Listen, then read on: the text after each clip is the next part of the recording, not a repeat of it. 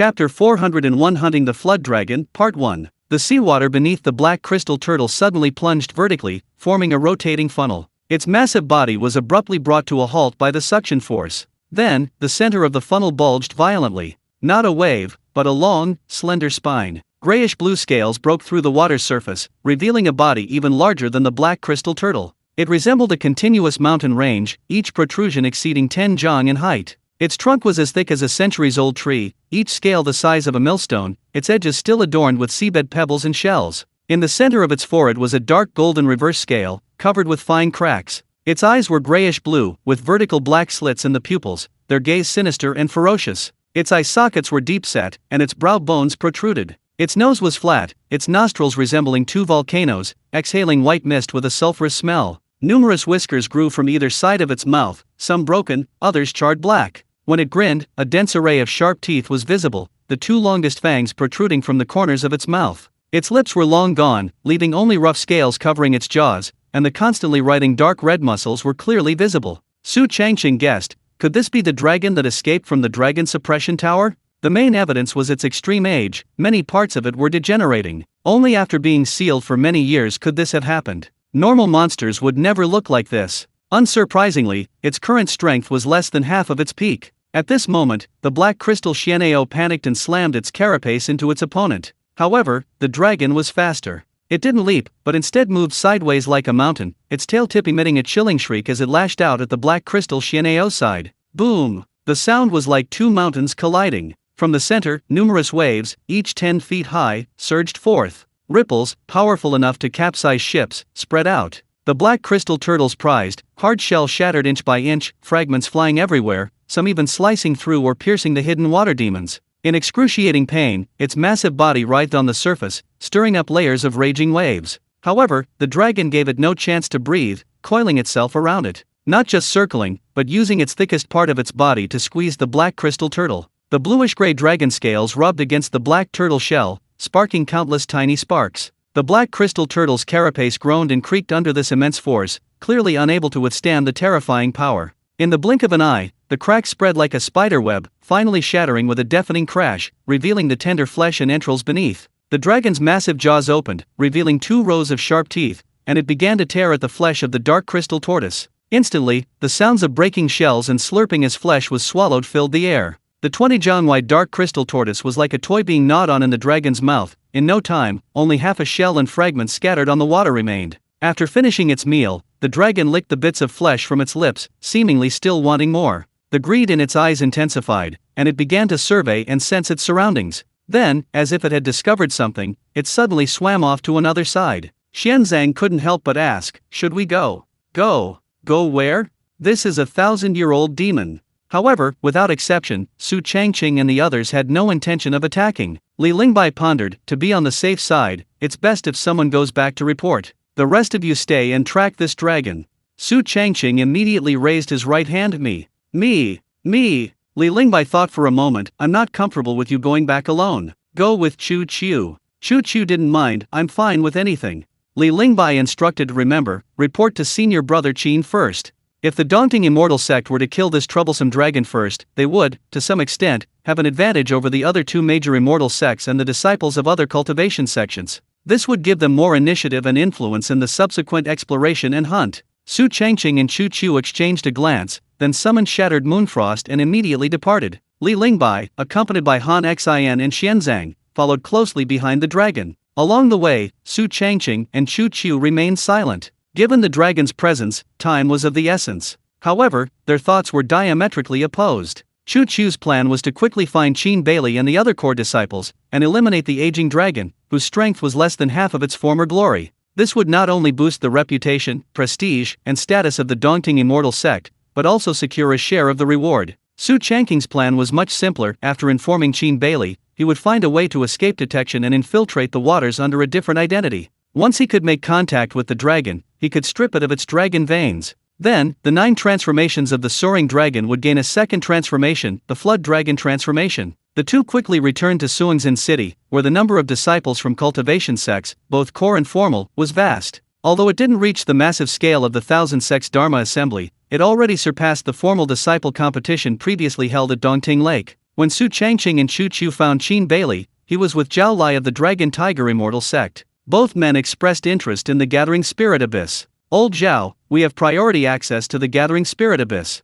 Why? My junior brother here possesses a 100-year fishing right in the Gathering Spirit Abyss. Qin Bailey's eyes lit up immediately when Su Changqing and Chu Chu appeared. Upon hearing this, Zhao Lai's eyes widened in disbelief. What? Qin Bailey said smugly, junior brother Su, right? Su Changqing nodded, indeed. Zhao Lai asked curiously, how did you acquire it? Su Changqing briefly described what had happened. I participated in the 1,000 sales race. After listening, Zhao Lai waved his hand. That was before the dragon vein was severed. Look at what's happened now. This fishing right is definitely invalid. Qin Bailey raised an eyebrow. Zhao, what do you mean by that? Zhao Lai gave a cold laugh, mocking, your Dongting Immortal sect's little schemes have already spread from Suanzhen City to the Dragon Tiger Immortal sect. Do you really think we're all fools? Qin Bailey's face darkened. So there's no room for negotiation? Zhao Lai responded with a cold laugh. Heh. The two suddenly became unpleasant and simply ignored each other. Zhao Lai got up and left, completely disregarding Su Changqing's century-long fishing rights in the Gathering Spirit Abyss. After he was gone, Qin Bailey frowned and said, everyone says Zhao Lai is a battle-loving madman, but now it seems he has a brain. Su Changqing and Chu Chu's lips twitched upon hearing this, and they couldn't help but retort, senior brother, he's a battle-loving madman, not a fool. Is that so? Qin Bailey paused for a moment, then asked with a half-smile, did you need something from me? Su Changqing blurted out, it's a dragon. We saw a dragon. Chapter 402 Hunting the Flood Dragon, Part 2. Upon hearing the words dragon, Qin Bailey narrowed his eyes. Which body of water? Su Changqing immediately replied, the turbid current zone. Qin Bailey then asked, were you the only ones who saw it?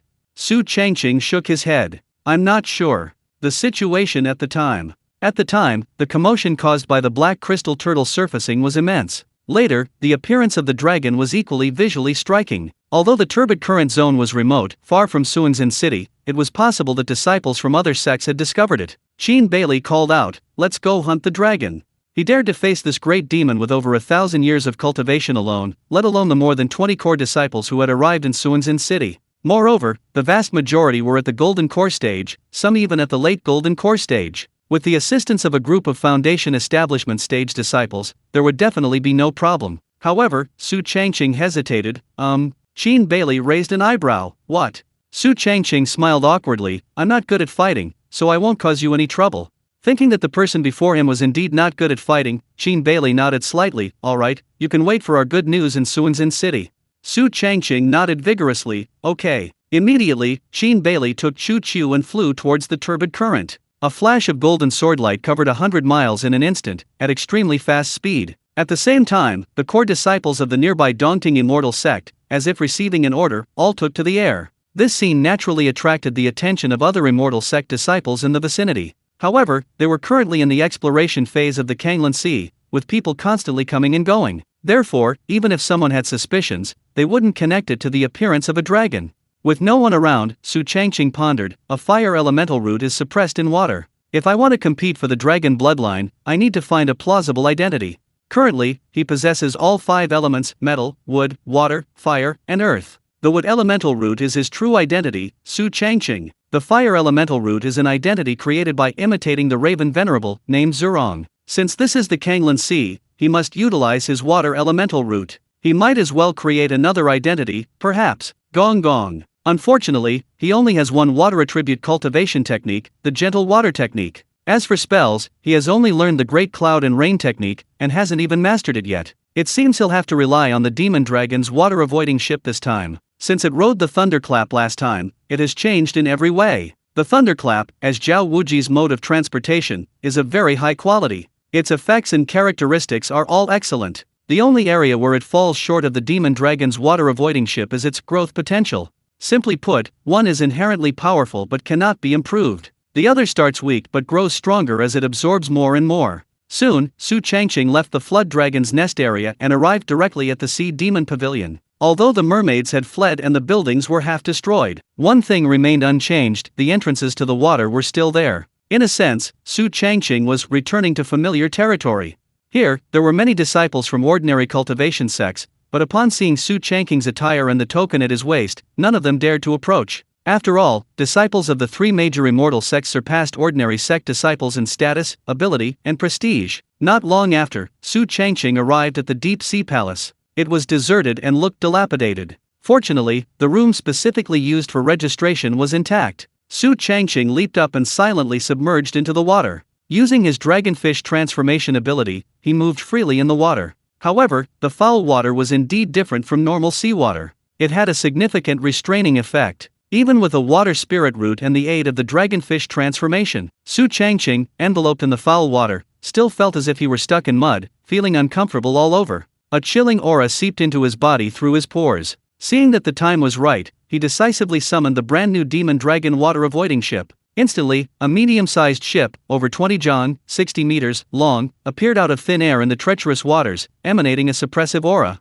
Since absorbing the thunderclap, the demon dragon water avoiding ship it should be renamed the Thunder Dragon Water Avoiding Ship was now more aptly named. It evolved from a bio-like form into a ferocious shape, half dragon and half ship. The original dragon scale-like patterns were replaced by blue-purple lightning patterns, each scale edged with bluish-white electric arcs. These were conductive patterns formed on the surface of the scales after absorbing the thunderclap, capable of releasing a certain amount of lightning power to paralyze and damage targets. The dragon horns at the bow changed from spiral grooves to forked shapes, like two twisted lightning bolts. The flickering light within the grooves was no longer bluish flames, but silver lightning wrapped in blue water threads. A rhomboid lightning crystal is embedded in the tip of one of the horns. This is the core that condensed after absorbing a thunderbolt, capable of actively absorbing lightning energy from the air. The stern transforms into a serrated, conductive dragon tail, covered in spiderweb-like lightning patterns, which creates ring-shaped lightning waves on the water's surface when it swings. The tail tip splits into 3 strands, each carrying a slender lightning whip, with a liquid lightning ball hanging from its end.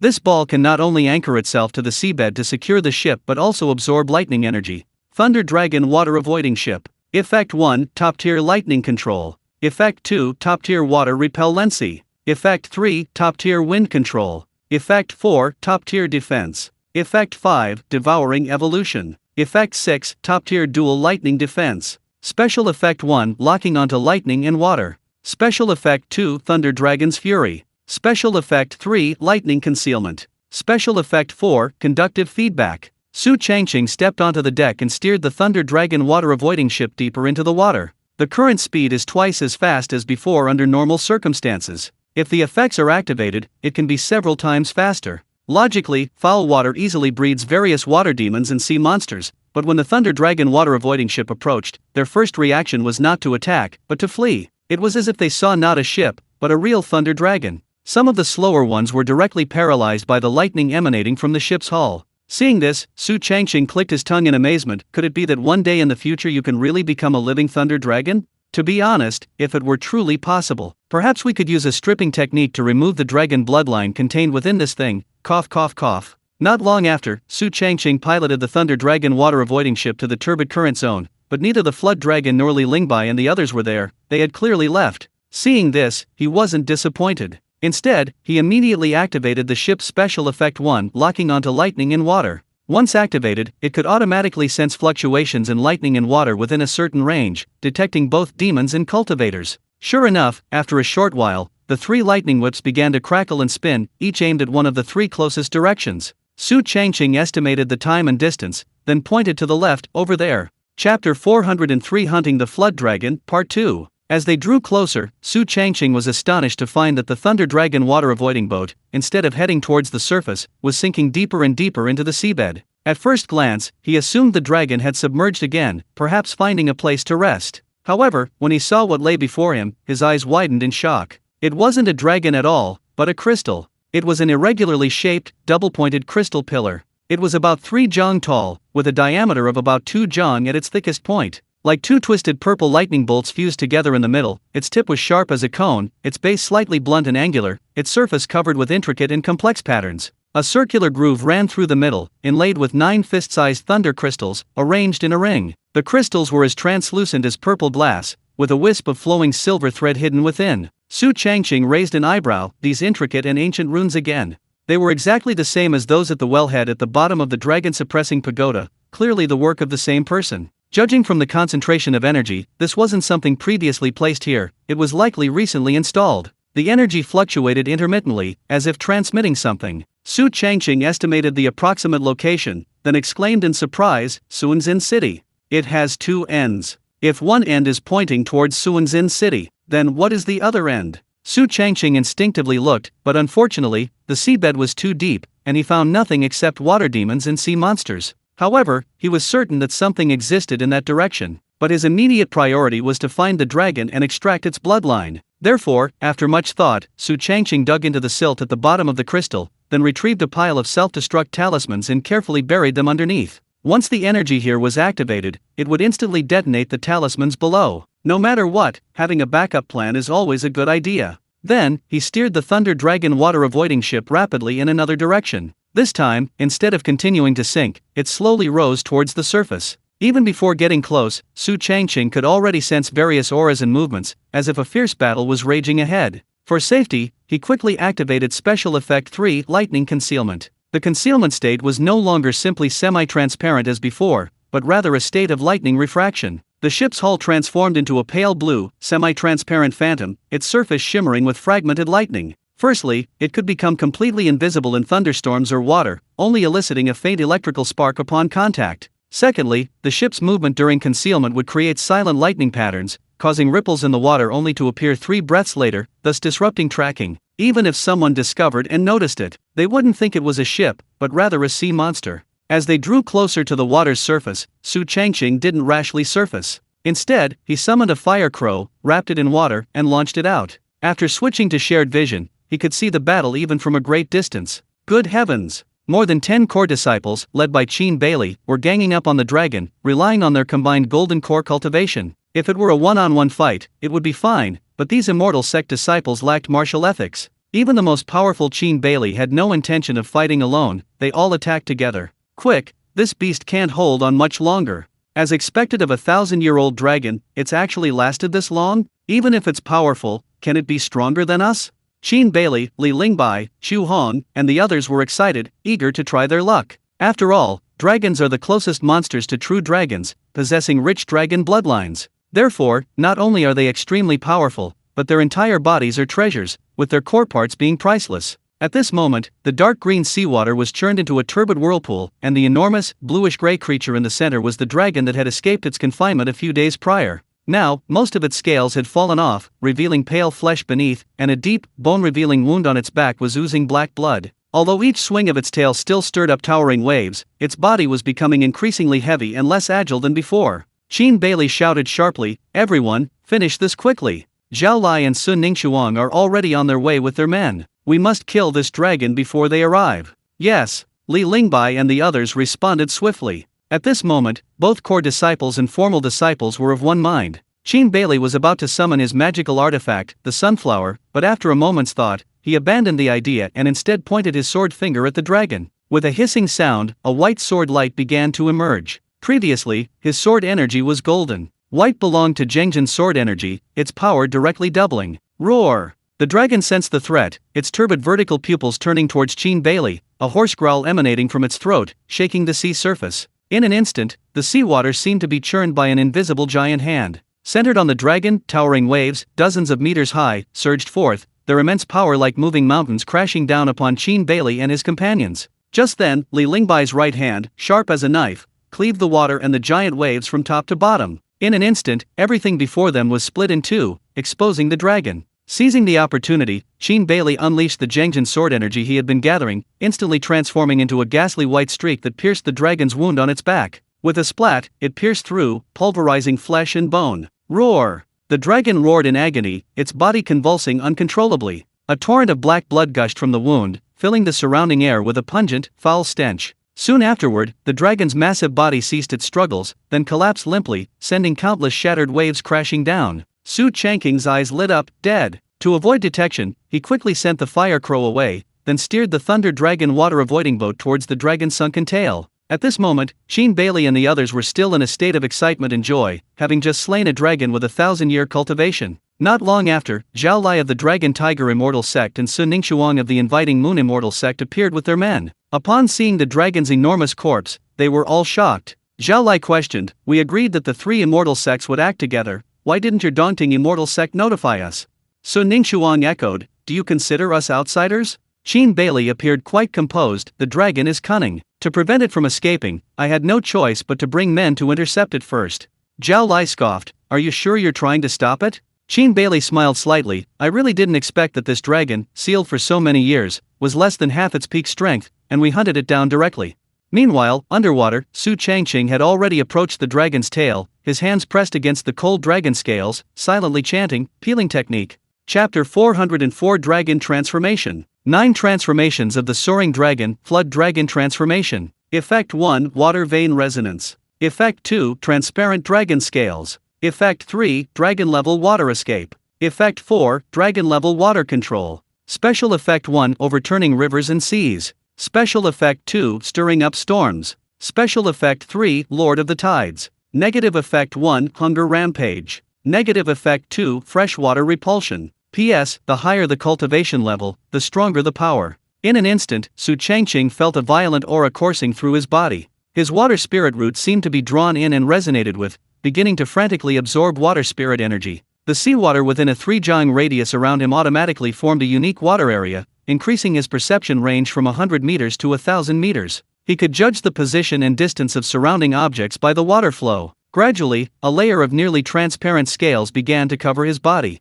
Although it hadn't been tested yet, judging from its hardness alone, it should be comparable to Xian iron. Without a doubt, he could withstand an attack from a Foundation Establishment cultivator without any problem. It's important to know that water elemental roots already possess resistance to water attribute attacks, and now that resistance has been further enhanced. Moreover, not only that, but even poison resistance has increased. Su Changqing raised an eyebrow. Can I really overturn rivers and seas? If he could, then this 9 transformations of the soaring dragon would be too heaven-defying. Its quality would definitely be above the earth rank. He waved his right hand towards the seawater above, but unexpectedly, the water elemental power in his chi was rapidly depleted. In less than 3 breaths, it was gone. At the same time, the previously calm water surface rippled again. Initially, Qin Bailey, Zhao Lai, Su Ningxuan, and the other core disciples of the 3 major immortal sects didn't pay attention, focusing on examining the upper body of the dead dragon. But soon, as the atmosphere grew increasingly oppressive, the seawater began to churn. What's going on?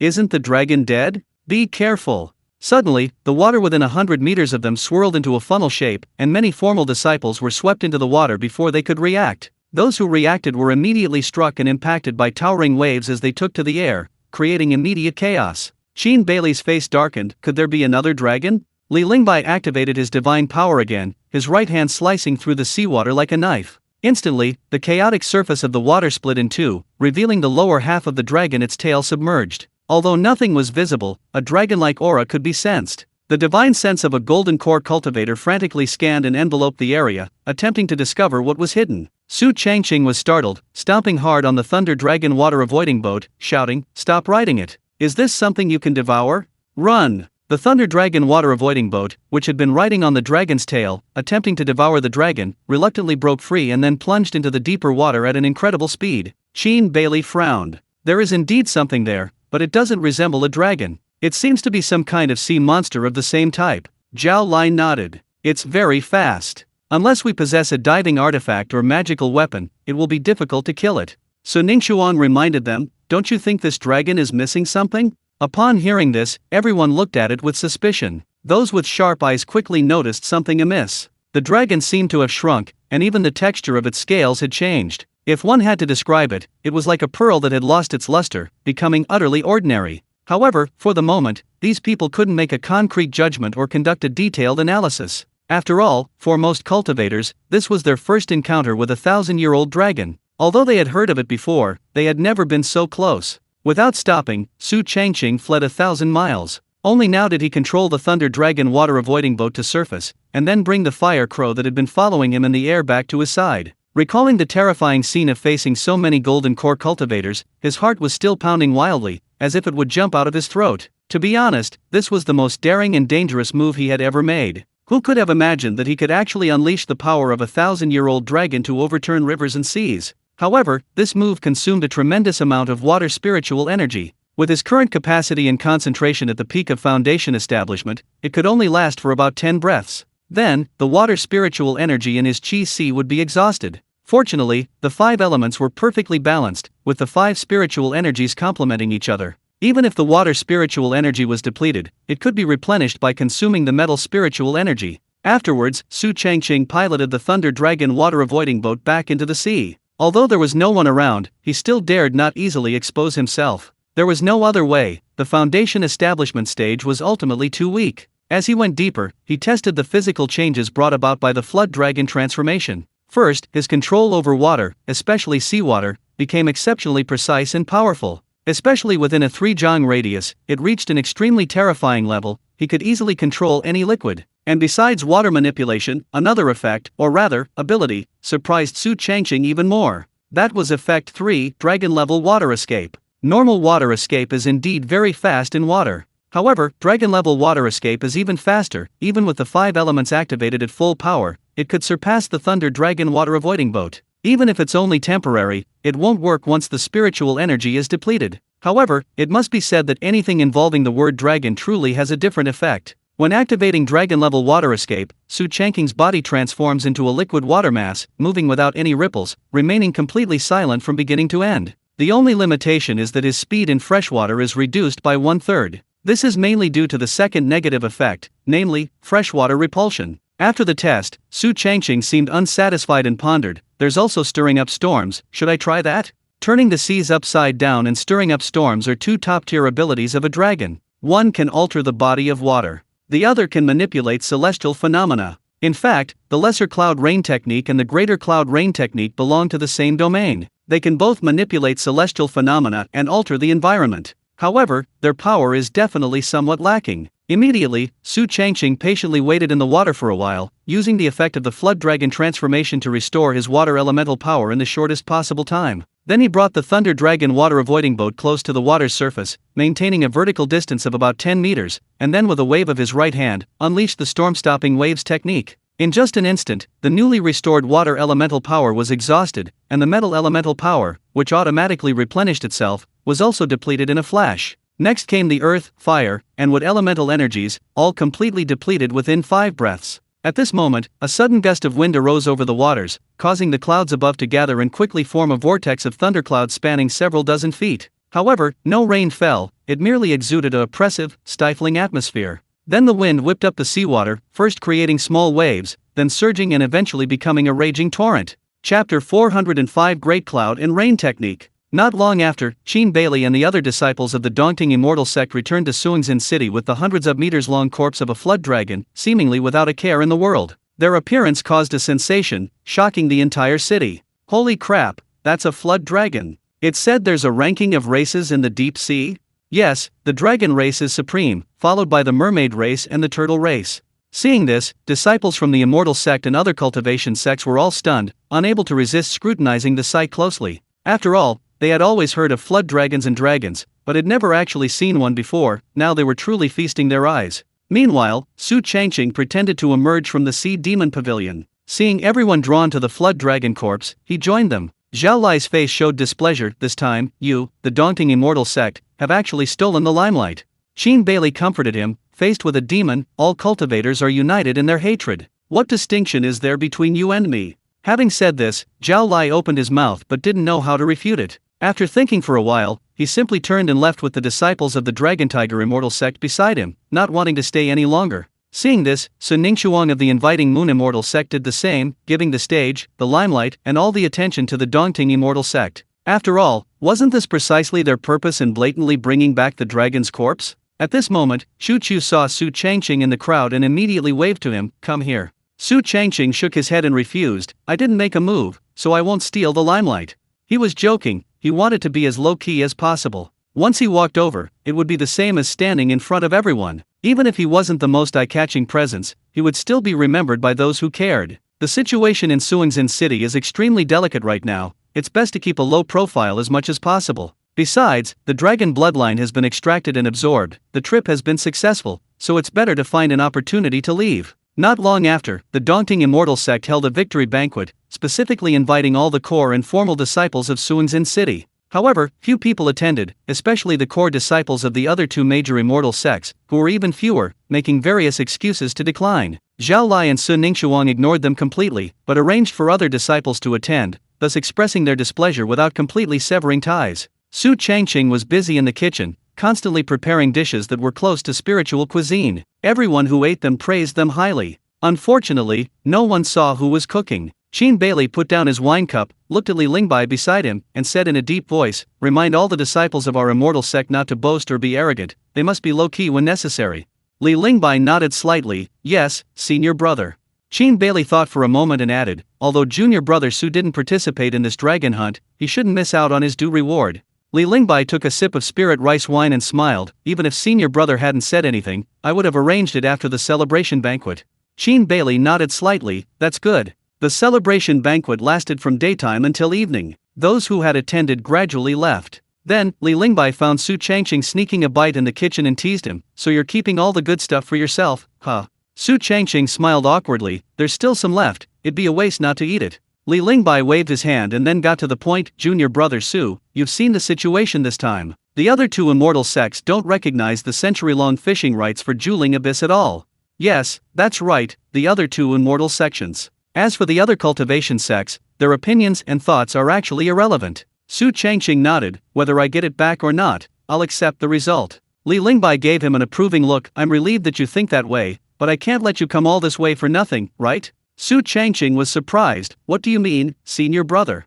Immediately, Li Lingbai took out 3 items. The items are a book, a spiritual artifact, a scale. Su Changqing was taken aback. "Compensation?" Li Lingbai explained, "Didn't you ask me about the Tianyuan Golden Light Talisman before? Although I can't produce a talisman of that level, I do have some at the beginner level." Su Changqing was quite moved, "I didn't expect senior brother to remember." To be honest, although he could inscribe runes, his knowledge of spiritual talismans was insufficient. Now that he had some beginner-level information, the variety of spiritual talismans would be much richer. Li Lingbai continued, "The other 2 items are a 5-pattern spirit-suppressing ring, combining offense and defense. The other item comes from the dragon we just hunted, it's a scale from its back." Actually, he had considered these 3 items for a long time. First, Su Changqing had a water spiritual root, which happened to be interesting about spiritual talismans. Second, this guy disliked fighting and exploration, so he needed enhanced defensive capabilities. Finally, although he didn't participate in hunting the dragon, he had the merit of reporting the news.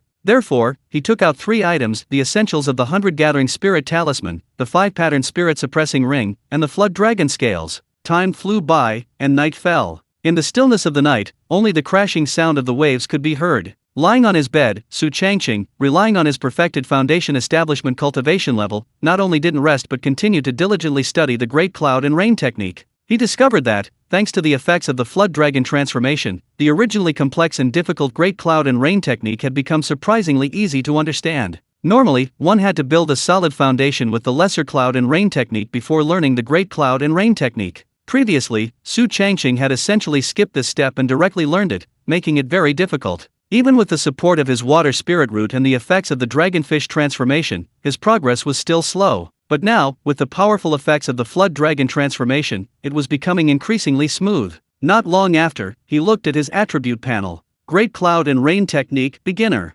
Effect 1 increases the growth rate of spiritual plants. Effect 2 repairs soil damage. Effect 3 rainwater contains trace amounts of water spiritual energy. Would you like to consume 11 years of lifespan to upgrade the Great Cloud and Rain technique to its maximum level? Yes. Instantly, the person entered a profound state of enlightenment. Various experiences, techniques, and insights flooded in, becoming increasingly rich in content. When exiting this state, the upgrade ended simultaneously. Remaining lifespan 812 years. Great Cloud and Rain technique, max level. Effect 1 Spiritual Rain nourishes the fields. Effect 2 Rain Curtain Barrier. Effect 3 Torrential Rain Impact. Special Effect 1 Spiritual Rain takes form. Special Effect 2 Clouds and Rain Gathering Thunder. Special Effect 3 Corrosive Rain corrodes bones. Special Effect 4 A gentle shower. Su Changqing couldn't help but take a deep breath. Finally, it's done. From now on, his personal space can bring rain at fixed times and locations.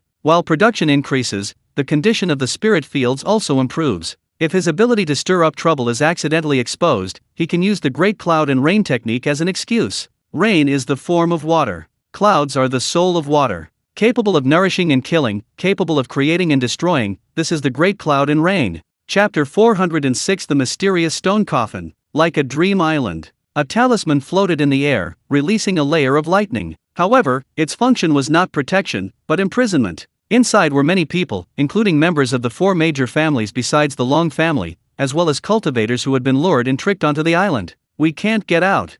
"Zhao Qinyun, you'll die a horrible death. Let us out."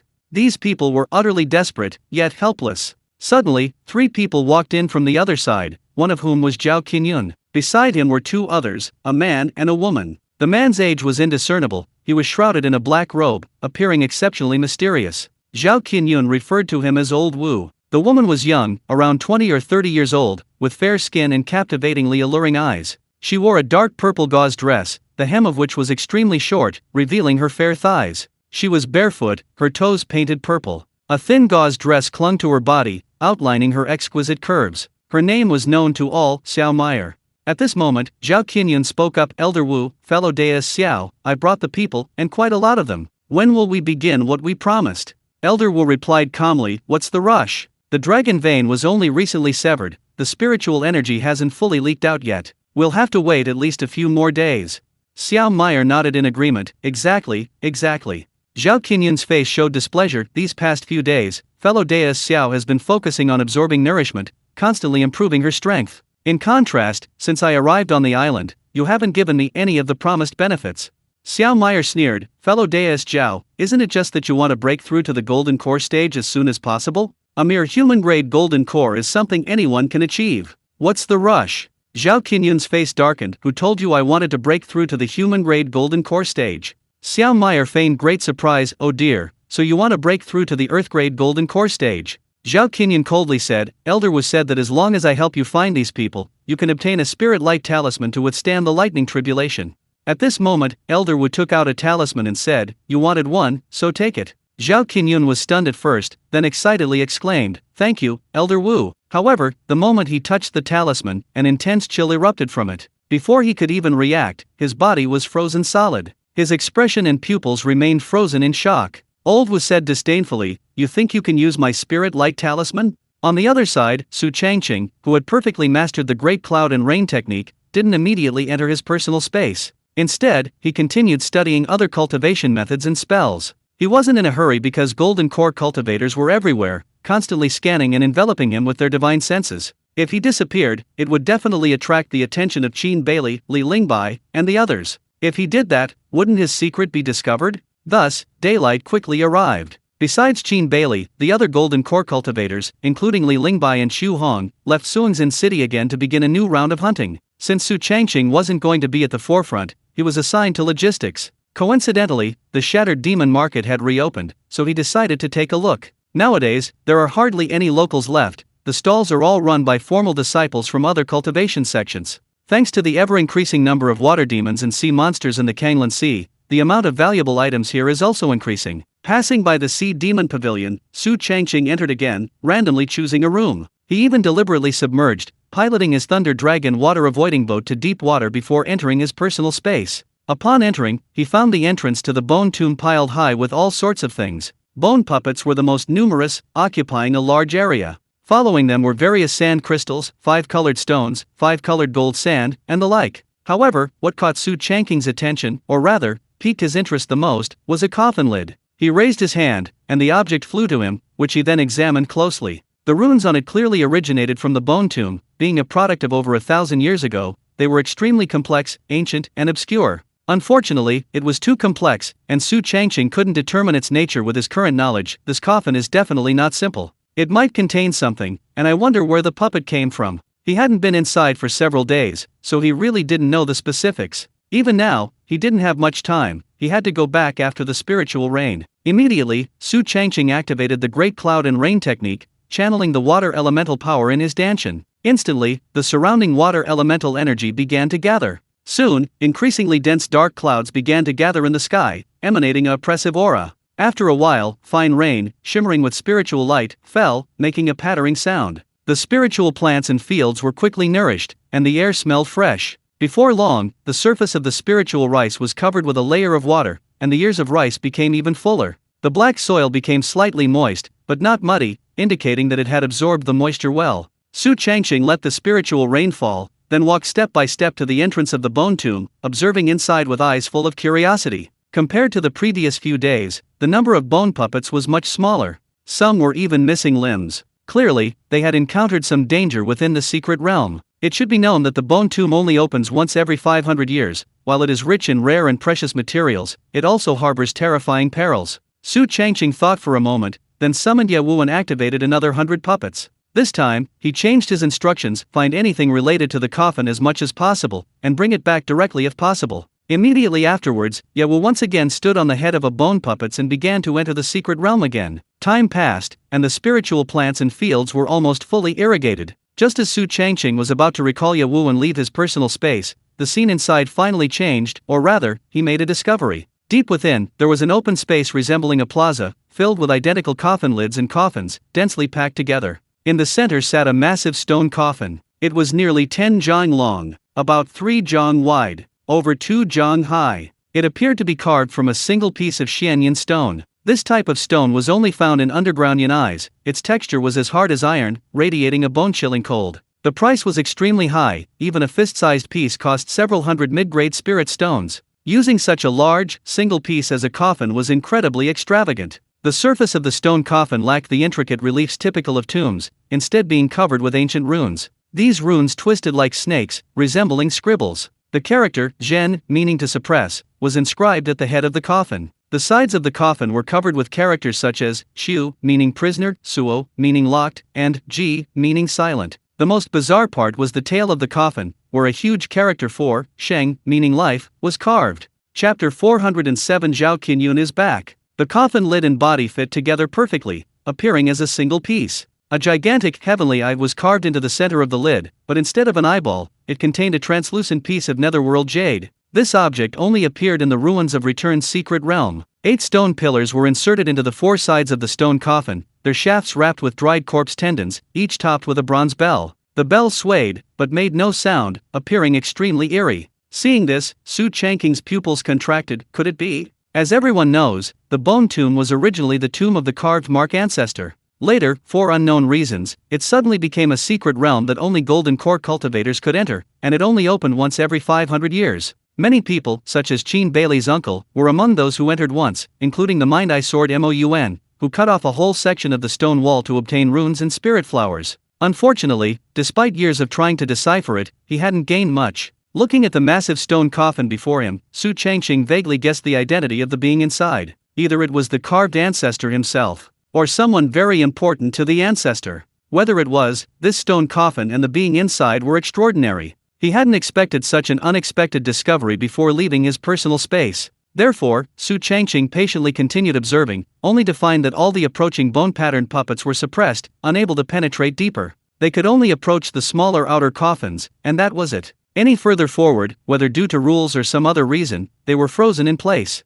Su Changqing pondered, what's inside is very important to me, I must bring it out no matter what. These smaller coffins are likely some kind of formation, perhaps disrupting them can solve the problem. With this in mind, he revived more bone-patterned puppets, giving them simple instructions. He brought back more bone-patterned puppets and the small coffin. Whether it's useful or not, he'll do it first. Afterwards, Su Changqing ended the Great Cloud and Rain technique, immediately exited his personal space, left the Sea Demon Pavilion, and entered the Shattered Demon Market. How much for this water demon? Is the meat tender? Give me a discount, considering I'm a disciple of the Immortal sect. After some haggling, he finally bought all the ingredients. Not just a pound or two, but hundreds, even thousands of pounds. After all, the Dongting Immortal sect has hundreds of disciples in Suanzin City. Ordinary food wouldn't even be as good as a labor-strengthening pill. But the food Su Changqing prepared was almost indistinguishable from spiritual cuisine, possessing special effects. Even core disciples like Qin Bailey, Li Lingbai, and Chu Hong ate it at least once a day.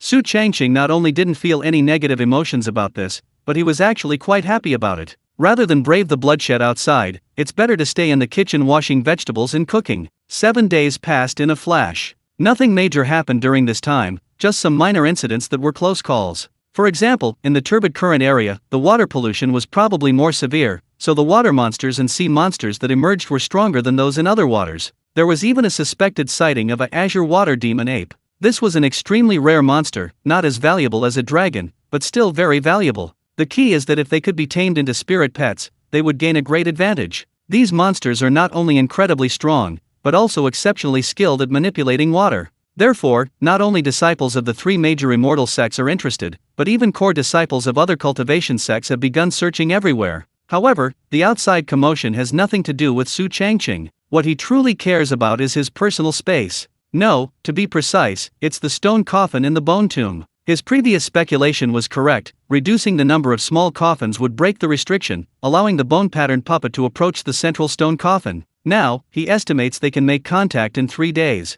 Then they can find out whether the stone coffin contains the carved ancestor or something else. However, while Su Changqing waited patiently, something suddenly happened that shocked him, but even more so, filled him with unease. Unexpectedly, Zhao Qinyun returned. Alone, he drifted on the sea, slowly approaching Suingzhen city, and was then discovered by disciples of the Dragon Tiger Immortal sect, who brought him directly back to the city. Zhao Qinyun is the city lord's son, and his strength has reached the late foundation establishment stage. He also seems to have an ice water spiritual root. Wasn't he on Dream Island? Looking at Zhao Qinyun lying on the ground, the crowd buzzed with discussion. Soon, even core disciples of Qin Bailey and Sun Ningxuan's level arrived. Qin Bailey couldn't help but ask, "Old Zhao, are you sure it's Zhao Qinyun?" Zhao Lai raised an eyebrow and retorted, "Do I know you that well?" Qin Bailey gave an awkward smile. "Ahem, fellow deist Zhao." Zhao Lai then said, "It's confirmed. This is Zhao Qinyun, the son of the Suingzhen city lord, but his physical condition is very strange." Qin Bailey scanned him with his divine sense. Strange, where is his essence, energy, and spirit? Zhao Lai shook his head. Not just essence, energy, and spirit, all the essence in his body is gone. This was already a very euphemistic way of putting it. Most of the people present weren't stupid and quickly understood. Some even had strange expressions, wanting to laugh but not daring to. To be fair, no one had ever seen anything like this before, especially since Zhao Qinyun's cultivation level was said to have reached the late foundation establishment stage. Normally, this wouldn't happen. Yet, everyone could clearly see that something was wrong with his body. Among the crowd, Su Changqing narrowed his eyes, carefully examining Zhao Qinyun, thinking to himself, why did he have to come back now of all times? And alone? According to incomplete statistics, at least 1,000 cultivators followed Zhao Qinyun to Rumen Island. Later, after the dragon vein was severed and an accident occurred in Suingzhen city, another group fled there, and their numbers increased to at least nearly 10,000. Most of them were cultivators, with a few ordinary people. So many people went, and only one returned. It's hard not to be suspicious. At this moment, Qin Bailey approached Zhao Qinyun and examined him using special methods, his eyes widening immediately. Where did his ice water spiritual root go? Upon hearing this, Zhao Lai, Sun Ningxuan, and other core disciples stepped forward, and then everyone's expressions changed, even showing some shock. It's important to understand that only by awakening one's spiritual root can one cultivate immortality. Once you lose your spiritual root, you're essentially reduced to an ordinary person again. Of course, your physical abilities will undoubtedly be stronger, that's beyond question. Without the spiritual root's ability to sense, guide, and absorb spiritual energy, the spiritual power in the Qi Si cannot accumulate. It will only diminish with use until it completely dries up. However, ordinary methods are simply incapable of erasing someone's spiritual root. Therefore, anyone capable of such a method is definitely not simple. This immediately led many present, especially the core disciples of the 3 major immortal sects, to think of a certain force, the Yellow Spring Alliance. Since they had the ability to slay a dragon vein, they must have a way to erase a spiritual root. Zhao Qinyun had many wounds, some from cuts on reefs, others from attacks by aquatic creatures, some so deep that bone was visible. Su Changqing keenly noticed that there were runes on this fellow's bones, and they were exactly the same as those on the bone-patterned puppet in his personal space. Chapter 408 An Unexpected Discovery. Su Changqing felt a chill run down his spine, thinking to himself, I can't stay here. I'm only immortal, not invincible. Having made up his mind, he turned and headed towards the administrative area of the Dongting Immortal sect. Not long after, Li Lingbai returned with Chu Chu and the others from their hunt. The harvest was decent, they had killed quite a few water demons and sea monsters. Immediately, Su Changqing found him and explained his thoughts. Senior brother Lingbai, I want to go back and check on the spirit fields and plants back home. Li Lingbai was surprised. You want to go back? Su Changqing spread his hands, saying helplessly, I'm useless here except for cooking. Li Lingbai nodded slightly. That's true. Keeping someone who dislikes fighting and exploration in this kind of place is indeed torture. Anyway, the benefits that were supposed to be given have already been given, so it's better to go back. Before leaving, Su Changqing asked curiously, Senior brother, the Kanglan Sea is so dangerous, are we disciples the only ones watching? Li Lingbai waved his hand, saying, we're just there to attract attention. My master and other nascent soul stage immortals are keeping a close eye on this place. Knowing it wasn't that simple, Su Changqing breathed a sigh of relief, then bid farewell to Li Lingbai and turned to leave. However, he didn't leave immediately. He planned to finish preparing lunch before departing. During this time, he heard that Zhao Qinyun had awakened and even revealed the location of Rumen Island.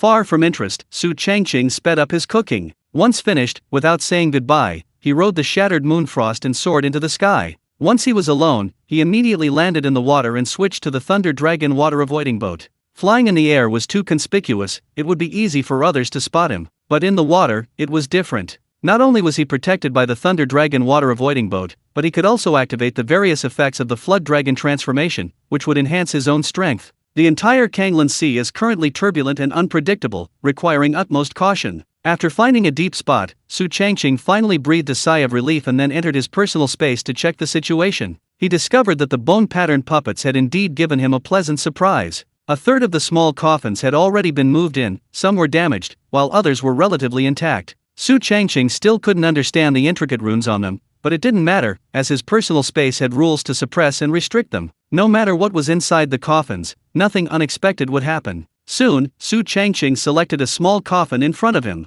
After imprinting the complete runes onto it, he immediately ordered the surrounding bone-patterned puppets to open it. Click, crack. Soon, with the efforts of several bone-patterned puppets, the coffin lid was slowly pushed open, and a foul-smelling, pungent black fumes immediately billowed out. As the stench dissipated, Su Changqing stepped forward to examine the body, only to be met with a wide-eyed shock. How could this be? This coffin actually contains the corpse of a cultivator. It even looks somewhat fresh. He had assumed that the contents of these coffins would be closely related to the carved ancestor. But to his utter surprise, it was a human. Moreover, a cultivator. Although the flesh was shriveled, and all the essence within had been drained, the fact that the clothing still possessed dust-repelling properties indicated that the death hadn't been recent. Perhaps the person wasn't quite dead when they were placed in the coffin. Thinking this, Su Changqing immediately ordered the bone-patterned puppet to open several small coffins nearby. Just as he had guessed, they were all filled with the corpses of cultivators. However, some of them had existed for a very long time,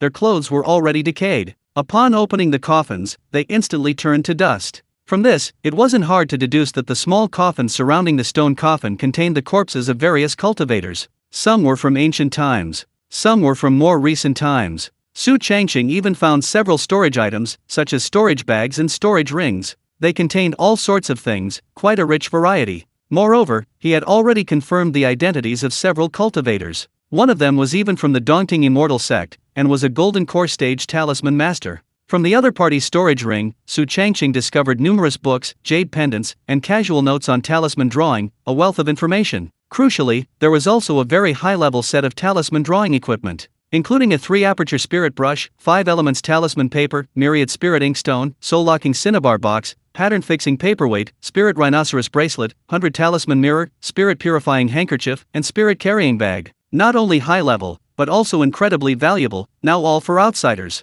Su Changqing pondered, this stuff can be used privately when I'm alone, but if I show it off in public, I might get recognized.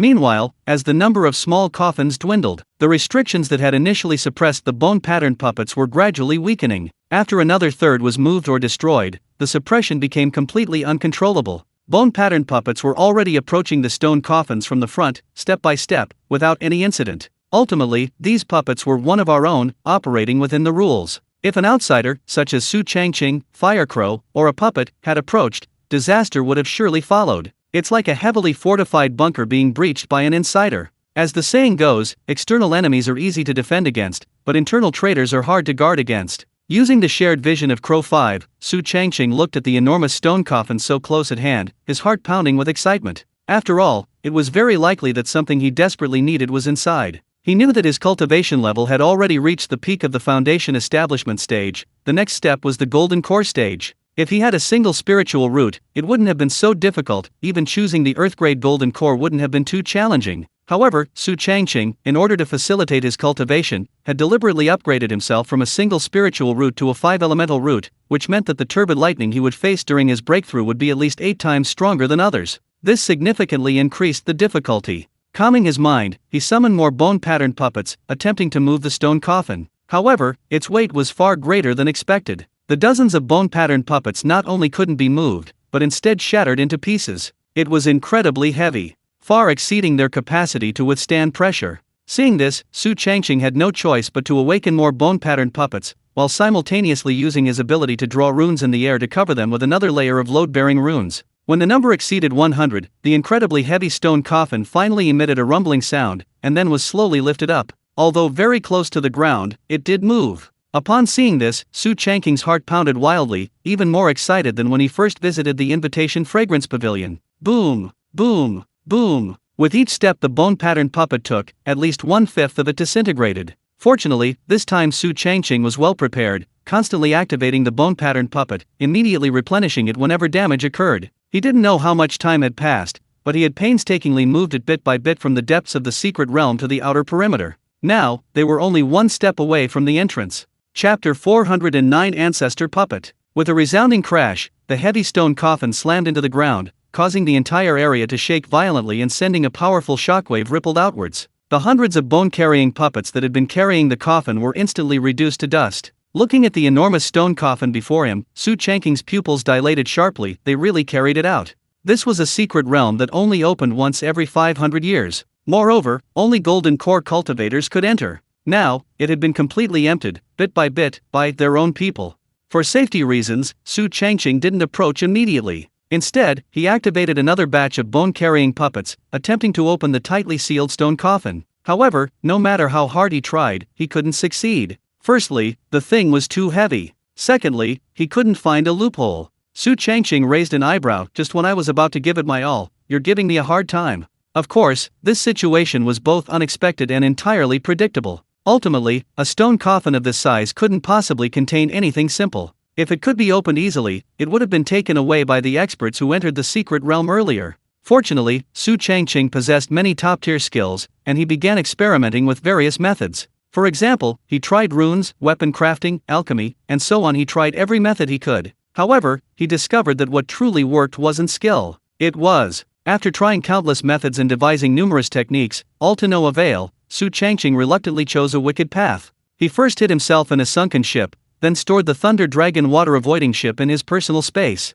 He planned to use its ability to devour and evolve to see if it would have any effect. Unexpectedly, it actually dared to ride him. No, it actually worked. Accompanied by bursts of raging lightning, the previously seemingly solid stone coffin, as if stimulated, actually trembled violently. A moment later, the runes on it began to crackle with lightning, as if activated. Then, a series of cracking sounds rang out, growing clearer and louder. Shortly afterward, the heavy stone coffin shuddered violently, the lid popping open automatically, revealing the interior space bit by bit. However, to Su Changqing's surprise, it wasn't filled with the foul, black stench of the small coffin. Instead, it was cool and refreshing, like wood elemental energy, brimming with rich life force. He rose into the air, floating above, and looked down inside. His pupils contracted to the size of pinholes. Is this the carved ancestor? So fresh, not at all like a corpse. Could it be that the carved ancestor isn't dead? Looking at the corpse in the stone coffin, Su Changqing was utterly shocked. The carved ancestor inside the stone coffin still maintained the majesty befitting a powerful being. He wasn't lying down, but sitting cross-legged in the coffin, his spine ramrod straight, as if he might open his eyes at any moment. His dark gold Taoist robe, though faded, was perfectly intact. His body was preserved almost perfectly. His face was full, his jawline sharp, even the individual strands of hair at his temples were clearly defined. However, his skin was a jade-like bluish-white, devoid of any human color. On the exposed parts of his body, one could see distinctive carvings. This was something far more advanced and ancient than runes, appearing simple, even uncomplicated. Yet, it contained the power of the laws of heaven and earth, each stroke possessing earth-shattering power. At this moment, the engravings covering its entire body seemed to writhe like living things, appearing exceptionally eerie. Its entire body exuded both a strong life force and a dense aura of decay. It was as if this person was both alive and dead, and no trace of consciousness could be sensed, as if only a shell remained. The inner walls of the stone coffin were covered with runes even more intricate than those on the outside, seemingly drawn with blood mixed with netherworld mud, still gleaming with a dark red light, even absorbing the spiritual energy of wood and water. In the corner of the stone coffin lay a jade pendant cracked into 3 pieces, its purpose unknown. Su Changqing's eyes shone with a terrifying light. If I refined the carved ancestor into my own puppet, wouldn't that be a great asset? His puppetry skills had already reached the masterful level, terrifyingly powerful. Moreover, the marked ancestor before him was merely a corpse, and currently within his personal space, so there was no need to worry about danger. Thinking this, Su Changqing didn't hesitate and decisively took out 3 soul-separating incense sticks from his azure gourd. As soon as the incense was inserted, he immediately activated the 5 types of spiritual power in his dantian, binding the marked ancestor's limbs and torso, then pulled him up, first stripping off his clothes, and then letting him float in the air. Next, he drew talismans in the air, sealing the opponent's 5 senses and 9 orifices with a spirit-binding talisman. Then he took out a green patterned wood, and with a wave of his hand, it transformed into 3 wooden nails, which he drove into the marked ancestor's crown in a triangular pattern. At this moment, the hair Su Changqing had previously kept came in handy. He took out a portion, soaked it in spiritual power, and then began to wrap it around the wooden nails, circling around and around, until it covered the entire head. He then took out the newly acquired 3-aperture spirit brush, dipped it in his own essence blood, and began drawing puppet runes on the body of the marked ancestor. The wrists were marked with entwining silk runes, the chest with chi drawing runes, the brow with binding runes. The entire process took an unknown amount of time, certainly an extremely long one. Of course, Su Changqing didn't care at all. He was perfectly safe within his personal space. His only focus was on refining the marked ancestor's body into his own puppet. As Su Changqing placed the final stroke on the marked ancestor's brow, a faint golden light suddenly fell from the void into the runes. Special Effect 5 Rune Inscription responds to the laws of heaven and earth. The binding rune, struck by the golden light, automatically extended fine golden threads, intertwining with the marked ancestor's original inscriptions. Even more strangely, the faint phantom of the character lock appeared within the golden threads, bypassing the necessary reinforcement stage and becoming exceptionally stable. An invisible force of law aided, as if heaven and earth themselves approved of this utilization of waste. Almost instantly, Su Changqing felt a connection with the body of the marked ancestor. It was as if a single thought or command could make him act. At the same time, detailed information popped up on the attribute panel. Puppet, marked ancestor. Effect 1, marked power. Effect 2, rune power. Effect 3, remaining body power. Special Effect 1, shared perception. The puppet and its master are in perfect harmony. Negative Effect 1, must enter the bone tomb every 7 days to extend life. Negative Effect 2, limited by the master's cultivation level. The puppet can only exert golden core strength. Su Changqing raised an eyebrow. I thought I had gained a powerful ally, but I didn't expect it to be limited by my own strength. However, regrettable as it may be, it's still a pity. What he truly cared about was the profound origin golden light talisman, capable of withstanding the lightning tribulation. Therefore, Su Changqing didn't hesitate and immediately issued his first command. Instantly, a mark on the left hand of the mark ancestor began to wriggle, then cracked open, and 10 golden threads leaped out. They traced patterns in the air, quickly transforming into 10 spiritual talismans. Chapter 410 Heavenly Grade Golden Elixir, Part 1. Staring dumbfounded at the talisman outlined in golden thread before him, Su Changqing was astonished. As expected, this was the Tianyuan golden light talisman he had longed for. He had thought he would need to secretly gather various materials, but unexpectedly, the carved ancestor possessed 10 of them. It should be noted that Li Lingbai only needed 1 to break through to the Earth-grade golden core realm. In other words, 10 Tianyuan golden light talismans gave Su Changqing a 90% chance of success. The remaining 10% lay mainly in finding the right breakthrough location. Now, I'm only 1 step away from the golden core realm. Next, I need to find a place. I wonder if my personal space will work. Breakthroughs cause a very noticeable disturbance, and the more spiritual roots one possesses, the greater the disturbance. Therefore, the chosen location must be both safe and quiet, free from external interference. But currently, besides his personal space, he couldn't find another such place. After all, wherever he went, he would inevitably attract attention. After much deliberation, Su Changqing decided to take it 1 step at a time. Just as he was about to leave his personal space, he noticed the Thunder Dragon water-avoiding boat was still riding the stone coffin. He immediately said irritably, "Save it. This thing is priceless, and the ancestor will need it later." The Thunder Dragon water-avoiding boat. Su Changqing shrunk it down and then left the personal space with the carved ancestor. Once outside, the two of them continued their journey in the boat. However, not long after, the seawater suddenly surged violently, and the originally dark seabed shone with an incomparably dazzling light. A deafening roar echoed from somewhere in the Kanglan Sea. Instantly, the seawater churned, waves crashing and surging. One after another, waves 10 feet high collided violently, gradually forming terrifying whirlpools. Nearby water demons and sea monsters were either pulverized or electrocuted. The Thunder Dragon water-avoiding boat's 3 lightning whips simultaneously rose up. Su Changqing froze for a moment, then said incredulously, "It really exploded." Previously, while searching for the dragon, he had accidentally discovered a double-pointed lightning crystal. He suspected it was deliberately placed there by the Yellow Spring Alliance, so he buried many self-destruct talismans. His intention was to destroy the thing the moment the double-pointed lightning crystal activated. He never expected it to actually happen. Moreover, the power was considerable. Su Changqing grinned mischievously, "It doesn't seem too far. Let's go take a look and see which unlucky soul got caught." Meanwhile, deep in the ocean, Old Wu dragged his mangled body, trying to get away from the water, a look of horror in his eyes. How could the lightning crystal explode? But as he moved, he suddenly noticed something approaching. At first, he couldn't see clearly, but it vaguely resembled a humanoid figure. This discovery startled old Wu. He wanted to avoid it, but he couldn't. He had no choice, his body was severely damaged, and it was a miracle he was still alive. However, upon seeing the figure before him clearly, Elder Wu froze, then rubbed his eyes, thinking he was hallucinating. But it wasn't a hallucination, he hadn't misread it. Ancestor, I haven't even brought the person into the bone tomb yet, how did you come back to life? Because I sensed your pain, so I left the coffin early. Wow, thank you, Ancestor. What's wrong with you? I originally intended to activate the formation in Suanzin City to trap those immortal sect disciples, but I didn't expect the lightning crystal to accumulate so much gooey water power that it self-destruct. The commotion here is too great, it will attract their attention. My grand disciple has deployed Azure Water Demon Apes near Suanzin City, they won't be able to come for a while. Since you were planning to activate the formation, why did you deploy Azure Water Demon Apes? One reason is to lure them to stay in Suanzin City, and the other is, what is it? My grand disciple's granddaughter wants to take this opportunity to utilize the spiritual energy emanating from the dragon vein, combined with the special environment of Rumen Island, to break through to the Earthgrade Golden Core Realm. Wait, you mean she'll break through to the Earthgrade Golden Core Realm on Rumen Island?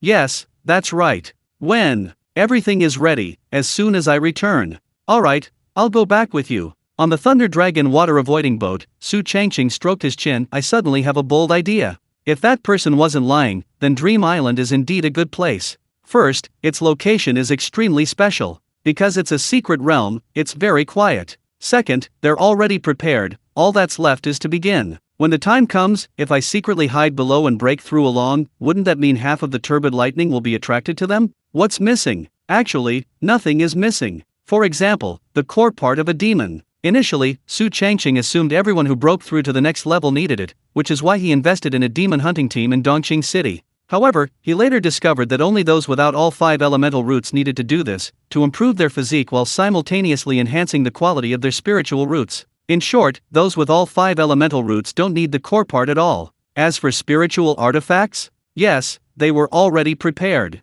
Spiritual talismans? Yes, and plenty of them. To put it simply, the timing, location, and people were all in place. Now, only the location was lacking. Of course, if they went to Rumen Island now, they would lack nothing. Thus, Elder Wu led the carved ancestor towards Rumen Island. Behind them, Su Changqing carefully followed in his Thunder Dragon water-avoiding boat. This back and forth took an unknown amount of time. Gradually, they rose from the seabed towards the surface. Moreover, a dense fog appeared in the sea area. Various pavilions and towers appeared and disappeared, resembling a paradise on earth. However, Elder Wu and the carved ancestor did not approach any of the buildings, deliberately avoiding them, as if getting too close would bring bad luck. Su Changqing was in no hurry, slowly following behind to avoid being discovered by Elder Wu. Soon, the two arrived before a half-open giant toad. The toad's shell was over 10 jong wide. The left shell was like white jade, covered with fine, circular patterns. The right shell was jet black, with a faint light emanating from its recesses. Upon closer inspection,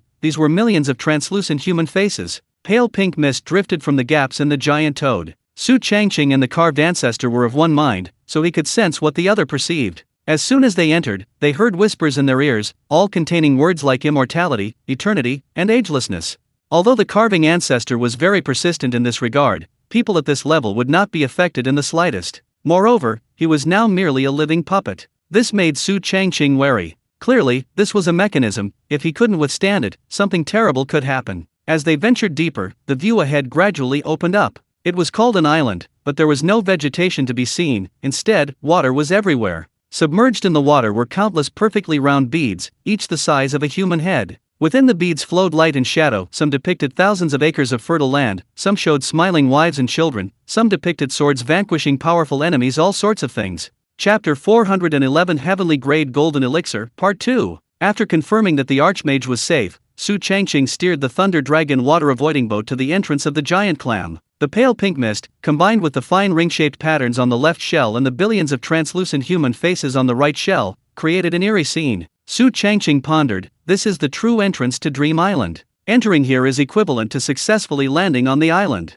Without the slightest hesitation, he decisively stepped inside. Initially, it was exactly the same as what the Archmage had seen, without any difference. As he walked, a voice called from behind, Changqing. The voice was exceptionally familiar, and Su Changqing instinctively responded, "Mom." The next second, the scene abruptly changed. From nothingness, it suddenly transformed into a room from the millennium. A comfortable solid wood single bed stood against the right wall. Next to it was a bedside table with a hardcover copy of Seeing Memories on it. There was also a Panda brand radio, and after a crackling sound, Leslie Chung's voice rang out, a gentle laugh, bringing me warmth. On the opposite wall hung a large poster of fantasy, showing him when he was still very young. The door was ajar, a crack revealing a voice outside, "Until the mountains crumble and the heavens and earth unite, only then will I part from you." Su Changqing lay on the bed, staring at the scene before him, utterly dumbfounded. Wasn't this his room? The familiar feeling, the atmosphere, the voices. Changqing, still sleeping? It's your birthday today, come out and eat longevity noodles. Hurry up, or they'll get cold. At that moment, his mother's voice rang out from outside. Su Changqing felt a sudden tightness in his heart, as if gripped by an invisible hand. He scrambled out of bed, dejected, and walked slowly to the door. With heavy breathing, his trembling right hand slowly pulled the door open. Solid wood furniture, a CRT TV, a DVD player, everything overlapped with memories. In the kitchen, a thin figure busied herself, the aroma of food filling the air. A moment later, Mom emerged from the kitchen carrying a steaming bowl of longevity noodles, placing it on the coffee table. Su Changqing looked closely and, sure enough, there was a sausage and 2 poached eggs. Mom beckoned, "Hurry up." Su Changqing smiled and stepped forward, "Okay, clap clap clap." Mom clapped her hands, laughing, a bowl of longevity noodles, year after year. Su Changqing picked up his chopsticks, rolled the noodles a few times, and then slurped them down. It tasted familiar, light with a hint of sesame oil. The sausage was slightly salty, a little soft from soaking in the broth. The poached eggs were smooth and tender, with a runny yolk. As Su Changqing ate, tears streamed down his face. His mother quickly patted his head, "Silly child, why are you crying?" Su Changqing finished his longevity noodles in one gulp, put down the empty bowl, and choked out, "I missed you." His mother tilted her head, asking in confusion, "Don't we see each other every day?" Su Changqing gazed at her intently and said seriously, "We haven't seen each other for 37 years, 9 months, and 26 days. His mother exclaimed in surprise. Su Changqing took a deep breath. "Although I don't know who you are, I'm very grateful. At least you let me see my mother's youthful appearance again." Instantly, his mother's expression became subtle, a half-smile playing on her lips, her eyes flashing with an inexplicable light. The next second, the entire room melted away at a visible speed, leaving only Su Changqing. Alone, still alone. The surroundings were filled with water. Immersed within were beads the size of a human head, perfectly round. Light and shadow flowed within the beads, displaying all sorts of scenes, and without exception, each one was incredibly beautiful, easily captivating and irresistible. Su Changqing looked at the ancestor. The ancestor looked at him. After a moment of silence, Su Changqing finally couldn't hold back any longer. "No, if you're here, then who's beside Elder Wu? Hasn't he noticed that the person beside him has been replaced?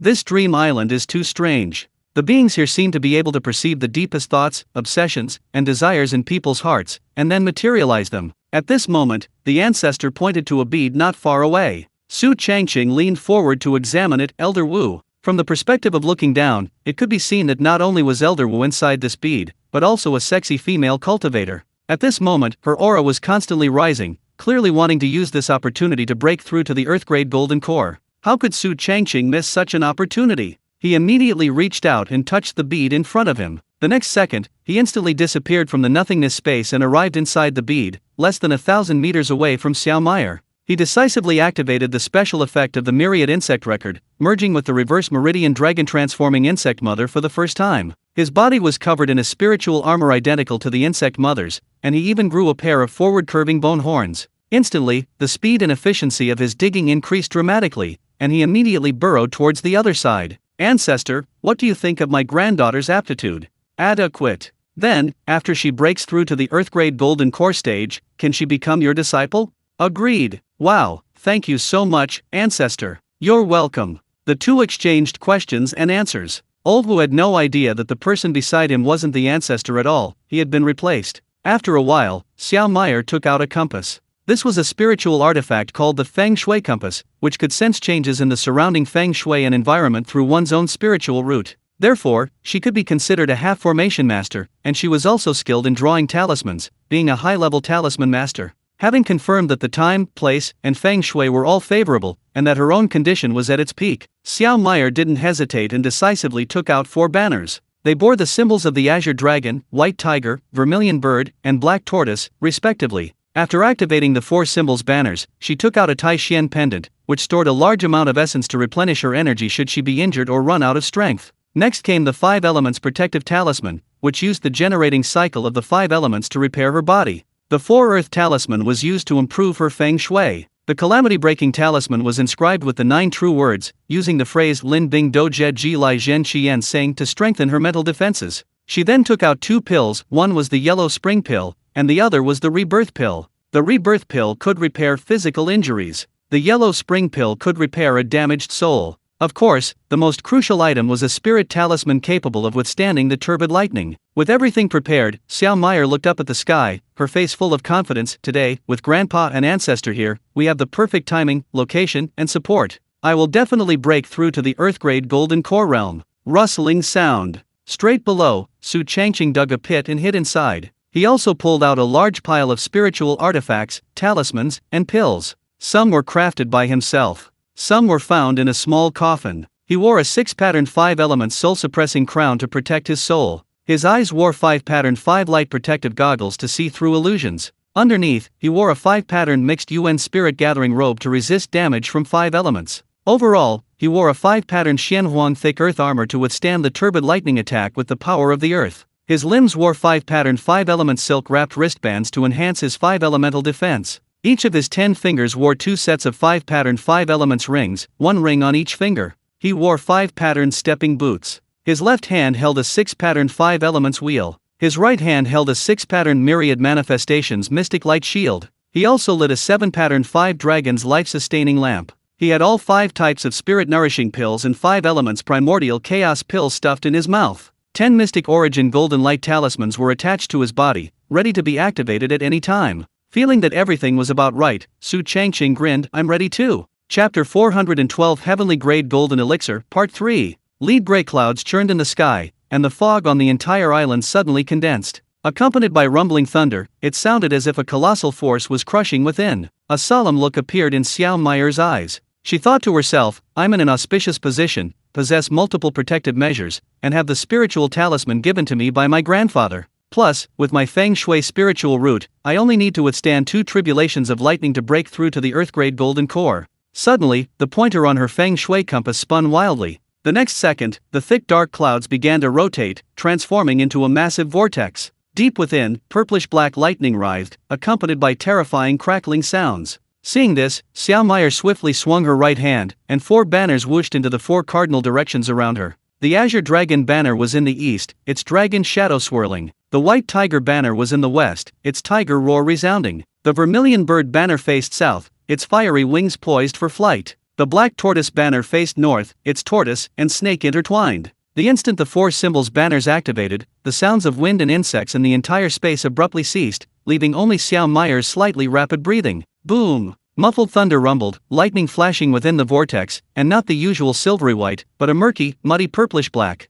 This was the turbid fiend lightning, specifically designed to counter feng shui spiritual roots, its power extraordinary. However, before the lightning pillar could fully coalesce, a change occurred. The tribulation clouds seemed to be occupied by a new force, and the turbid fiend lightning abruptly transformed, changing from a 2-colored lightning pillar to a 5-colored one, its size and power increasing several times over. The overall state was a chaotic interweaving of black, cyan, red, white, and yellow, appearing terrifying beyond measure. Seeing this, Xiao Meyer was startled and puzzled. Why has the turbid thunder changed? She turned to look at her grandfather, only to find him equally bewildered. Looking at the ancestor, however, he showed no reaction whatsoever, appearing remarkably calm and composed. Ancestor, what's going on?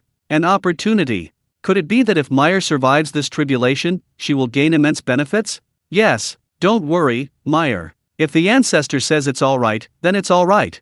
Hearing her grandfather and ancestor's conversation, Xiao Meyer breathed a sigh of relief, but her heart grew increasingly tense, even harboring a faint unease. Directly below, Su Changqing's lips twitched as he listened to the conversation above. This fake ancestor is clearly a product of the mysterious power within the secret realm, materialized from Wu Lao's desires. Therefore, any answer he gives is merely a flattering one.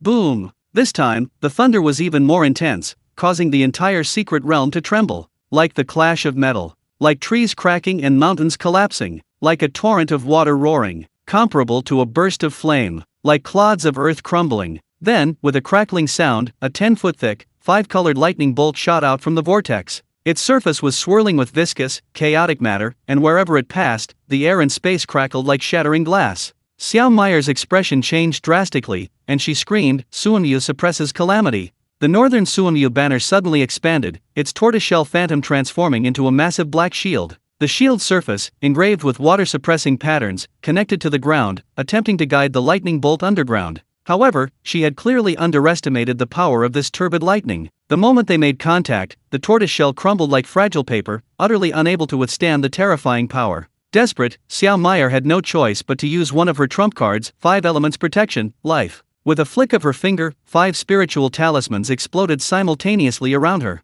The golden talisman formed a shield in front of her. The wooden talisman sprouted vines that coiled around the lightning pillar. The water talisman transformed into rain to dilute the turbid energy. The fire talisman ignited flames to scorch the lightning power. The earth talisman gathered stones to reinforce the formation. The mutually reinforcing light of the 5 elements flowed around Xiao Meyer, like a transparent cocoon. When the turbid lightning pierced through the Suanyu tortoise shell and swept towards her, the talisman suddenly shone brightly. Crack! The golden shield was pierced by the lightning, the rain evaporated instantly, the wooden vines were chopped into charcoal, and the flames were extinguished in the blink of an eye. Only the earth and stones filled the gap, managing to withstand the attack for 2 breaths. The remaining turbid lightning split in 2. One part struck Xiao Meyer, causing her delicate body to tremble and her spirit-grade clothing to shatter instantly, revealing a glimpse of her skin. Immediately afterward, spiderweb-like gray patterns appeared on her skin, and a murderous aura seeped into her body. This was extremely dangerous. If it couldn't be expelled, even if she broke through to the golden core stage, it would still leave serious aftereffects. Xiao Meyer groaned, and one of her trump cards, the Tai Xian pendant, suddenly shone with white light. A rich essence surged into her body through her meridians, barely stopping the gray patterns from spreading. As for the second piece of turbid lightning, it struck the ground beside her, blasting a deep crater. The remaining power continued to extend downwards, as if tracking something. Su Changqing's expression changed slightly. "It's coming towards me." However, after Xiao Meyer's continuous defense, and with the ground slowing the impact, its power was extremely weakened when it finally struck him. With a crack, an arc of electricity struck, dissipating without causing any damage. Su Changqing asked, "What made a sound?" On the ground, Xiao Meyer opened her mouth, saying somewhat aggrievedly, "Grandpa, ancestor, something feels off. If I weren't in an auspicious position, I probably would have used the spirit light talisman." After a long silence, Elder Wu finally said, "Meyer, keep going. You have a feng shui spiritual root, now you only need one more lightning tribulation to break through to the earth-grade golden core." Hearing this, Xiao Meyer's eyes lit up, and she suddenly realized, "That's right. I still have several trump cards to use. Now I just need to withstand the second lightning serpent." Although she was slightly disheveled, she was filled with anticipation. After all, she was only one step away from the earth-grade golden core. Before the residual power of the first turbid lightning had dissipated, 2 enormous snake heads suddenly emerged from the cloud vortex. They seemed neither illusory nor real. They appeared to be still in a gestation stage. Xiao Meyer exclaimed excitedly, "This time it's right, too." Before she could finish speaking, a third snake head appeared, followed by a fourth and a fifth. Finally, the 5 snake heads bared their fangs in the sky, leaving Xiao Meyer and Elder Wu stunned. Logically, Xiao Meyer, possessing a feng shui spiritual root, should have produced wind and water lightning snakes. However, the first one was a gang metal sharp lightning snake, its entire body covered in rhomboid scales, the edges of which shimmered with sharp light. Its eyes gleamed with a cold metallic light, and its mouth opened and closed, revealing terrifying fangs. The second was a greenwood rotting lightning snake, its body covered in bluish-purple decaying vines, with fleshy growths emitting miasma growing on the vines. When its mouth opened, wriggling mycelium-like lightning could be seen inside. The third was the blazing thunder serpent, its entire body engulfed in crimson flames, its pupils blazing with fiery light, leaving scorched traces of lightning as it moved. The fourth was the profound water-yin thunder serpent, its body composed of liquid plasma, its surface swirling with icy blue patterns, and its mouth spewing forth terrifying springs of lightning. The fifth was the earthly nether thunder serpent. This serpent is massive as a mountain, its body covered in a thick carapace formed from thunderous earth, emanating rings of lightning ripples as it moved. Seeing this, Xiao Meyer's face contorted in horror, and she wailed, "I'm not forming this pill." Chapter 413 Heavenly Grade Golden Elixir, Part 4. However, once it began, it couldn't stop unless it succeeded or failed. Especially these 5 lightning serpents, they wouldn't give Xiao Meyer any chance to breathe. After all, she had blocked their true target. After nearly complete gestation, they immediately emerged from the tribulation clouds. The emergence of the 5 serpents instantly created an extremely oppressive atmosphere. The terrifying power and aura seemed to shatter the heavens and earth. Xiao Meyer didn't know if she could withstand it, so she could only exert all her strength. 4 earth talismans, spin. She slammed 4 yellow talismans onto the ground. The talismans ignited upon impact, transforming into 4 phantom images. One phantom image held the Earth Mother seal, suppressing the turbulent space. Another phantom image leaned on a cane, controlling the chaotic earth energy. Another phantom image transformed into a giant, its body standing like a mountain. A third phantom image swung chains, binding the turbulent wind and water currents into a bundle. As the 5 serpents arrived, the 4 gods murmured in unison, and the surrounding earth energy suddenly gathered, then rose into the sky like a plume of smoke, finally resembling a yellowish-brown mushroom cloud. Even the powerful thunder serpent slowed its movements instantly, actually being blocked. Of course, it wasn't completely blocked, it only slowed the serpent's descent and the frequency of their attacks, nothing more. However, the clash and neutralization of the 2 forces gave Xiao Meyer a brief respite. She frantically absorbed the essence from the Tai Xian pendant, allowing her body to gradually recover. The remaining gray patterns on her body faded at a visible speed. However, the more she resisted, the more terrifying the power of the lightning tribulation became. Therefore, facing the resistance of the earth energy, the 5 serpents were enraged, immediately coiling together to form a 5-colored ring, constantly wrapping around, rotating, and attacking. The earth energy mushroom dissolved layer by layer, quickly leaving only 1/3. Seeing this, Xiao Meyer abruptly spun the Feng Shui compass. Azure Dragon pulls, White Tiger severs. The Azure Dragon flag on the east suddenly transformed into azure chains and flew forward, attempting to bind the 5 snakes. The White Tiger flag on the west shot out a Geng metal sword aura, seemingly intent on slaying them. Feeling provoked, the 5 snakes' eyes blazed with ferocity, and they immediately let out sharp hisses. Instantly, 5-colored lightning blazed brightly, and the entire space shook violently once more. The chains formed by the Azure Dragon shattered inch by inch under this terrifying lightning power. The Geng metal sword aura shot from the White Tiger flag was engulfed by the lightning before it even got close. As for the earth energy mushrooms, they gradually dissipated under their frenzied attack. The 4 earth gods, lacking any follow-up attacks, vanished into thin air. As the 5 serpents descended, their terrifying power nearly engulfing Xiao Meyer, she finally unleashed her last trump card. A pure white spiritual talisman exploded from her palm, instantly forming a cylindrical light shield that protected her and the 4 symbols flag at its center. Bang! Bang bang! Thunder rumbled. Lightning flashed. Sparks flew everywhere. The light shield trembled violently, but remained unbroken. Olvu breathed a sigh of relief. Fortunately, the spiritual talisman, modeled after the profound origin golden light talisman, is effective. As long as she persists, Meyer will definitely break through to the Earthgrade golden core. Unfortunately, his joy was premature. These weren't just 2 lightning serpents, but 5. The golden serpent's scales fell away, transforming into thousands of thin Zhengjin swords that frantically attacked the shield. The tumors on the wooden serpent split open, spewing out countless corrosive gases and venoms. The water serpent exploded with plasma, releasing countless shockwaves of lightning with terrifying power. The fire serpent opened its mouth, unleashing a torrent of crimson flames. The earth serpent merely trembled slightly, yet it exerted an overwhelming pressure. Faced with this level of attack, the spiritual shield was utterly unable to withstand it and shattered immediately with a crack. Xiao Meyer's pupils contracted, her eyes filled with horror. She had no choice but to unleash all her trump cards simultaneously. She would use any available spiritual artifacts. She would activate any available talismans. She would consume any available elixirs. There was no other way. At the same time, the attacks of the 5 serpents struck Xiao Meyer's frail body. The pain, which should have ended instantly, was forcibly prolonged by the 2 elixirs. Soul, consciousness, and body were simultaneously destroyed in agony and forcibly repaired by the powerful effects of the elixir. Pain, torment, and despair finally coalesced into a piercing scream, and the person vanished instantly. Old was stared in disbelief, then let out a hoarse cry. Mayor. Normally, everything was in place: the timing, the location, and the person. His granddaughter had everything. But he never imagined that the turbid lightning would change, the lightning serpents would change, and now she was gone. Old Wu, already severely injured, was instantly knocked unconscious by this scene. However, he didn't notice that the tribulation lightning hadn't dissipated, instead, it intensified. The 5 serpents launched an even more frenzied attack on the area below Xiao Meyer. Hearing the commotion above, Su Changqing pondered, it seems Xiao Meyer couldn't withstand the second wave of lightning serpent attacks, but she's already done quite well. Just then, the surrounding ground exploded, creating a breach. Su Changqing looked up and was directly confronted by 5 lightning serpents. At that moment, the air seemed to freeze. However, Su Changqing remained remarkably calm, even opening his arms wide. Come on. The next second, the 5 serpents tore through the ground and burrowed in.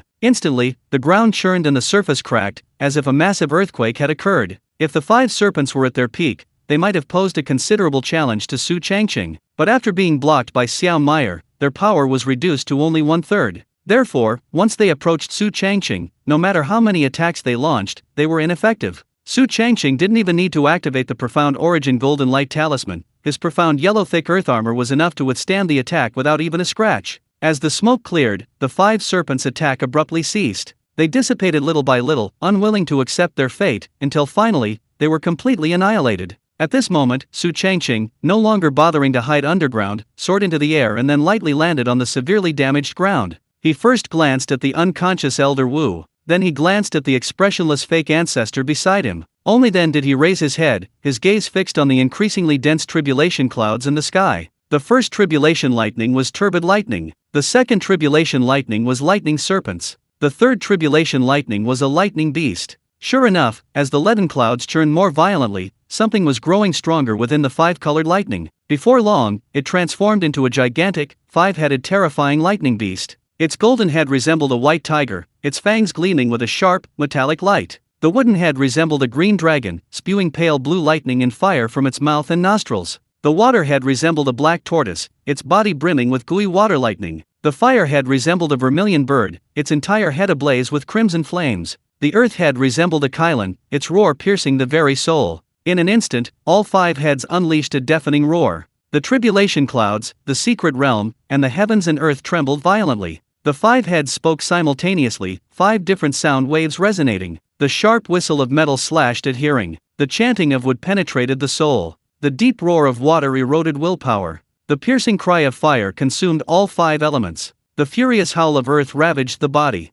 This was not mere noise, but a fatal injury inflicted simultaneously on the physical body, spiritual root, and soul, making life worse than death. Chapter 414 Heavenly Grade Golden Elixir, Part 5. Someone is undergoing tribulation in the Kanglan Sea? That direction seems to be towards Rumen Island. Strange, strange indeed. Who on earth is so brave? In the Kanglan Sea, many people sensed the tribulation clouds, but unfortunately, they couldn't get close. Firstly, there was a azure water demon ape near Suanzin City. Secondly, the entrance to Rumen Island was very difficult to find. Therefore, many people were amazed and curious, but no one could approach. Faced with the sonic attack, Su Changqing remained expressionless throughout, showing no sign of pain. After all, with his spiritual weapons, talismans, and pills, he couldn't possibly be unable to withstand it. Seeing that it had no effect, 5 thunder beasts stepped out from the tribulation clouds. Before they even landed, their golden heads spewed out a 10-foot-long Zhengjin sword aura, tearing through the air at an extremely fast speed. Seeing this, Su Changqing used the teleportation ability of his stepping boots to easily avoid the attack by flashing away at least 5 feet.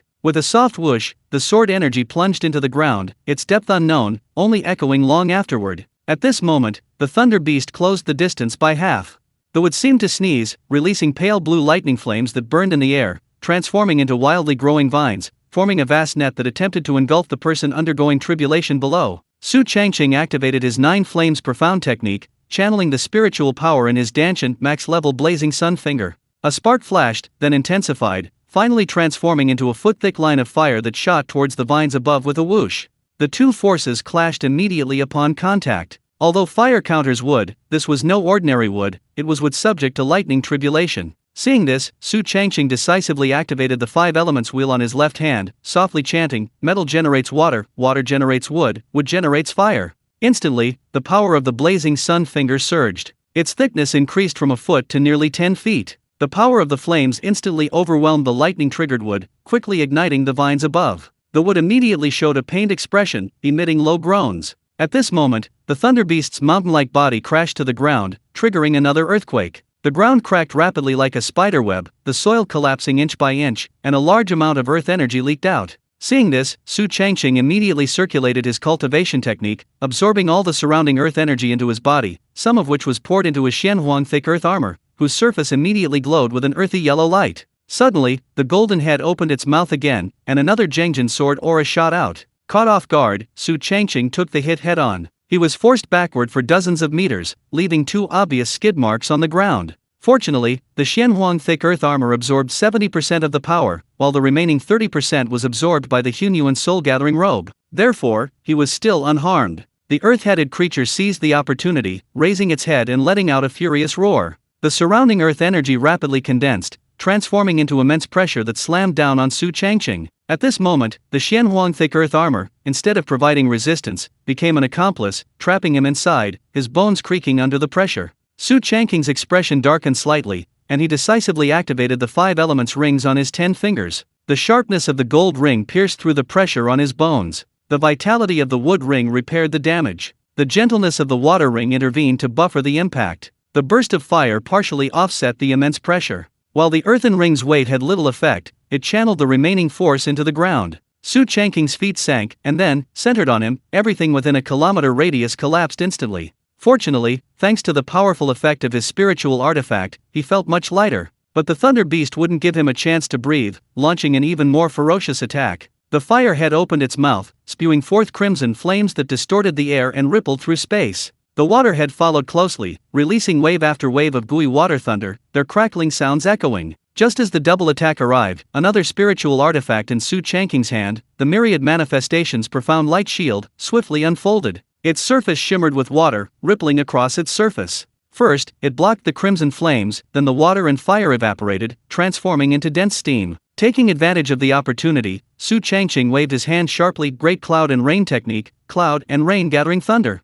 Dark clouds gathered, and a torrential downpour ensued. Countless raindrops fell, splitting the incoming gooey water thunder in two. One portion was channeled into the ground, instantly becoming still. The other portion was drawn into the dark clouds, immediately unleashing thunder and turning the heavy rain into a downpour. Skillfully neutralizing the water and fire attack, Su Changqing even took the initiative, unleashing a spell he had comprehended while witnessing the autumn rain, autumn dew. Instantly, the raindrops falling from the dark clouds rapidly solidified into ice needles. Then, under his control, they swarmed towards the 5 heads of the thunder beast. Clang, clang, clang, ring, ring. The sounds were like metal clashing against metal, initially subtle, then growing increasingly intense, until the dense barrage of attacks caused the 5 thunder beasts to roar repeatedly. Although the damage was minimal, the humiliation was immense. Enraged, the thunder beast roared in unison from its 5 heads, then launched a simultaneous attack. The sharpness of metal, the entanglement of wood, the corrosiveness of water, the intensity of fire, and the weight of earth combined to form a 10-foot thick,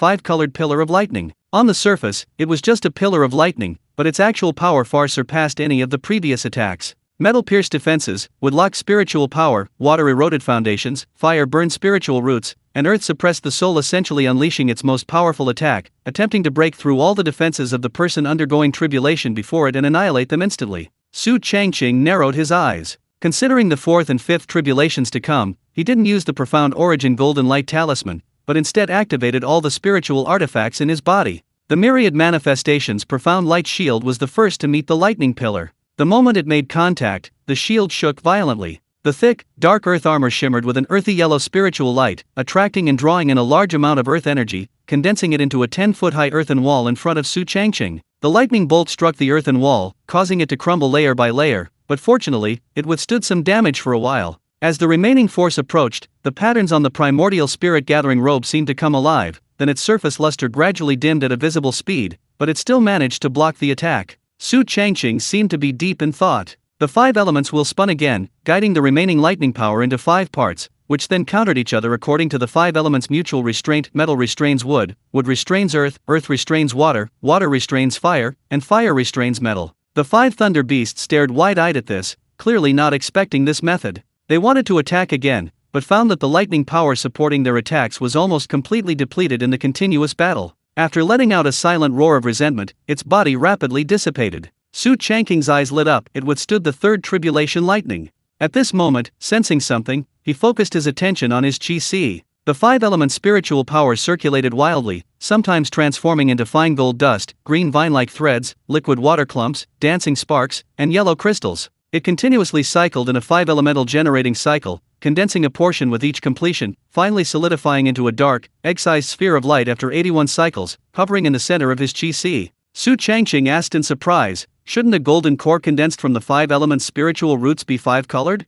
Chapter 415. Once I swallowed a golden pill, my fate was no longer in the hands of heaven. A person with 5-elemental spiritual roots must undergo 5 tribulations of lightning to condense a golden core. Su Changqing had just undergone the 3rd tribulation, thus condensing a sphere of light. The only difference was that its color had changed. Instead of the 5 colors, it was black. However, before Su Changqing could rest, even before the smoke from the third tribulation had dissipated, the tribulation clouds above his head crackled and hissed again. Thunder rumbled and lightning flashed. Soon, it began to rain, covering an area of 100 feet. There was a supreme yang metal lightning rain that melted spiritual artifacts. A withered wood lightning rain that eroded spiritual roots. A profound yin water lightning rain that sealed and solidified the soul. A burning fire lightning rain that ignited consciousness. A suppressing earth lightning rain that ravaged the body. The 5 lightning bolts combined, transforming into a torrential downpour. Initially, Su Changqing tried to resist, but his magical artifacts couldn't withstand the targeted damage of the 4th wave of lightning tribulation and shattered within minutes.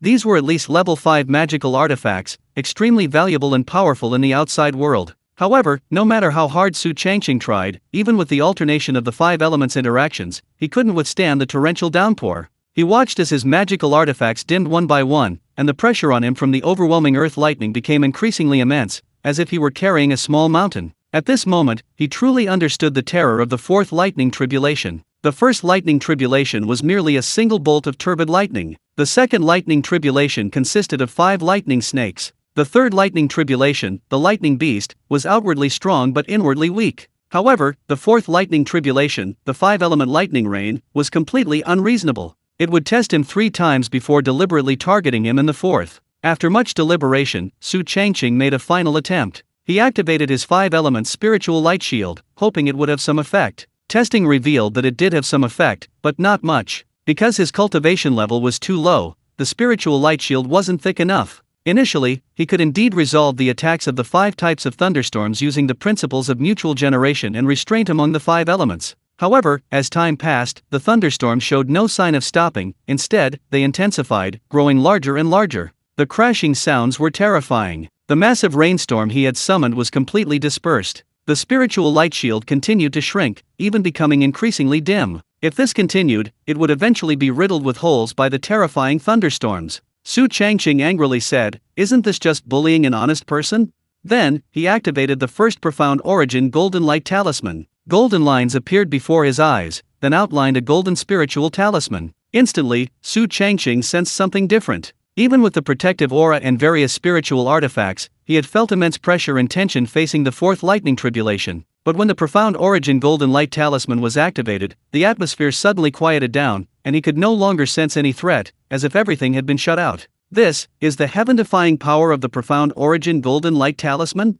It can even withstand the 4th lightning tribulation. It looks like it can last a long time. At this moment, Su Changqing finally understood how Li Lingbai felt when she activated the profound origin golden light talisman. It was undeniably exhilarating. Perhaps sensing Su Changqing's cheating, the area covered by the thunderstorm gradually shrank, quickly decreasing from 100 zhang to 10 zhang. At the same time, the rain intensified, and the impact on the Tianyuan golden light talisman became increasingly dense. Initially, it could withstand the onslaught without any problems. However, as the area shrank further, even reaching 1 zhang, Su Changqing suddenly heard the intense pounding of rain again. Clearly, 1 Tianyuan golden light talisman was insufficient to withstand the attack of the 4th lightning tribulation. Seeing this, he could only take out a second Tianyuan golden light talisman, but did not use it immediately, waiting a while longer. He only had 10 on him, he had to conserve them. After all, there was still the 5th lightning tribulation to come. At this moment, the area covered by the thunderstorm had shrunk from 1 zhang to 1 meter, and it seemed unlikely to shrink any further, yet it brought an unprecedented sense of oppression. Crackling and popping sounds echoed, as if demanding death.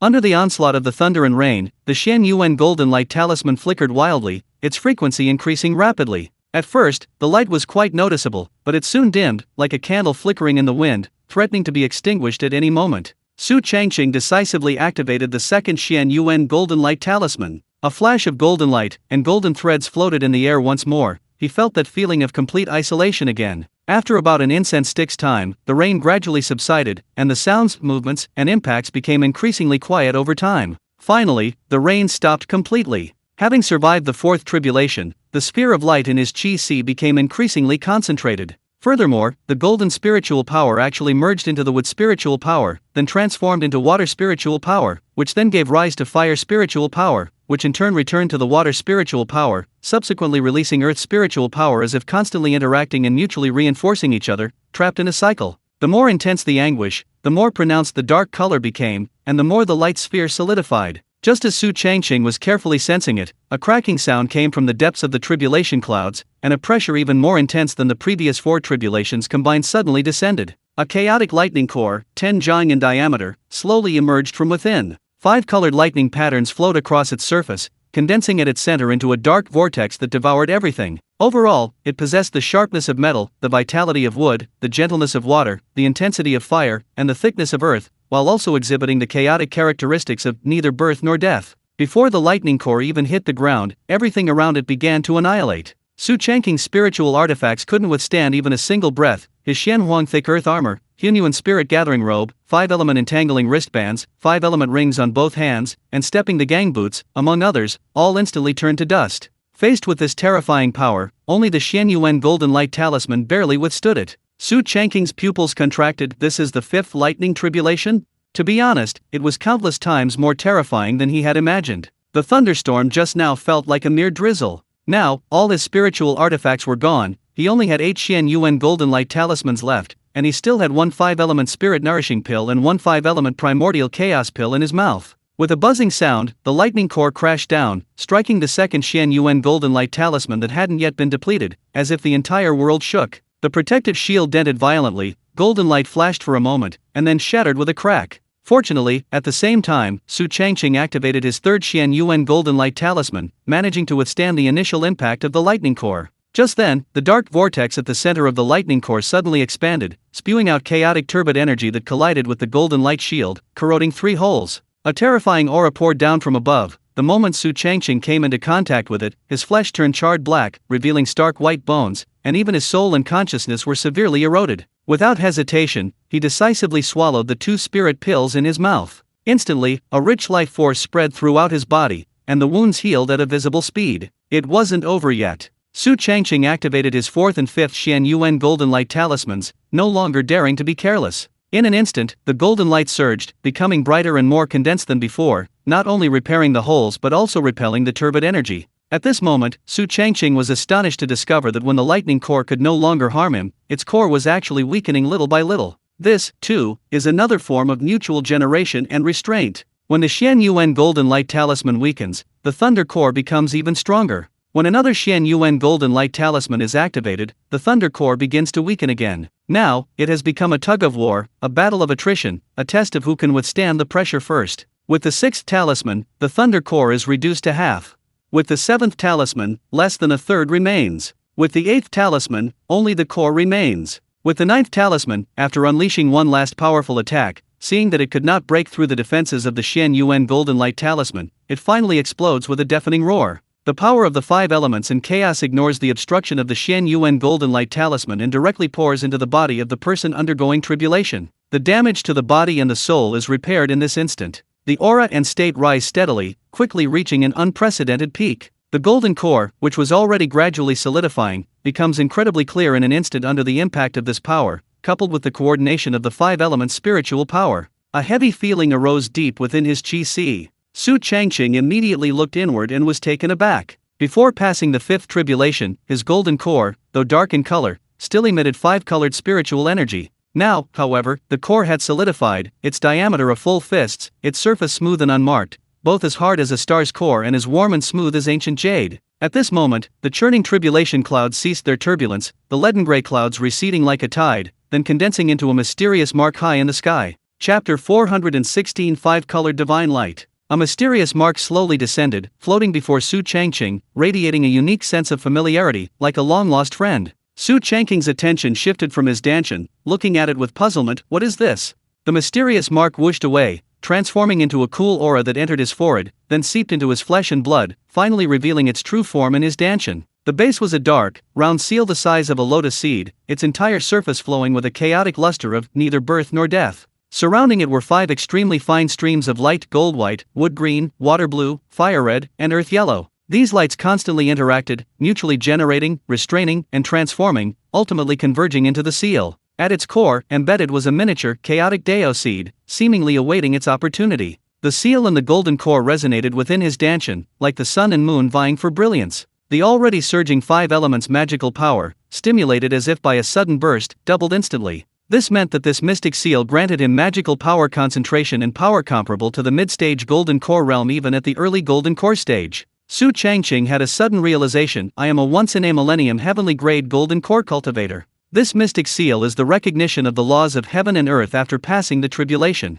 Human-grade Golden Core cultivators are the lowest, only able to awaken divine consciousness. Earth-grade Golden Core cultivators are better, awakening not only divine consciousness but also supernatural abilities. Heavenly-grade Golden Core cultivators are once in a millennium, divine consciousness and supernatural abilities are basic. The key is obtaining this mystic seal representing the laws of heaven and earth. The Golden Core is the source, the mystic seal is the pivot. In other words, when others reach the Golden Core stage, their magical power and spells only increase in power, containing a slight trace of the laws of heaven and earth. Those who possess the mystic seal are different, regardless of the attribute of their magical power, attacks, or actions, they will be imbued with the fundamental laws of heaven and earth. Metal magic possesses the power of armor penetration. Wood magic possesses the power of growth.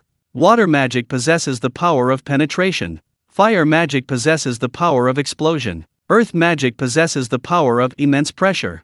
For example, metal can draw upon the Geng metal law of heaven and earth, increasing its magic power by 30%. When striking, it can not only slice through solid objects but also tear apart the magical structures of earth-grade and human-grade Golden Core cultivators. This is equivalent to crushing and suppressing you from a higher dimension. The effect is terrifying. Moreover, the Xian Seal's function goes beyond this, it also has an amplification effect. Upon reaching the Golden Core stage, Su Changqing could manipulate the Earth's energy within a radius of 100 miles. With the amplification effect of the Xian Seal, this is directly increased to 200 miles, while the energy consumption remains the same. It has to be said that this is practically indistinguishable from cheating. Now, the 5-element spiritual power has evolved into chaos magic power. Spiritual consciousness has transformed into divine consciousness, with its range and effects becoming even more terrifying. Only one remained: an awakened divine ability. After all, even breaking through to the Earth-grade Golden Core stage required some, let alone the Heaven-grade Golden Core stage. Su Changqing carefully sensed it, and his spiritual roots suddenly trembled, revealing 4 marks. The first mark swirled with blue, yellow, red, black, and white. It was called the 5-colored divine light. The second mark showed countless insects surging. It was called the mother nest of 10,000 insects. The third mark showed cloud patterns enveloping water, swirling like a whirlpool. It was called summoning wind and rain. The fourth mark was ever-changing in shape. It was called myriad transformations. Su Changqing took a deep breath. 4 divine abilities, Initially, he thought 1 or 2 would be good enough. Unexpectedly, he acquired 4 at once, and crucially, they all perfectly suited him. The 5-element spiritual root corresponds to the 5-colored divine light.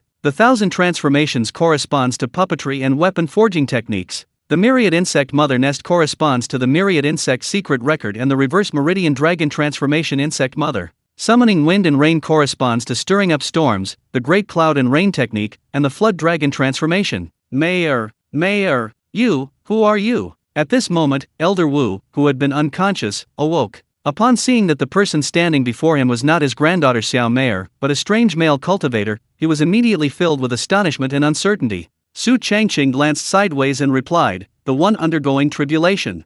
Old Wu was taken aback at first, then, realizing something, his face twisted in pain. No wonder Mayer's tribulation was so terrifying. So the one truly undergoing tribulation is you. Su Changqing grinned. "Thanks to your granddaughter, she shielded me from the first 2 tribulations." Old Wu's eyes widened in fury. He suddenly sprang to his feet, lunging at Su Changqing like a demon. "I'll make you pay with your life for Mayor." Su Changqing flicked his wrist. 5-colored divine light. Whoosh! 5 colors swirled, like a bolt of lightning across the sky. First swipe, Old Wu's spiritual root dimmed. Second swipe, Old Wu's golden core shattered. Third swipe, Old Wu was a bloody mess. Fourth swipe, Old Wu's soul vanished. Fifth swipe, Old Wu died and his Dao dissipated. Su Changqing shook his head. "Overestimating yourself." He beckoned, drawing Elder Wu's storage ring closer. A sweep of 5-colored divine light erased the remaining marks, and then his divine sense scanned everything. It had to be said, the other party was quite wealthy. Not only did he possess tens of thousands of mid-grade spirit stones, but he also had several thousand high-grade spirit stones. He didn't have many spiritual artifacts, but he had a vast quantity of mid to high-grade spirit talismans. However, what truly intrigued and piqued Su Changqing's curiosity was a mask. It appeared to be an extremely ordinary mask, at most covering the mouth and nose, utterly unremarkable and without any special features. However, the fact that Elder Wu could store this in his storage ring was itself abnormal. Therefore, the more abnormal it was, the more suspicious it became. In truth, Su Changqing had a vague guess, but he didn't care. I only care about farming, I don't care about anything else, and I have no intention of getting involved. However, as he prepared to leave, he found the fake ancestor still there, neither disappearing nor making any move. He was simply staring at him, his eyes flashing with an inexplicable light. Su Changqing seemed thoughtful, then stepped forward. Is there something you need? The fake ancestor said with a half-smile, you are indeed different. Su Changqing blinked, thinking to himself, the real ancestor is still in a special space, I can sense it now. At this moment, the fake ancestor spoke again, young man, how about we make a deal? Su Changqing was surprised, a deal? The fake ancestor blurted out, take me with you. Su Changqing was taken aback at first, then hesitated slightly. Well, the fake ancestor said with a playful expression, without me, you cannot easily leave Dream Island. Su Changqing frowned, what exactly are you? The fake ancestor raised his head, his eyes exceptionally deep. Small is called Toad, large is called Mirage. Apparently known as Shadow Spirit Platform, real name Mirage Dragon. Su Changqing's expression changed slightly. Mirage Dragon? This is a legendary dragon. Emotion, that's the truth about Dream Island. The fake ancestor, one of the incarnations of the Mirage Dragon, his eyes seemingly piercing through everything, said meaningfully, I know what you're thinking. Don't think you can hide your strength by being low-key. Your aura, fluctuations, and abilities can't be concealed. Su Changqing took a deep breath and asked, puzzled, that being said, why do you want to come with me? The Mirage Dragon didn't hide anything and told the truth. Originally, I was fishing in the Kanglan Sea disguised as Dream Island, but the Yellow Spring Alliance killed the dragon vein here, causing me to be trapped. Chapter 417 Despicable Humans. Su Changqing forcibly suppressed the smirk playing on his lips, then asked curiously, since you're trapped, how can I get you out of here? The Mirage Dragon said calmly, Dream Island is a manifestation of my body, now absorbed by the treacherous waters of the seabed. The only way to leave is to abandon my body. Su Changqing was taken aback. Wait, you want to abandon your body? A dragon? A Mirage Dragon? The Mirage Dragon's body? The Mirage Dragon nodded slightly. That's right, it's the only way now. However, once I do this, I'll be in a period of weakness, requiring at least 100 years to recover.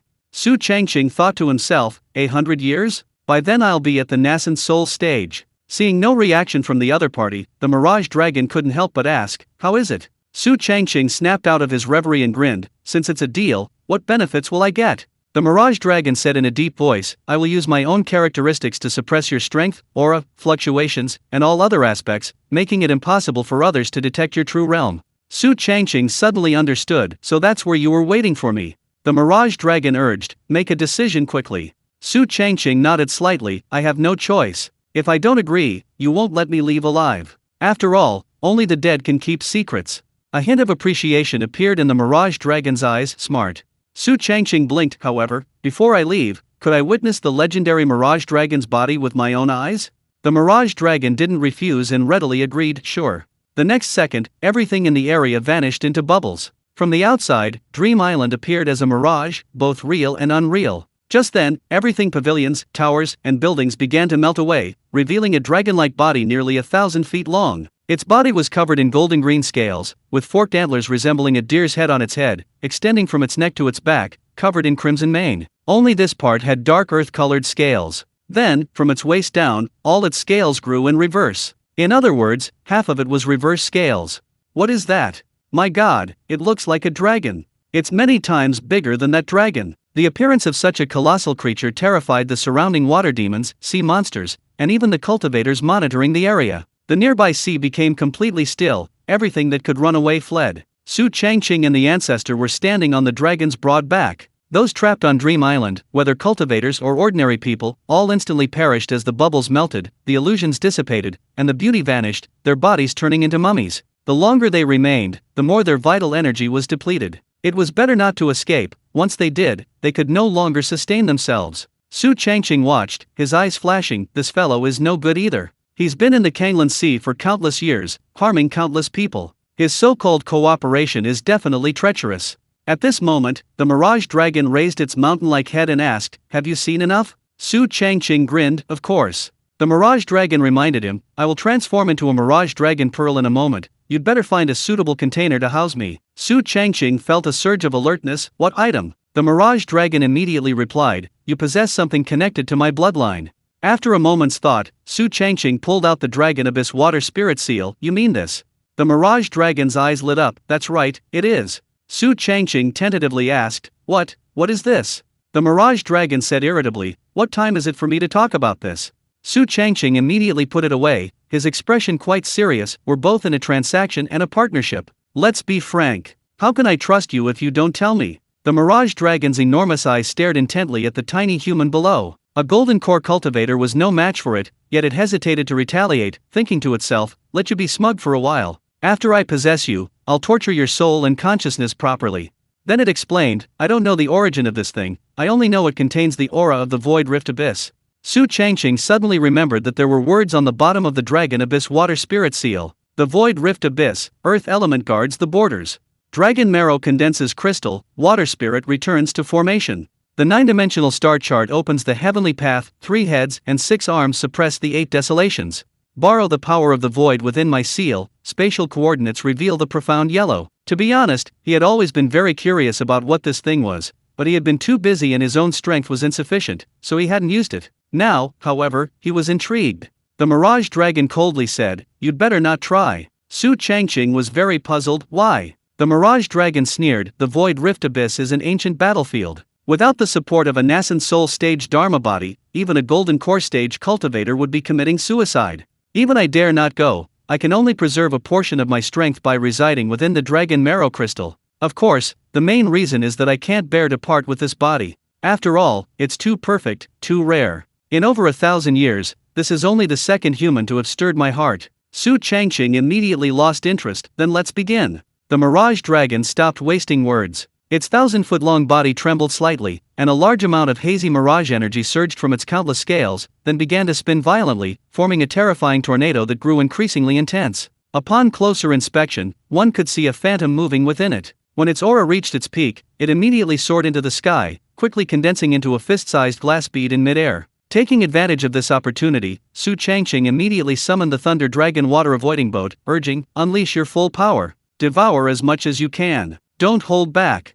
Upon hearing of this good fortune, the Thunder Dragon water-avoiding boat immediately mounted itself. Strong bolts of lightning were released, attempting to cover the entire body of the Mirage Dragon, but it overestimated itself. One side was only 20 jong, approximately 33 meters, wide, while the other was over 1,000 jong, approximately 330 meters. In this situation, it was like an ant trying to shake a tree. Su Changqing was even more decisive, immediately pressing his hands against the dragon scales, peeling technique. Instantly, the Mirage Dragon's dragon bloodline was continuously absorbed, but because there was so much, so concentrated, so pure, the process was somewhat slow. However, the more this happened, the more excited he became. After all, although a Jiaolong, a type of dragon-like creature, was related to dragons, it ultimately belonged to the Jiaolong family. But the Mirage Dragon was different. It was a real dragon, and a legendary one at that. Absorbing its dragon bloodline would surely grant extremely powerful special effects. Since the other party didn't want it anyway, might as well make use of it, just like the ancestor. The Mirage Dragon in the air suddenly became uneasy, subconsciously sensing its body. Apart from the addition of a large ship radiating lightning, the two people on it remained unchanged. However, having lived for thousands of years, it couldn't possibly be hallucinating. Therefore, it immediately sensed carefully and discovered that the dragon bloodline within its body was rapidly draining away. For a dragon, the dragon bloodline is of paramount importance. Su Changqing's actions were tantamount to cutting off its lifeline, causing its bloodline to gradually thin. It never expected that before it could even make a move, the other party would steal its base first. Seeing this, the Mirage Dragon roared angrily, You despicable human! Chapter 418 Return to the Immortal Sect. Su Changqing sneered, We're evenly matched. He continued peeling away with his left hand, while his right hand unleashed a 5-colored divine light. This divine power could sweep away and destroy anything within the 5 elements. Moreover, the higher the cultivation level, the stronger the power it unleashed. The Mirage Dragon, a monster with thousands of years of cultivation, was startled when its dragon pearl's luster dimmed the moment it came into contact with the light. Although its strength after separating from its body was less than half of its peak, as long as the opponent wasn't at the nascent soul stage and hadn't activated its Dharma form, it shouldn't be able to cause much damage. However, this 5-colored divine light was completely unreasonable. Any contact with it inevitably weakened power, consciousness, and even affected the soul. Su Changqing raised an eyebrow upon seeing this. Old Wu, at the golden core stage, died in less than a breath after being swept away by the 5-colored divine light, yet the Mirage Dragon only had its dragon pearl dimmed. This showed that the opponent's cultivation and strength were beyond imagination. Fortunately, he didn't want a life or death battle. he only wanted to buy time. Once he absorbed enough Mirage Dragon bloodline, he could activate the third transformation of the 9 transformations of the Soaring Dragon, and then he could run straight back to the Immortal Sect. After all, it was Gong Gong, with his water elemental root, who made the move. What did that have to do with Su Changqing, with his wood elemental root? You see, from the moment he left Suingzhen City, he had been wearing the illusion mask. His appearance, voice, clothes, and temperament had all changed. He was no longer the same person. Meanwhile, the Mirage Dragon was enraged and immediately released endless, hazy mirage energy, which then transformed into a continuous mountain range. It directly used the earth over water technique, looking incredibly terrifying. Normally, this would be considered an illusionary attack, just something that looked scary. But this Mirage Dragon was different. It had stayed in the Kanglan Sea for thousands of years, constantly absorbing the spiritual energy emanating from the underwater dragon veins, as well as the essence of various cultivators. Therefore, it had long since achieved materialization. In other words, this wasn't fake, it was real. The heavy mountain range, even before it landed, brought an indescribable sense of terrifying oppression. Even the sky was obscured, and the entire sea instantly became dark and lifeless. The seawater seemed to deliberately sink downwards, as if unwilling to come into contact with it. Seeing this, Su Changqing kicked the Thunder Dragon water-avoiding ship, which was feasting on its prey, into the water, then jumped onto the deck with his ancestor. However, he didn't abandon his idea of separating the Mirage Dragon's bloodline. Instead, he submerged in the water, switching from its back to its abdomen, and continued absorbing it. Just as the heavy mountain range was about to crash into its body, the Mirage Dragon merely had a thought, and it transformed back into weightless mirage energy, without even causing a ripple. Damn humans! You. Not good, a nascent soul cultivator is approaching. The Mirage Dragon hadn't expected the humans it encountered this time to be so cunning. However, what truly alarmed it was the other cultivators. Ever since the Yellow Spring Alliance slayed the Dragon Vein, core disciples and formal disciples of cultivation sects have been exploring this area, along with nascent soul stage cultivators secretly observing. Unexpectedly, a deity transformation venerable was hiding here. Sensing the streams of divine sense emanating from the golden core, nascent soul, and even deity transformation stages, the Mirage Dragon knew that continuing would be of no benefit. The golden core stage was fine, but the nascent soul stage was unacceptable, given that it had just withdrawn a portion of its power from its body. Now, the Mirage Dragon faced only 2 choices. One option is to return to its body. The other is to ride the Dragon Pearl away. The former, though it has lost much of its dragon bloodline, still possesses thousands of years of accumulated power, and its remaining strength is still terrifying, yet it is still trapped. The latter is equivalent to giving up everything it currently possesses, retaining only its purest form, but the future is fraught with uncertainty. Without much consideration, the Mirage Dragon made its decision. It decisively abandoned its nearly 1,000-foot-long body, transforming into a gray streak of light and flying into the distance. Starting over wasn't a new experience for it. Before disappearing, it uttered a harsh threat, "Human, I'll remember you." Su Changqing in the water gave a soft not as a response, but as a sign of surprise. He had been scanning with his divine sense, expecting the other party to retaliate madly, but instead, it had fled. This behavior quickly alerted him. For a monster of the Mirage Dragon's level to choose to run away, there was only one possibility, an existence even more terrifying than itself had appeared. Faced with this situation, Su Changqing dared not be careless. Although he was a golden core cultivator, he wasn't invincible. Above him were nascent soul true monarchs, and even deity transformation venerables. Any one of them could easily crush him. He decisively gave his ancestor an order to find the core part of the Mirage Dragon's body as quickly as possible. Thus, Su Changqing diligently absorbed the dragon's bloodline, the Thunder Dragon water-avoiding ship diligently absorbed the dragon's body, and the ancestor diligently searched for the core part. With all 3 working simultaneously, efficiency was greatly increased. Not long after, Su Changqing's heart stirred, and he looked at the attribute panel. 9 transformations of the Soaring Dragon, Mirage Dragon Transformation. Effect 1, 1,000 Faces of Illusion. Effect 2, Phantom Follows. Effect 3, Concealment of Aura. Effect 4, Trekking Through Illusions. Special Effect 1, 1,000 Realms Mirage. Special Effect 2, Inner Demon Illusion. Special Effect 3, Realistic Illusion. Negative Effect 1, Exhaustion of Divine Consciousness. Negative Effect 2, Suppression by Strong Light. Su Changqing's eyes lit up, got it. Then, he looked at the Thunder Dragon water-avoiding ship beneath his feet and found that it was too full to continue. The ship was undergoing changes, but because it hadn't entered a resting state, they weren't particularly noticeable. Not long after, the ancestor, who had been searching for the core, returned, carrying a great many things, looking exceptionally abundant. A pair of dragon eyes, the entire throat, a large pile of reverse scales, and various internal organs and other such things. These were the most valuable core parts at the moment, since the Dragon Ball containing the power had already escaped. Su Changqing pondered for a while, then sent some more into his personal space. He thought it would fill up quickly, but the space unexpectedly expanded, allowing him to fit even more. He filled it to a full 100 feet before stopping. As for the remaining parts, he didn't intend to take them all. Doing so would definitely incur public wrath, perhaps even attracting the pursuit of nascent soul true monarchs. It was better to use the remaining dragon body to attract nearby cultivators, thus diverting their attention. Then, Su Changqing activated the Mirage Dragon transformation, first creating a large number of clones using the illusion follows technique, then using aura concealment to reduce the fluctuations in his own aura and cultivation level. The next second, the illusory clones scattered. His main body then quickly departed on the Thunder Dragon water-avoiding boat. Not long after, figures floated atop the Mirage Dragon's mangled body, their expressions a mixture of curiosity and astonishment. How strange! It was alive just a moment ago, how could it be dead in the blink of an eye? This seems to be the legendary Mirage Dragon? Damn it, its core has been ripped out. Among these people, besides core disciples at the Golden Core stage, there were also nascent soul true monarchs. They couldn't move the Flood Dragon, but they could move the Mirage Dragon. Yet, each one was extremely disappointed, even furious. They thought they had received a tremendous benefit, but it turned out to be someone else's leftovers. On the other side, Su Changqing completely left the Kanglan Sea. He then tossed the Thunder Dragon water-avoiding ship and the Ancestor into his personal space, quickly changed into the clothes of a Celestial Sect disciple, and then rode the Shattered Moon Frost back to the Dongting Celestial Sect. Chapter 419. The person is still alive. Su Lingxi? Is that really Su Lingxi? The ship is right, but I don't know if it's him. When Su Changqing piloted the Shattered Moon Frost into the core of the spirit field, every place he passed by attracted the attention of the people there, and everyone looked extremely surprised. Seeing this, Su Changqing frowned. How long have I been gone? Just then, the spirit cultivation envoy token hanging at his waist vibrated. Then, Elder Hua's voice sounded from within. Su Changqing, it's me. You're back. Yes, come to the management office first.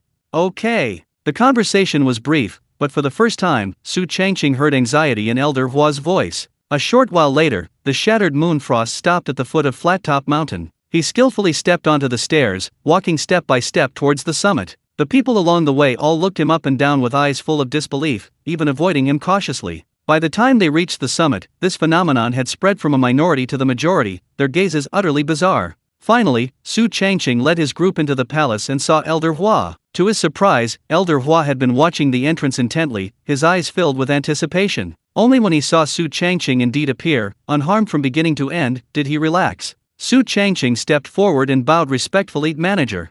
Elder Hua looked him up and down, then asked, "Where have you been for the past month?" Su Changqing hesitated, then asked, as if confirming, "A month." Elder Hua nodded slightly. "The Gig's secret realm is over, and you haven't returned." Su Changqing finally understood why everyone's gazes were so strange. Even though he was alive, they looked at him as if he were a ghost. He had thought 7 or 8 days, 10 days to half a month at most, but it turned out that a full month had passed from leaving Suanzin City to the end of his tribulation. Many probably thought he was dead. Elder Hua continued, "Master, he even personally went to the Kanglan Sea to find you." Su Changqing was quite moved. "Thank you for your concern, Master He and Steward." Elder Hua shook his head. "Find some time, and explain to Master He yourself." Su Changqing nodded vigorously. Yes. He didn't rush to leave, but first submitted his quarterly tasks. His own 1,000 or so jin of top-grade spirit rice. Lin An's 1,000 or so jin of ordinary spirit rice. After finishing, he left the core management office and flew towards his own spirit field. The road became increasingly remote, and he encountered fewer and fewer people. As he neared his destination, he scanned the area with his divine sense and discovered that there were people at his home. And not just one, but two.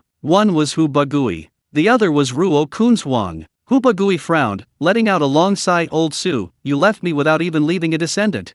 Beside him, Ruo Kunzhuang clutched the hem of her dress, unsure of what to say, being poorly talkative. She had come here to demand cultivation resources, never expecting that the other party had been missing for a month, their fate unknown. Hu Bagui glanced at her, then took a deep breath. "Don't worry, since it was something old Su promised, even if he's gone, I'll still help him fulfill it." Before Ruo Kunzhuang could answer, a familiar voice suddenly rang out from outside. "Fatty, do you really want me to never come back?" Hu Bagui's face fell. "Oh no, I'm hallucinating." Ruo Kunzhuang blinked. "It doesn't seem like a hallucination." Hu Bagui froze for a moment, then his gaze turned to the doorway, and he immediately saw the familiar figure he had been longing for. Excitedly, he rushed out. "Old Su, He hugged him tightly, as if afraid he would disappear again. Tears and snot streamed down his face. Su Changqing patted his broad back and teased, "You've lost weight." Hu Bagui wholeheartedly agreed, "Of course. Since you disappeared, I can only eat 3 bowls of spirit rice per meal now." Su Changqing asked curiously, "Where's old Zhao?" Hu Bagui replied, "He went to the Kanglan Sea to look for you, saying he wants to see you alive or dead." Su Changqing nodded slightly, "You saw it yourself, I'm fine. Have someone notify old Zhao and tell him to come back as soon as possible." Although the Flood Dragon and the Mirage Dragon were gone, and Elder Wu, Xiao Meyer, and others were also dead, it didn't mean that place was safe. After all, the Kanglan Sea had now become treacherous waters, nourishing countless water demons and sea monsters. Hu Bagui wiped the tears and snot from his face, then said seriously, "Not only old Zhao, but also senior brother Li Lingbai, senior brother San Ke, senior brother Jiangsu, Han Su, and that female drunkard, all of them need to be notified." Upon hearing this, Su Changqing simply pulled out a bunch of communication talismans. "I'll do it myself." Hu Bagui said excitedly, "I'll go to the Spirit Beast Valley right now and slaughter a spirit beast. Let's celebrate." Su Changqing nodded, "Okay." Soon, Hu Bagui summoned his camel and immediately jumped on. At this moment, Su Changqing suddenly asked, "Why haven't you reached Foundation Establishment yet?" Hu Bagui scratched his head awkwardly, "I've been held up by a bunch of things, and as you know, I have a fire-resistant metal spiritual root. I can't rely on myself. I need a Foundation Establishment pill." Su Changqing thought for a moment, "All right, I understand."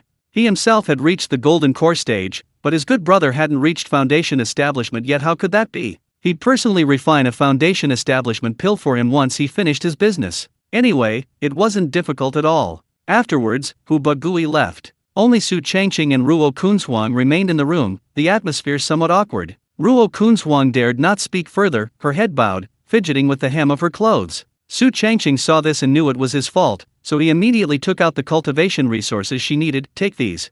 Ruo Kunzhuang hesitated slightly, she felt it wasn't appropriate to ask for things at this time. Su Changqing saw through her immediately and chuckled, "Don't be embarrassed. I was the one who almost breached the contract. It's already good enough that you didn't involve the Criminal Investigation Department." Ruo Kunzhuang quickly waved her hands, I won't." Seeing her panicked expression, Su Changqing was both amused and exasperated. "Don't misunderstand, I didn't mean to blame you." Hearing this, Ruo Kunzhuang breathed a sigh of relief, then took the resources and stood up, saying, "Thank you, senior brother Su. I won't take up any more of your time here."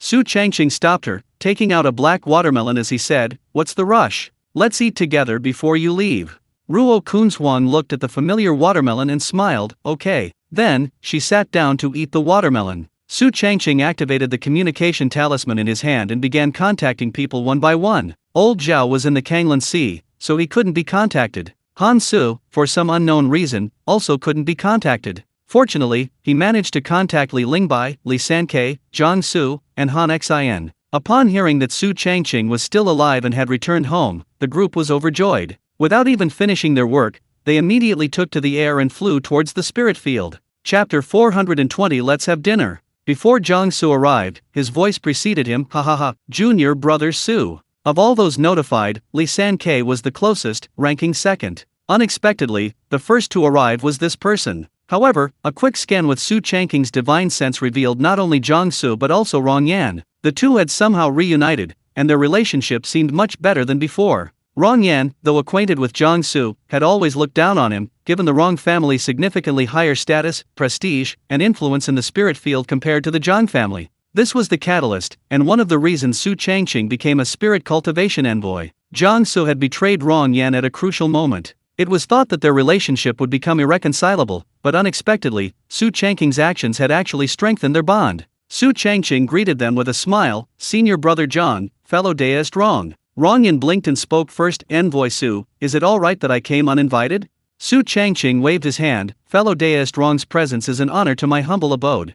Feeling pleased by these words, Rong Yan smiled and pulled out 2 large boxes. "I also went out this time, but not to Suingzhen City, but to Beishi. I brought back a mist leaf fungus and a Beishi spirit spring, which grows by drawing water from it."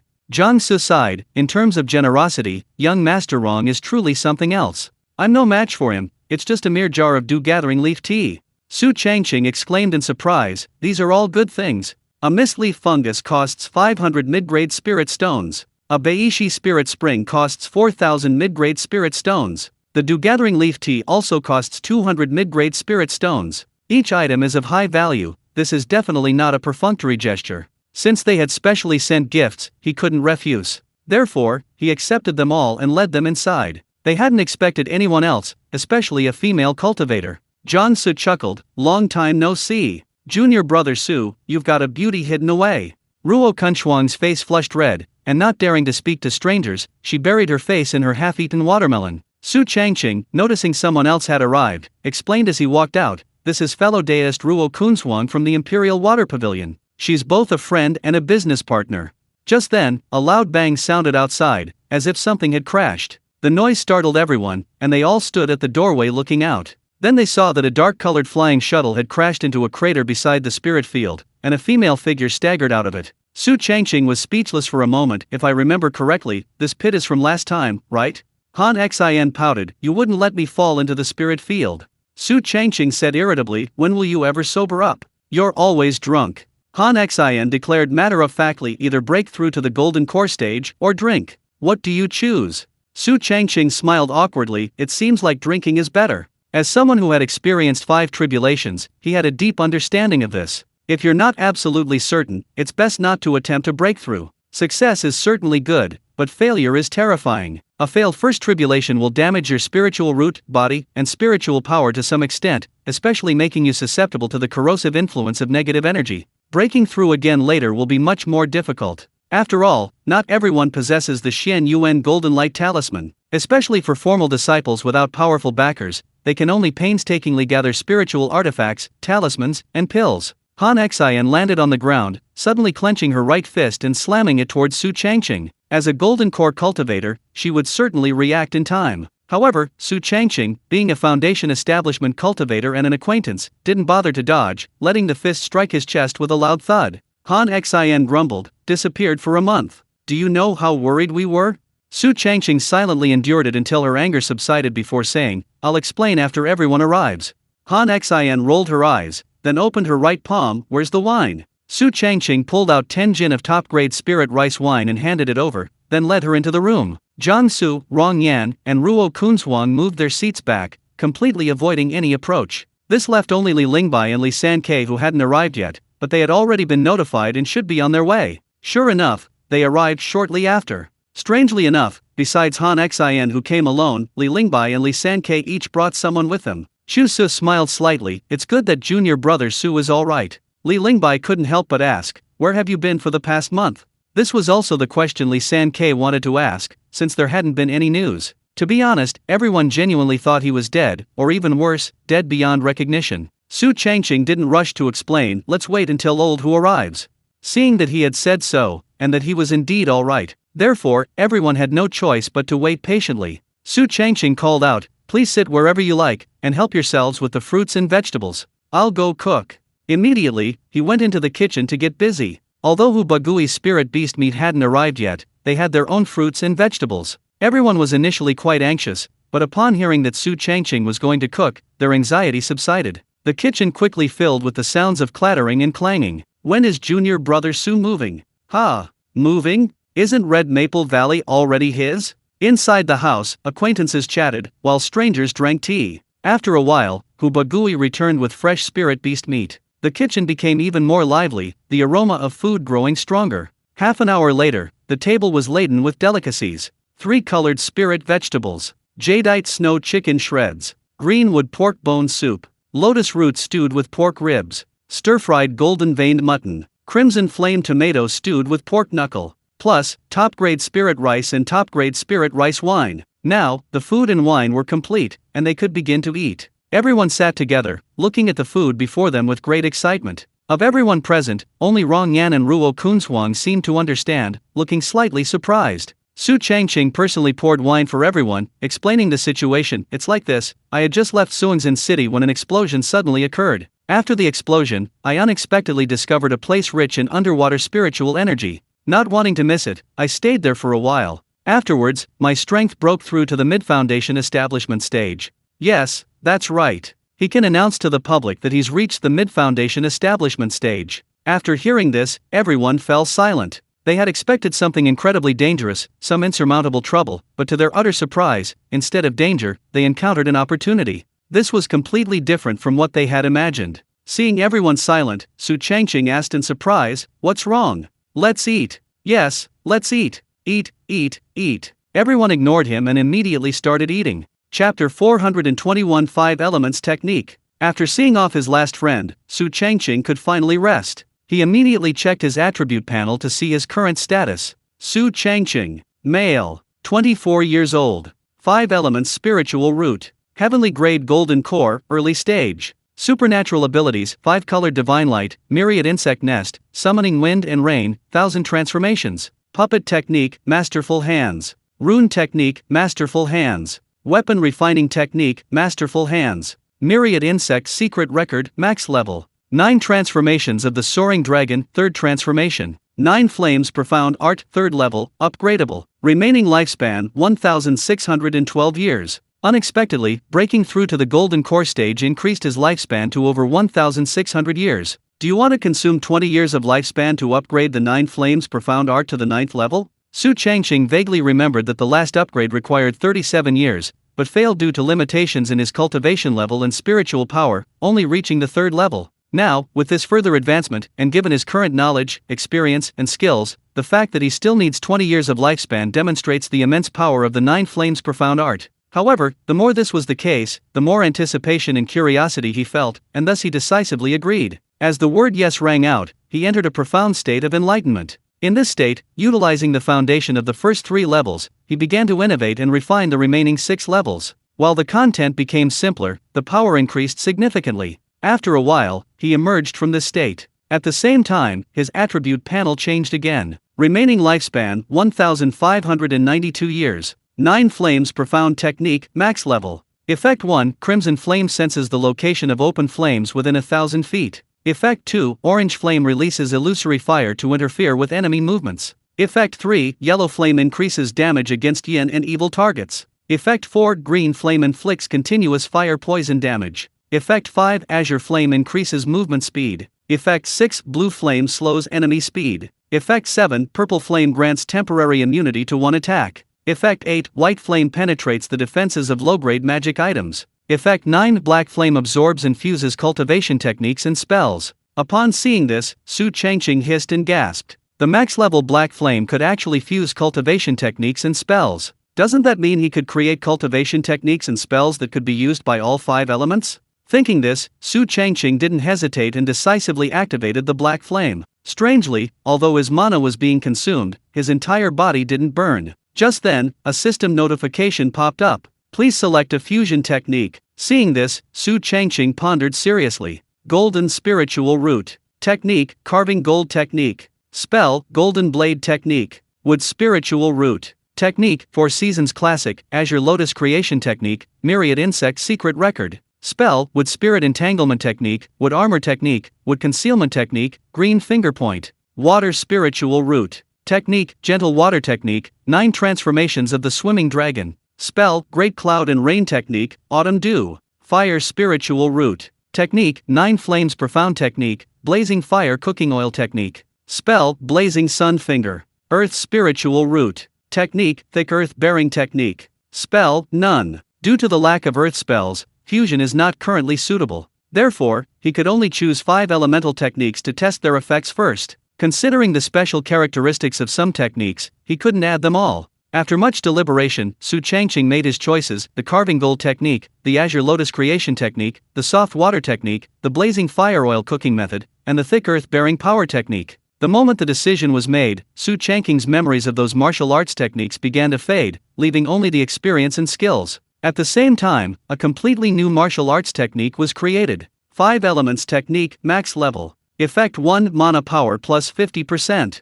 Effect 2, Mana Consumption reduced by 70%. Effect 3, Spell Casting Speed plus 80%. Effect 4, Perception Range of Heaven and Earth Spiritual Energy expanded to 100 miles. Effect 5, temporarily upgrades the quality of personally crafted spiritual weapons and magical artifacts by 1 grade. Effect 6, during the 5 elements mutual generation, mana conversion accelerates, replenishing mana with each cycle. Effect 7, increases damage to countering attributes by 50%, can tear through 30% of the target's defense. Effect 8, physical strength exceeds 2 times that of cultivators of the same level, can withstand attacks from high-grade spiritual weapons. Effect 9. Simultaneous absorption of 5 types of spiritual energy during cultivation, efficiency increased to 3 times that of a single spiritual root. Special Effect 1. All materials purified by 90%. Special Effect 2. Probability of spiritual weapons and magical artifacts developing spirits plus 33%. Special Effect 3. Reduces attacks from 5 elements attributes below the golden core stage by 70%.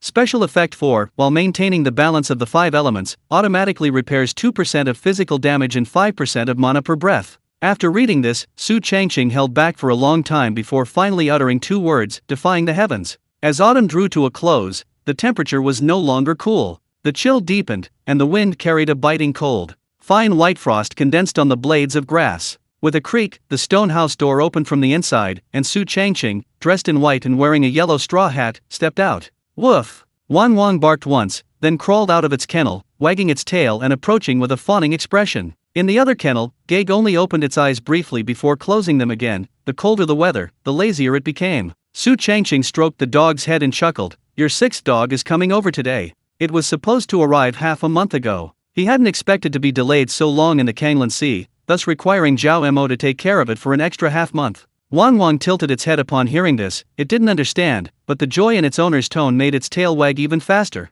Just then, a knocking sound rang out, and Fortress approached. Good morning, master. Su Changqing nodded slightly, then instructed, today I'm harvesting the spirit plants. Don't worry about the weeds. Feed Wang Wang, Geg, the guinea fowl, and the turtles and fish in the pond as usual.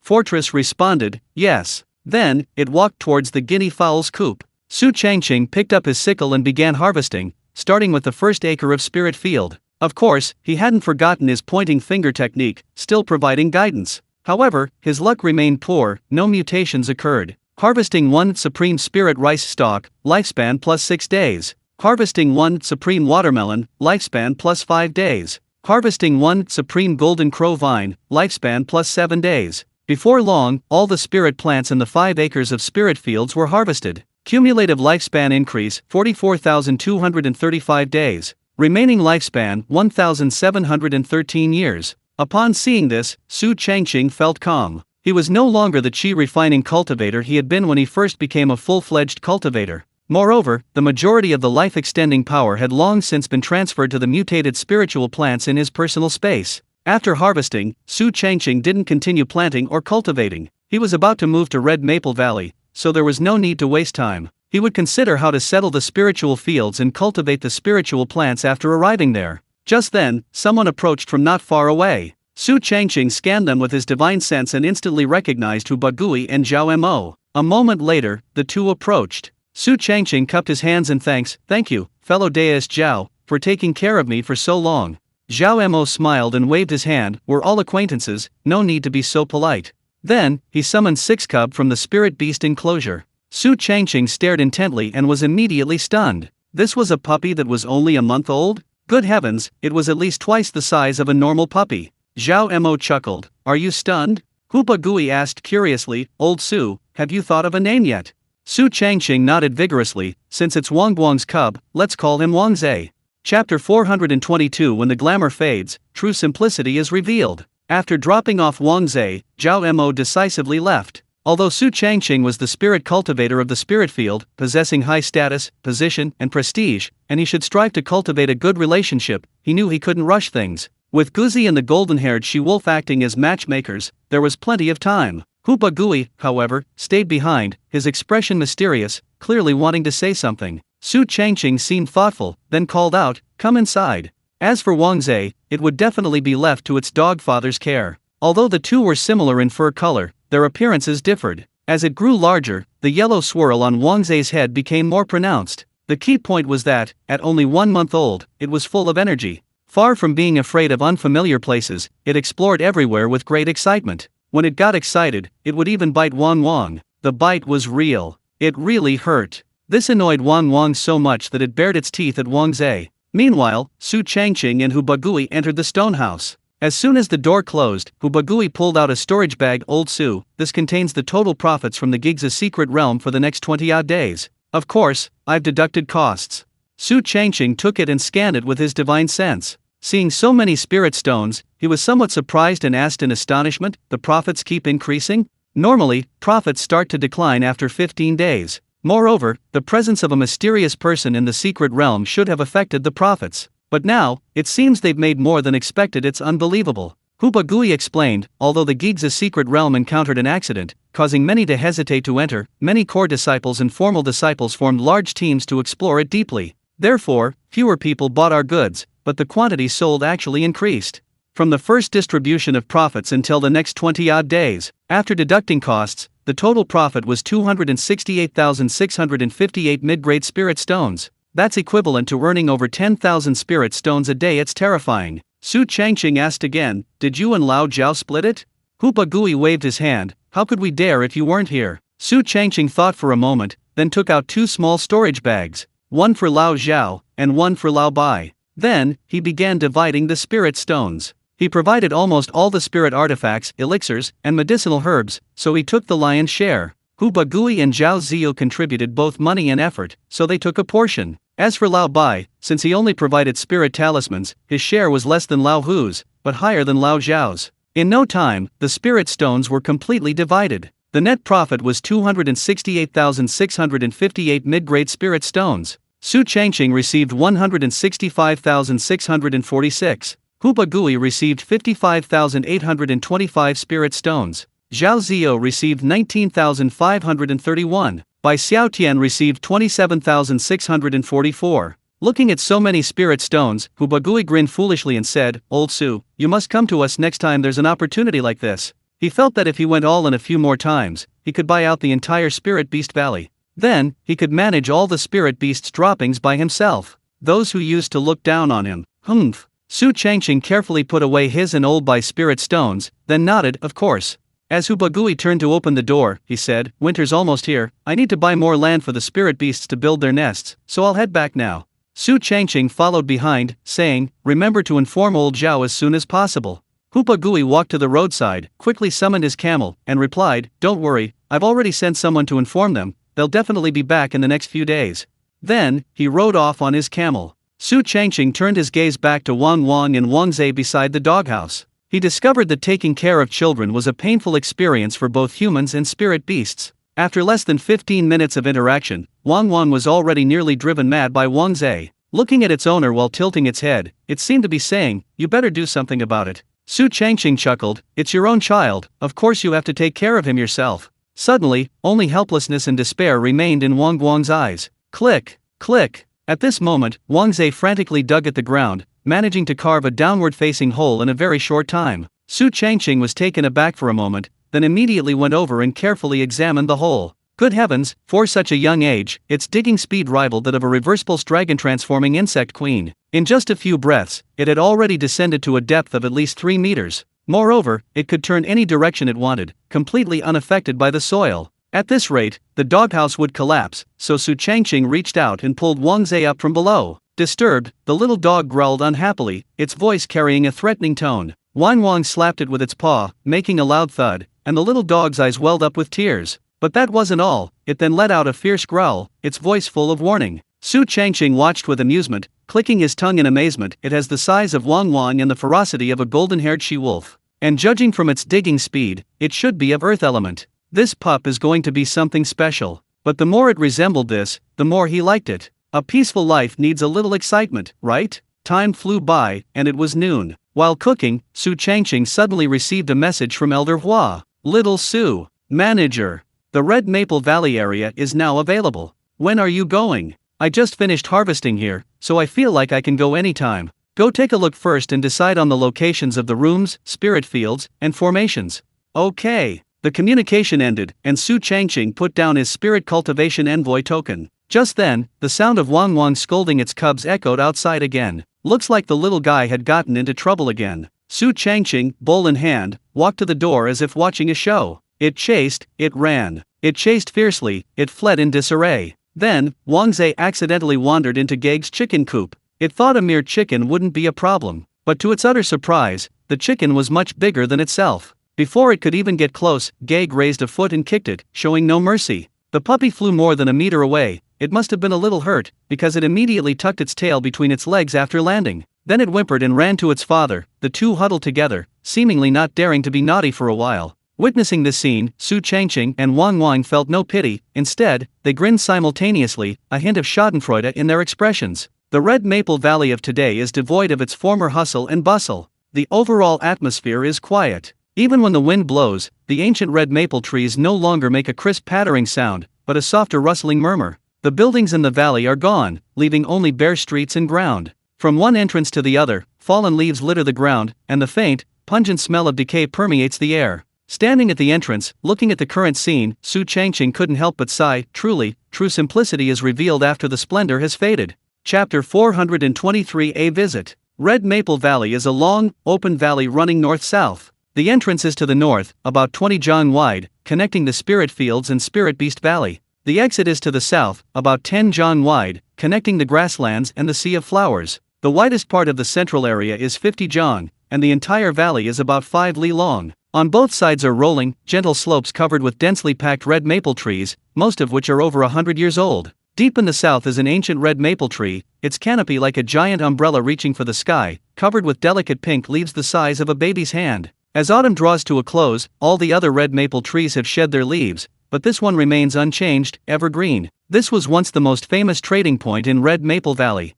The valley's paths were clearly defined, and the open areas were very spacious, capable of accommodating many people. The entrance served as 5 major trading points. The most spacious area was the stall trading area. Of course, with everyone moving to the Sea of Flowers, this place is now empty. Several dozen feet south of the entrance, on the east side, there's a gentle slope, backed by a dense grove of red maples, facing the center of the valley, offering a very open view. The terrain is generally stable and has a certain elevation. This prevents water accumulation and allows for drainage. Su Changqing stroked his chin. This is suitable for building houses. Then, he continued to observe, trying not to miss any corner. About 10 feet due south, in the flattest part of the valley, there's an open space of about 15 acres. The soil is excellent, clearly suitable for cultivating spirit fields and planting spirit rice. There's a natural depression nearby, very close to the open space, containing water. Digging a large pond there would be no problem. Further beyond that is the area near the exit. The ancient red maple tree is 100 meters tall, its trunk requiring at least 10 people to encircle it, its canopy covering half an acre of land, and it's over 1,000 years old.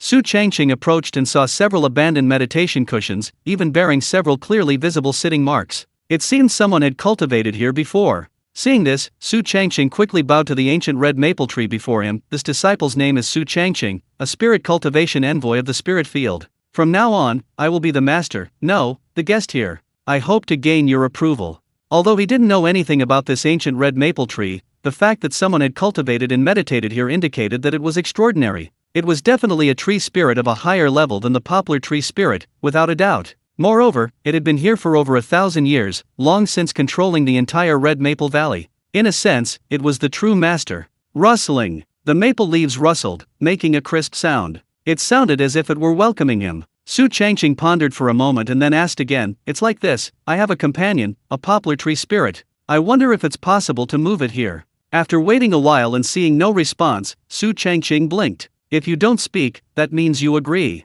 Please rest assured, the poplar tree spirit will be planted next to my house and won't cause any trouble." Now that the locations of his house, spirit fields, and pond were confirmed, he felt there was no need to stay any longer. Therefore, he turned and walked in the other direction. Once he was some distance from the ancient red maple tree, he summoned Shattered Moonfrost and flew towards the core management office. There were no problems along the way, and many people were no longer surprised to see him. He was still alive. This was the best proof to dispel the rumors. Su Lingxi. "Good afternoon. Have you eaten?" Regardless of whether they knew each other, everyone greeted him. Su Changqing responded to each person, then went to the management office palace. Upon entering, he found it unusually lively, filled with formal disciples of the wood spirit root. Su Changqing suddenly realized, "I almost forgot about late autumn. There's another assessment on the outskirts of the spirit fields." Luckily he remembered, otherwise he would have missed it for the 3rd time. Although no one would blame him, he should still go if he could. At this moment, Elder Hua had already seen him and greeted him. "Little Su is here." Su Changqing stepped forward and cupped his hands in greeting. "Manager, I've already been to Red Maple Valley." Elder Hua asked with a smile, "Have you chosen the locations for the houses and spirit fields?" Su Changqing nodded slightly. "They've been decided, it's like this." He then explained the locations and other details in great detail. Unless something unexpected happens, they would have to live there for several hundred years, and everything needed to be taken care of. Elder Hua wasn't in a hurry, listening leisurely and offering suggestions from time to time. After about the time it takes to drink a cup of tea, the discussions were finally mostly finished. Elder Hua nodded slightly. In that case, I will arrange for the Earth Elemental disciples from the ley lines to transfer all your spirit fields there. Su Changqing grinned. Thank you, steward. Elder Hua suddenly remembered, by the way, I heard you've reached the mid-foundation establishment stage. Su Changqing nodded again. I have indeed broken through. Elder Hua pondered. With another acre of second-grade spirit fields, plus the previous 5 acres, it seems you already have 6 acres. Normally, advancing from Qi refining to the mid-foundation establishment stage only requires 4 acres. However, due to various reasons, the number of spirit fields can increase. For example, during the assessment outside the spirit fields, one can take advantage of some people's desire to advance and sign spirit talisman contracts with them, thus acquiring spirit fields. Or, one can obtain them through gifts from others. Elder Hua and Master He were fully aware of how Su Changqing's spirit fields had increased. After all, the matter of the foolish prince was somewhat related to them. Moreover, Jiang Su would have to notify the core management office if he wanted to give them away. To put it bluntly, the 2 extra acres of spirit fields were of relatively clean origin. Before leaving, Elder Hua reminded him, don't forget to explain to Master He. Su Changqing hummed in agreement, then turned and walked away. Although the other party already knew of his return, he still needed to explain, even if it was just a fabricated excuse. After all, Master He had personally gone to the Kanglan Sea after his incident. This showed how much Zhu Fuxian valued this spirit cultivation envoy. In a flash, evening arrived. Su Changqing, carrying top-grade spirit rice wine, top-grade yellow rice wine, and top-grade iceheart jade pot wine, quickly arrived at the outer edge of Zhu Fuxian's spirit fields. Nothing had changed here, everything remained the same. Spirit plants, spirit fields, bamboo forest, bamboo house, all perfectly harmonious. However, this time, Su Changqing didn't call out to Master He. Instead, he reverted to his previous address. Senior Brother Zhu, I've arrived. It wasn't a confrontation, but calling him Master He felt a bit too formal at this point. At first, there was no sound from inside. After a while, as if realizing what was happening, the bamboo door creaked open. Then, Zhu Fuxian, dressed in emerald green robes, stepped out of the house. It was late autumn, and the air was cold, yet he was barefoot. Su Changqing quickly bowed respectfully. Senior Brother Zhu. Zhu Fuxian sized up the man before him, teasingly saying, finally remembered this old man. Su Changqing explained somewhat awkwardly, not at all, not at all. I wanted to prepare the wine and drinks before visiting you. Zhu Fuxian's Adam's apple bobbed at this. You've got a conscience, buddy. Come in. Chapter 424 Changes in the Ice Embryo. 3 kinds of wine, 3 cups. They were placed before Zhu Fuxian. The first was premium spirit rice wine, silky smooth and refreshing, sweet with a hint of herbal fragrance. The second was premium yellow rice wine, sweet and mellow, with a wheat aroma mixed with a touch of caramel. The third was premium iceheart jade pot wine, like melted snow, with a tingling coolness in the throat. After tasting each one, Zhu Fuxian squinted his eyes, looking thoroughly enjoying himself, savoring the flavors. Su Changqing raised a cup of wine, not one of the 3 he had brewed, but Zhu Fuxian's Zhu Qing wine. He took a small sip and said, it's like this, I had nothing to do in Suingzhen City, so I wanted to come back. Not long after I left, there was an explosion. The incident was the same. The events were the same. However, compared to the first explanation to Li Lingbai and the others, this time he was a little more detailed. After listening, Zhu Fuxian waved his hand and said calmly, as long as you're alive, I don't care about anything else. Su Changqing breathed a sigh of relief and continued, I didn't expect this to take a month. I almost missed the 3rd assessment at the outer edge of the spirit field.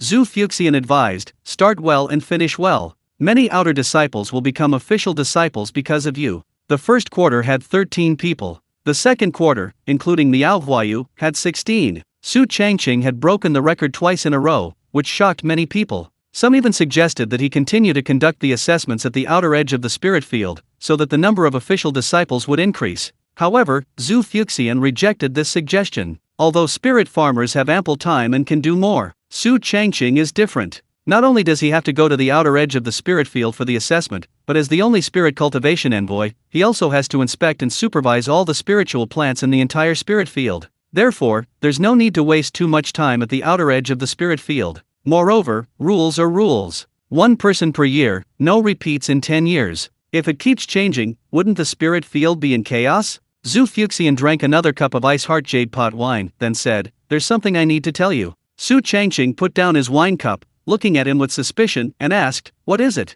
Zhu Fuxian gazed at the cool autumn night scene outside. The dragon vein of the Kanglan Sea has been severed, and many cultivation sects and families there have been severely affected, making it impossible for them to survive. Therefore, Su Changqing suddenly understood, someone wants to come to the spirit field? Zhu Fuxian nodded slightly, the Lingyi sect. Upon hearing this, Su Changqing raised an eyebrow. It felt unexpected, yet also reasonable. When the Nine-Turn sect encountered trouble, it was also merged into the Imperial Water Pavilion. Now that the Lingyi sect has encountered trouble and is merging into the spirit field, it is indeed a good choice. After all, the Lingyi sect is extremely excellent in planting and cultivation. Zhu Fuxian hadn't expected this reaction and glanced at him sideways, asking, "What?" Su Changqing thought for a moment before saying, "If you hadn't been to Suanzhen City, I would of course warmly welcome you, but after this incident, I feel." Zhu Fuxian became interested and curiously asked, "Feel what?" Su Changqing took a deep breath and then spoke his mind, "What a coincidence. Besides the three major immortal sects, there are so many other cultivation sections. Why choose the Dongting Immortal sect when there are so many other options? Especially during this period when the Yellow Springs Alliance was causing trouble." Zhu Fuxian instantly understood, then pondered, "You suspect that all of this was arranged by the Yellow Springs Alliance, just to get the people from the Nine-Turn sect and the Spirit Grain sect to join Dongting?" Su Changqing reminded him, "You haven't forgotten Long, have you? Even a high-level array master like him could betray us, let alone outsiders." Zhu Fuxian shook his head, "This is the order from above. Besides, you have no evidence. I can only try to report it, but I probably can't refuse, since the people are already here." Su Changqing frowned, "Is it all or just a portion?" Zhu Fuxian replied, "Anyone with a wood spirit root who has reached the foundation establishment stage will join." Hearing this, Su Changqing didn't care anymore. Anyway, if the sky falls, there will be strong people to hold it up. Besides, he had already reached the golden core stage, and a heavenly grade golden core at that. If all else fails, he can find another place to continue his stable life. There's no loss at all. The two continued drinking, but they didn't talk much, enjoying the atmosphere of the night, the taste of wine. Until late at night, Zhu Fuxian lay down on the ground and fell fast asleep. Seeing this, Su Changqing didn't disturb him and decisively got up and left. Back home, Su Changqing tidied up and went to his bedroom on the second floor. Lying in bed, the thought of moving tomorrow filled him with mixed feelings. He had lived here for 5 years, increasing his acre of second-grade spirit land from 1 mu to 5 mu, and even discovering the secret of the Stone Mountain. He had accumulated too many wonderful memories. Normally, once a place is chosen, it's almost never changed. Unfortunately, a disaster had occurred here, causing all sorts of strange things to happen when the area exceeded 6 mu of spirit land. For safety reasons, he had to leave. Fortunately, Red Maple Valley was a good choice. Not only was the place large enough, but the scenery was also beautiful. And with his personal space, he didn't have to worry about his secrets being leaked. Thinking of his personal space, Su Changqing suddenly realized that he had noticed changes inside, and there was still a section of the dragon's body that hadn't been dealt with. It was time to go inside and take a look. The more he thought about it, the more excited he became, and he immediately disappeared from the bed. His vision blurred, and he was back in his personal space. What he saw there stunned him. Good heavens! After breaking through from the foundation establishment stage to the golden core stage, the internal space had actually increased to 200 acres. No wonder it could hold the 100-Zhang-Long remnant of the Mirage Dragon. It possessed all 5 elements, mutually generating and circulating. Now, the black soil was turning into 5-colored soil. The spiritual veins had changed from being metal-based to richer mineral veins. The spiritual lake was no longer just water, but liquid water essence. The spiritual plants, all the plant surfaces bore the imprints of laws. Previously, cultivating within the space only increased efficiency by 5% to 10%, but now it had reached 100%. At the boundary, it was no longer a fixed, invisible barrier, but rather an elastic membrane formed by chaotic magical power and the laws of heaven and earth. Currently, it appears no different from an ordinary minor grotto heaven, and in some ways, even far surpasses it. After all, other spaces and minor grotto heavens do not possess such a perfect balance of the 5 elements and the laws of heaven and earth. Just then, Su Changqing suddenly hummed in agreement and looked towards the massive remains of the Mirage Dragon. He discovered that a portion of it had actually fused with the cradle ice embryo. It appeared that the fetus inside was absorbing the essence of the Mirage Dragon's remains. Su Changqing hadn't paid attention to this thing for a long time, but judging from its current state, it seemed to have grown even larger, radiating an extremely intense aura of coldness. Especially the fetus inside, which appeared increasingly prominent. It seemed that in a little while, it would be born. Chapter 425 Lifespan of 2,000 years.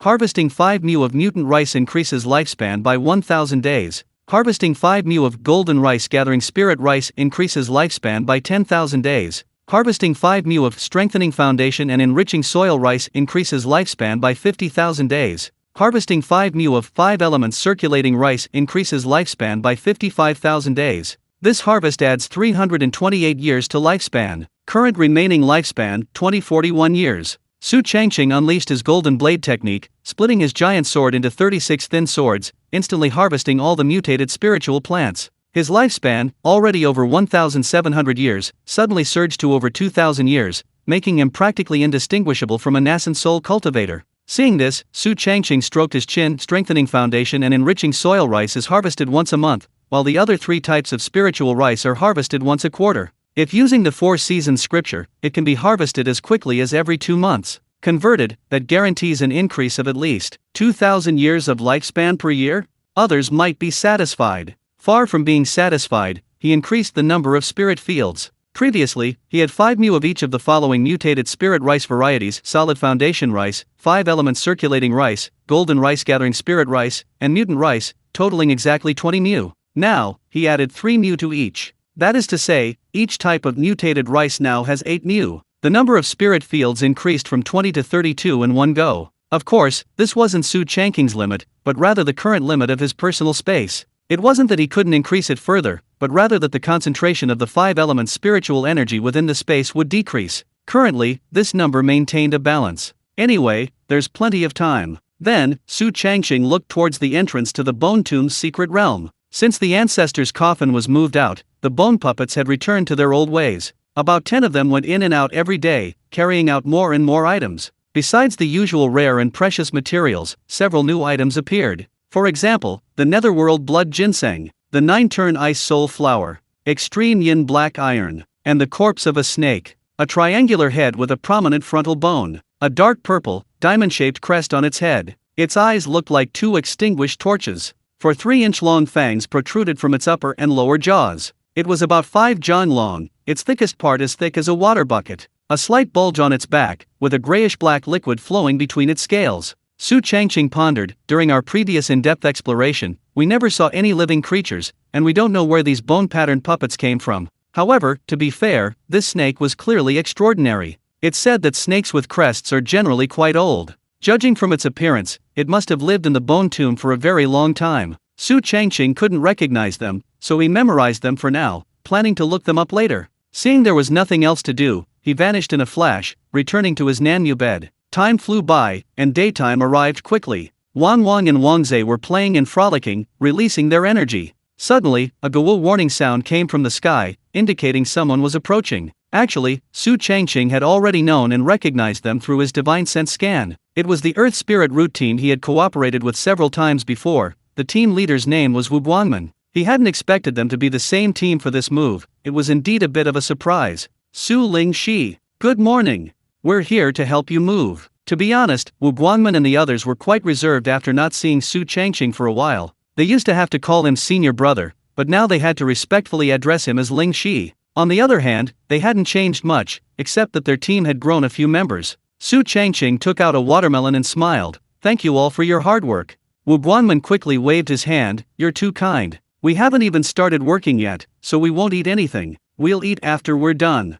Su Changqing put it aside and said, I'm going to the outskirts of the spirit fields later to supervise the third quarter's assessment. You guys do as you please. Upon hearing this, Wu Guangmen patted his chest and immediately assured him, don't worry, this isn't the first time we've worked together. Although it was a bit far from Red Maple Valley, it was all worth it. Not to mention the reward they would receive from the Spirit Fields Management Office. The key was that he could re-establish a relationship with Su Changqing. Su Changqing pointed to the dog and chicken, instructing, don't worry about them, I'll take them over myself. Wu Guangmen nodded, okay. Then, Su Changqing took out a design drawing from his jade gourd and handed it over. This is my house layout design. Wu Guangmen took it and was immediately stunned. This is a bit complicated. Su Changqing chuckled inwardly. It references both the villa from my previous life and the palace from this life. How could it not be complicated? The overall design was symmetrical, both orderly and simple. The front yard was an open space paved with bluestone slabs, with a moon gate at the end. Next was the main hall, 3 jang high, 4 jang wide, and 5 jang deep, for daily reception. The east wing was the living area, 3 jang high, 2 stories high, 1 for the kitchen and 1 for the master bedroom. The west wing, also 3 jang high, was divided into several areas: a study, cultivation rooms, and a brewing area. There was also a rear courtyard with a central water feature, garden paths on both sides, and a covered corridor leading directly to an ancient red maple tree. It could be said that the space was utilized to its fullest potential. It was both understated and refined. Wu Guangmin took a deep breath and said seriously, "Okay, my team and I will try our best. If you feel there's anything lacking, it's best to point it out in advance." Su Changqing patted his shoulder with his right hand and readily agreed, "Okay." Then he summoned Shattered Moonfrost, soared into the air, and quickly departed. Senior brother Su, no, now we should call him Spirit Envoy Su. He reached such a level in just a few years, unlike us.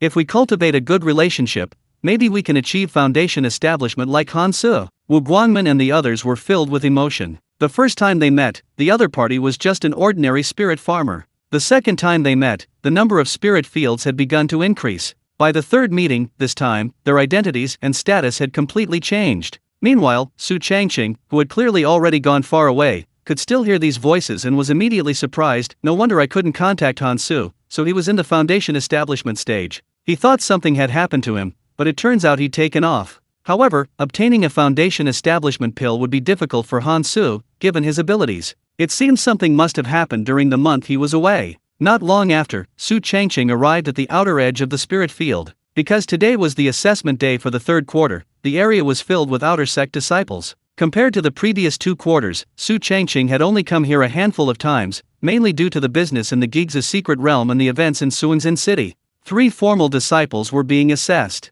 The first was Lin Ya, who was guarding the outer edge of the spirit field. The second was Su Changqing. The third formal disciple, specifically there to harvest talent, was quite unexpected. He was not only familiar with this person, but also deeply impressed. It was Luo Mumu, whose features resembled a man's, yet who possessed a deadly weapon. Chapter 426. Congratulations on moving. Working from dawn till dusk, the third quarter's assessment for the outer perimeter of the spirit field finally concluded. This time, the number of outer disciples eligible for official promotion was fewer than in the previous 2 quarters, only 12. 10 of them had failed in the previous quarter but succeeded this quarter. While not breaking the previous record, having more than 10 disciples for 3 consecutive quarters was enough to prove Su Changqing's ability. Goodbye, junior sister Lin. Goodbye, junior sister Luo. Tomorrow I will take all my junior brothers and sisters to the core of the spirit field. Then, Su Changqing rode the Shattered Moonfrost and soared into the air. Upon returning, the 5 acres of spirit field had been moved.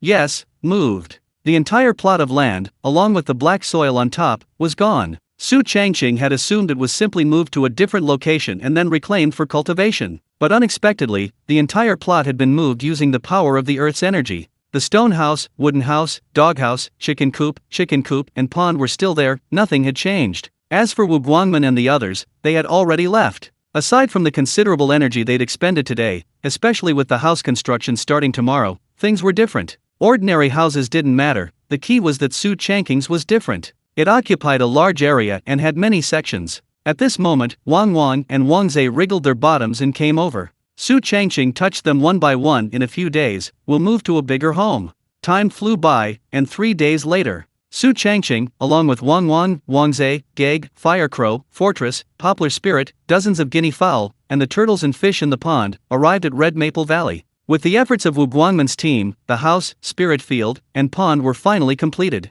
The entrance was spacious, paved with a zhang, approximately 3.3 meters, wide bluestone slab. Red maple trees lined both sides, each 2 zhang, approximately 6.6 meters, tall. The path mimics a mountain trail, studded with irregular bluestone slabs. At its end is a moon gate, entirely circular and uncarved. The roof is a gable roof covered with gray-blue terracotta tiles. Inside are 4 wooden stakes, made of old cedar, unpainted and uncarved. The east wing living area is a 2-story building, topped with dark gray wooden tiles. The first floor is the kitchen. The second floor is the bedroom. The west wing is symmetrical to the east wing, with the same appearance, but only 1 story. It is divided into 3 areas: a study, a cultivation room, and a brewing area. The rear courtyard is more elaborate, featuring a winding, shallow stream, 1 zhang wide and 7 zhang long. The water is up to an adult's calves, and the bottom is paved with pebbles. A flat bridge spans the stream, connecting the 2 areas. The stream water is drawn from a pond, its gentle murmur filling the air. The east garden was treeless, awaiting the transplanting of poplar trees. A gravel path led to a pavilion at its depths, containing a bluestone table and 4 stone benches. The west garden reserved an acre of land with a shed, primarily used for growing vegetables and fruits, and also housing dozens of guinea fowl. The east and west gardens, along with the main hall, were connected by a 10-foot wide wooden corridor. Su Changqing stood at the moon gate, looking inside. His house was hidden among red maple leaves, its gray-tiled roof meeting the sky. Inside the hall, light and shadow shifted, casting shadows that moved slowly across the floor. A stream flowed through the back courtyard, its melodious splashing sound incredibly soothing. Afterward, Su Changqing placed dozens of guinea fowl in the shed in the west garden, then transplanted the poplar spirit to the pavilion in the east garden, and finally released Wang Wang, Wangzhe, and Gag. Upon arriving at their new home and changing their environment, the two dogs immediately became wary, looking around. Only Gag casually found a spot to lie down, appearing quite calm. Seeing that it was still early, Su Changqing released the array, the light spirit turtle, and the red-tailed carp into the pond. This time, he had Wu Guangmen and the others dig a larger pond. It was 15 zhang long and 10 zhang wide. Besides raising fish, he also planned to raise some ducks and geese. Once everything was settled, Su Changqing returned to the entrance. One thing was missing here, and it was a crucial one. Wu Guangmen asked with a smile, "Envoy Su, have you decided on a name for the house?" Su Changqing looked at the red maple trees covering the ground and pondered, "Since this is Red Maple Valley, how about calling it Red Maple Residence?" Soon, a sign appeared at the entrance. Besides the three large characters Red Maple Residence, there were four smaller characters, "No entry without permission." Of course, this was only for warning purposes. It told others that this place had an owner and that entry was not permitted. Next, Su Changqing would have Han Xian install several arrays here. In addition to the previous mirror flower watermoon array, a maze array would be set up at the entrance, and a large light and shadow array would be built around the entire Red Maple Valley. This way, even if outsiders flew by, they wouldn't be able to see what was inside. Envoy Su has sent us off. Thank you all for your hard work. Please remember to contact us if you need anything, we're ready to serve you at any time. Soon, everyone in Wu Guangmen's team left satisfied, carrying top-quality watermelons. After seeing them off, Su Changqing immediately pulled out a large number of communication talismans from his jade gourd. He first contacted acquaintances such as Lao Hu, Chu Qiu, Li Lingbai, Li Sankei, Han Xian, Zhang Su, Rong Yan, and Ruo Kunzhuang, even senior sister Yu tried. Next were Miao Huayu, Su Linchen, Wang Zizi, and a group of nearly 40 outer disciples he had helped to become official disciples. Since they had moved, everyone needed to be notified. Unfortunately, Lao Zhao, Lao Bai, and others hadn't returned to the Immortal sect yet. Chu Chu couldn't be reached, he was probably not at the Immortal sect. Han Su got through this time, but whether he would come was still uncertain. Senior sister Yu also got through, neither agreeing nor refusing after receiving the news. As for Miao Huayu, Su Linchen, and the others, there was no reason to refuse, and they immediately agreed. After making the contacts, Su Changqing went straight to the kitchen and began cooking his first meal in his new home. Not long after, Hu Bagui arrived first, bringing with him a large quantity of fresh spirit beast meat. Hu Bagui looked around, clicking his tongue in amazement. "Old Su, your new home is really nice." Su Changqing smiled, "I'm busy cooking, you help me receive them."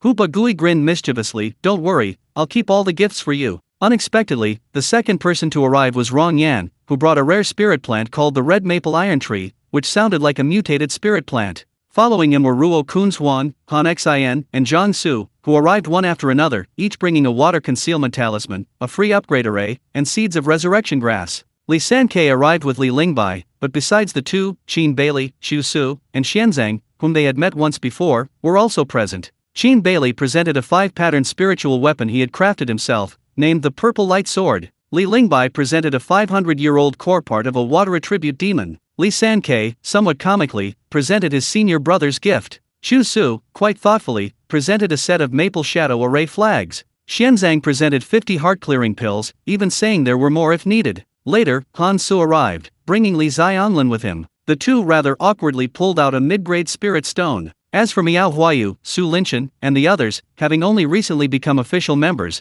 they presented freshly harvested spirit rice. Chapter 427. No, you've come at just the right time. I never expected Junior Brother Su's new home to be in Red Maple Valley. The design is great, the atmosphere is wonderful. Next time I get a new house, I'll have Junior Brother Su design it too. While Su Changqing was cooking, everyone explored the area. Having grown accustomed to palaces and worldly architecture, this style was refreshing. Especially in the back courtyard, listening to the babbling water, they felt a sense of harmony between humanity and nature. Han Xian was surprised little Su doesn't have an earth elemental root, yet he designed such a feng shui layout. Moreover, despite the large number of people celebrating, it wasn't crowded at all, the space was very large. Cooking took a long time, lasting from evening until the hour of Su, 7 to 9 p.m. Main dishes: 100 Blessing Spirit Rice Cake, Premium Spirit Rice, Nourishing Spirit Rice Porridge. These are the usual 3 dishes, never getting tired of them. Hot dishes. Crimson spirit chicken pieces. Chop spirit chicken into pieces, marinate in spirit wine, stir-fry in hot oil until crispy on the outside and tender on the inside, then sprinkle with white sesame seeds. The chicken is a bright red color, containing a subtle fire spirit energy. Jade spirit vegetables with spirit mushrooms. Sliced spirit mushrooms are pan-fried until golden brown and arranged on the bottom of a plate. Blanched cabbage is arranged in a rui, auspicious, shape. The dish is emerald green, refreshing, and contains abundant wood spirit energy. Golden broth spirit fish stew. Pumpkin is simmered into a golden broth, then spirit fish pieces and dried shrimp are added and simmered over low heat until the broth thickens.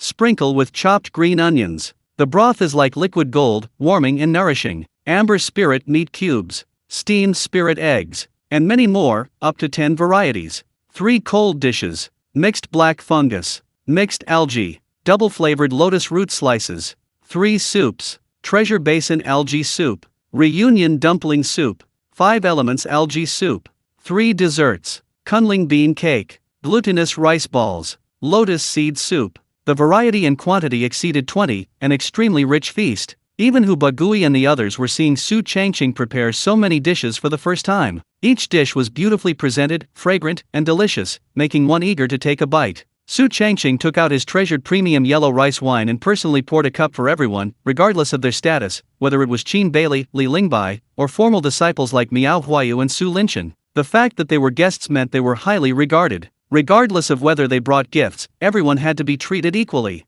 After he sat down, everyone raised their glasses, cheers. Delicious food and fine wine. They drank heartily and ate with gusto. John Su boasted, junior brother Su's ability to settle in Red Maple Valley owes some credit to me.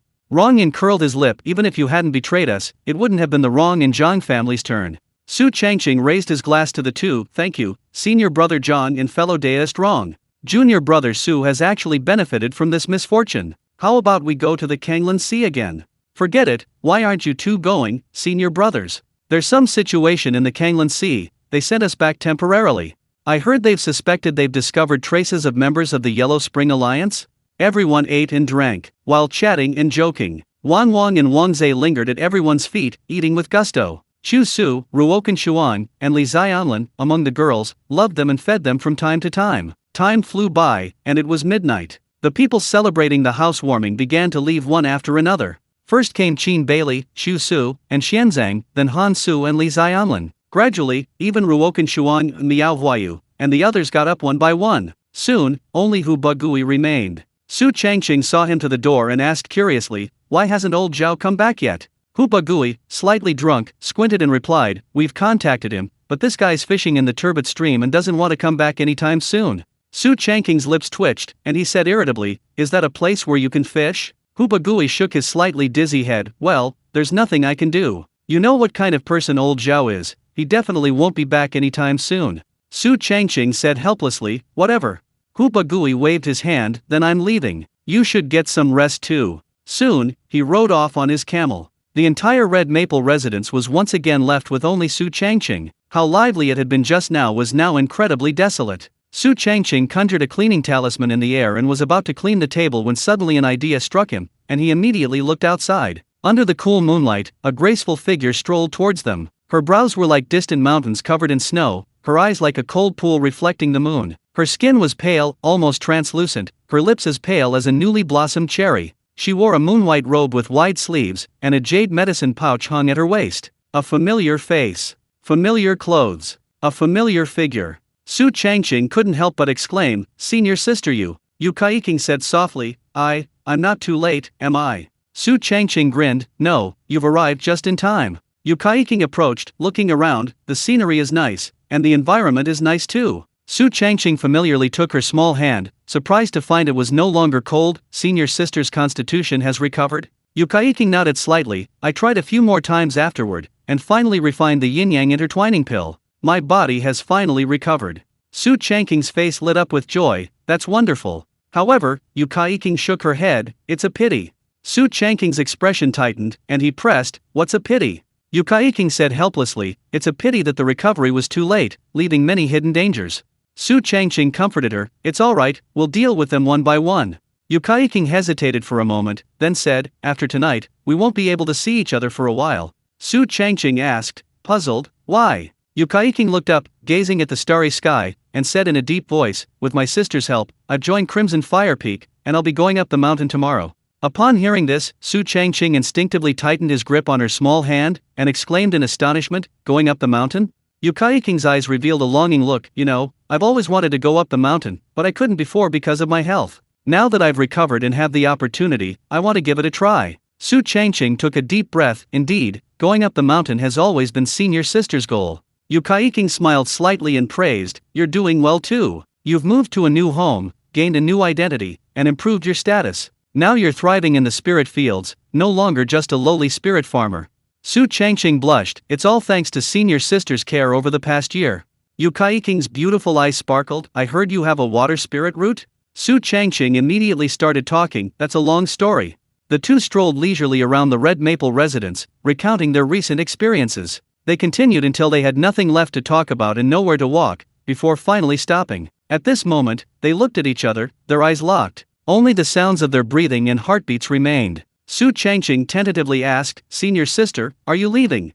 Yukaiking's face flushed crimson, and she whispered, "I don't have to leave tonight." Su Changqing's eyes lit up. Without further ado, he put his arm around her slender waist, and the two entered the house together. A short while later, faint moans echoed from the upstairs bedroom. Chapter 428, the 9th level of the tide rising technique. Winter arrived, and the temperature dropped lower and lower. However, Red Maple Valley, especially near the ancient red maple trees, remained warm like spring. Since moving into his new home, Su Changqing rarely left his room, except for patrolling the outer perimeter of the spirit fields in the fourth quarter, leading a very leisurely life. He stayed in his room, diligently studying the 9-ben tide rising technique. As his first complete earth rank cultivation technique, he placed high hopes on it. Although he had already become a golden core cultivator, he only had one fire attribute technique, the 9 flames profound technique, and the fused 5 elements technique to his name. If he could upgrade all 5 attribute techniques to earth rank, and then utilize the fusion properties of black flames, he might be able to create an even more powerful technique. As for spells, he wasn't in a hurry. One must eat one bite at a time. One must walk one step at a time. After an unknown amount of time, the playful dogs outside, Wang Wang and Wangzhe, suddenly fell silent. At this moment, Su Changqing glanced at his attribute panel. 9-ben tide technique, level 1. Effect 1 draws upon liquid water within a 30-foot radius around the body, allowing the water to bend and flow at will. Currently, the effect of the first level is mediocre. However, since it is a secret technique of the 9-ben sect, it must have unique aspects. Therefore, Su Changqing was not disappointed. On the contrary, he became even more expectant. Would he consume 30 years of his lifespan to upgrade the 9-ben tide technique to level 9? Yes. Instantly, he entered a state of enlightenment. Various techniques and experiences surged forth one after another. It was as if he had studied for a full 30 years without eating, drinking, sleeping, or resting. Because it was a complete earth rank technique, its content was extremely rich. When it ended, Su Changqing felt his energy was insufficient for the first time.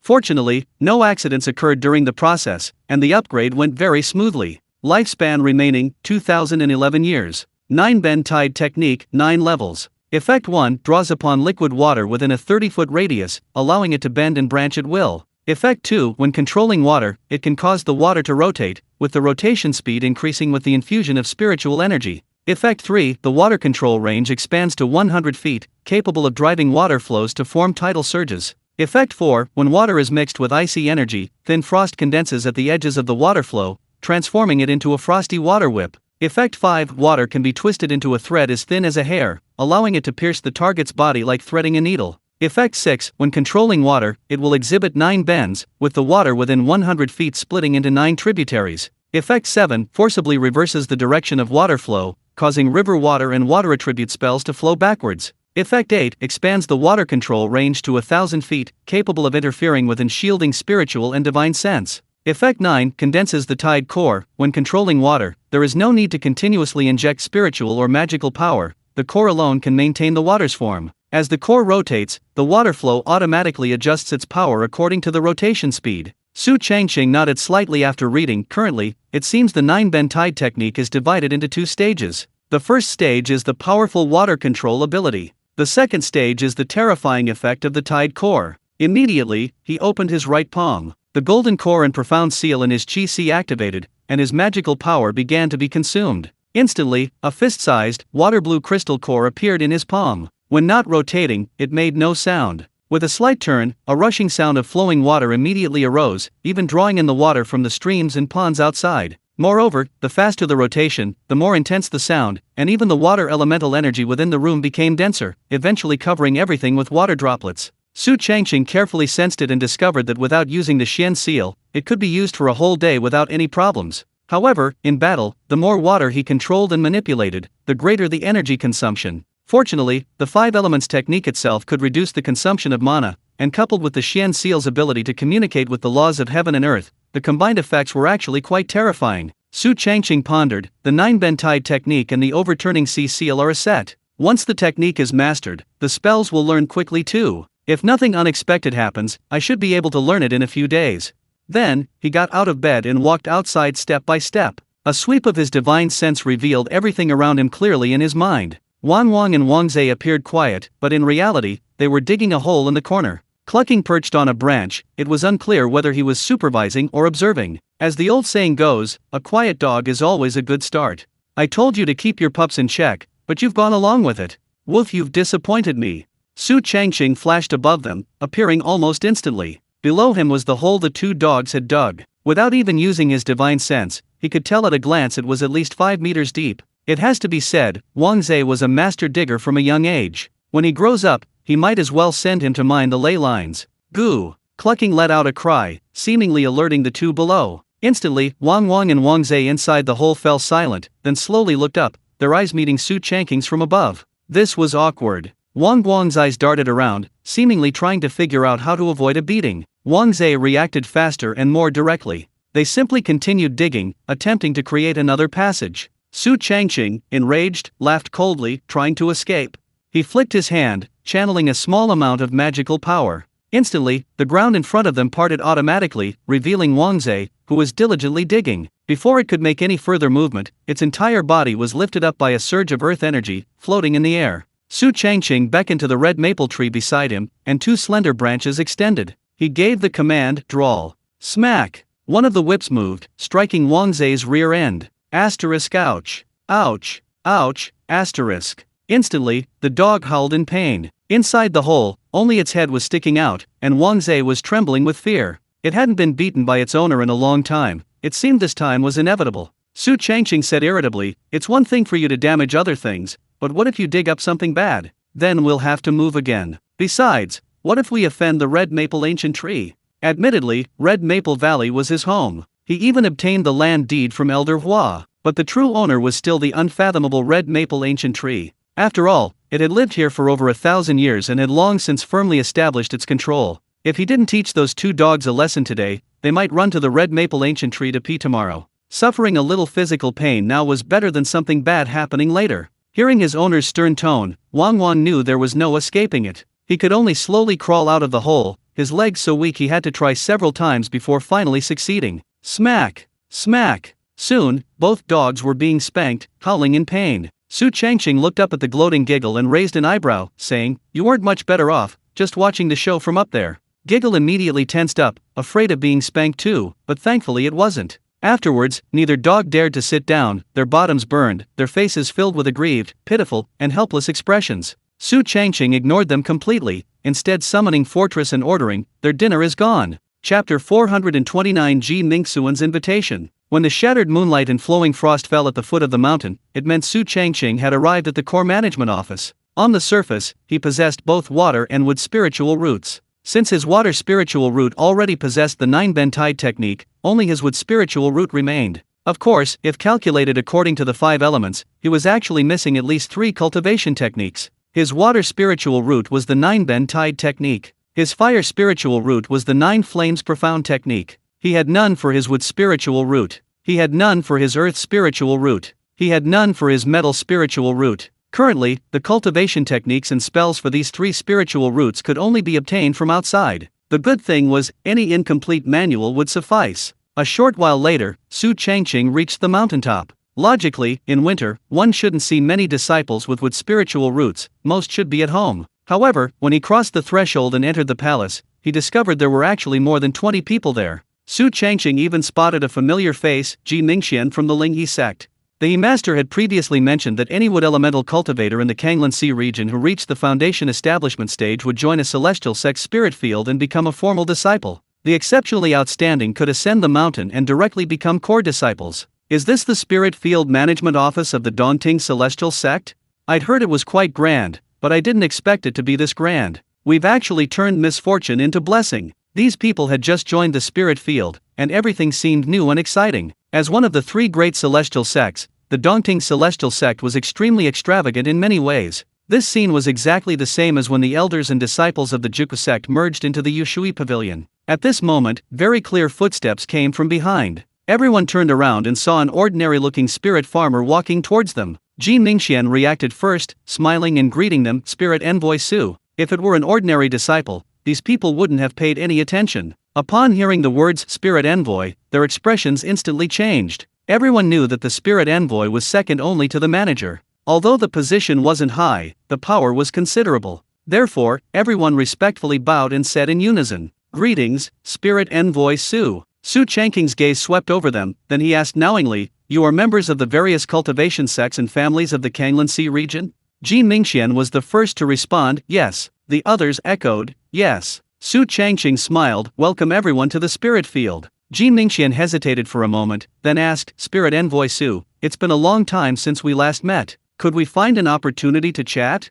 Seeing the eager look in his eyes, Su Changqing thoughtfully replied, "All right, if I finish my work first, I'll wait for you outside, otherwise, you wait for me outside."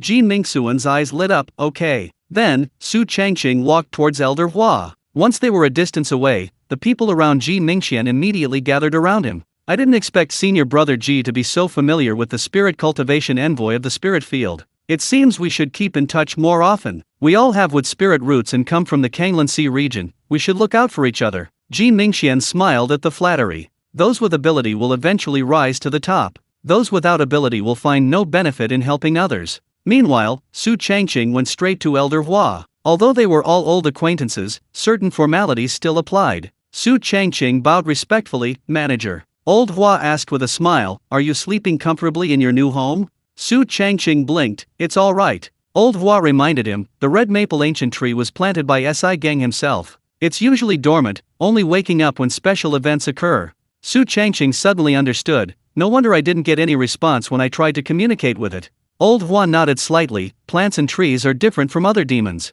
Even if they become spirits, they need a long time to gradually increase their strength. Hearing this, Su Changqing's expression turned strange. According to this, the red maple ancient tree and the poplar tree spirit both need to slumber. But this person in front of him was busy every day and hadn't rested at all. Elder Huan noticed, but didn't explain. Instead, he teased, "You don't usually come to the management office, if you do, there must be something wrong." Su Changqing smiled awkwardly, "This disciple wanted to check my points." Elder Hua quickly checked, "You currently have 5,025 points."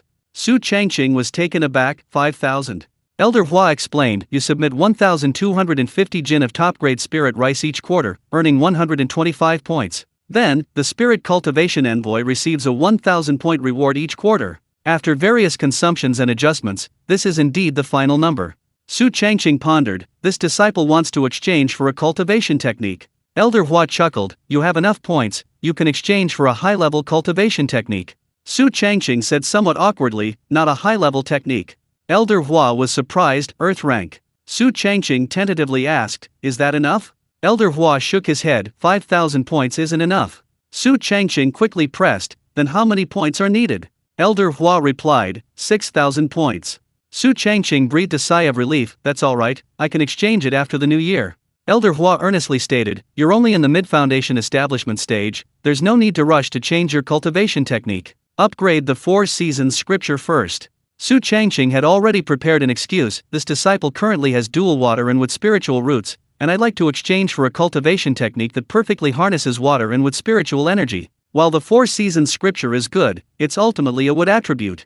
Elder Hua pondered, "Perhaps you could consult Master He greatly admires you and might be able to offer some advice." Su Changqing understood, "Alright, then this disciple will take his leave." Although he didn't exchange for a complete earth-rank cultivation technique this time, at least he had a better understanding now. He could always wait until after the new year. Upon arriving outside, Ji Mingxian was indeed waiting for quite some time. The others who had come with him had all left, presumably to look at the house and spirit fields. Su Changqing walked up to him, looking him up and down as he asked, "What is it?" Ji Mingxian glanced around and whispered, "There are too many people around." Seeing the other's secretive demeanor, Su Changqing instantly became alert. "Then you can use telepathy." Ji Mingxian hesitated for a moment, then transmitted his voice, "It's like this, I discovered an underwater secret realm in the Kanglan Sea, which seems to have some connection with the patriarch of the Lingyi sect. I wonder if Envoy Su is interested." Su Changqing waved his hand, not interested. Upon hearing this, Ji Mingxian was immediately stunned. "Huh?" Su Changqing stood with his hands behind his back, a nonchalant smile on his face. "I have absolutely no interest in any adventure, exploration, or fighting. All I want to do is farm." Ji Mingxian said, slightly reluctantly, "If you and I could find wood attribute rare materials in the secret realm, wouldn't we be able to improve our strength?" Su Changqing still refused, his attitude and tone turning cold. "I said, I'm not interested in your so-called secret realm." Ji Mingxian took a deep breath and said helplessly, "Fine." Su Changqing raised an eyebrow. "Is there anything else?" Ji Mingxian shook his head. "No." Su Changqing quickly walked down the mountain. "Then I'll go home first."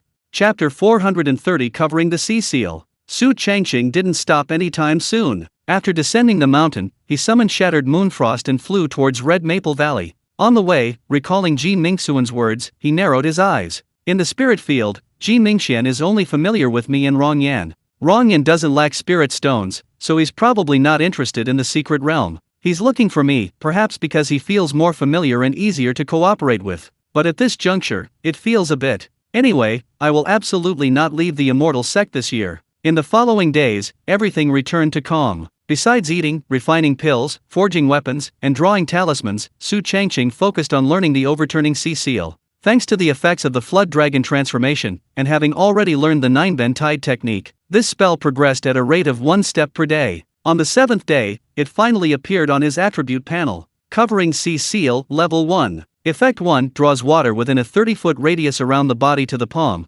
condensing into a 1-foot large water sphere. Would you like to consume 20 years of lifespan to upgrade the Covering Sea Seal to Level 6? Yes. 20 years was a drop in the ocean for Su Changqing. In a few days, he could harvest the spiritual plants in his personal space, instantly gaining several hundred years' worth. Suddenly, the mysterious state reappeared, but this time it lasted only a short time. He had already learned the accompanying 9-bend tide technique, essentially having a foundation. Therefore, the upgrade was completed smoothly in no time. Remaining lifespan, 1991 years. Overturning Sea Seal, 6th layer. Effect 1 draws water within 10 feet around the user to the palm, condensing into a 10-foot large water sphere. Effect 2, the water sphere spins at high speed, exploding into a 5-foot wide spray upon impact. Effect 3 draws water within 100 feet to form a water wall, carrying immense pressure. Effect 4 infuses the water wall with chilling energy, rapidly condensing into ice spikes that freeze upon contact. Effect 5 draws water within several hundred feet to form a ring-shaped water curtain, absorbing and reflecting damage.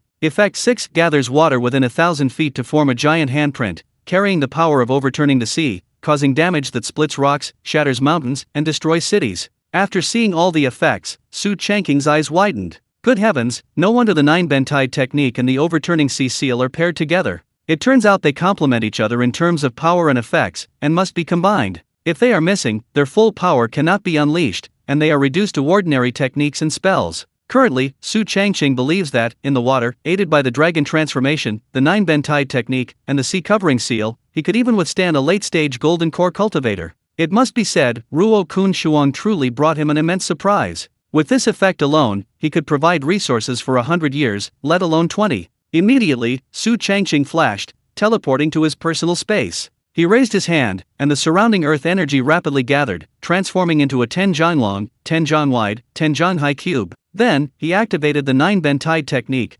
channeling the mana within his golden core. All the surrounding water spiritual energy, and polluted spiritual water were drawn in. At a speed imperceptible to the naked eye, it transformed into a giant water sphere before him. As it compressed, the water sphere grew smaller and smaller, eventually only a foot in size. However, the water spiritual energy contained within it grew increasingly concentrated. Suddenly, it began to rotate rapidly clockwise, its speed increasing exponentially. It was stable at first, but it became increasingly shaky and twitching towards the end. Seeing that he was about to collapse, Su Changqing flung his hand, hurling the boulder towards it. The instant of contact, a deafening boom resounded, like a thunderclap. The 10-john long, approximately 33 meters, cube-shaped boulder instantly turned to dust and vanished. Su Changqing hissed, gasping for breath. This was merely the combined effect of the first and second layers of the overturning sea seal. Yet, this attack was extremely powerful. Even an early-stage golden core cultivator would likely be unable to withstand it, suffering at least severe injuries if not death. Following this, Su Changqing activated the magic power within his golden core, creating a water wall in front of him. This time, he didn't attack anything, but simply moved horizontally across the ground, or rather, pushed it aside. There was no explosion, no significant commotion. However, where the water wall passed, the previously uneven ground was not only smoothed out but also hollowed out, causing the ground to collapse and creating a crater 10 jang deep. It's important to understand that this was only a small-scale application. If water within a radius of hundreds of feet were truly drawn in, regardless of the liquid, the damage would be far greater if it could gather. Su Changqing observed this and released a burst of magical power. The moment it merged with the water wall, it instantly transformed into an intense chill that spread outwards. One after another, ice spikes extended from the water, quickly becoming densely packed. The chilling cold caused the water wall to emit white steam, freezing the air and the ground. As it continued to move forward, the ice spikes, like hard awls, took turns embedding themselves in the soil, cutting the ground into jagged, pitted surfaces. At this point, Su Changqing stopped, not testing effects 5 and 6. One reason was the limited personal space he had. The other was the terrifying power. If it continued, he felt that the surrounding spiritual plants and various objects would be affected, possibly even directly destroyed. Let's save it for later, maybe by finding an unlucky person. Time flew by, and the year was drawing to a close. The fourth quarter's assessment for the outer perimeter of the spirit field was over. Su Changqing wouldn't need to go anymore. 13 people in the first quarter. 16 people in the second quarter, including Miao Huayu. The number dropped in the third quarter to only 12. One less in the fourth quarter, resulting in 11 successful promotions. In total, 52 people were promoted across the 4 quarters. Previously, 5 people succeeding each quarter was considered good. But under Su Changqing's leadership, the number doubled, even tripling at one point, repeatedly breaking records set by others and himself. This result greatly satisfied everyone, from the managers and the grain master to the reclusive SI gang. It was a perfect report card. With the new year approaching, old Zhao finally returned. Yes, old Zhao finally decided to come back. Everyone thought this guy was going to stay in Suanxin City for the new year, but it seems he couldn't hold on. He returned to the Dongting immortal sect alone on a giant flying sword. If Hu Bagui hadn't bumped into him by chance by the river, everyone would have thought he was still out there. Therefore, Su Changqing invited Lao Hu, Lao Zhao, and Li Sankei to go to the new market near the Flower Sea to see if there was anything new. They planned to buy resources and some New Year's goods. After all, everyone does this every new year, it's become a habit. Not long after, Hu Bagui, Zhao Zio, and Li Sankei arrived at Red Maple Valley. Upon meeting, Su Changqing scrutinized old Zhao with a critical eye. "You've been in the Kanglan Sea for so long, finally decided to come back."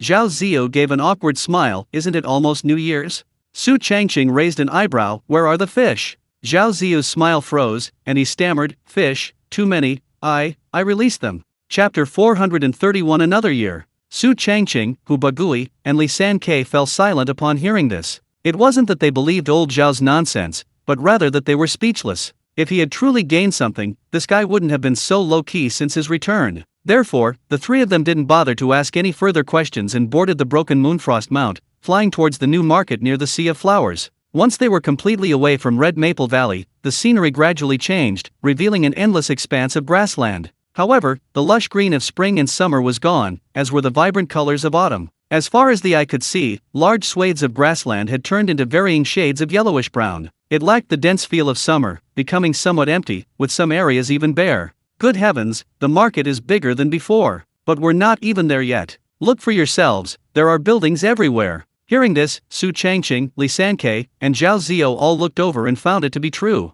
Although they hadn't yet approached the Flower Sea, which was now the new market, even from a distance, the rolling hills of buildings were still visible. This indicated that the new market was now much, much larger than before. It's worth noting that while Red Maple Valley wasn't small, it couldn't accommodate so many buildings. As they drew closer, the four discovered that the Flower Sea still had flowers. There were various kinds, such as meadow chrysanthemums, pansies, tricolors, and anemones, but they lacked their usual strong fragrance. The trading points had also changed. Previously, due to the limited space in Red Maple Valley, the trading points were very close together. But now, the Flower Sea was vast, so they were spaced out. The Spirit Fields Farmers' Heart Society was located in the southeast corner of the market, and it not only had buildings but also displayed many rare spirit plants. Furthermore, there were many spirit farmers' stalls at the entrance. Of course, these stalls weren't set up arbitrarily, permission was required. Because of the new year, Nangshim Entertainment invented a new feature: spending a certain amount unlocks seed blind boxes. With good luck, you can instantly recoup your investment, but so far, no one has.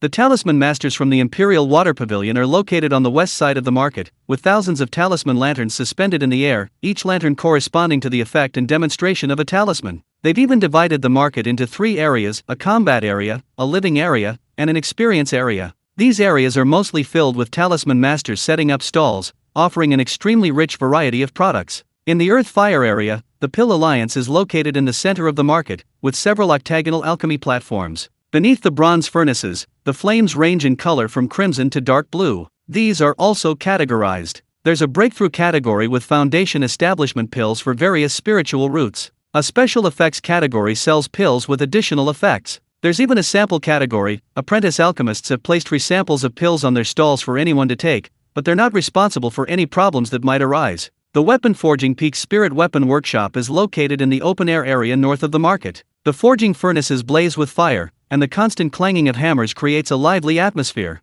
There are 3 entrances: a living area entrance, a combat entrance, and an on-site forging entrance. The Weapon Forging Peak has specially assigned some apprentices to forge ordinary tools here. Even formation masters from the Earth's veins have joined the fray. The trading point, located in a plaza in the southwest corner of the market, is filled with spirit gathering arrays, making the spiritual energy exceptionally rich. Services are categorized: defensive, supportive, and customized. At least 2 formation masters are stationed here each month. Moreover, the new market has a unique feature. One can use immortal sect points to purchase, exchange, and trade. In other words, if you don't have enough spirit stones, you can use points to make up the difference. Su Changqing and his companions watched with astonishment. The previous trading point didn't offer so many services, it was practically a take-it-or-leave-it attitude. Now, for the Thousand Sects Dharma Assembly a few years later, they've gone to such lengths. However, to be fair, at least it makes things much more comfortable for the Immortal Sect's native disciples. Then it's unclear whether this service can continue indefinitely.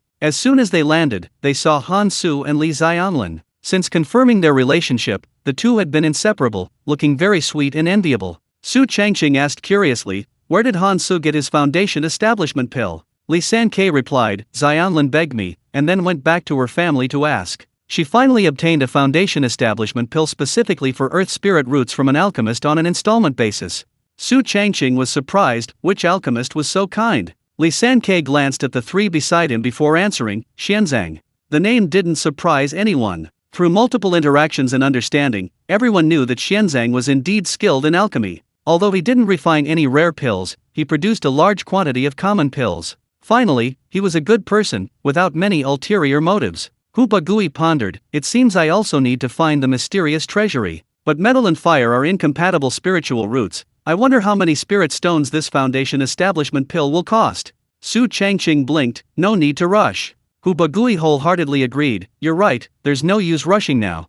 Next, the 4 began shopping. Compared to the old market, the new market indeed had much more to offer. Not only were there various desserts and pastries from the mortal world, but also various delicacies close to spiritual cuisine. Fortunately, this year, everyone except Li Sanke, Su Changqing, Hu Bagui, and Zhao Ziyo had made a fortune through the Gig's secret realm. Therefore, they weren't so stingy when buying things, buying whatever caught their eye. They also encountered acquaintances during their shopping trip. Zhao Ying's family. They even ran into Zhang Shui. However, the two didn't exchange many words. Time had diluted everything, especially feelings. Moreover, it was a one-sided affection. Later, Hu Bagui, Li Sanke, and Zhao Ziyo, as usual, stayed at the new market to celebrate the new year. After all, it was a new place, a new environment, and there were tons of people. The atmosphere was fantastic. Su Changqing still didn't stay. He took out New Year's gifts for the 3 of them, then rode his Broken Moon Frost to Red Maple Valley. Back home, he immediately started putting up Spring Festival couplets and hanging lanterns.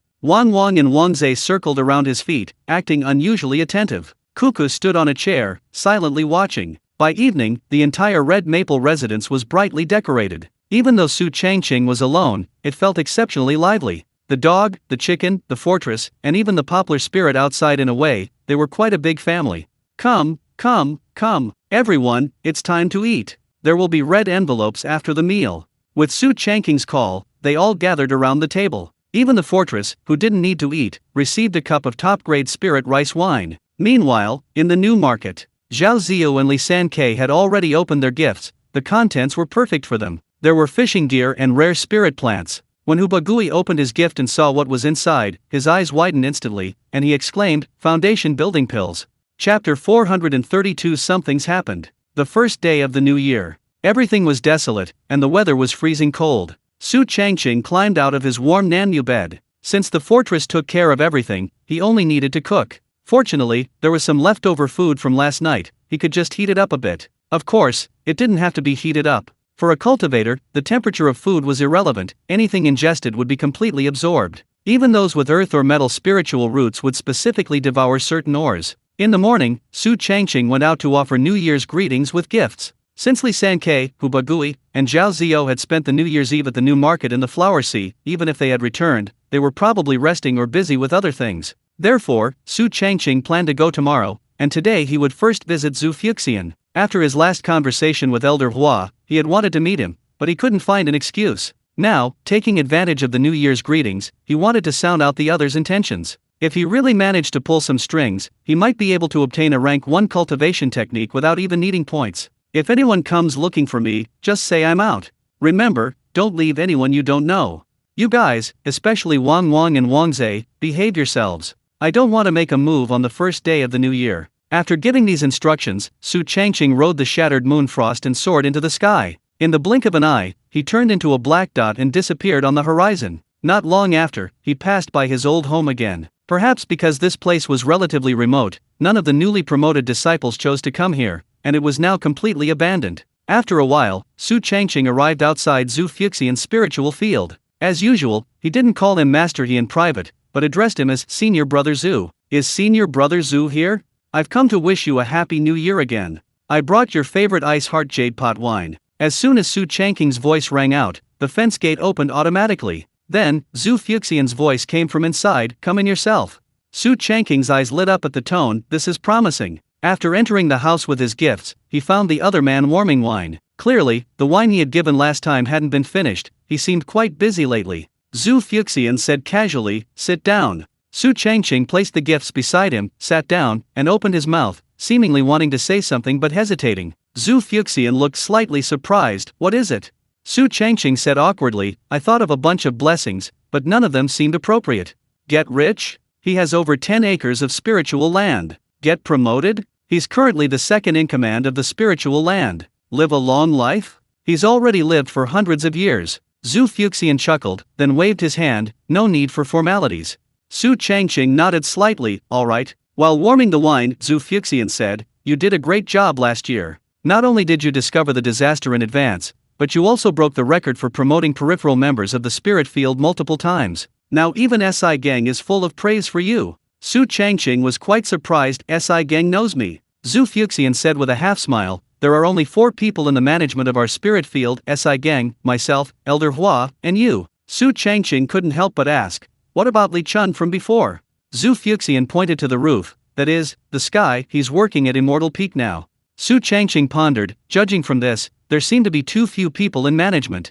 Zhu Fuxian replied meaningfully, "Too few?" When there were many people, the Rong family rose to prominence, and the Zhang family rose to prominence too. Upon hearing this, Su Changqing immediately understood. It seemed that the previous management of Ling Tian had undergone many changes. In that case, there was no need to continue discussing this topic. For the rest of the time, the two drank and chatted idly. After an hour, Su Changqing finally couldn't sit still any longer and took a deep breath. "Senior Brother Zhu, I think." However, before he could finish speaking, Zhu Fuxian's previously smiling expression instantly froze, becoming serious, even angry. Su Changqing's expression changed slightly. He thought he had offended the other party. After a while, Zhu Fuxian said coldly, "Just now, something terrible happened that has a devastating impact on you, me, and even the entire immortal sect." Su Changqing hurriedly asked, "What happened?" Zhu Fuxian's tone was filled with anger. "Suanxin City is gone." Su Changqing hissed, gasping for breath. Zhu Fuxian continued, "The entire Suanxin City exploded and was instantly submerged in foul water.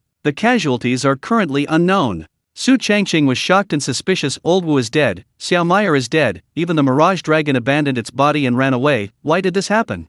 Zhu Fuxian suddenly stood up. "I'm afraid we can't drink anymore." This time, more than 500 disciples from our Dongting immortal sect were stationed in Suanxin City. As soon as he finished speaking, he transformed into a streak of azure light and soared into the sky, disappearing without a trace in the blink of an eye. Su Changqing, remaining in the bamboo hut, paused for a moment, then stood up. If I remember correctly, senior brother Qin just passed away a few days ago. Senior brother Chu has been hunting demons in the Kanglan Sea for a long time to break through to the Earthgrade Golden Core realm. I hope they're all right. It seems the path of leisurely living in the bamboo hut is temporarily blocked. He'd better honestly submit his points and exchange them for an Earthgrade cultivation technique. Immediately, he stepped out of the bamboo hut. But as soon as he stepped out, he suddenly felt a chill. Su Changqing looked up and saw thick, heavy leaden clouds in the sky, creating a sense of oppression. Then, fine snowflakes began to fall sparsely from the clouds, landing on the ground and rooftops, melting instantly and leaving only small damp patches. Seeing this, Su Changqing pondered, "It's snowing." He summoned Shattered Moonfrost and immediately flew towards the core management office. As the snow fell more heavily, the light snow gradually turned into a large, fluffy snowfall. Soon, the world fell silent, save for the soft rustling of falling snow. By the time they reached Pingdingshan, the area was already blanketed in white snow. Su Changqing carefully stored away the Shattered Moonfrost and climbed the steps. Those around him greeted him with bows and clasps, saying, "Happy New Year, Envoy Su." Su Changqing returned the greeting with a bow, "Happy New Year." Soon, the group entered the palace. All the noise and chill outside seemed to vanish abruptly, as if kept at bay. Su Changqing didn't mince words, finding Elder Hua directly to the point. "I want to exchange for a rank 1 cultivation technique." Elder Hua was taken aback. "Did you ask Master He?" Su Changqing nodded. "We just talked." Elder Hua stopped wasting time and brought out all the earth rank cultivation techniques available for exchange. There were 13 in total, some exclusive to wood spiritual roots and others for simultaneous cultivation of water and wood spiritual roots. The art of withering and flourishing myriad trees. The art of life-giving spiritual plants. The method of 10,000 leaves piercing the forest. The art of tempering the body with green wood. The poisonous scripture of rotten vine. The return of 10,000 trees to ruins. The method of growing wood. The method of transforming spirituality through rain. The chapter on planting and flowing across the azure waves. The scripture of withering water and flourishing wood. The record of tidal spiritual roots. The scripture of withering and flourishing through rain. The classic of flowing water and wood. It is evident that all earth-rank cultivation techniques begin to touch upon the laws of heaven and earth. Chapter 433 Lin In's Choice. Su Changqing read and pondered. With a pure wood spiritual root, there's a wider range of cultivation techniques to choose from. For example, the life-growing spiritual plant technique and the withering and flourishing myriad trees technique. The former is primarily used for cultivating spiritual plants and can be combined with the 4-season scripture. Cultivating and controlling different spiritual plants will bring various unique effects.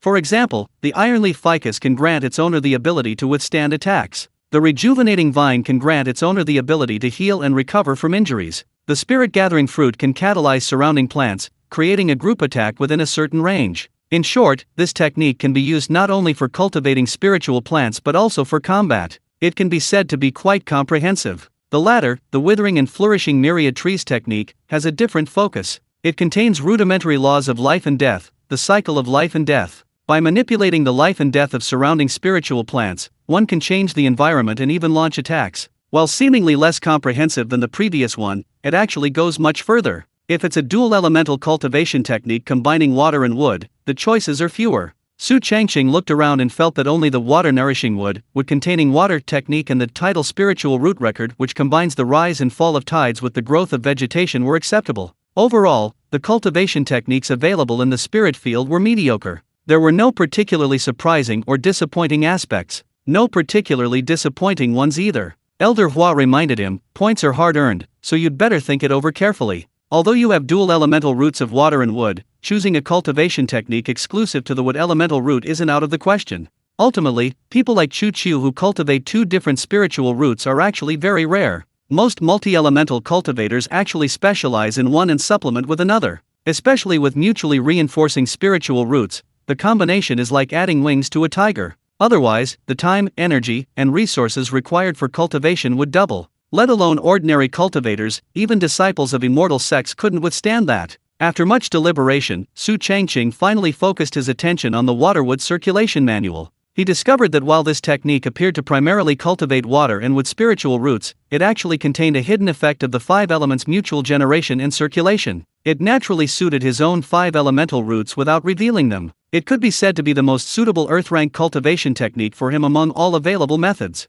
Thinking this, Su Changqing chose without hesitation the waterwood flowing scripture. Elder Hua was surprised. Is it this earth rank cultivation technique? Seeing the other's reaction, Su Changqing couldn't help but ask, what's wrong? Elder Hua shook his head. Nothing, Si Geng chose it too. Su Changqing was a little surprised. So, Si Geng is also a multi-elemental cultivator. Elder Hua nodded slightly. Si Geng has 3 elemental roots, water, wood, and fire, but he mainly cultivates the wood elemental root, while the water and fire elements are more of a secondary cultivation. However, his talent in alchemy is also very high. Su Changqing flattered him, praising, no wonder he became Si Geng. Elder Hua asked as if confirming, are you sure you want to exchange 6,000 points for this waterwood flowing scripture?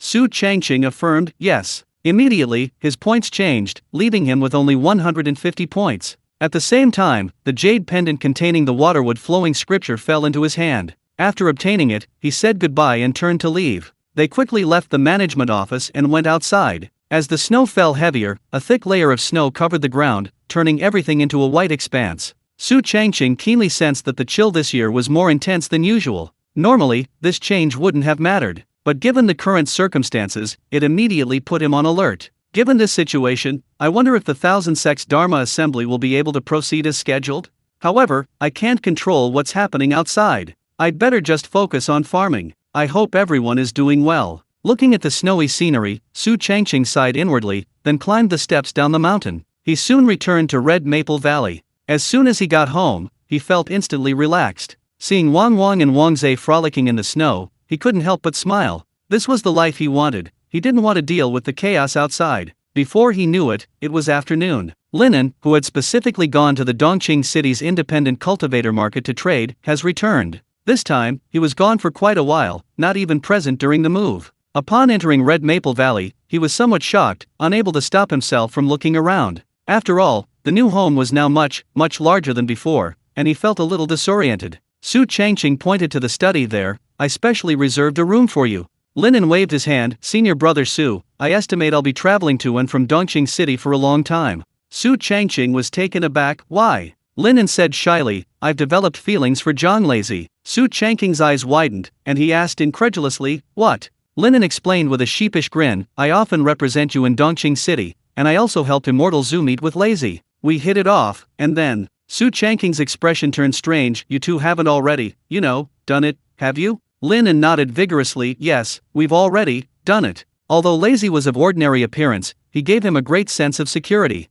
Of course, there was another main reason hidden within this. Because Linen had a relationship with Su Changqing, and Su Changqing had a relationship with the so-called Immortal Zhu, she was willing to accept a man of lower cultivation level than herself. In this way, even if he couldn't become a servant to Zhu Rong, a deep bond with Linen would allow him to establish connections with disciples of the Immortal sect in the future. Perhaps with a bit of luck, he could seize this opportunity to soar to great heights. Su Changqing couldn't help but shake his head. No wonder you took so long to return. Linen said earnestly, you know my aptitude and abilities better than anyone. Rather than struggling within the Immortal sect, it's better to help you handle matters outside. Su Changqing waved his hand. It's up to you, just don't say anything reckless.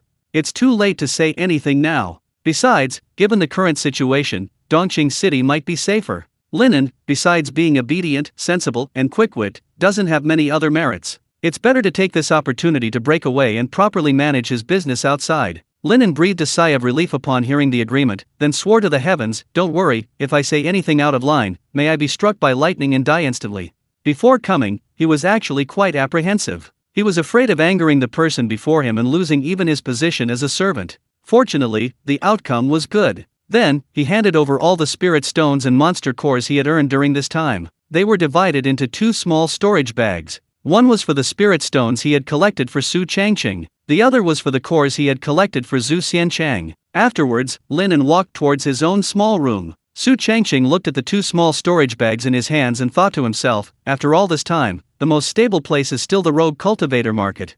What a pity about Suanxin City. He had hoped to make a fortune there. With the century-old fishing rights and the gathering spirit abyss and the connection with the mermaid race, it would have been difficult not to get rich, but then the dragon vein severing incident happened. Now, Suanxin City is gone, and the mermaid princess he had almost obtained has run away. Chapter 434 Someone Wants to Harm You. Harvesting 8 mu of mutant rice increases lifespan by 1,600 days. Harvesting 8 mu of golden rice gathering spirit rice increases lifespan by 16,000 days. Harvesting 8 mu of strengthening the foundation and enriching the soil rice increases lifespan by 80,000 days. Harvesting 8 mu of 5 elements circulating rice increases lifespan by 88,000 days. Total lifespan gained from this harvest, 508 years. Su Changqing, male, 25 years old. 5 elements spiritual root. Heavenly grade golden core, initial stage. Supernatural powers, 5-colored divine light, myriad insect nest, summoning wind and rain, myriad transformations. Puppet technique, masterful hands. Rune crafting, masterful. Weapon forging, masterful. Myriad insect secrets, max level. 9 transformations of the soaring dragon, 3rd transformation. 9 flames profound technique, max level. 5 elements technique, max level. For seasons scripture, max level. Overturning sea seal, max level. 9 curves tide technique, max level. Combined with the lifespan gained from harvesting the fertile rice in the previous 3 months, his total lifespan has now reached 3,206 years. Now he has not only surpassed the golden core stage, but has even surpassed the nascent soul stage. As he exited his personal space, Su Changqing glanced at the ice embryo and noticed that the fetus inside was becoming increasingly clear and distinct. It seemed the essence of the mirage dragon's flesh and blood had the effect of accelerating growth. He wondered what was inside, and whether it could be used to his advantage. After pondering for a moment, he vanished from his personal space in an instant. When he returned outside, he found the heavy snow still falling, without stopping for a moment.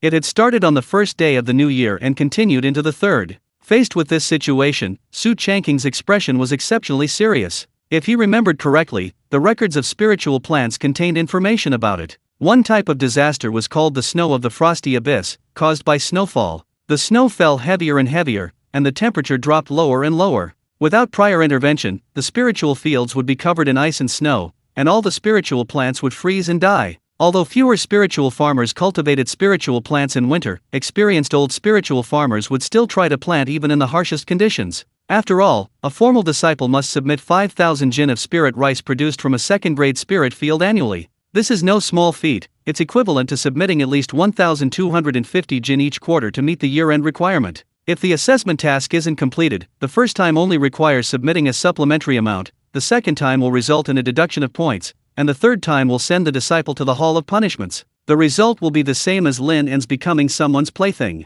If one fails 3 times in a row without any point deduction, they will be expelled from the spirit field and the immortal sect, reduced to a rogue cultivator. They will completely lose stable resources, especially the privileges of an immortal sect disciple. Su Changqing frowned. Wait another day. If there's still no sign of it stopping, I'll immediately go find the steward or the grainmaster.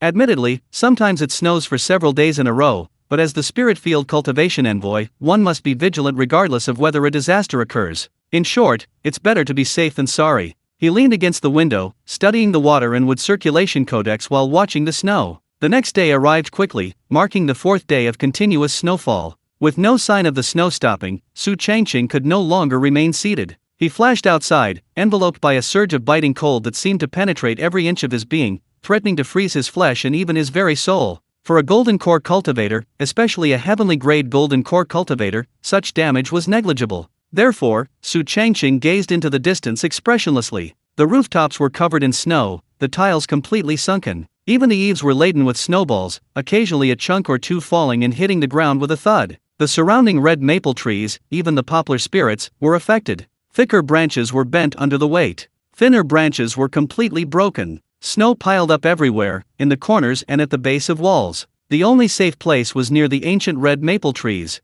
There, a mysterious power enveloped the area, melting any snowflakes that approached. If even Red Maple Valley was in this state, one could only imagine what the outside world was like. Su Changqing decisively summoned Shattered Moon Frost and swiftly flew towards the core of the spirit fields. Along the way, almost all the spirit fields he could see were covered in ice and snow. As far as the eye could see, there was only a vast expanse of white. Only the spirit fields with arrays installed, and a few rare and powerful spirit plants, remained unharmed. For example, the towering golden sunflower, being of the metal element, equivalent to a metal spiritual root in human cultivators, obliterated anything that approached with its invisible sharpness. Other spirit plants, however, were immune to this effect. The spirit farmers who were still planting or hadn't yet harvested their crops suffered a huge loss. When Su Changqing arrived at the Pingdingshan Palace, he found it already packed with people. Familiar faces like Zhao Ying, Zhang Su, and Ji Mingxian were among them, all wearing solemn expressions. Especially the new disciples like Ji Mingxian, who had only recently joined the spirit fields, had hoped to showcase their strength using the experience and skills they had learned outside, but instead encountered this situation. The snow had been falling for several days, and instead of stopping, it had intensified from a heavy snowfall to a blizzard. Su Lingxi is here. Su Lingxi. What do we do about Su Lingxi? Upon seeing him, the surrounding people seemed to have found their pillar of support and rushed forward. Seeing this, Su Changqing reassured them, "Everyone, calm down. Things will definitely be resolved." If anyone else had said this, probably few would have believed them. However, Su Changqing's reputation and standing were excellent not only in the spirit field but also throughout the entire immortal sect. Seeing that he had said this, everyone truly calmed down. Seeing this, Ji Mingxian thought to himself, "It seems Su Changqing holds a very high position in the hearts of these spiritual farmers, even higher than Elder Hua." At this moment, Su Changqing had already walked up to Elder Hua, cupping his hands in a respectful bow, and said, "Manager." Elder Hua said in a deep voice, "I was just about to inform you, but I didn't expect you to arrive so soon." Su Changqing nodded. "As soon as I saw the snow falling heavier and heavier, I felt something was wrong." Elder Hua asked, "Do you also think it's a disaster?" Su Changqing analyzed carefully. Judging from the current situation, it's extremely similar to the frost abyss snow mentioned in the spiritual plant records. The only abnormal thing is the timing of its occurrence. Elder Hua pondered, "You think it's delayed?" Su Changqing shook his head. "Quite the opposite, I think it's earlier than expected. Delay means the situation is still within control. Earlier than expected means the situation has already spiraled out of control. As everyone knows, once things get out of control, they become extremely serious." Elder Hua immediately said, "I've already consulted Master He. He wants you to go to the Earth's Veins and find Yang Jinayu, the manager there, to have him arrange at least 10 array masters to help us set up the warm sun array." Su Changqing cupped his hands in greeting. "Yes, disciple will go immediately." He turned to leave, when Zhang Su suddenly stepped out from the crowd. "I'll go with you." Seeing the strange look in Zhang Su's eyes, as if she had something to say, Su Changqing didn't refuse. "All right." The two then left the Pingdingshan Palace together. Once outside, Zhang Su turned back and glanced warily behind him, then transmitted his voice, "Junior brother Su, be careful." Su Changqing was taken aback. "What do you mean?" Zhang Su transmitted again, "Someone wants to harm you." Chapter 435 One of the Hidden Dangers. Su Changqing looked bewildered. "Who is this harmless guy?" Zhang Su continued, "It's those guys who just joined the spirit field. They've been secretly trying to find out all sorts of information about you, especially bad news." Su Changqing raised an eyebrow. "Oh." It was both unexpected and understandable. After all, these people hadn't been in the spirit field for long and hadn't fully integrated yet. Therefore, inquiring about the soul spirit cultivators' information was actually quite normal. However, inquiring about bad news was rather disgusting. Zhang Su said thankfully, "Luckily, you're usually a good person with a good personality, and you've never used your status as a spirit cultivator to bully others." Although Su Changqing couldn't please everyone, at least he wasn't disliked by most. Otherwise, they might not have reported this news, they'd probably just be watching the show from the sidelines. Su Changqing thought for a moment. "Senior brother, could you keep an eye on things for me privately and see what these people are up to? It's fine if they dislike me, but disrupting the peace and harmony of the spirit fields is absolutely unacceptable." Zhang Su patted his chest. "No problem." By this time, the two had arrived at the foot of the mountain. They immediately summoned Shattered Moon Frost and flew together towards the earth veins. Along the way, they could see many spirit fields affected. Even without cultivating spirit plants, they were still trying their best to take care of the spirit fields. Zhang Su was alarmed. What an inauspicious start to the year. Su Changqing wholeheartedly agreed. Indeed. Not long after, the two arrived at the entrance to the earth veins. He remembered that the last time he came was half a year ago, but now the guardian had changed, from the burly man Shinfei to a female earth cultivator radiating yellow light. "My name is Bei Qinghui. I've replaced senior brother Shan and have been stationed at the entrance year-round. Since you're a spirit cultivation envoy from the spirit field, we naturally won't stop you. Please come in, both of you." If it were anyone else, or Zhang Su alone, they would definitely have been stopped and questioned. But upon seeing the spirit cultivation envoy token hanging from Su Changqing's waist, this person dared not offend him. From a cold face to a fawning smile, it took less than a second.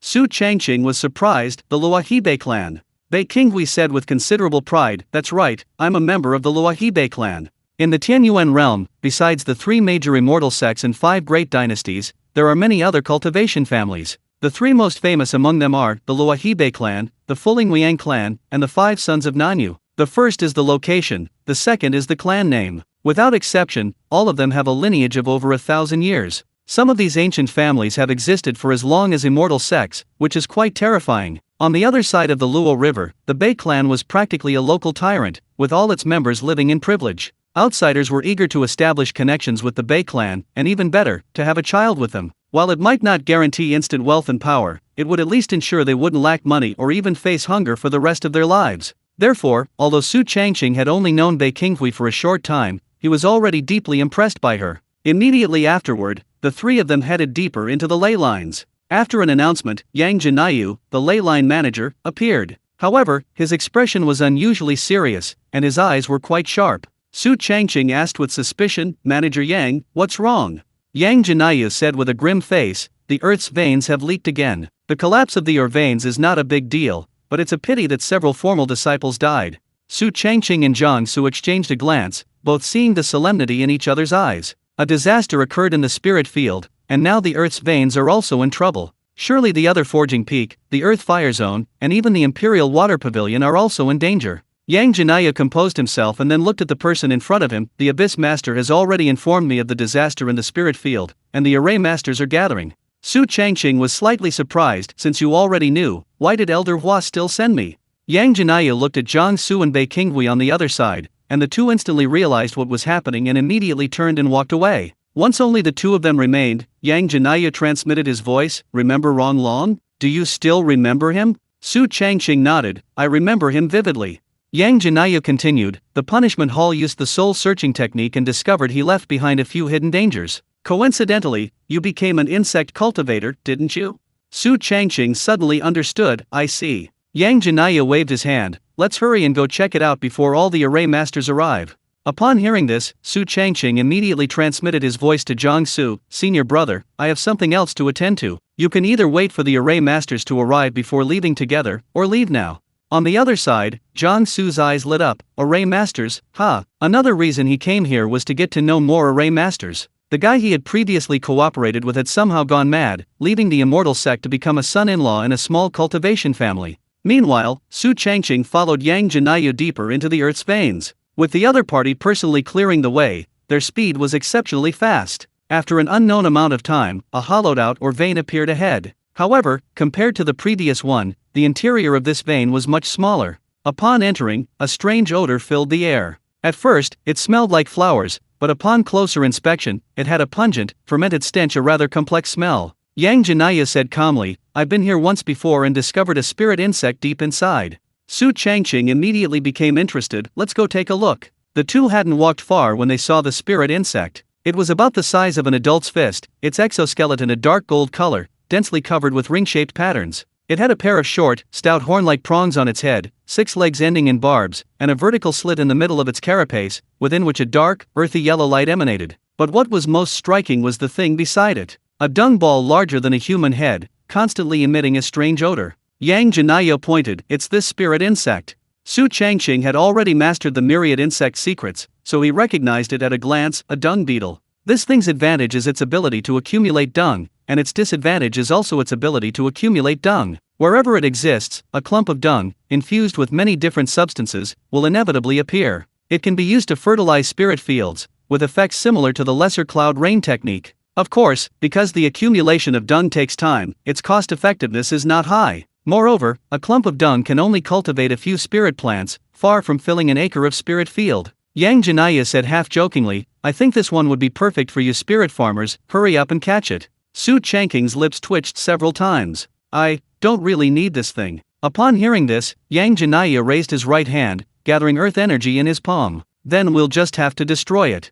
Su Changqing quickly stopped him. No, my friend should like it." Yang Jinayu urged, "Then hurry up and pack it up, we need to get to the next location." Su Changqing took out a spirit beast ring and put the dung beetle inside. As for the dung ball, forget it. Chapter 436 Rhinoceros Beetle. Not long after, Su Changqing and the others arrived at the second hidden danger. This wasn't a spiritual vein, but rather an extremely deep underground cavern, filled with prismatic crystals containing violent lightning attribute energy. The atmosphere was quite oppressive, making everyone uneasy. Yang Jinaya spoke, "I've investigated the second hidden danger before. There are thunder-sounding stones everywhere, and at the deepest point, there's a giant thunder-sounding stone with a spirit insect attached to it. Compared to the gold dung beetle from before, it seems much more powerful. Following his lead, the two reached the deepest part of the cavern. Sure enough, they saw a huge thunder-sounding stone, over 3 jong tall. In its center, a larva, half a foot long, silvery white and translucent, with a body like stacked armor and horns like fine needles, was attached. It had 6 long, slender legs, each with suckers at the tip. It seemed to be using the lightning attribute energy within the thunder-sounding stone as food. Su Changqing instantly recognized it. This is a variant of the rhinoceros beetle, named Lei Jin Kui. Yang Jinayu nodded slightly. Indeed, it's a rare insect. Spirit insects are also graded by quality. Starting from mortal grade, they progress to spiritual grade, rare grade, immortal grade, and divine grade. Rare insects, being rare, start as rare, possessing extremely high value. It's like a sword cultivator needing a peerless sword or a top-grade sword pellet. For many insect cultivators, this is something they pursue their entire lives. Now it's right before Su Changqing, practically within his grasp, yet he wasn't in a hurry. Instead, he bowed respectfully to the person beside him. Thank you, Steward Yang. Yang Jinayu waved his hand. We're all on the same side, no need for thanks. Although the He Master and the UN Master appear to be constantly at odds, everyone is well aware of their true relationship. Currently, one is a steward under the UN Master. The other is a spirit cultivation envoy under the He Master. In a way, they were all on the same side, so of course he should lend a hand. Anyway, Yang Jinayu didn't suffer much loss besides wasting some time. At this moment, Su Changqing took out his spirit beast ring again and walked step by step towards Lei Jin Kui. Perhaps sensing someone approaching, the tiny needles on the little creature's forehead immediately released crackling lightning, looking quite frightening. If there were no outsiders, Su Changqing would have simply grabbed it. But with Yang Jinayu watching behind him, he could only summon several black iron vines, controlling them to wrap around Lei Jin Kui, guiding the lightning power within its body into the soil. After a short while, the little guy seemed completely drained. It instantly became lazy, not moving an inch. Su Changqing seized the opportunity and quickly put it into his spirit beast ring. Although he couldn't control it yet, he could easily manage it once he got home. After all, he had already upgraded the myriad insect records to its maximum level. As the saying goes, it's only polite to reciprocate, especially since Yang Jinayu had given him 2 spirit insects, the second one, the Thunder Golden Kui, being extremely valuable. Therefore, Su Changqing took out 10 caddies of top-grade spirit rice wine from his azure gourd and handed it over. I guess you wouldn't be interested in anything else, so try some of my brew. Yang Jinayu took it and tasted it, immediately praising, I've long heard that your brewing skills are first-rate, even better than that old drunkard Zhangbo. Su Changqing modestly replied, I can't compare to Immortal Zhang, it's barely passable. Yang Jinayu said earnestly, I can tell whose wine tastes good. Having said that, Su Changqing didn't say much more and could only change the subject. Now, we've dealt with 2 hidden dangers. How many are left? Yang Jinayu estimated the time and shook his head. 3 left, but the array masters should be mostly gathered by now. Let's continue later. Su Changqing nodded slightly. Okay. When the 2 returned to the ley lines, the array masters had indeed gathered. And there were more than 10 of them. There was one extra. It was even an old acquaintance of Su Changqing. Upon hearing that they were going to help at the spirit fields, she was extremely enthusiastic and eager to join. Even after it was clearly stated that 10 people were enough, she still insisted on joining. Su Changqing was somewhat surprised to see her. Han Xin? The other woman immediately approached and whispered, You've finished your wine, give me some more. Su Changqing rolled his eyes. I'll give it to you after the warm sun array is installed, how about that?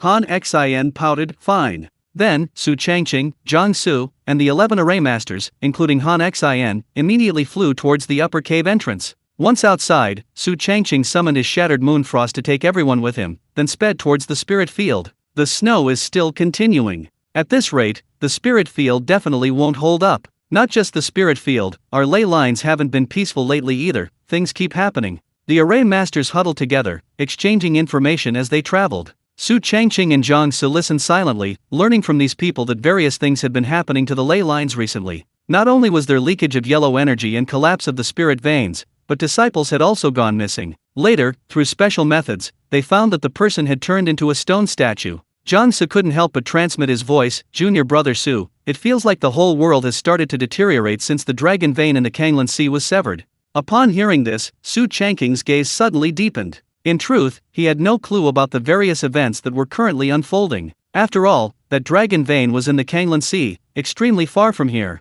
But he had to admit that, as Zhang Su said, since that incident, all sorts of things had been happening frequently. Especially from Suingzhen City, so far, there had been no news from them. You must know that the core disciples and formal disciples of the Dongting Immortal sect alone exceeded 500. If the disciples of the other two major immortal sects, and many other cultivation sects, were combined, even if they didn't reach 10,000, they would at least number in the thousands. If something were to happen to them all, the consequences would be unimaginable. Not long after, the group arrived at the spirit field. As the spirit cultivation envoy, one of Su Changqing's daily duties was to patrol all areas. Therefore, he knew this place very well. He immediately divided the 11 array masters into 6 groups of 2, and then, with Han Xian in tow, assigned them to 6 different positions. Of course, some areas didn't need to be visited. For example, large families like the Rong and Zhang families, who lived in the spirit fields, had already installed arrays. Therefore, Su Changqing's arrangement was very simple. He started by installing the warm sun array in the area with the most independent cultivators and the most spirit fields, and then gradually moved on to those remote spirit farmers with fewer spirit fields. The moment the array plate embedded itself in the snow, shimmering golden runes appeared on the ground, spreading outwards from the array's core and enveloping the entire area of spirit fields. Each rune flowed slowly, like molten gold seeping into the snow. Initially, there was only a faint warmth, gradually increasing in temperature over time. However, it never reached a scorching level. Instead, like the rising sun, it slowly melted the snow, dispelling the chill. Chapter 437, Setting the Stage. Snow from the Frozen Abyss. The longer such a disaster lasts, the greater the damage and losses. Fortunately, this time everyone reacted in less than 4 days and implemented a series of countermeasures, the key being the deployment of arrays. Firstly, the warm sun array, after several modifications, has become exceptionally simple. Any array master could set it up without much difficulty. Even regarding materials, in any disaster event, the immortal sect always covers the costs, so there's no need to worry about the amount consumed. Therefore, in less than half a day, most areas of the entire spirit field, especially those with many independent cultivators and spirit fields, were almost entirely covered by warm sun arrays. Some were very large, covering many acres of grade 2 spirit fields. Some were very small, even covering only 1 acre. The spirit fields, originally frozen by the blizzard, now radiated warmth, and the snow and ice began to melt at a visible rate. Luckily, it was discovered in time. I just wonder how much impact it caused. Speaking of which, those newcomers also suffered considerable losses. This scene caused many to breathe a sigh of relief. As time passed, although it was still snowing outside, the spirit fields gradually recovered. However, every single one of the newly joined formal disciples in the spirit field core, including Ji Mingxian, had all their spirit plants killed, meaning a complete crop failure. When Su Changqing returned to the Pingdingshan Palace, he even heard some people stirring up trouble. They were saying that it was because the spirit cultivation masters didn't react in time that they suffered such heavy losses. Therefore, they bore an unshirkable responsibility and had to do this and that, and they were quite agitated. Su Changqing observed them calmly. Initially, only Ji Mingxuan's group was stirring up trouble, but later many spirit farmers joined in. But soon, these people's voices and movements were suppressed by more normal spirit farmers, such as Miao Huayu and Su Linshan. However, 3 groups gradually formed. The first group consisted of those who were stirring up trouble. The second group consisted of those who trusted Su Changqing. The third group consisted of those who were simply watching the show from the sidelines. Currently, while it had somewhat affected Su Changqing, it wasn't serious. After all, everyone had witnessed his actions and his usual conduct. Su Changqing wore a playful expression, thinking to himself, "These people are quite the players, condemning me from their moral high ground." But the more they acted this way, the less he could afford to get angry or be influenced. To put it bluntly, this was a trap. Once you jump in, it's hard to get out. The most urgent task now was to deal with Han Yuan's Xu first. As for those who were throwing mud, he could deal with them later. Therefore, Su Changqing immediately approached Elder Hua manager. Elder Hua asked, "How is the situation being handled?" Su Changqing quickly reported the situation. Currently, the vast majority of the spirit fields have been equipped with warm sun arrays, only a very few remote areas haven't been yet. However, overall, the impact has been minimized. Elder Hua nodded slightly, appearing quite satisfied. "Well done." It was clearly impossible to resolve the damage caused by this disaster all at once. After all, for the past few days, everyone thought it was just normal snowfall. It wasn't until the 3rd day, when the heavy snow turned into a blizzard, that everyone realized the gravity of the situation. Su Changqing tentatively asked, "What about the lost spirit farmers?" Elder Hua smiled slightly. "The immortal sect will cover those affected by this disaster." Su Changqing breathed a sigh of relief. "That's good." Elder Hua said half-jokingly, "Dongting is one of the 3 great immortal sects. If they didn't even have this much resolve, their disciples would have all run away long ago." Su Changqing wholeheartedly agreed. "Indeed." Elder Hua then asked, "Have you visited all the potential danger points?" Su Changqing quickly replied, "There are 5 in total. Manager Yang and I went to 2 of them. We didn't have time for the other 3, so we'll deal with them later." Elder Hua reminded him, Rong Long is a high-level array master, don't be careless. Su Changqing quickly bowed, yes. Then, he turned and left. At this point, there was nothing more for the spirit cultivation envoy to do. Rather than staying here and letting outsiders dictate things, it's better to go home and play with the insects. The dung beetle is fine, but the thunder golden quay is a rare breed. Therefore, Su Changqing couldn't wait to return to Red Maple Valley. First, he burrowed into his room, then his figure flickered into his personal space, immediately releasing the 2 insects from his spirit beast enclosure. The dung beetle immediately began searching for droppings, but unfortunately, the only source of droppings here was the dragonfish in the lake on the other side, so it could only watch helplessly. The thunder golden quay, however, was different. Faced with the unfamiliar environment, it not only didn't unleash its lightning power, but instead tried to minimize its presence. Using its semi-transparent body, it camouflaged itself, blending into its surroundings. Su Changqing nodded slightly, the one next to it only has droppings in its head. Unlike this one, it seems much smarter. According to the detailed records in the Myriad Insect Secrets, to tame this thunder golden quay, one must first possess spiritual power with either lightning or metal attributes. Although Su Changqing possessed a Thunderfire spiritual root, it wasn't a pure thunder spiritual root, it merely had the thunder attribute. His golden core also lacked thunder spiritual power. Therefore, he had to settle for a less desirable one, the power of a metal spiritual root. Next, Su Changqing took out a thunderstone and, while breaking it down into granules, infused it with his magical power. Once it was kneaded into rice grain-sized pieces, it became golden thunder bait, designed to attract Lei Jin Kuei. As soon as it was finished, it quickly emitted a faint, peculiar fragrance. Initially, Lei Jin Kuei was very wary and remained motionless. As the number of golden thunder bait increased, and sensing the depleted lightning power within its body, it finally couldn't resist. It cautiously approached the golden thunder bait, not immediately consuming it, but continuing to probe. The unfamiliar environment made the little creature extremely wary. Using his control over his personal space, Su Changqing, though right beside it, seemed invisible, revealing not a trace of his presence. After several tests to confirm there were no problems, Lei Jinkui finally began to eat the golden lightning bait. Because it was only the size of a grain of rice, it ate it one bite at a time. As it ate more and more, its guard decreased. Just then, Su Changqing seized the opportunity, forcing out a drop of his blood, which dripped from above onto Lei Jinkui's body, causing it to flinch in surprise. But soon, its body began to soften. At this moment, Su Changqing, expending his magical power and drawing upon his own blood, swiftly inscribed Kuei pattern contract runes onto Lei Jin Kuei's softening body. The instant the runes touched its armor, Lei Jin Kuei unleashed the last of its lightning power in a final act of resistance and struggle. However, its opponent was Su, a 5-element spiritual root, a heavenly grade golden core. Changqing. Chapter 438 Old Who establishes his foundation. Lei Jin Kuei's internal lightning power was already limited, and this consumption completely drained it, leaving him quickly powerless to resist. Su Changqing remained unmoved, continuing to pour his own magical power into it. Since the 5 elements were mutually reinforcing, and the quantity was plentiful, there was no need to worry about excessive consumption.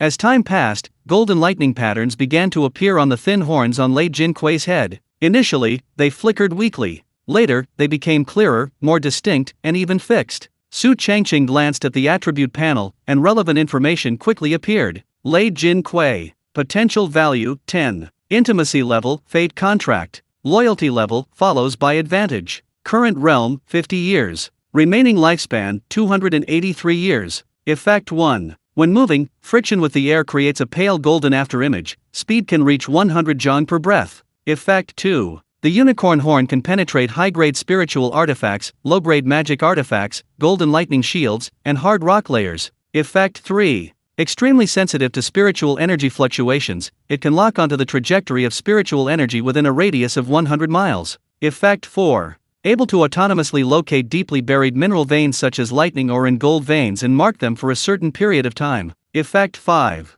Unleashes a 10 jong-wide lightning gold storm centered on itself, filled with rapidly rotating lightning gold needles. Each needle pierces targets within the area 5 times per second, causing armor penetration. Effect 6. While in a lightning environment, speed and attack speed are temporarily increased by 50%, and in addition to armor penetration, it also inflicts piercing damage. Special Effect 1. The unicorn swells to 2 jong in size, its unicorn horn transforms into a trident of lightning gold, and its wings become lightning wings. Movement speed and attack speed are doubled for the duration of an incense stick burning. Weakness 1, Fear of cold and slowed speed. Weakness 2, High frequency backlash. Weakness 3, Dependence on thunder gold. After reviewing all the effects, Su Changqing's eyes lit up. Good heavens, this is the rare and precious species that insect cultivators dream of. To be fair, even a seemingly ordinary effect is not simple. Moreover, there's a special effect that temporarily boosts its strength. And you should know that after fusing with a spirit insect, the master can obtain this effect. Of course, the real key is that the current Thunder Gold Quay is only in its larval stage. Once it evolves into an adult, its attributes, strength, and effects will all skyrocket, making it even more terrifying. At this moment, the little creature no longer resisted. Because it was connected to its master's mind, it immediately found its place and landed in his palm. Su Changqing lowered his head, carefully examining it, even able to sense its thoughts and emotions. The Thunder Gold Quay's internal lightning power was exhausted, making it extremely hungry and in dire need of replenishment.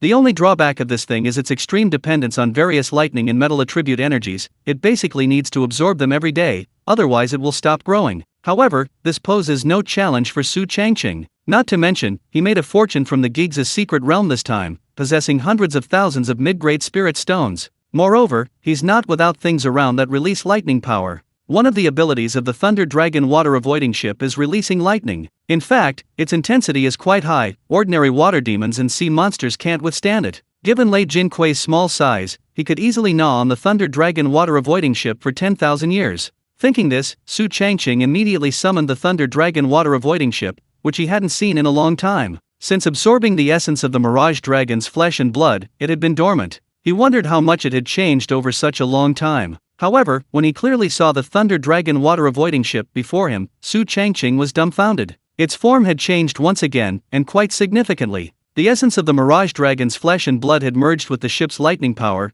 giving its originally ferocious half-dragon, half-ship silhouette a flowing, ethereal quality. The blue-purple lightning patterns on the scales gradually emerged as a hazy gray mist. The dragon's eye sockets were no longer pure lightning, but pupils filled with silver lightning shrouded in gray mist. The ship no longer possessed a fixed form, but instead mimicked its surroundings. For example, within its personal space, it instantly blends into its surroundings in color and luster, even mimicking the surrounding spiritual fields and plants. Looking at it, no one can recognize it as a ship, it seems more like a part of the space itself. Mirage Thunder Dragon Ship. Effect 1, Top-Tier Lightning Control. Effect 2, Top-Tier Water Control. Effect 3, Environmental Mimicry. Effect 4, Lightning Illusion Fusion. Effect 5, Devouring Evolution. Special Effect 1, Locking onto Lightning and Water, Illusory Tracking. Special Effect 2, Thunder Dragon's Fury, Illusory Impact. Special Effect 3, Lightning Concealment, Illusory Aura Concealment. Special Effect 4, Conductive Feedback, Illusory Damage Backlash.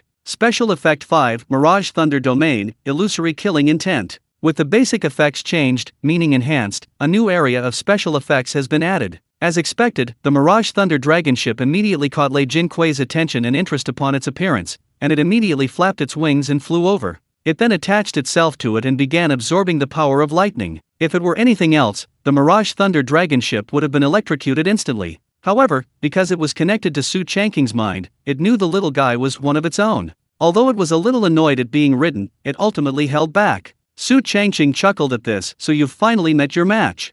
Mirage Thunder Dragon Ship. After watching for a while, Su Changqing left his personal space. Currently, he could only keep the little guy inside, waiting for it to evolve into an adult before making its appearance. Back in his bedroom, he found that the snow was still falling, seemingly with no intention of stopping. Fortunately, most areas of the spirit field were equipped with warm sun arrays, so at least for the short term, there wouldn't be any problems. In the days that followed, Su Changqing went out every day. Riding his shattered Moonfrost mount, he inspected every area of the entire spirit field, promptly reporting any abnormalities or irregularities he discovered. Finally, on the 7th day of snowfall, good news arrived. Old Su, guess why I suddenly called you? You've reached Foundation Establishment? How did you know? At this time, only 2 things can make you happy. What 2 things? One is completely mastering the excrement of the entire Spirit Beast Valley, and the other is reaching Foundation Establishment. Oh, you know me best, I really have. For Hubagui, who possessed a countering spiritual root, this Foundation Establishment was anything but easy. Foundation Establishment pills must balance the effects of both spiritual roots, any imbalance will lead to failure. This is why, despite Hubagui reaching the Qi refining perfection stage first, he was surpassed by Han Su, who possessed the Earth's spiritual root. Incompatible spiritual roots will cause various problems when breaking through realms, cultivating techniques, or even undergoing tribulations. Immediately, Su Changqing extended an invitation. Call old Zhao over, let's have a meal together and celebrate. Hu Bagui said helplessly, old Zhao has disappeared. Chapter 439 Old Zhao's Fortuitous Encounter. Su Changqing paused, surprised, and asked, didn't he just get back a few days ago? Hu Bagui explained, a few days ago, he said he was going to Black Dragon Pool to fish for dragonfish. Since I needed to establish my foundation, I didn't go with him, and then I couldn't get in touch with him. Black Dragon Pool? Dragonfish? Su Changqing raised an eyebrow, why did he go there again? Hu Bagui wasn't sure either. Ever since old Zhao came back, he's been acting all mysterious, like he has something on his mind. Su Changqing pondered, let's celebrate when he gets back. Hu Bagui agreed, okay. Then, the two ended the communication. Su Changqing put down the communication talisman, his deep gaze fixed on the direction of Black Dragon Pool. There, the fish demon had long been killed by his own attack. The dragon bones, the lightning-struck tree, and the wood-fire spirit crystals deep within were all gone. Even the opportunities in the chain dragon abyss, such as the water spirit palace, water spirit fruit, and water spirit pearl, had been completely wiped out. It could be said that, apart from a few large fish, there was nothing of value left. Old Zhao going at this time was definitely not a good idea. After much thought, Su Changqing steered his shattered moon frost blade towards the area. He soon returned to Black Dragon Pool. The dim environment, coupled with the chilling atmosphere. To be honest, it was still as eerie as ever. Since the fish demon disappeared, more people had come here to fish for dragonfish, but all had failed. Old Zhao and Old Hu had come several times before, with results that those who know. Even without the fish demon, catching dragonfish was almost impossible. The main reason was the bait, it had to be incredibly attractive. Of course, Su Changqing's previous successes weren't due to bait, but rather his use of a water-avoiding boat to directly enter the water and catch the fish. Now, there were many abandoned fishing gear items here, fishing rods, lines, hooks, all of low value. But Zhao Ziyu wasn't there, not even a shadow of him. Looking at the pool water emitting a faint green glow, Su Changqing raised an eyebrow. Old Zhao, you didn't actually go into the water to catch dragonfish, did you? Although those with water elemental roots are practically safe underwater, this behavior was still rather abstract. Without much hesitation, he immediately leaped up and plunged into the water. Now, possessing both water elemental roots and the dragonfish transformation and flood dragon transformation, he could move freely in the water even without the Mirage Thunder dragon ship's abilities. But as he went deeper, Su Changqing was surprised to find that there weren't a single dragonfish left. Previously, he would always catch 5 each time he came here, but now there wasn't a single one. Could it be that old Zhao caught them? How did he get so bold? Things are getting interesting. The more this happened, the more curious Su Changqing became about old Zhao. The other party had never done this before. Why did he become so timid after returning from the Azure Sea? Therefore, he moved frantically through the water, searching desperately. He soon returned to the spot where the dragon bones had been, but now, apart from silt, there was nothing left. Seeing that he still couldn't find old Zhao, Su Changqing didn't give up. Instead, he chose to continue deeper. After all, the dragon-locking abyss lay just beyond. And so, for the next hour, he searched relentlessly in the black water, encountering several large fish along the way but resisting the urge to bite. Just as he was getting closer to the dragon-locking abyss, he finally found old Zhao. He seemed to have just emerged from the dragon-locking abyss, and then, for some unknown reason, had fallen into a deep sleep. Besides being surrounded by 5 dragonfish, he was covered by a layer of gray protective shield, protecting him entirely. Seeing this, how could Su Changqing, a seasoned expert in exploring opportunities, not understand? Clearly, old Zhao had obtained some kind of opportunity and was currently absorbing it. Once it ended, his entire being would undergo a qualitative change. Judging from the current situation, he had probably been asleep for several days. No wonder he had seemed to have disappeared without a trace. However, that gray protective shield looked familiar to him, as if he had seen it somewhere before, but he couldn't quite place it. Now that old Zhao was alright, Su Changqing naturally wouldn't disturb him, but he also didn't leave, patiently waiting and guarding him from the side. Time ticked by, and suddenly ripples appeared on the gray protective shield surrounding Zhao Ziyu. The 5 dragonfish swirling around him also inexplicably increased their swimming speed. It seemed they had sensed something. Su Changqing scanned the area with his divine sense and immediately looked in another direction. A black water snake, several tens of feet long, was swimming towards them, perhaps sensing Zhao Ziyu's aura. Just as Su Changqing was about to kill it, he discovered that the water snake showed no malice. In fact, a hint of fear appeared in its eyes as it looked at Zhao Ziyu. Upon approaching, it indeed didn't attack, but instead stood guard to the side. Master, I went back and searched everywhere, and the water spirit fruit has been stolen.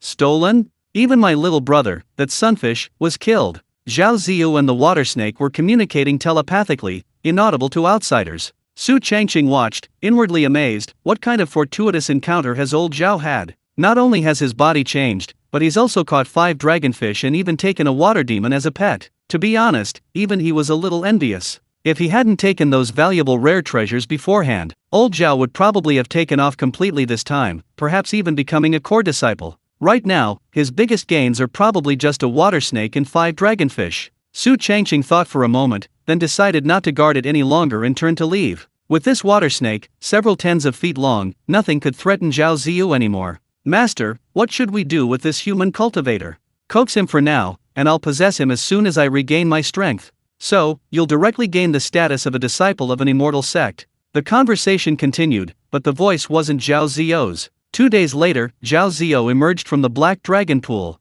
but instead of immediately seeking out Su Changqing and Hu Bagui, he handed over a dragonfish. As everyone knew, there was a golden core stage fisherman in the Spirit Beast Valley who had personally stated that anyone who handed over a dragonfish could be accepted as a disciple. Therefore, Zhao Ziyu went from being a formal disciple of the Water Control Pavilion to a formal disciple of the Spirit Beast Valley, the difference being that he now had a master. Moreover, his master was a golden core cultivator. Hu Bagui, witnessing this scene firsthand, had a complex mix of emotions. He had thought that reaching the foundation establishment stage would close the gap between him and old Su and old Zhao, but to his utter surprise, not only had it not narrowed, but it had actually widened the gap further. As a friend, he was naturally happy, but a sense of unease also arose deep within him. Su Changqing was now a capable spirit cultivation envoy in the spirit field. Even Zhao Ziyu had found a golden core cultivator as a backer. Only he himself remained stagnant, wasting his time. Chapter 440 Missing. 7 days later, the snow stopped. Red Maple Valley, covered in a layer of snow, appeared both tranquil and pure.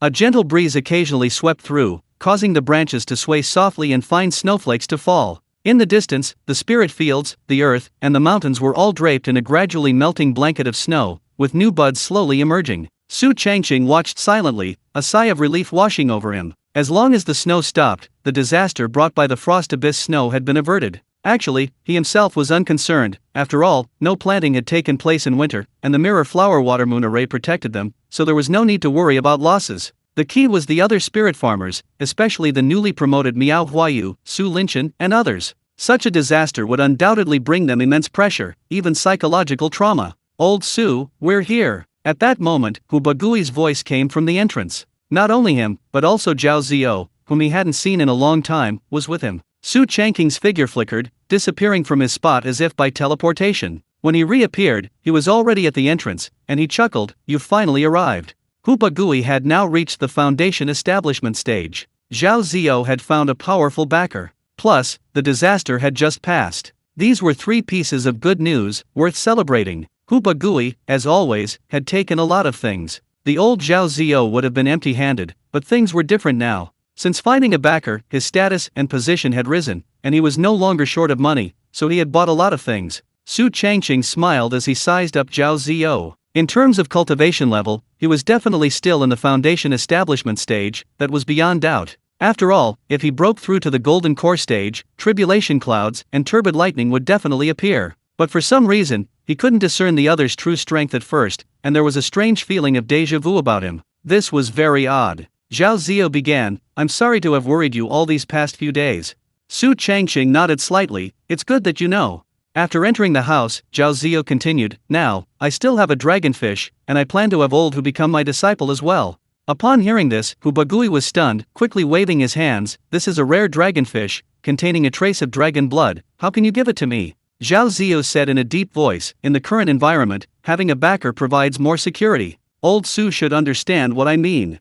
Su Changqing was taken aback at first, then nodded slightly, "Old Zhao is right. No matter where you are, having a backer and not having one are completely different situations. Those with a backer have more confidence and more trump cards. Those without a backer are cautious and hesitant. In short, this is the biggest difference between disciples of immortal sects and independent cultivators. Judging from the current situation, old Zhao is clearly holding back. He had 5 dragonfish, and after using one himself, he should have 4 left. However, his willingness to give up another dragonfish to help Hu Bagui change his situation shows that he still cares about his 2 friends. Some people, as their status, position, level of understanding, and abilities change, reveal their true nature. As things stand, old Zhao is still the same old Zhao, at least that hasn't changed. Hu Bagui pondered for a long time, finally taking a deep breath, "Although you're right, with my golden fire spiritual root, what could I possibly learn even if I became that person's apprentice? That golden core stage fisherman was originally a water spiritual root. Zhao Ziyu also had a water spiritual root, so that was no problem for him. But with his golden fire spiritual root, even if he became an apprentice, he wouldn't learn anything.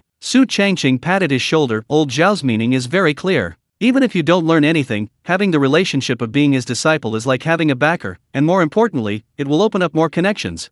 Zhao Ziyu affirmed, yes, that's exactly what I meant.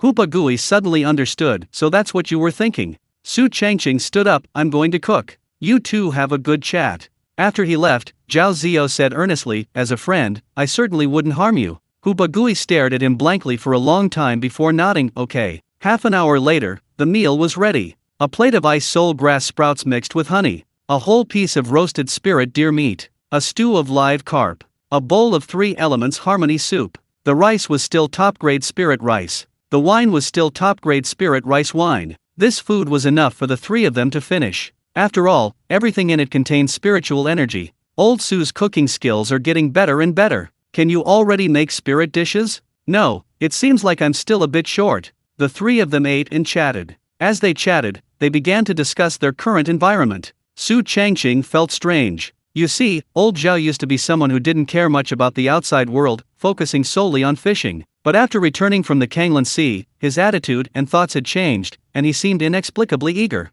He kept reminding Su Changqing and Hoopa Gui that they should prepare as soon as possible. Actually, Su Changqing was alright. After all, he was the only spirit cultivator in the spirit field, and he was highly regarded by Elder Hua and the Master of Grain, so his backing was strong. The key was Hoopa Gui. Although he had met many people while selling manure, these were only business relationships, and they might not be able to help him if problems arose. After eating and drinking their fill, the celebration ended. Zhao Ziyu said he had other matters to attend to and left first. Hoopa Gui held the enormous dragonfish given to him by the other party, his eyes filled with complex emotions. Once upon a time, this guy, whom he had to pull and drag into the circle, was now becoming increasingly incomprehensible to him. Su Changqing empathized with this and immediately comforted him, old Zhao is doing this for your own good. Hand over the dragonfish as soon as possible and become an apprentice sooner.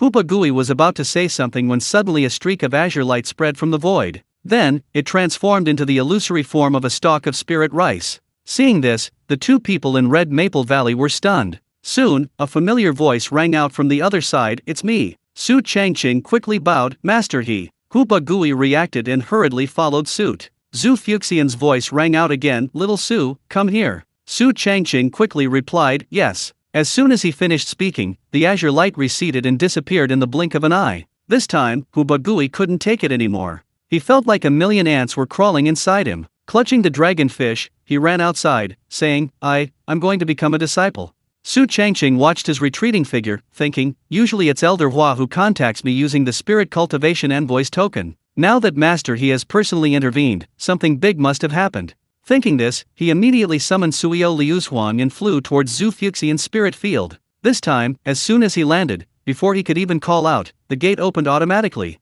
Su Changqing, seeing this, entered the bamboo house with a mixture of surprise and uncertainty. He immediately saw Zhu Fuxian drinking and waiting for him. Seeing him arrive, Zhu Fuxian waved, gesturing for him to sit down. Before Su Changqing even sat down, he couldn't help but ask, what happened? Zhu Fuxian put down his wine cup and said seriously, Qin Bailey has disappeared. Chapter 441 Advancement to Core. Upon hearing this, Su Changqing's eyes widened in disbelief, senior brother Qin is missing?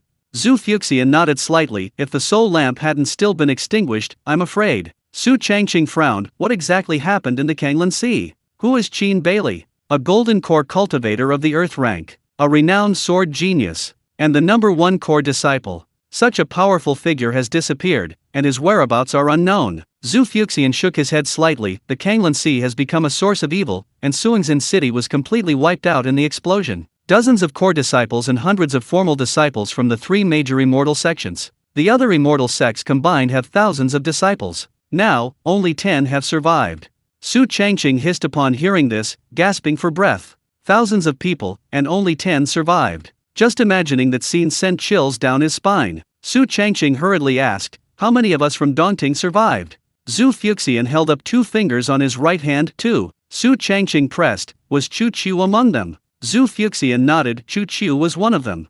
Upon hearing that Chu Chu was alright, Su Changqing breathed a sigh of relief, then asked curiously, who is the other one? Zhu Fuxian pointed towards the direction of Baifeng Cliff, the Chu family, Chu Hong. Su Changqing was surprised, both are core disciples of Iron Blood Peak. At this moment, Zhu Fuxian tapped the table. However, this is not the reason I called you here. Su Changqing was taken aback. What is that? Zhu Fuxian said earnestly, so many core disciples have died, and even Qin Bailey has gone missing. Immortal Peak urgently needs reinforcements. Therefore, Si Gang wants you to come up the mountain. Su Changqing decisively refused. I'm perfectly content in the spirit field, I don't want to go up the mountain. A smile appeared on Zhu Fuxian's face. Of course I understand your thoughts. I discussed it with Si Gang, and we decided to first register as a core disciple to obtain more resources. You can go up the mountain whenever you want. Su Changqing rubbed his hands excitedly. That's so kind of you. Zhu Fuxian changed the subject. However, to become a core disciple, you must first become a disciple. Su Changqing pondered. Then I'll become your disciple. Although the two were at the same cultivation level, their interests and hobbies were quite similar. The key was that they both preferred staying in the spirit field, rather than on the mountain. This way, they could look after each other, which felt quite good. However, Zhu Fuxian waved his hand, clearly stating, it's not me. Su Changqing was stunned. You don't want me? Zhu Fuxian hesitated, then continued, it's not that I don't want you, but… Su Changqing blinked, tentatively asking, it can't be Si Gang, can it? Zhu Fuxian gave an affirmative answer. That's right, it's that old geezer. Su Changqing was slightly embarrassed, his heart filled with complex emotions. Becoming Si Gang's disciple was like a meteoric rise, but he had never met him and knew nothing about him. Seeing his silence, Zhu Fuxian had no choice but to tell the truth. If I don't break through to the nascent soul stage, I probably won't live for more than a few years. Taking you in would be harming you. Unlike that old geezer, who has already reached the nascent soul stage and can live for at least another 2,000 years. Su Changqing's eyes instantly welled up with tears. Senior brother Zhu. Zhu Fuxian, however, wore an indifferent expression. All right, no need for this. I've long since disregarded life and death. For a moment, Su Changqing was at a loss for words. He felt no joy at becoming a core disciple. Instead, he was deeply distressed. From their conversation, he knew that Zhu Fuxian was dying. Although it was a natural death from old age, it was still hard to let go. The two had such a good relationship, often drinking and chatting. He had thought it would continue like this forever. 2 days later, Su Changqing rode the shattered moonfrost, soaring into the sky. Now that things had come to this, he could only go and take a look at Greenwood Peak. Compared to the Vidra Peak and Thick Earth Peak he had visited before, Greenwood Peak was quite unique. It was less of a peak and more of a tree rooted in the heavens. About 1,000 feet tall, its bark was emerald green, gleaming with a moist sheen. The bark was covered with fine, silvery green veins, flowing like the veins of newly sprouted leaves, each vein containing tiny specks of light. It appeared lush and verdant, every inch radiating spiritual energy. The leaves were heart-shaped, the color of solidified cream, with faint golden edges. At the tip of each jade-like leaf hung a glistening drop of spiritual dew, containing a 7-colored halo. The whole tree resembled a giant, open umbrella, and it would twitch occasionally, whether breathing or absorbing something, it was unclear. Even before Su Changqing approached, he could already sense an incredibly rich with spiritual energy. It felt like soaking in a hot spring, completely refreshing. Surprisingly, the tree had no entrance, it was entirely shrouded in leaves. Only when Su Changqing took out the spirit cultivator's token and infused it with his own wood attribute magic did it part the leaves, revealing a single passage leading inward. He flew in, curiously surveying his surroundings. He could see many leaves had been transformed into houses. Unsurprisingly, these houses housed disciples of Greenwood Peak. Although only core disciples were allowed to ascend the mountain, in reality, disciples of core disciples could also go up. While this seemed like exploiting a loophole, no one cared or intervened. Greenwood Peak was divided into several areas. The Jade Heart domain at the treetop was home to the Peak Master. The Three Splendors domain on the main branches housed the deputy Peak Masters and Elders. The Emerald Mist domain in the middle layer housed the core disciples. The Green Sprout domain in the lower layer housed the disciples of the core disciples. Soon, Su Changqing arrived at an area resembling a plaza, his feet resting on vast expanses of green leaves, with several passageways around him. Si Gang was the Peak Master, and therefore resided in the Jade Heart domain at the treetop. Su Changqing found a passageway, and the moment he stepped onto it, he was enveloped in a beam of azure light. In the blink of an eye, he transformed into a streak of light and vanished. The seemingly vast distance was covered in an instant. When his vision returned, he had arrived in the Jade Heart domain. This place contained the most concentrated with spiritual energy. The surroundings were covered with life-giving patterns, and pale green spiritual mist occasionally drifted out. Directly ahead stood a green palace called the Jade Heart Palace. Spirit vines formed its framework, and jade leaves formed its roof. Green moss formed its carpet, and dew formed its platform. When Su Changqing appeared, the surrounding patterns lit up, seemingly as a warning. Soon, a young girl leaped out from within. She appeared to be about 15 or 16 years old. Her face was round, like a ripe apple. Her eyes were bright, with slightly upturned corners. Her skin wasn't fair, but rather a pale yellow. Her hair was styled in 2 loose buns. The left bun was crooked by half an inch, while a strand of hair hung loosely from the right. She wore a green silk dress, revealing a small section of her collarbone. A rope made of woven straw was tied around her waist, from which hung a wooden whistle and a storage bag. She wasn't barefoot, revealing a pair of delicate little feet, with 2 rattan rings around her ankles. As soon as she emerged, she curiously sized up the unremarkable man before her, then called out in a clear voice, "Who goes there?" Chapter 442 Becoming an Apprentice to SI Gang. Although the other person was young, Su Changqing dared not underestimate them and quickly cupped his hands, saying, "My name is Su Changqing, and I'm here to see SI Gang." The other person suddenly realized, "You're Su Changqing." Su Changqing was taken aback. "You know me?" The person before him chuckled, "My name is Mu Ning, and I'm your senior sister." Su Changqing cupped his hands again, "So it's senior sister Mu in person." Mu Ning's eyes flickered, then she raised her chin. "I heard you're also an insect cultivator, and you even raise a reverse pulse dragon transformation insect queen." Su Changqing nodded slightly, "That's right." Mu Ning immediately became interested. Quick, summon it so senior sister can see it." Su Changqing looked slightly embarrassed. "This." Mu Ning puffed out her cheeks, feigning anger, disobeying senior sister. Su Changqing smiled awkwardly, about to explain. At this moment, another beautiful figure walked out from inside. The person was tall and slender, with a typical oval face. She wasn't wearing a skirt, but rather a black outfit trimmed with green trim. Her skin tone was the same wheat color as Mu Ning's. Her long hair was tied up in a high bun with an ebony hairpin. Her brow bones were high, and her eyebrows were slightly raised. Her nose was high and straight, with a very faint scar at the bridge. When expressionless, she exuded a natural air of authority and aloofness. She first glanced at Su Changqing, then walked to Mu Ning's side, lowered her head, and glared at her with her beautiful eyes, sneaked out again. Mu Ning chuckled, "Sister Qing Tang, I'm here to welcome 6th junior brother." Bei Qing Tang shook her head helplessly, then beckoned to Su Changqing, "Junior brother Su, please come in." Su Changqing immediately followed, and the 3 talked as they walked. "Mu Ning is both master's daughter and your 5th senior sister.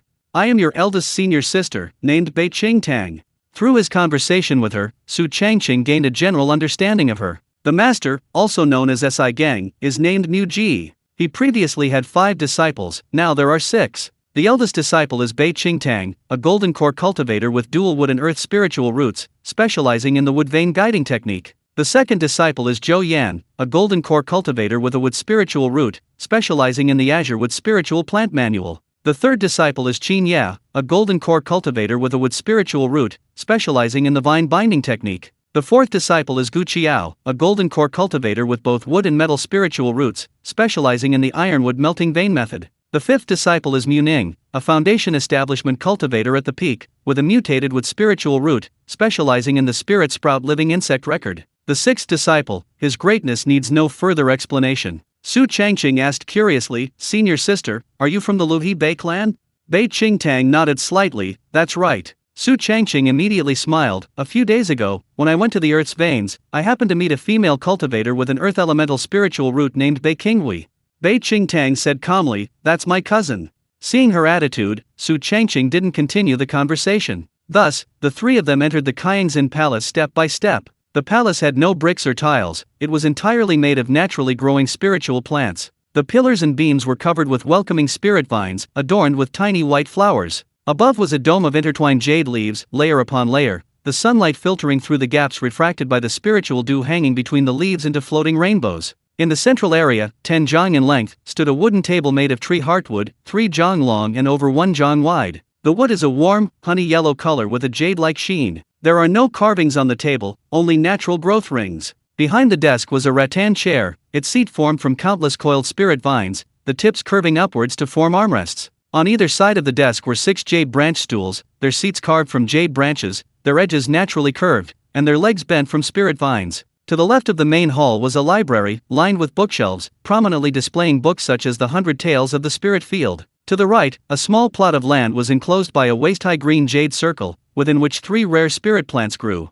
In the center stood a 1,000-year-old enlightenment grass. On either side was a 1,000-year-old echo flower. Faint sounds emanated from within, yet remained indistinct. The entire palace seemed to breathe, everything within sight, spirit plants and wood attribute objects, was stretching, emitting a fragrant aroma. Su Changqing's gaze swept across the room, but he did not spot the person resembling the steward. Just as he was puzzled, the sound of footsteps approached from the other side. Then, an old farmer, dressed in a short gray robe, with calloused hands and a wooden plow hanging from his waist, emerged. He was accompanied by 3 male cultivators. The one closest to the old farmer exuded a scholarly air. The one following closely behind was robust, broad-shouldered, and narrow-waisted, appearing quite wild. The last person was thin, taciturn, and seemed rather dull. Bei Qingtang hurriedly stepped forward and bowed respectfully, saying, "Master." Mu Ning also skipped and hopped over, calling out sweetly, "Father." Su Changqing quickly followed suit, while inwardly wondering, Si Geng is so old, how come his daughter is so young?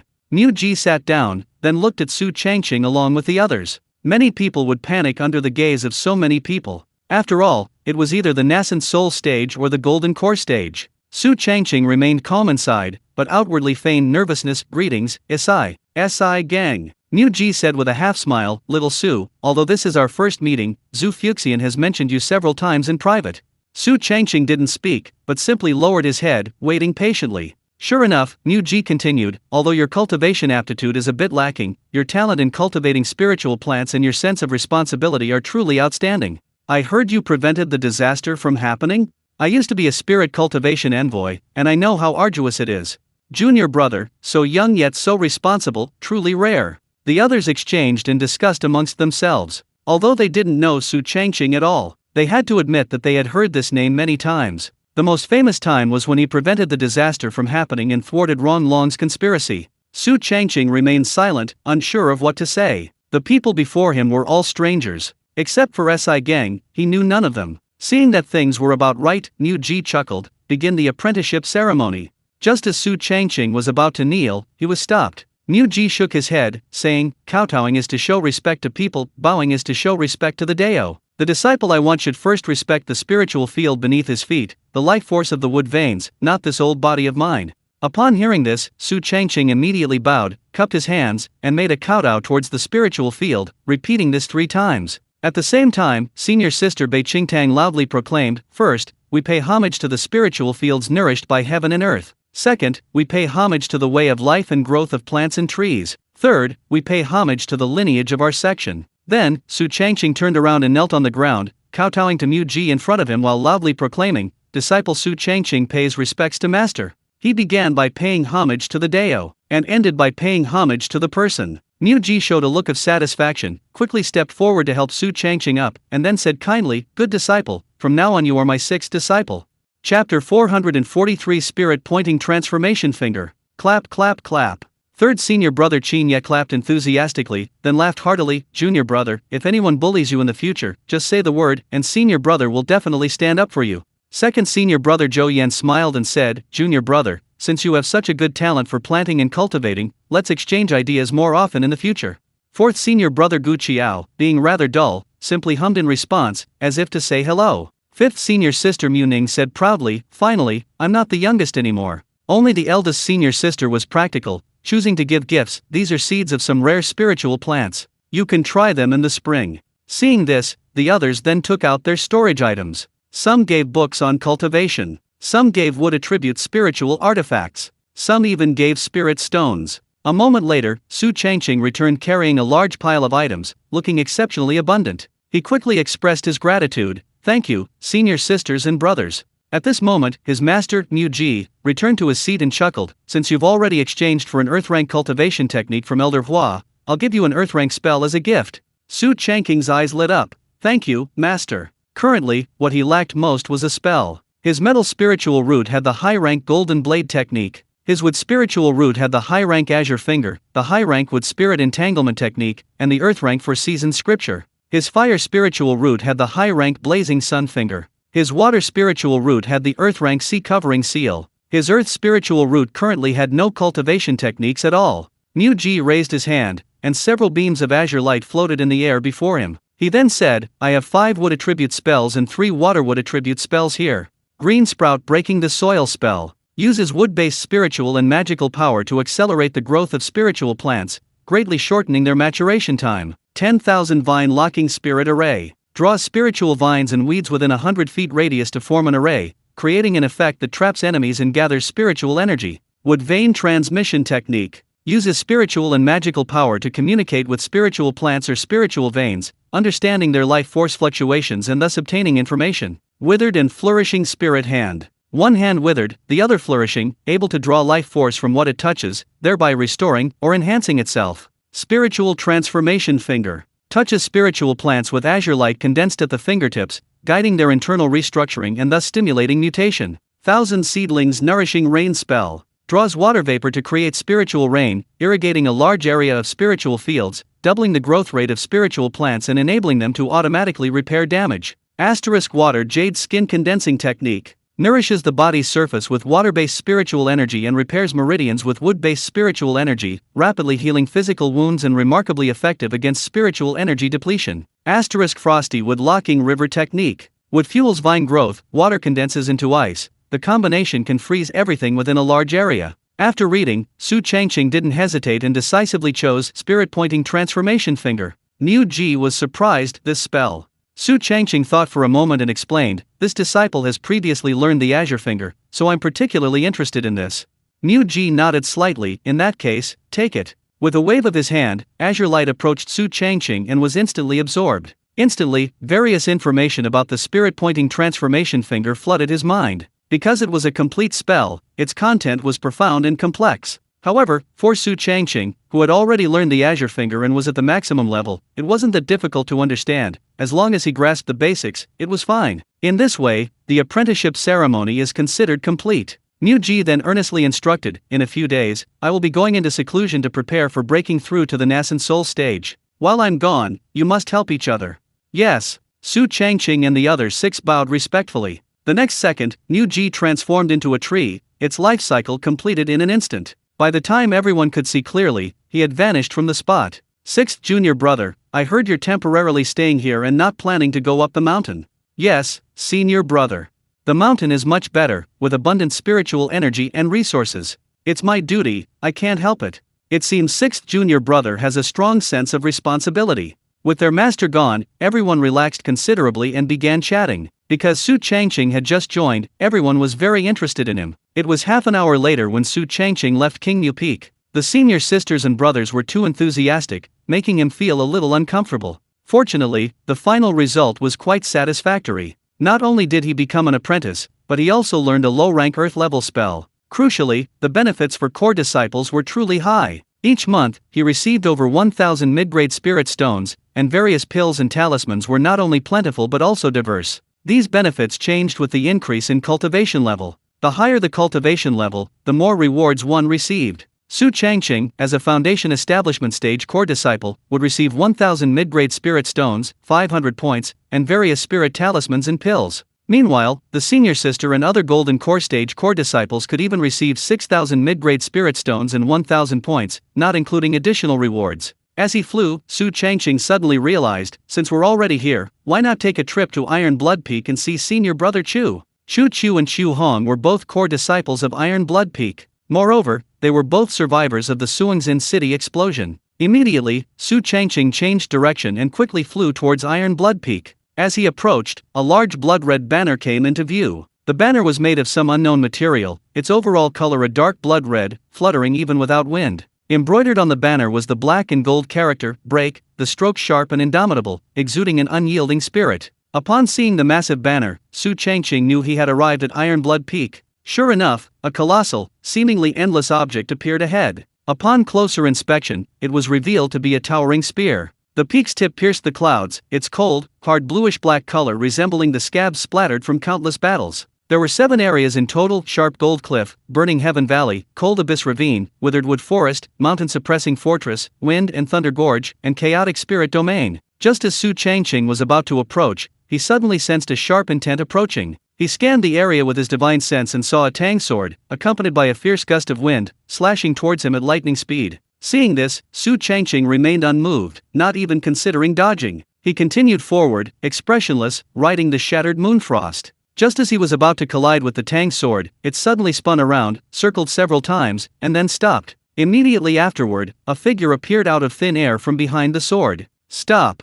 Who goes there? Iron Blood Peak is a restricted area, entry is prohibited without permission. Su Changqing stopped the broken Moonfrost train, then, while sizing up the other person, introduced himself. I am Su Changqing, a core disciple of Greenwood Peak and the sole spirit cultivator of the spirit field. The man before him was extremely thin, but not in a frail way, rather, his bone structure was sharp and defined. His face was cold and aloof, his jawline as sharp as a knife's edge. His nose was high and straight, his lips so thin they resembled a thin line. His hair was jet black, flowing in the wind. He wore a short jacket, fastened at the front with 2 lapis lazuli buttons. A wide belt cinched his waist, with an ebony scabbard hanging from his left side. He wore matching trousers, tapering to his ankles, revealing a pair of wind-riding boots. He exuded a sense of distance, not a cold distance, but a distance that suggested he could leave at any moment. After hearing Su Changqing's introduction, the man declared loudly, I am Ling Chenai, a core disciple of Iron Blood Peak and this year's Peak Protector. Chapter 444 Iron-Blooded Peak.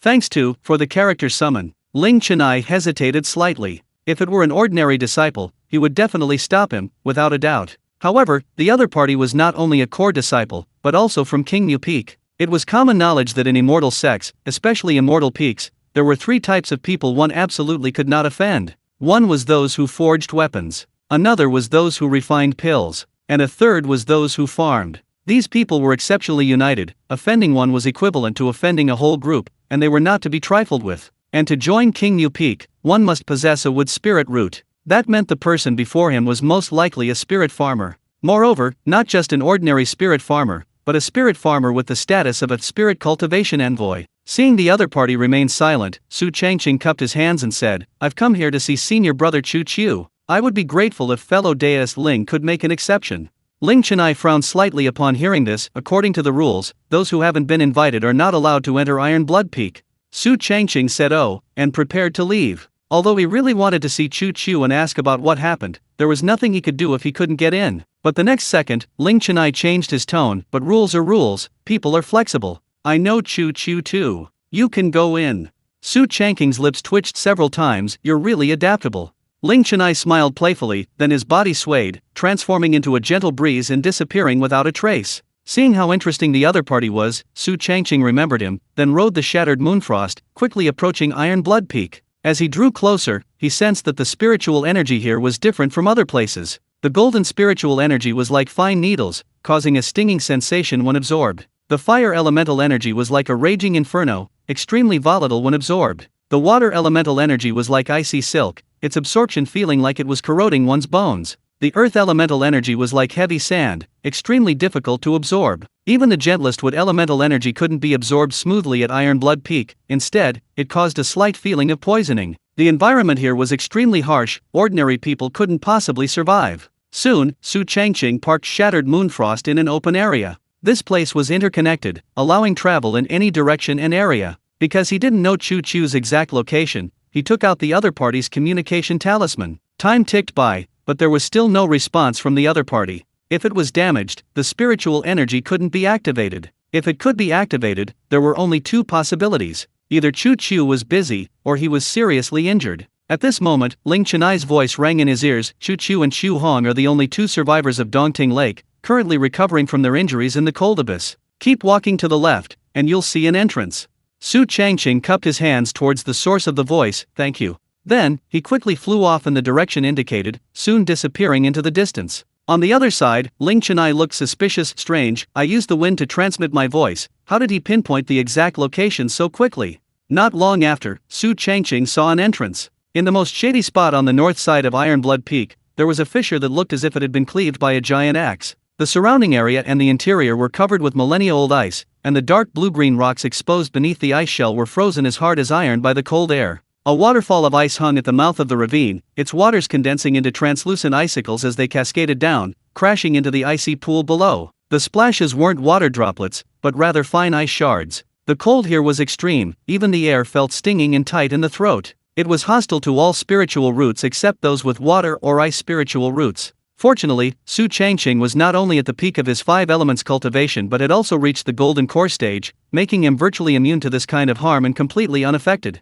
He walked deeper and deeper. The cold intensified the further he went, the thicker the surrounding ice crust, gradually forming natural ice pillars and curtains, refracting the sunlight into a chilling blue glow. An icy stream bisected the inner passage. The stream flowed with a crisp, crackling sound, not the usual sound of water. Su Changqing turned left, following the icy stream deeper into the valley. Along the way, he frequently encountered disciples of Iron Blood Peak. They were all either water elemental or ice elemental spirit roots. Seeing him dressed as a spirit farmer, they were all surprised. Occasionally, someone would stop him, questioning him and appearing very wary. However, since they were all disciples of the Immortal Peak, and Su Changqing could indeed prove his identity with the Spirit Cultivation Envoy's token, no one made things difficult for him, and he passed through smoothly. "Excuse me, where is Chu Chu?" "The deepest part inside." "Thank you." Su Changqing inquired along the way and finally found Chu Chu lying in an ice coffin in the deepest part, in an area devoid of sunlight, with Chu Hong beside him. They appeared to be frozen solid.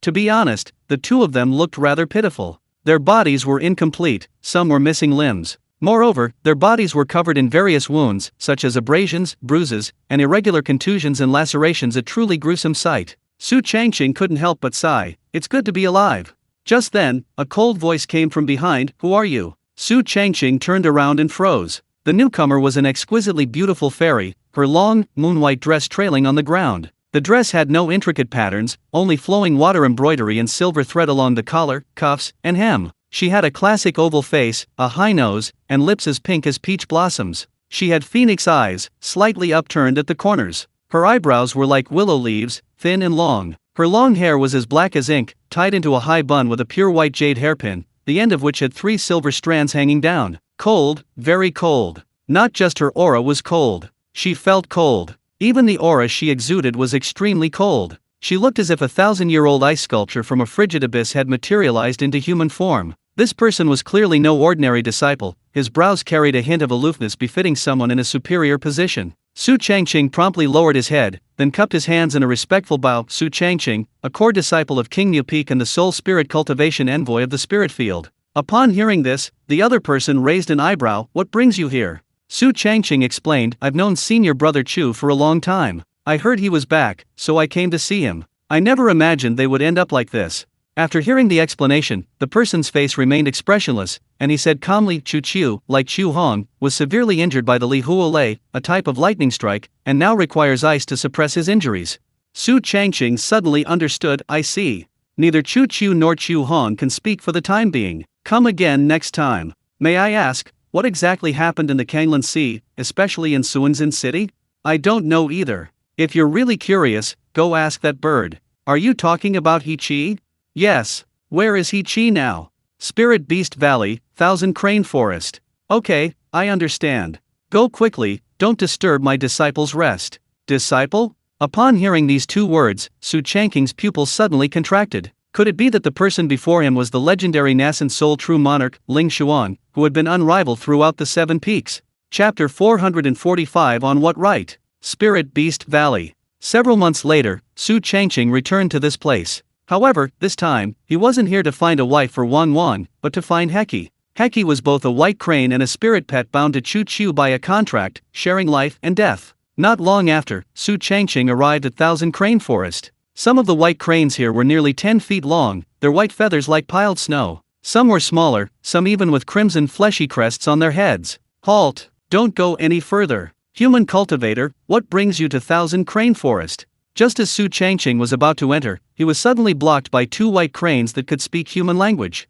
They appeared tall and large, their beaks and claws tinged with a bluish black. Su Changqing stated his purpose. "My name is Su Changqing, from King Mu Peak. I'm looking for He-Chi." Upon hearing this, the white crane on the left shook its head. "No, He-Chi is injured." Su Changqing quickly said, "We know each other, please inform him." The white crane on the right cawed, then flapped its wings and took off. Whoosh! At an incredible speed, it transformed into a white streak of light and disappeared into the distance. Meanwhile, the remaining white crane offered a brief explanation. "Our clan distinguishes its members by their cultivation level. Crane 7 is over 1,000 years old and now resides deep within. It and I are merely gatekeepers, we have no opportunity to interact. Please do not blame us if we cannot meet." Su Changqing nodded slightly. "I understand. If I cannot meet Crane 7, I will turn and leave immediately, without disturbing you too." The white crane on the left blinked, tilting its head curiously, and asked, "You, a cultivator, are truly polite. Do you have any intention of seeking a spirit pet?" Su Changqing smiled slightly. "Not at the moment." The white crane on the left's eyes dimmed. "What a pity. One of the purposes of spirit beasts is to find a suitable master. Unfortunately, most cannot find one, and some are even unable to leave this place. After a while, the white crane that had left returned. But it wasn't just it, a white crane with a crimson crest on its head followed beside it. Although its body appeared smaller, the aura it exuded was far more powerful. After landing, the white crane scrutinized the person before it with a critical gaze, then spoke in a slightly aged voice, "You are Su Changqing." Su Changqing nodded slightly. Indeed. It beckoned, "Follow me." With that, it swiftly spread its wings. Su Changqing jumped onto its back. The next second, man and crane soared into the air, flying deeper into the thousand crane forest. Along the way, countless white cranes could be seen, large and small, numbering well over 1,000. Deeper in, the trees thinned out. In the center, only a few trees remained, but without exception, each was tens or even hundreds of meters tall. They were riddled with hollows, resembling a honeycomb. The old white crane with its fleshy crest landed on a tree branch with Su Changqing, then pointed with its wing towards a tree hole. Crane 7 is inside. Su Changqing cupped his hands in thanks. Before he even got close, a pungent, acrid smell wafted from inside. It was as if something was burning. The odor was extremely strong. Upon entering the tree hole, he found it remarkably cool inside. Deep within was a nest built of branches, where a featherless crane was curled up. Moreover, his body was covered in various burn marks, making him look quite pitiful. Su Changqing felt a pang of heartache and tried calling out, "He-chi." Suddenly, a bald head emerged, and a woman's voice rang out as the beak opened and closed, "You've come." Hearing the familiar voice, Su Changqing couldn't help but ask, "What happened to you?" He-chi slowly explained, "An explosion occurred in Suingzin City. To protect Chu Chiu, I shielded him with my own body." Su Changqing felt worried. "You look terrible." He-chi comforted him, "It's alright. The Crane King promised to heal me personally." Su Changqing was surprised. "The Crane King?" He-chi briefly introduced himself. "The Crane King possesses a trace of Luan bird bloodline, and his strength is unfathomable." Su Changqing breathed a sigh of relief. "That's good." He-chi blinked. "You came to see me to ask what happened back then, right?" Su Changqing confirmed, "That's right." He-chi recalled the situation as he spoke. "Actually, it was very simple. Many lightning crystals were buried beneath Suingzin City, containing extremely terrifying Li Huolei, a type of lightning. Even a golden core cultivator would find it difficult to withstand the power of that explosion. It's important to know that anything related to lightning is incredibly terrifying. In an instant, the entire Suingzin City was wiped out, and the raging floodwaters submerged everything. The scene was incredibly horrific. Some died, some were injured, and some fled. Su Changqing raised an eyebrow, thinking to himself, "The lightning crystals we found before contained Gui water lightning, so how come the lightning crystals beneath Suingzin City are Li fire lightning? Could it be that there are still members of the Yellow Spring Alliance in Suingzin City?" He thought that everything would be fine after killing Elder Wu and Xiao Meyer, but it seems he underestimated the seriousness of the situation. However, the Yellow Spring Alliance couldn't possibly kill their own people, unless these people left beforehand. Thinking of this, Su Changqing narrowed his eyes. "Why is Senior Brother Qin missing, Senior Brother Chu seriously injured, and He-chi in this ghastly state? Moreover, out of nearly 10,000 people, only 10 survived. On the contrary, some people didn't even lose a hair." Next, he inquired about other things. For example, he wanted to know the condition of the remains of the Azure Water Demon Ape and the Mirage Dragon. Then he learned from He-chi that the Azure Water Demon Ape had been captured by Zhao Lai of the Dragon Tiger Immortal Sect. As for the remains of the Mirage Dragon, it wasn't very clear about it, mainly because it hadn't come into contact with them. Su Changqing, having asked enough questions, prepared to leave. "I'm leaving. If you need any help, you can have Bei-he come to Red Maple Valley to let me know." He-chi smiled weakly. "Thank you for coming to see me." On the way back from Spirit Beast Valley, Su Changqing happened to see 3 fishermen, 2 of whom he recognized immediately. One was Hu Bagui. The other was Zhao Ziyu. As for the person in the middle, he didn't recognize him at all. He was about to go over and greet his friends when he found them arguing. "You two are useless. You could catch dragonfish before, how come you can't even beat me now?" "Master, I'm still better than old Zhao." "Better? In what way?" "I at least caught one, he didn't catch a single one." I just had a bad day." Seeing this, Su Changqing instantly lost the will to greet him. Instead, he rode his shattered moon frost at incredible speed away from the area, heading towards Red Maple Valley. Along the way, he noticed that as the snow gradually melted, fresh shoots were sprouting from the grass. For a spirit farmer, seeing this was a welcome relief. However, as Su Changqing drew closer to Red Maple Valley, a scan with his divine sense revealed someone waiting for him at the entrance. This person was none other than Ji Mingxian. Chapter 446 Spring has arrived. Su Changqing landed expressionlessly. "You were waiting for me." Ji Mingxian turned around, his face full of joy. "You're finally back." Su Changqing gave an "oh," appearing surprised and curious. Ji Mingxian stepped forward and continued, "It's like this, didn't I tell you about the secret realm before?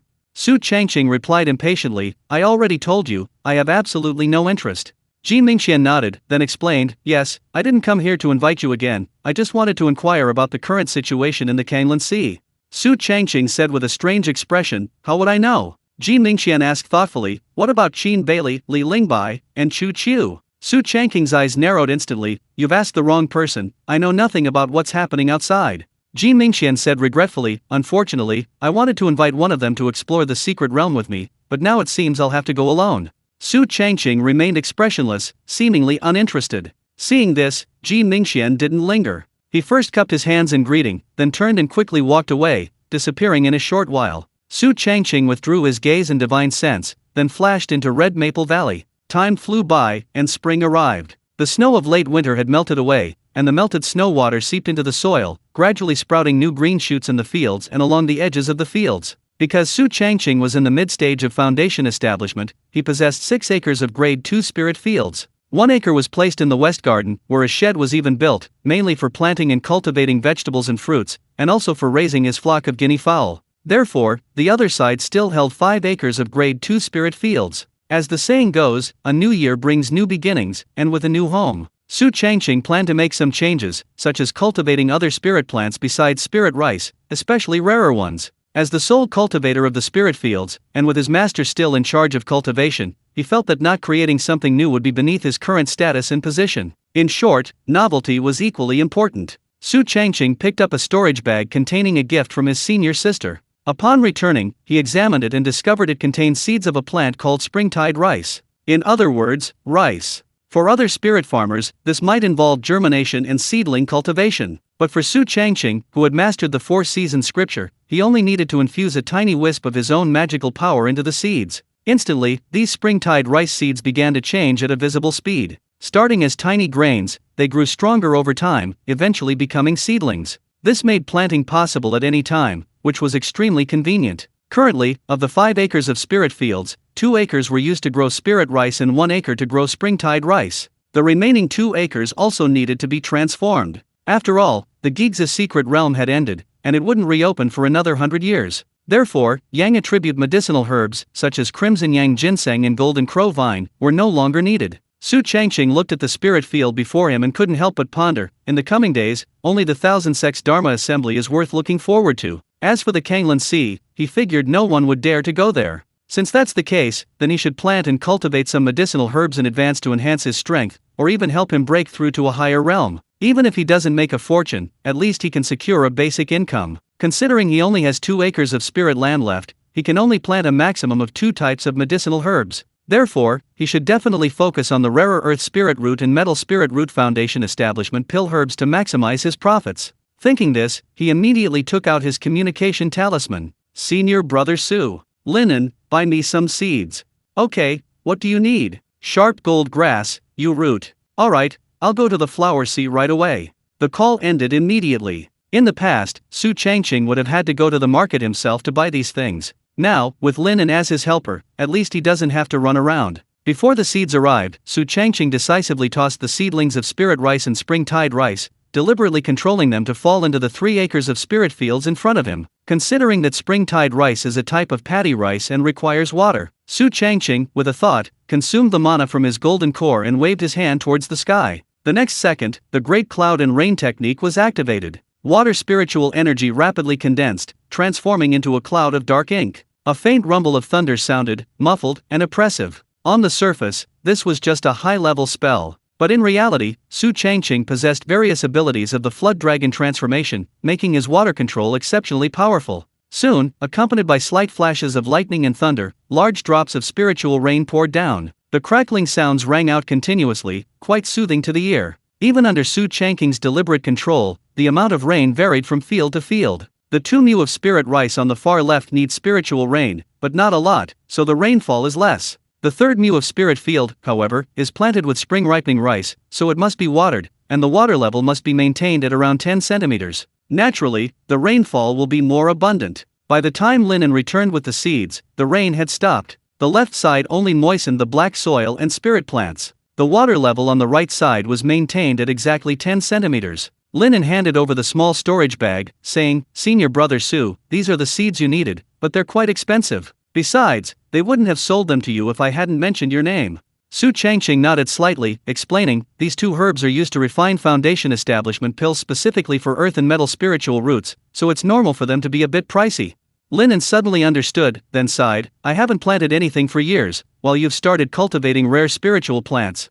Su Changqing smiled, aren't you doing quite well now? You have a partner, an income, and can do whatever you want. Speaking of a partner, Lin blushed slightly, speaking of which, I have to go to the rogue cultivator market in Dongqing City tomorrow, and I won't be back for at least 7 days.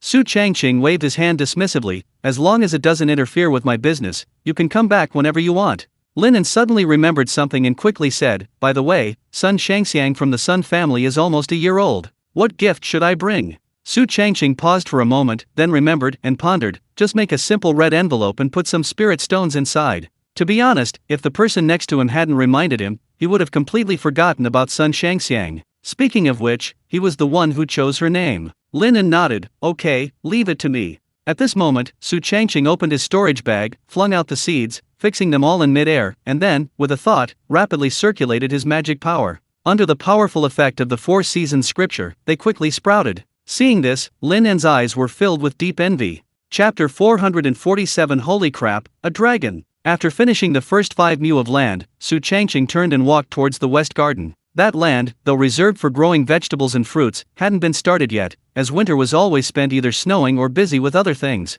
Woof woof. Wang Wang wagged its tail and followed closely behind. Wah! Wang Zhe imitated him, though its cries were slightly strange. The 3 dogs quickly arrived at the vegetable patch, which was empty. Fortunately, the dozens of guinea fowl had been consistently fed by Fortress, and thus were all plump and healthy. The number, including Cluck, remained at 21, unchanged so far, mainly for ease of management, otherwise, they would run around and poop everywhere. 1 hen lays 1 egg every 3 days. 18 hens lay 18 eggs every 3 days. Over the past few months, the number of eggs in Su Changqing's gourd hadn't decreased, in fact, it had increased, becoming somewhat excessive. Every day, they play with various cooking methods, frying, boiling, steaming, and deep frying. Now, seeing their owner arrive, the flock of guinea fowl immediately swarmed around. Compared to the fortress they fed daily, they clearly knew who the boss was. Seeing this, Su Changqing took out a handful of top-grade spirit rice, scattering some here and there, separating them as much as possible, then went into his vegetable garden to ponder. In spring, I'll plant some radishes, cucumbers, and bok choy. Fortunately, he had plenty of these seeds in his storage space, he could practically use them all. Therefore, he took out a batch, circulated the 4 seasons scripture again, and used magic to accelerate their growth, causing them to germinate at a visible speed, eventually reaching the ground. Then, with a wave of his hand, without even switching to an entangling spell, he used his powerful manipulation abilities to make the seeds fall evenly into the black soil, with even the roots actively burrowing in. In this way, all 6 acres of spirit fields were allocated and planted. The first 2 mu, approximately 0.16 acres, will still be planted with spirit rice, this will remain unchanged. The third mu, approximately 0.16 acres, will become springtide rice. The 4th and 5th mu, approximately 0.16 acres, will be planted with sharp golden grass and mountain roots, respectively. As for the 6th mu, approximately 0.16 acres, it has been completely converted into a vegetable garden. Ultimately, the spirit fields outside are more like decorations, their value no longer high. Su Changqing's real concern, or rather, his interest in spirit fields and plants, has long since shifted to the 32 mu, approximately 1.5 acres, in his personal space. Not to mention, they have all reached the 2nd rank. The key is that the black soil has gradually transformed into 5-colored soil, capable of planting and cultivating even better spirit plants. Regarding spirit fields, they are classified into 5 ranks based on yield, soil quality, and spiritual energy concentration. First-rank spirit fields are ordinary mortal soil with low fertility, only suitable for growing ordinary spirit plants. Second-rank spirit fields are rare black soil with 3 times the fertility of ordinary soil, suitable for growing rare spirit plants. Grade 3 spiritual fields, rare spiritual soil, 5 times fertile than black soil, suitable for growing top-tier spiritual plants. Grade 4 spiritual fields, legendary 5-colored soil, 7 times fertile than spiritual soil, suitable for growing all spiritual plants. Grade 5 spiritual fields, extinct breath soil, its fertility unknown, existing only in certain blessed lands and grotto heavens. In other words, the black soil in Su Changqing's personal space, due to his 5-element spiritual root and heavenly grade golden core, bypassed spiritual soil and directly achieved the 5-colored soil characteristic of grade 4 spiritual fields. Now, he can plant whatever he wants without any difficulty, making it quite easy. After planting and playing with the dog, Su Changqing turned and walked back. He arrived at the second-floor bedroom shortly after and lay down on the bed. The next second, he vanished into thin air, appearing directly in his personal space. As his strength broke through to the golden core stage, the space had grown significantly. Looking around, the areas for planting and cultivating spiritual plants, as well as the ancestor's coffin, the water spirit palace, the entrance to the secret realm, and the remains of the mirage dragon, only occupied about a third of the space. Unfortunately, if he wanted to increase the number of spiritual fields, he would have to wait until the mid-golden core stage. After all, the concentration of spiritual energy increased according to cultivation level, and currently, there were only so many. The more there were, the less there would be. Besides the mother rice that had undergone multiple mutations, the 32 acres of spiritual fields were planted with various types of rice, strengthening the foundation and enriching the soil rice, 5-element circulating rice, golden rice gathering spirit rice, and mutated daughter rice. 8 acres of each type were planted, resulting in a considerable quantity and yield. Su Changqing, observing the situation, said with slight regret, "I originally intended to establish channels in Suanzin City to sell some of the spirit rice, but who could have imagined this would happen?" As the stockpile grew, he simply couldn't consume it all. Selling it to the immortal sect would certainly arouse suspicion. The more complex the environment outside, the safer it would be. As for Dongqing City, the independent cultivator market? Su Changqing hadn't even considered that from the beginning. Those independent cultivators weren't saying they couldn't afford it, but rather that they simply couldn't buy it. Anything of top-grade quality, whether spirit plants or spirit rice, was intercepted by the Wang family, and the Sun, Lei, and other powerful families who controlled everything. With resources controlled, the only way for independent cultivators to rise was through demon hunting. This was clearly a deliberate act by the administrators, creating free labor. Of course, the Tianyuan Realm was vast, with countless places to sell. The only problem was that, given the current situation, even those at the Golden Core stage didn't seem safe. Even someone as powerful as Qin Bailey disappeared, and now his whereabouts are unknown. Admittedly, Su Changqing does enjoy making money, but staying alive is paramount. The system only granted him the ability to extend his lifespan, not make him invincible. Let's take it one step at a time. Slowly, things might change in the future. We are one of the 3 great immortal sects of the Tianyuan Realm. We can't be completely powerless against the Yellow Spring Alliance's offensive. Currently, Su Changqing knows he can't rush things. He has enough lifespan, he can afford to wait. Even if the sky falls outside, at least he has a personal space to hide in. Therefore, after scanning the area and seeing nothing amiss, he was preparing to leave. But just then, he suddenly heard a crisp crack, as if something had split open. Su Changqing grunted in surprise and walked towards the ice embryo with uncertainty. Upon approaching, he indeed saw clear cracks appearing on it. There weren't many, only a few. A dense, chilling aura seeped out from the cracks. For some reason, Su Changqing tensed up, involuntarily taking a deep breath, then peering inside. His pupils immediately contracted. Inside the translucent ice embryo was an infant, like a snowflake shrouded in icy mist. The skin was incredibly tender, like a peeled egg. The baby's hair was extremely fine, a pale silver gray, lying flat against the scalp. The eyes were closed, the eyelids a pale pink. The nose was small and delicate, exhaling faint white breaths. The lips were pinkish white, occasionally smacking. Its limbs were curled up, its knuckles thin, and its nails translucent. On the back of its neck was a patch of skin the size of a fingernail, within which 3 tiny blue dots, the size of pinheads, could be seen upon closer inspection. Upon closer observation, one could see that its entire body was covered with faint, indistinct patterns. These patterns resembled both ice patterns and dragon scales, giving it a rather mysterious appearance. On its forehead, there were 2 small, bulging protrusions. Upon seeing this, Su Changqing's lips trembled, and after a long while, he exclaimed in shock, "Holy crap, a dragon! Holy crap, no penis! Holy crap, what am I going to do?"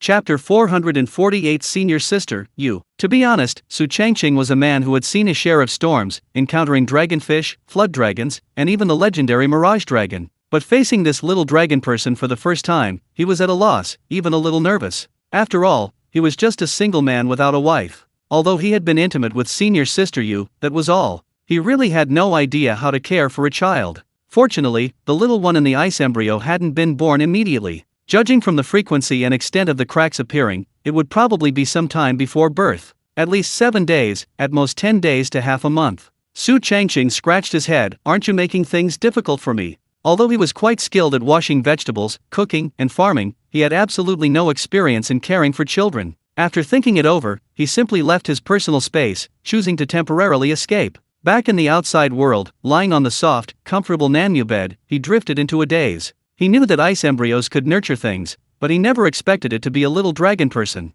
Now, there are only 3 options. First, find a partner now. Second, learn about child care. Third, give the child to someone else to care for. Su Changqing actually longs for the first option, but it's difficult to find one. The second option is to care for the child alone, trying to give them a complete childhood. As for the third option, if the Kanglan Sea still existed and Suingzhen City hadn't been destroyed, perhaps he could ask the mermaid princess for help. Unfortunately, it's too late now. Not only has the Kanglan Sea become the source of evil waters, but even Suingzhen City is gone now. The crucial point is that the mermaid princess and the water spirit fruit have disappeared without a trace. After thinking for a long time, Su Changqing still couldn't make up his mind. He couldn't help but get out of bed and walk outside step by step. In the Red Maple Valley, spring had arrived, but the temperature was still a bit chilly. Now, the surrounding red maple trees had sprouted new buds, and the scenery was becoming more and more beautiful. He strolled around. Su Changqing arrived directly in front of the ancient red maple tree. Whether it was a breeze or sensing someone approaching, the tender leaves, as delicate as a baby's hand, pattered together, making a crisp slap-slap sound, like applause.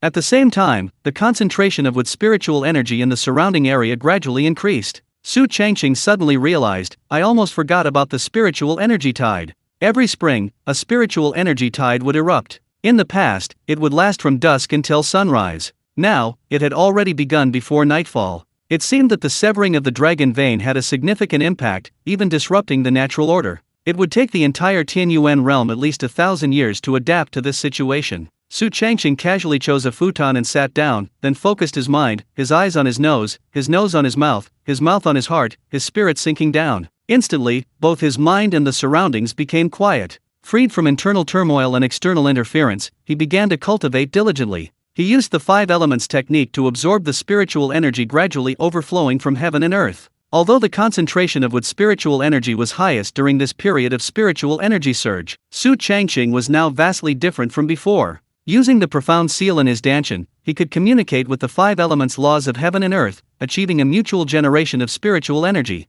Therefore, wood generates fire, fire generates earth generates metal, metal generates water, and finally water generates wood, forming a perfect closed loop. However, Su Changqing was extremely restrained, even cautious. Although he could absorb all the spiritual energy within hundreds of miles, he deliberately confined himself to Red Maple Valley. Subsequently, the spiritual energy continuously converged on his location, becoming increasingly concentrated. The spiritual energy was absorbed into his body, purified by his cultivation technique, impurities removed, and transformed into spiritual power. Then, he guided the spiritual power into his golden core. The heavenly grade golden core spun rapidly in his dantian, its body shimmering with 5-colored light. With each rotation, its surface brightened. He repeatedly ground and refined the surging spiritual power, ultimately transforming it into even purer magical power. This cycle repeated endlessly, a continuous cycle of cultivation. However, to advance his cultivation level, the amount of spiritual energy required was simply too great. Even with the assistance of the spiritual energy tides, it was impossible to achieve it overnight.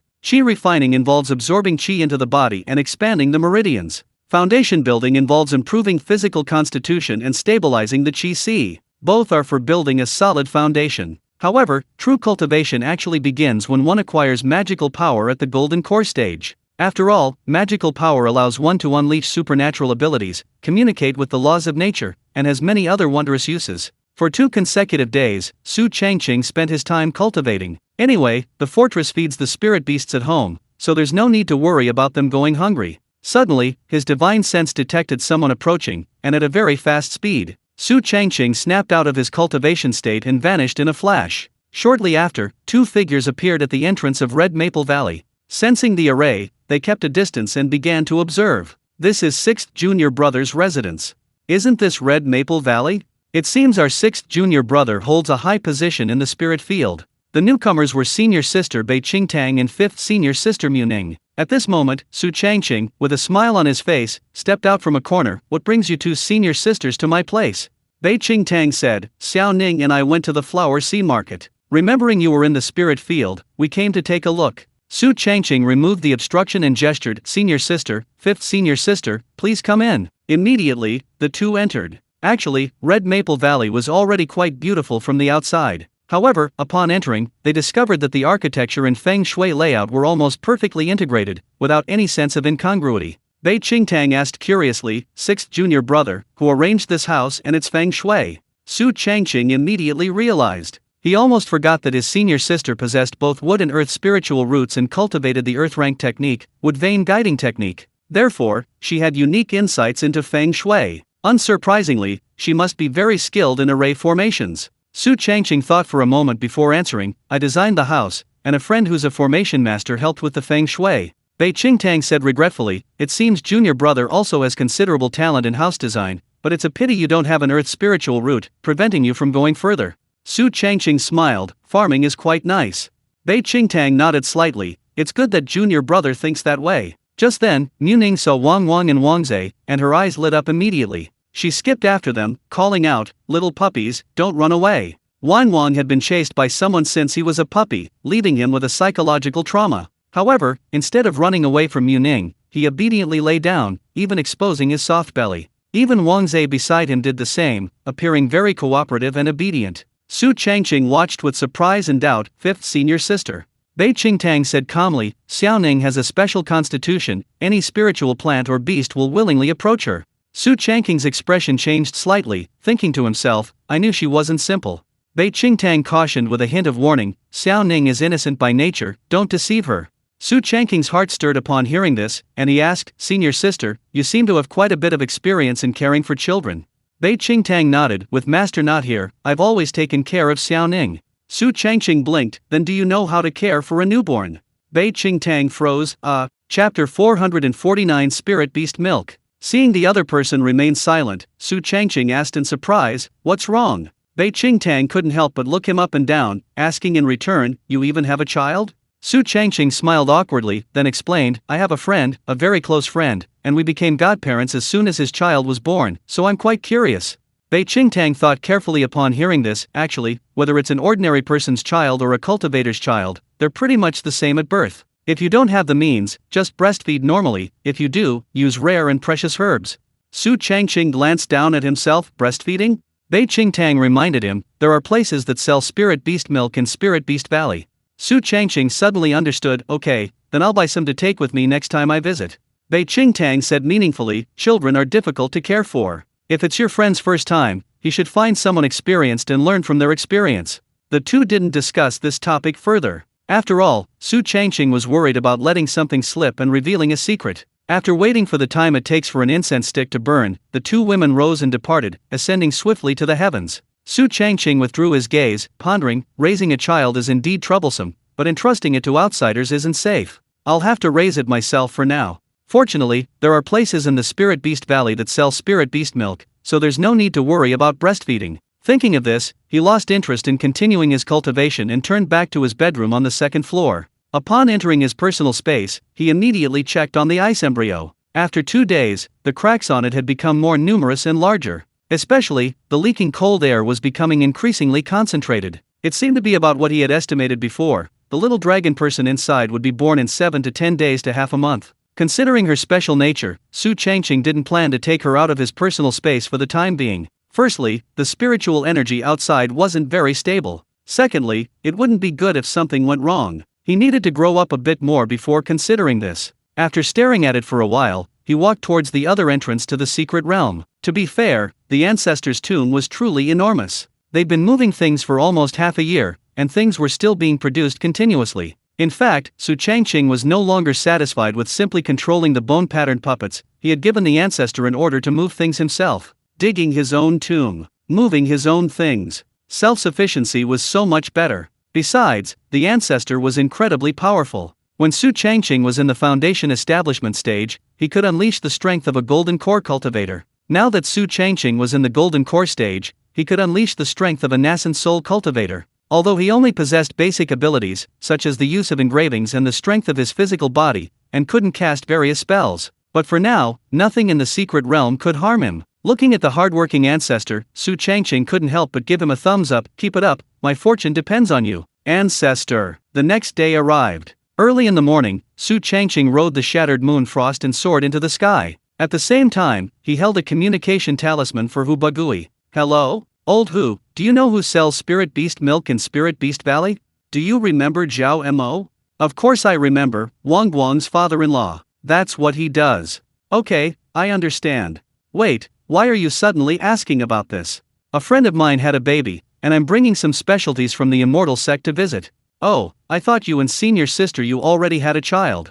Ending the conversation, Su Changqing put down the communication talisman, his lips twitching slightly. Who says a man's intuition is inaccurate? At least old Hu's intuition is spot on. Of course, there was one thing the other party guessed wrong: the child wasn't his or senior sister Yu's. In fact, you could say she wasn't even human. In no time, they arrived at the Spirit Beast Valley. Since it wasn't his first time there, he knew the route very well. But when passing the pillar python, Su Changqing was surprised to find that it, which was usually asleep, was now awake, seemingly staring at something. He looked in the other direction and saw that it was in the Thousand Crane Forest. Inside, a dazzling array of multicolored light shot into the sky. White cranes cried out and circled in the air, creating a visually striking scene. Su Changqing leaned closer, asking curiously, Liao Mang, what happened to Thousand Crane Forest? Zhu Mang glanced at him sideways. Who are you? Su Changqing quickly pulled out his spirit cultivation envoy token and introduced himself. I am Su Changqing, a core disciple of King Mupik, the only spirit cultivation envoy of the spirit field, and a waterwood spirit root. Zhu Mang was stunned. Such a long name? Su Changqing waved his hand. None of that matters. What exactly happened to Thousand Crane Forest? Zhu Mang said in a deep voice, the Crane King has made his move. The Crane King, the king of Thousand Crane Forest. Even in the entire Spirit Beast Valley, his ranking and status are second only to himself. He possesses a trace of the bloodline of an ancient phoenix, and his strength is unfathomable. Moreover, he would absolutely never make a move under normal circumstances. Su Changqing pondered. It seems they're treating He-Chi. Spirit pets and their masters are of one mind, sharing life and death. Since He-Chi is recovering, Chu-Chu on the other side should be getting better. It seems it won't be long before we see our lively and energetic senior brother Chu again. Ever since that incident in the Kanglan Sea, things have really taken a toll. After all, when we moved, everyone got together for a meal, drinks, and chat. But who could have imagined that Qin Bailey would disappear? Li Lingbai is nowhere to be seen either. The only one he's close to, Chu-Chu, is still lying in bed. Pulling his thoughts back, Su Changqing left the pillar python and flew towards Zhao Mo's house. He arrived quickly and called out, Zhao Mo. However, the first thing to appear wasn't a person, but a dog. A puppy, very similar to Wang Wang. It was Wang Wang's first cub, the eldest, and perhaps smelled Su Changqing's scent. It seemed very affectionate, rubbing against his trouser leg. However, its current size was far too small compared to Wang Wang's cub. Putting them together, no one would believe they were born of the same dog father and wolf mother. Then, the golden-haired mother wolf also came out of the house, staring at Su Changqing warily. Finally, Zhao Mo appeared, then excitedly greeted, fellow deist Su. Su Changqing cupped his hands in greeting. A sudden visit. I apologize for disturbing you. Zhao Mo laughed heartily. Not at all bothering you. Su Changqing got straight to the point. It's like this, I heard you sell spirit beast milk? Zhao Mo nodded slightly. That's right, do you want to buy some? Su Changqing gave an affirmative answer. Yes, I want to buy some. Zhao Mo immediately began to enthusiastically introduce the products. Beast milk also has different qualities, such as ordinary beast milk and spirit beast milk. There are also 100-year-old milk, 500-year-old milk, and 1000-year-old milk. Different qualities and different ages result in different prices. Su Changqing was dumbfounded after hearing this. Chapter 450 Milk Wine. Besides differences in quality and age, spirit beast milk also comes in different types. For example, cow's milk, goat's milk, mare's milk, deer's milk, and camel's milk are relatively common and therefore inexpensive. Spirit beast milk, which contains the 5 elements spiritual energy or has reached a certain level of cultivation, such as icy snow yak milk and volcanic spirit fox milk, is rare and therefore several times more expensive. Su Changqing pondered, thinking to himself, dragon, plus the ice attribute, I should find milk from spirit beasts that are close to these two types, that would be the safest bet. Zhao Mo smiled slightly. We're acquaintances, small quantities get a 10% discount, large quantities get a 30% discount. Su Changqing snapped out of his reverie and asked, do you have dragon milk? Zhao Mo's smile froze, his pupils involuntarily contracted, and his cheeks and lips twitched slightly. After a long pause, he finally opened his mouth. Are you kidding me? Su Changqing gave an awkward smile. I was just curious. Zhao Mo took a deep breath, trying to calm himself down. If you're talking about spirit beast milk with dragon blood, I can think of a way. But true dragon milk, you'll have to search high and low yourself. Although he did have a large milk source in the Spirit Beast Valley, many people, whether from the 5 major regions or the Immortal Peak, would buy from him. But he had to admit, encountering someone asking for dragon milk for the first time was somewhat absurd. Su Changqing quickly apologized. This is my first time dealing with spirit beast healers, and I don't know much about it. I apologize for being so presumptuous. Zhao Mo forced himself to calm down and waved his hand. I understand. Su Changqing tentatively asked, then, are there any ice attribute, dragon-like spirit beast healers? Zhao Mo's gaze froze for a moment, as if his soul had left his body. It took him a while to recover, then he gave the person in front of him a strange look and said irritably, you're here to cause trouble, aren't you? Su Changqing chuckled, I'm just curious. Zhao Mo opened his mouth, unsure what to say. After hesitating for a while, he finally replied, I don't have dragon milk, but I have dragon-like milk. Ice attribute is a bit difficult to find, but water attribute is plentiful. Su Changqing immediately said, give me 1000 jin of the best, dragon-like, ice or water attribute, and oldest ones. Zhao Mo was stunned, why are you buying so much? Su Changqing explained, my friends outside know that our immortal sect has abundant resources, so they wanted me to help them buy some. As for dragon-like milk, I enjoy brewing wine, and I've heard that dragon milk wine has unique effects, so I plan to try it. Zhao Mo suddenly realized, I knew you were so curious. I did hear junior brother who mentioned you're quite skilled at brewing. Su Changqing replied modestly, I'm alright. Zhao Mo thought for a moment, then said, actually, I'm also interested in milk wine, but I can't find anyone to brew it. How about we give it a try? Maybe we can have a long-term collaboration? Su Changqing hadn't expected this unexpected bonus. You want to brew milk wine too? Zhao Mo nodded, although selling spirit beast milk does earn me spirit stones, I want to try something new. Su Changqing's eyes lit up, what a coincidence. Me too. Immediately, the two hit it off. Zhao Mo invited him inside, and the two began discussing the specifics. To show their sincerity, they even produced a recipe for milk wine. It was called Pegasus milk wine.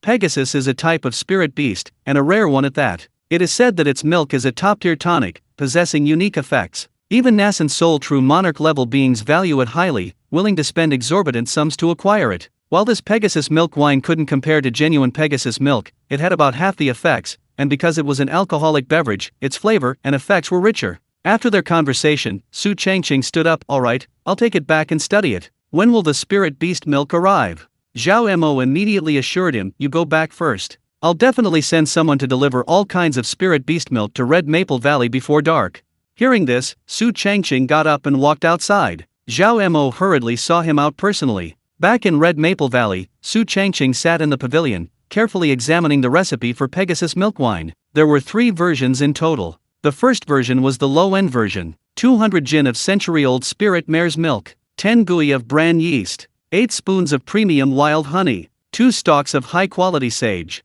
The second version was the high-end version, 150 jin of century-old mare's milk, 2 gui of small yeast, 66 premium sweet berries, 10 spoons of premium dew. The third version was the top-end version, 100 jin of millennium-old chrysanthemum milk, 30 gui of large yeast, 5 chien of premium jade stamen pollen, 10 spoons of premium spirit spring honey. The different versions had different brewing processes and different effects. However, even the top-end version only approached half the effect of Pegasus milk wine. After reading it, Su Changqing couldn't help but tap the stone table. From what I can see, it's actually similar to normal brewing, except it's become milk wine. For him, as long as he had stable resources, brewing wine or milk wine wasn't difficult. Just as he finished reading, his attribute panel changed. Pegasus milk wine, beginner. Effect 1, within 1 hour, wind spirit energy absorption efficiency plus 10%. Special effect 1, after drinking, it blocks distracting thoughts for 1 hour. Upon reading, Su Changqing immediately understood. It seems this is the real reason why Nascent Soul True monarchs like Pegasus milk wine. It's only at the beginner level, yet it already has the effect of blocking distracting thoughts. If it were at the master level, wouldn't that be even more incredible? Should I consume 10 years of my lifespan to upgrade Pegasus milk wine to master level? You must know that Su Changqing's brewing ability, through years of accumulation, had already reached a very high level. Although he hadn't developed brewing skills on his attribute panel, ordinary wines wouldn't require that much time. Unexpectedly, this Pegasus milk wine would take 10 years to brew. It was truly unbelievable. However, for Su Changqing, who possessed a lifespan of over 1,000 years, this expenditure was nothing. Therefore, he didn't hesitate and decisively chose yes. Instantly, he entered a profound state of enlightenment. Already a skilled brewer, after 10 years of continuous research and experimentation, he had finally mastered the Pegasus milk wine. That is to say, now, as long as all the ingredients are gathered, it can be brewed with almost no chance of error. Remaining lifespan, 1980 years. Pegasus milk wine, masterful hands. Effect 1, within 1 hour, wind spirit energy absorption efficiency plus 30%. Effect 2, fire damage reduced by 30% for 1 hour. Effect 3, Wind skill and spell learning speed increased by 20% for 1 hour. Effect 4, Wind spirit power and spell loss reduced by 20%. Effect 5, Flight skill learning speed increased by 20%. Special Effect 1, maintains a clear mind while slightly tipsy. Special Effect 2, suppresses the growth of inner demons while slightly tipsy. Special Effect 3, reduces spiritual agitation while slightly tipsy. Negative Effect 1, slightly reduces spiritual acuity after more than 5 uses per month. Negative Effect 2, resistance to cold, ice, and other negative damage reduced by 20%. Unique Effect, top-tier Pegasus milk wine can be fed to horse-type spirit beasts such as Huan Shu and Boma, increasing the contract success rate by 40% and the Pegasus success rate by 20%. System prompt, all current effects are from the top-tier Pegasus milk wine, lower and higher tier versions have reduced effects. Chapter 451 She's here. About an hour later, someone indeed delivered the spirit beast milk. Among them, the low-grade version of the century-old spirit horse milk provided by Tianyuan milk wine totaled 1,000 jin. As for the other ingredients, such as bran yeast, wild honey, and mint, Su Changqing had to purchase these personally, fortunately at reasonable prices. As for the spirit beast milk he needed, Zhao Mo was particularly attentive. There were 2 types, each weighing 500 jin. The first type was ice attribute scaled horse milk. The second type was water attribute antler deer milk. Both contained extremely rare dragon blood, hence their high price. Perhaps for better cooperation, or to strengthen relationships. This time, Zhao Mo didn't ask for a single spirit stone, essentially giving it away for free. Su Changqing was quite moved and took out a communication talisman, handing it to the milkman. I was in a hurry to leave and forgot to leave this. Could you give it to him for me? The male disciple from the Spirit Beast Valley who was delivering the milk nodded excitedly. Yes, senior brother Su. Then he turned and left. Looking at the various spirit beast milks before him, Su Changqing's mind began to wander. The little dragon wasn't born yet, so there was no rush to feed it. He tried brewing the heavenly horse milk wine first and see how it went. Linen wasn't home this time. He'd already gone to the freelance cultivator market in Dongqing City to have some fun. Therefore, he had to personally go to the Flower Sea market to find some low-cost materials. This round trip took almost an hour. Fortunately, the Immortal sect lived up to its reputation. All kinds of materials were readily available, and the more you bought, the cheaper it was. For convenience, Su Changqing bought a large quantity at once, temporarily storing them in his azure gourd. Actually, the Fanken ring could also be used, and its internal space is even larger. Unfortunately, the situation inside is more complicated. Even with only the bare minimum of resources, the reverse pulse dragon transforming insect mother will still lay an egg sac every so often, which hatches into insects, making them difficult to store. If you actually put them inside, they might not survive past the next day. Many things can only be squeezed into the azure gourd. When the opportunity arises, Su Changqing plans to put all the reverse pulse dragon transforming insect mother and the other insects into his personal space to raise them all at once. This way, he can free up space in the Fanken ring. West Wing, Brewing Area. This area is spacious and relatively quiet. It's already filled with storage containers for wine, the specially crafted kind. This not only provides more space but also allows for the storage of more wine. Currently, the production of high-quality spirit rice wine remains at 3,000 caddies. This hasn't changed. The production of top-grade spirit rice wine and top-grade yellow rice wine is increasingly lower. There's no way around it. One person only has so much energy. Su Changqing pondered, it seems I'll have to craft some puppets specifically to assist with brewing. I can't manage it all by myself. Fortunately, as long as the specific steps, processes, and proportions are mastered, the brewing process can be repeated. Even if it's entrusted to puppets, there's no need to worry about problems. After all, his puppetry skills have now reached their pinnacle. Soon, he entered the quiet room specifically for brewing and took out the low-cost ingredients for this batch of wine. 200 caddies of century-old spirit mare's milk, 10 gui of bran yeast, 8 spoons of top-grade wild honey, 2 stalks of premium mint grass. Now that he had the time, the materials, and the proportions, the only thing missing was the process. Normally, one would need to figure it out gradually, but he had already mastered it during the previous practice session. Therefore, Su Changqing began skillfully. The first step was to take out the fresh spirit horse milk, add an equal amount of spirit spring water, and then let it sit. After about an incense stick's time, the spirit horse milk, after sitting, emitted a faint muttony smell, and even had a layer of fat floating on the surface. Seeing this, Su Changqing immediately poured out the top third, keeping only the bottom 2/3 of the milk. Then he poured it all into a ceramic urn, and then the golden core in his danchan spun, releasing a weak magical power, while his left hand radiated heat, forcibly warming the mixture. Once it felt warm to the touch, but not hot, he mixed and stirred it at a ratio of 3 liang of bran yeast for every 10 jin of spirit horse milk. He stopped stirring only when it turned milky, then transferred it to a perforated earthenware jar and placed it in a cool, shaded area to settle. He ignored it for the first 2 days. On the 3rd day, he stirred it again. On the 4th day, he ignored it, but the cracks in the ice-like liquid became even larger. On the 5th day, the milky liquid began to bubble and turned into a wine-like liquid. Without hesitation, Su Changqing immediately dissolved 8 spoonfuls of top-quality wild honey in 3 times the amount of warm spring water and slowly poured it into the liquid. Then, he washed 2 high-quality sprigs of mint, cut them into 1-inch pieces, and carefully added them to the mixture to soak. At this point, the process was nearing completion. Half an hour later, Su Changqing filtered the mixture through an 80-mesh coarse cloth, finally obtaining a cloudy wine that was half white and half yellow. But it wasn't over yet. He transferred it to a narrow-necked earthenware bottle, loosely sealed it with a cork, and then placed it in an even cooler environment to continue settling. Days passed in this way. Su Changqing's life became very structured. Every day he checked the Pegasus milk wine, inspected the ice embryo, and studied the spirit transformation technique. After about 8 days of brewing, it was finally finished. Su Changqing poured a cup and examined it, finding it slightly cloudy. It didn't smell of raw milk, instead, it had a warm, milky aroma from fermentation. He took a sip. The first taste was the sweetness of wild honey wrapped in a subtle milky fragrance, followed by a hint of mild pungent bitterness. The texture was thick but not sticky, like diluted yogurt, but much smoother. After swallowing, there was no astringency, but rather a slightly sweet aftertaste. Overall, the flavor was richer than spirit rice wine. However, Su Changqing felt it wasn't as amazing as the Ice Heart Jade Pot wine.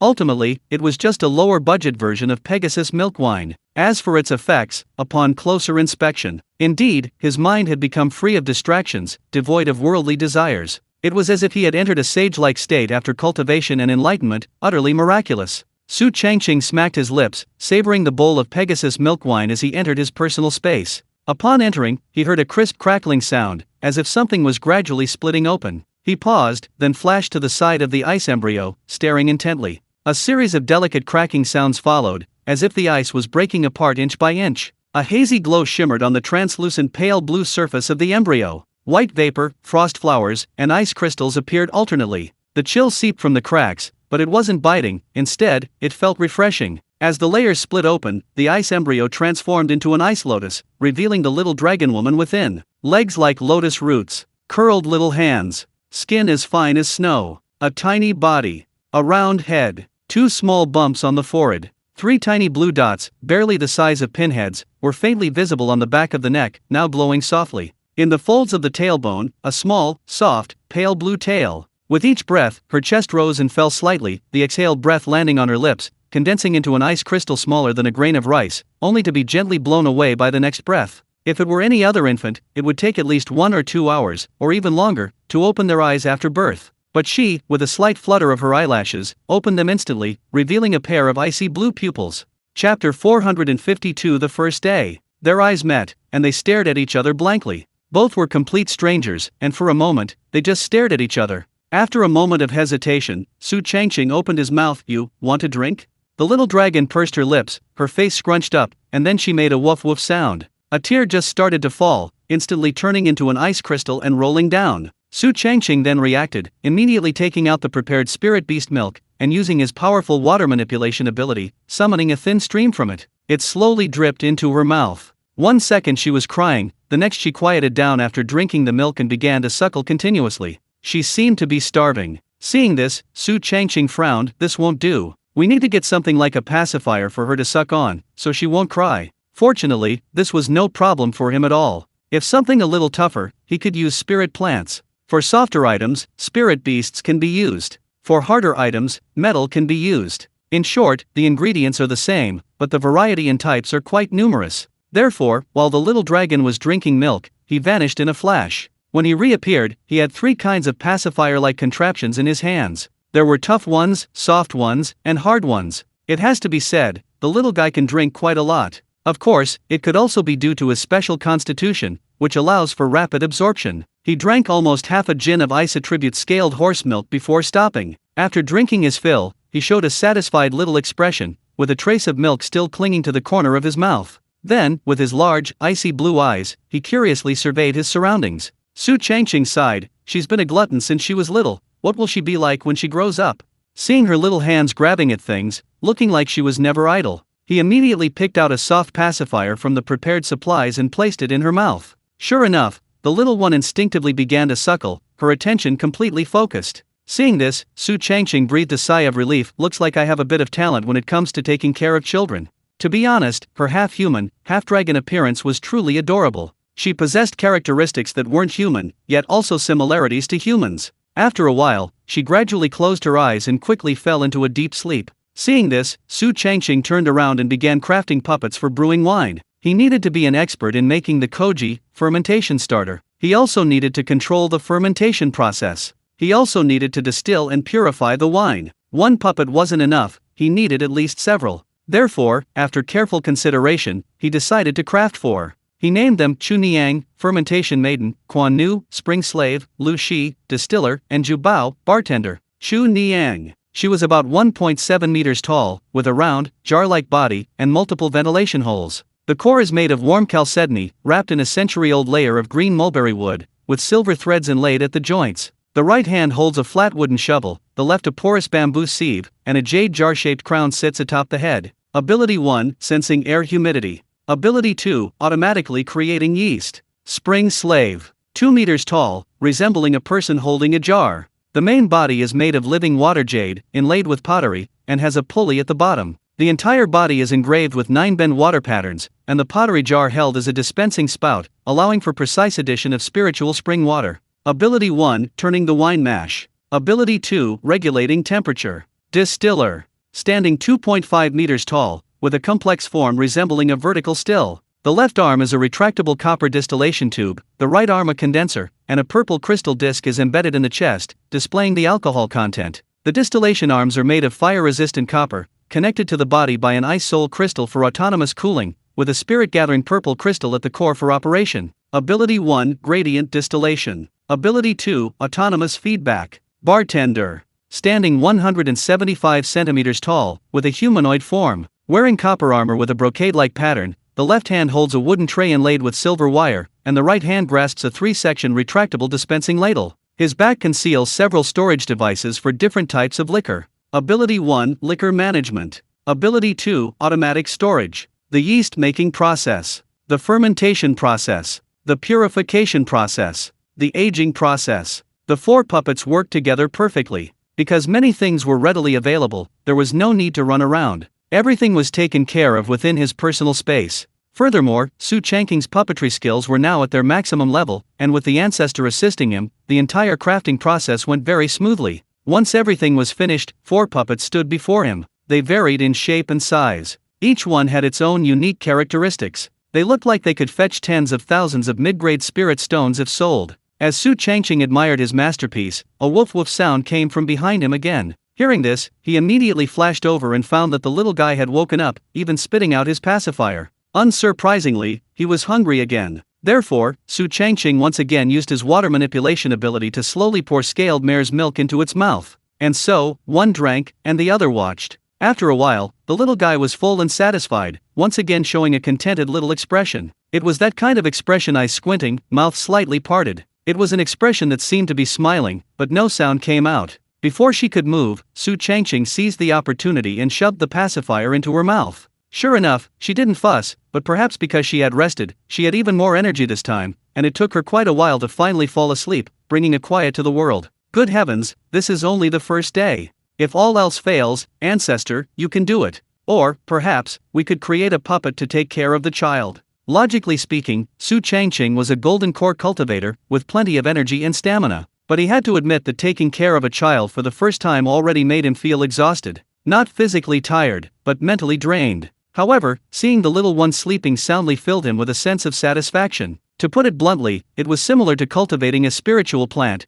Both required careful nurturing and gradual growth. The only pity was that spiritual plants could grow rapidly using the 4 seasons scripture, thus shortening their maturation time. But this one is different, it won't grow up in less than a decade. That means it needs much more time and energy to care for. This is destined to be a long process of nurturing. Wake up and cry, cry and eat and play, play and sleep. It's like this all day long. At first, it was a little difficult to get used to, but as it happened more often, it gradually got used to it. In fact, Su Changqing could even predict it in advance. At a certain time, he would estimate that it was about to wake up. Then he would go over and check, and sure enough, it was awake. The pacifier in her mouth twitched, and she looked like she was about to spit it out again. Su Changqing reacted quickly, pop, taking it out and feeding her some mare's milk. This only confused the little one more. She drank her milk, a blank look in her eyes. When she had eaten and drunk her fill again, and then fell soundly asleep with the pacifier still in her mouth, Su Changqing hesitated for a moment, then carefully lifted her from the ice lotus for the first time, holding her in his arms. Feeling the intense coldness, he didn't show any disgust. Instead, he grinned, since I'm raising her myself, I should give her a name. My surname is Su, so yours should be Su too. So cute, and a little dragon, how about we call her? Chapter 453 Max Level Spirit Pointing Finger. Half human, half dragon. So cute, let's call her Su Linglong. Linglong, a spirit dragon. It both concealed and revealed her identity. Thus, the little one in his arms had a name that would accompany her for life. Days repeated themselves, events continued to repeat. By day, Su Changqing went out to inspect the spirit fields. By night, he spent time with Linglong in his personal space. Whenever he had free time, he studied various cultivation techniques and spells. Suddenly, a thought struck him as he looked at his attribute panel. Spirit Transformation Finger, Level 1. Effect 1 Spirit Plant Mutation Rate plus 0.5%. Consume 40 years of lifespan to upgrade the Spirit Transformation Finger to Level 9? Su Changqing was surprised. Not only do I have rich experience, but I also have a max level Spirit Transformation Finger as a foundation, yet it still needs 40 years. To be honest, it was indeed unbelievable. In fact, the amount of time spent revealed a key point. The longer it takes, the stronger the cultivation technique and spell. Conversely, a shorter time results in mediocre abilities in all aspects. Moreover, this Spirit Transformation Finger technique isn't low level or high level, but rather earth level. Its inherent quality and difficulty are undeniable. It's by no means simple. Therefore, Su Changqing didn't hesitate and decisively chose all in. Instantly, he entered a profound state of enlightenment. Based on the Azure Finger technique, he continuously studied, modified, and innovated the Spirit Transformation Finger technique. Finally, after 40 years, he reached its pinnacle. Remaining lifespan, 3,166 years. Spiritual Transformation Finger, Max Level. Effect 1, Spiritual Plant Mutation Rate plus 5%. Effect 2, Benign Mutation Probability plus 40%. Effect 3, Post-Mutation Survival Rate plus 50%. Effect 4, Special Mutation Probability plus 10%. Effect 5, Dual Attribute Mutation Probability plus 5%. Effect 6, Triple Attribute Mutation Probability plus 1%. Effect 7, Mutation Stability plus 50%. Effect 8, Spiritual Energy Affinity plus 20%. Effect 9, Negative Mutation Correction Probability plus 30%. Special Effect 1, after a mutated spiritual plant seeds, the probability of its offspring inheriting the mutated characteristic increases by 15%. Special Effect 2, if a spiritual plant already has one mutation, the second mutation will merge with the former. Special Effect 3, the azure light at the fingertip can draw upon the earth's spiritual energy, reducing the spiritual plant's incompleteness rate by 25%. After reviewing all the effects, Su Changqing couldn't help but take a deep breath. Worth it, so worth it. First, the mutation probability increased from 1 in 1,000 to 5%. If one mutated plant appears per acre, then nearly 40 acres would equal. Moreover, there's a chance of 2, or even 3, attributes appearing. As long as it succeeds once, the previous weighting and expenditure will be negligible. For a moment, Su Changqing looked at the 32 acres of spirit fields before him, his breathing becoming heavy. He used the Spirit Transformation Finger technique, here referred to as the Spirit Transformation Finger technique. The golden core in his dantian spun rapidly, releasing a dense concentration of 5 elemental magic power. At the tip of his right index finger, a small blue light first flashed, then grew increasingly clear, finally coiling like a living vine around the fertile rice plants before him. Not just one plant, but all of them. At the same time, the surrounding spiritual energy was rapidly converging. Clearly, effects were beginning to trigger proactively. As magical power was continuously depleted and spiritual energy continuously gathered, the fertile rice in this acre of spiritual field seemed to have undergone a baptism. It should be noted that a 5% probability was already quite high. Moreover, every single stalk had a 5% chance. Before long, Su Changqing noticed one of the stalks changing at a visible speed. From its original thick stalks and tangled roots, it suddenly grew about half a foot taller, and the stalks developed deep brown-green veins. The rice leaves became denser with finer down, and shimmered with a pale green sheen. Even from the tips of the fibrous roots, more tiny tendrils sprouted. Each ear of rice was an extremely full, ivory white, looking very pleasing. Su Changqing used the system's abilities to check the detailed information. Spiritual rice, symbiotic rice. Abundant spiritual energy. Undamaged. Pest-free. Very healthy. Harvestable. Su Changqing stroked his chin. It really is spiritual rice, symbiotic rice. This is a rare spiritual rice that can only be cultivated in grade 3 spiritual fields. Not only does it yield more, but it also has a strengthening effect. Most importantly, the probability of offspring inheriting its characteristics is extremely high. When planted together, they connect through fine tendrils, forming a symbiotic relationship. Excited by such a success on the first try, Su Changqing immediately began cultivating the second acre. Thus, as he continued cultivating acre by acre, he finally saw the emergence of the second mutated rice plant. This time it was golden spiritual rice. The rice husk was no longer a warm jade color, but a dark gold with reddish veins. The golden edges of the rice leaves brightened, and the surface was interwoven with golden and red light. Even the rice grains inside were golden and reddish. Touching it not only caused a sharp, stinging sensation but also a slight warmth. This time, Su Changqing recognized it immediately. Melting gold spirit gathering rice, an exceptionally rare mutated rice. Cultivators with a gold spirit root who consume it can not only rapidly replenish their gold spirit power but also temporarily enhance its sharpness.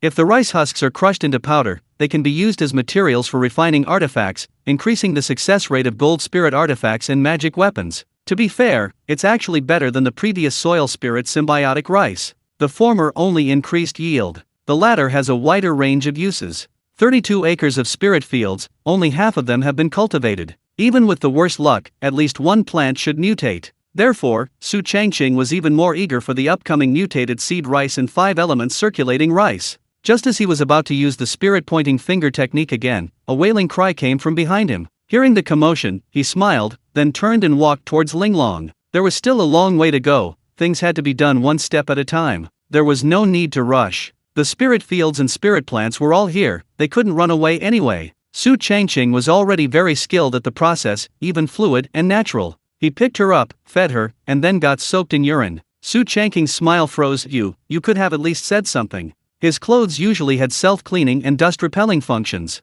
However, Linglong was different. She had a special constitution and was half human, half dragon. Her urine was different from normal people's, it could freeze into ice, and the coldness was much stronger. Before it could slide off, it froze instantly. Then a blob of icy urine clung to him, thankfully without any smell. Su Changqing could only console himself, just bear with it, it'll be fine in a few years. After serving her, he placed Linglong back on the ice lotus. Then he walked towards the other side of the spirit field and continued to use his spirit pointing finger technique. After testing acre by acre, another mutated spirit rice plant finally mutated again. The entire rice stalk was warm and smooth as jade, its 5 colored awns shrinking into gold, blue, and green, flowing like 3 thin streams intertwining on the stalk. The edges of the leaves narrowed, the veins a pale blue-green, and the dewdrops at the leaf tips transformed into flowing 3 colors. It even released a pale blue-green mist, its spread extending 5 jong, approximately 10 meters, affecting all the nearby spirit rice, making them even more upright, moist, and plump. Su Changqing raised an eyebrow. It's actually Chapter 454 Successive Mutations. It was actually the 3-rhythm flowing rice. This was an even rarer mutated rice variety, and extremely scarce. Eating its grains simultaneously replenished the 3 spiritual energies of metal, wood, and water, making it ideal for those with multiple spiritual roots. Furthermore, it possessed a magical function. Wherever it existed, or within a region, it would harmonize nutrients, water, and spiritual energy. It acted like a steward in the spiritual field, providing excellent balance. If there was even one plant in the spiritual field, there was no need to worry about insufficient spiritual energy or water. Currently, including the previously mentioned soil spirit symbiotic rice and melting gold gathering spirit rice, 3 mutated rice plants had appeared in the 32 acres of spiritual field, a not insignificant probability. Outside, even trying once a day, he hadn't succeeded in a year. The probability and luck seemed to have hit rock bottom. It seemed that Xiao Linglong's appearance had brought a turning point. Thus, all 4 types of mutated rice had been tested. Su Changqing was quite satisfied with the results. Moreover, like the azure finger, the spirit pointing finger can be used every day. After finishing with the spirit rice, he shifted his gaze to the mutated spirit plants. The time-space ring tree, the space earth element fruit, the earth-eroding brown light mutated rice, and the blessing mutated mother rice. Of course, there was also a water spirit fruit tree, but it wasn't a mutated spirit plant, it was a rare one. Su Changqing glanced back at Linglong, seeing that the little one was very quiet, before walking towards the mutated spirit plants. Since he was idle anyway, he might as well try them all. If he succeeded, wouldn't he be rich? Even if he didn't succeed, he wouldn't lose anything. And so, Su Changqing began testing them one by one. With a gentle touch of the spirit pointing finger, the surrounding spiritual energy immediately gathered. However, whether it was bad luck or because these mutated spirit plants were all of higher level, the first few failed. The azure light dimmed instantly after it had just lit up. Seeing that only the mutated mother rice remained, Su Changqing couldn't help but rub his hands together. He slightly channeled his energy, then used his max-level spirit pointing finger technique again. Ding! A pleasant sound rang out. Su Changqing's eyes widened. No way! Could it be that the first spirit plant to mutate 3 times had appeared? To be honest, he hadn't expected the mutated mother rice to mutate again. Because the probability was already extremely low, the chance of success was even lower than that of the spirit rice itself. But unexpectedly, it brought another surprise. During the second mutation, the mother rice shrank from several meters tall to half its original size. Now, with the third mutation, its appearance had changed again. It was over 2 meters tall again, and the stalks were a warm, golden red. It was covered with spiral patterns, each spiral corresponding to a rice ear, visibly flowing with pale golden spiritual energy. The leaves were wide and soft, with double-layered golden edges. A layer of moisture coated the surface, and the dewdrops condensing on the leaf tips weren't just single drops, but strings of them. The number of rice ears had increased from 9 to 12, and they were not only much longer, but the grains were also tightly packed, like strings of golden red beads. Unrecognizable, completely unrecognizable. He had absolutely no memory or knowledge of this. Su Changqing could only rely on the system's abilities. Detailed information appeared before his eyes. Blessed proliferating mother rice. Many seeds, many blessings. Proliferating seeds. Nurtured by spiritual energy. Domain proliferation. Range, Tenjiang. After reading it, Su Changqing fell silent, his eyes, expression, and even his feelings becoming complex. It seemed the mother rice was completely and irrevocably on the path of fertility and prosperity. Before, he only thought it was absurd. Now, he simply thought it was defying the heavens. How could her evolutionary direction be entirely in this direction? Other spirit rice and spirit plants had different mutation directions. Only the mother rice remained consistent, quite persistent in this aspect. Now, all the tests had been completed, and all the mutations were in the spirit rice category. Holding the belief that something was better than nothing, Su Changqing was still quite satisfied. Then, he turned and walked towards Xiao Linglong to continue looking after her. 3 days later, Su Changqing looked at the attribute panel again. Water and Wood Circulation Manual, Level 1. Effect 1 Water and Wood Spiritual Energy Absorption Efficiency plus 5%. Effect 2 Slight increase in mana. Consume 25 years of lifespan to upgrade the Water and Wood Circulation Manual to its maximum level? Yes. Su Changqing never skimped on cultivation techniques, spells, or skills, as every upgrade strengthened him. Immediately, using his current understanding of water and wood, he began to innovate, eliminating anything superfluous or unnecessary. On the surface, it might take 25 years. In reality, it only took a few breaths. When Su Changqing emerged from his state of enlightenment, his attribute panel had already changed. Remaining lifespan, 3,141 years. Water and Wood Flowing Mantra Max Level. Effect 1 Water and Wood Spiritual Energy Absorption Efficiency plus 40%. Effect 2 Mana Doubled. Effect 3 Mana Circulation Speed plus 40%. Effect 4 Mana Recovery Speed plus 40%. Effect 5 When circulating the technique, a half-foot wide water curtain quickly forms around the body. Effect 6 When absorbing water and wood spiritual energy, the efficiency of converting mana is increased by 2 times. Effect 7 for 5 element spells, the base power of water and wood spells is increased by 20%, and others by 10%. Effect 8 5 elements mana, water, and wood conversion rate plus 20%, others plus 10%. Special Effect 1 When mana consumption exceeds 90%, mana is quickly restored using water and wood as a conduit. Special Effect 2 A water curtain condenses into a water-green wood shield, only resisting and negating physical damage. After reading it, Su Changqing narrowed his eyes, as expected, but not particularly amazing. Compared to the huge impact of other cultivation techniques, this earth rank technique, from the current perspective, is only acceptable. All the effects are basically centered around water and wood, then providing a certain degree of amplification in spells and mana. But it doesn't matter, anyway. The meaning, or rather the reason, of learning 5 elements cultivation techniques is to become fusion materials, using the heaven-defying ability of the 9 flames profound art to create even more heaven-defying techniques. So far, the missing earth rank techniques and spells are: 1 is metal.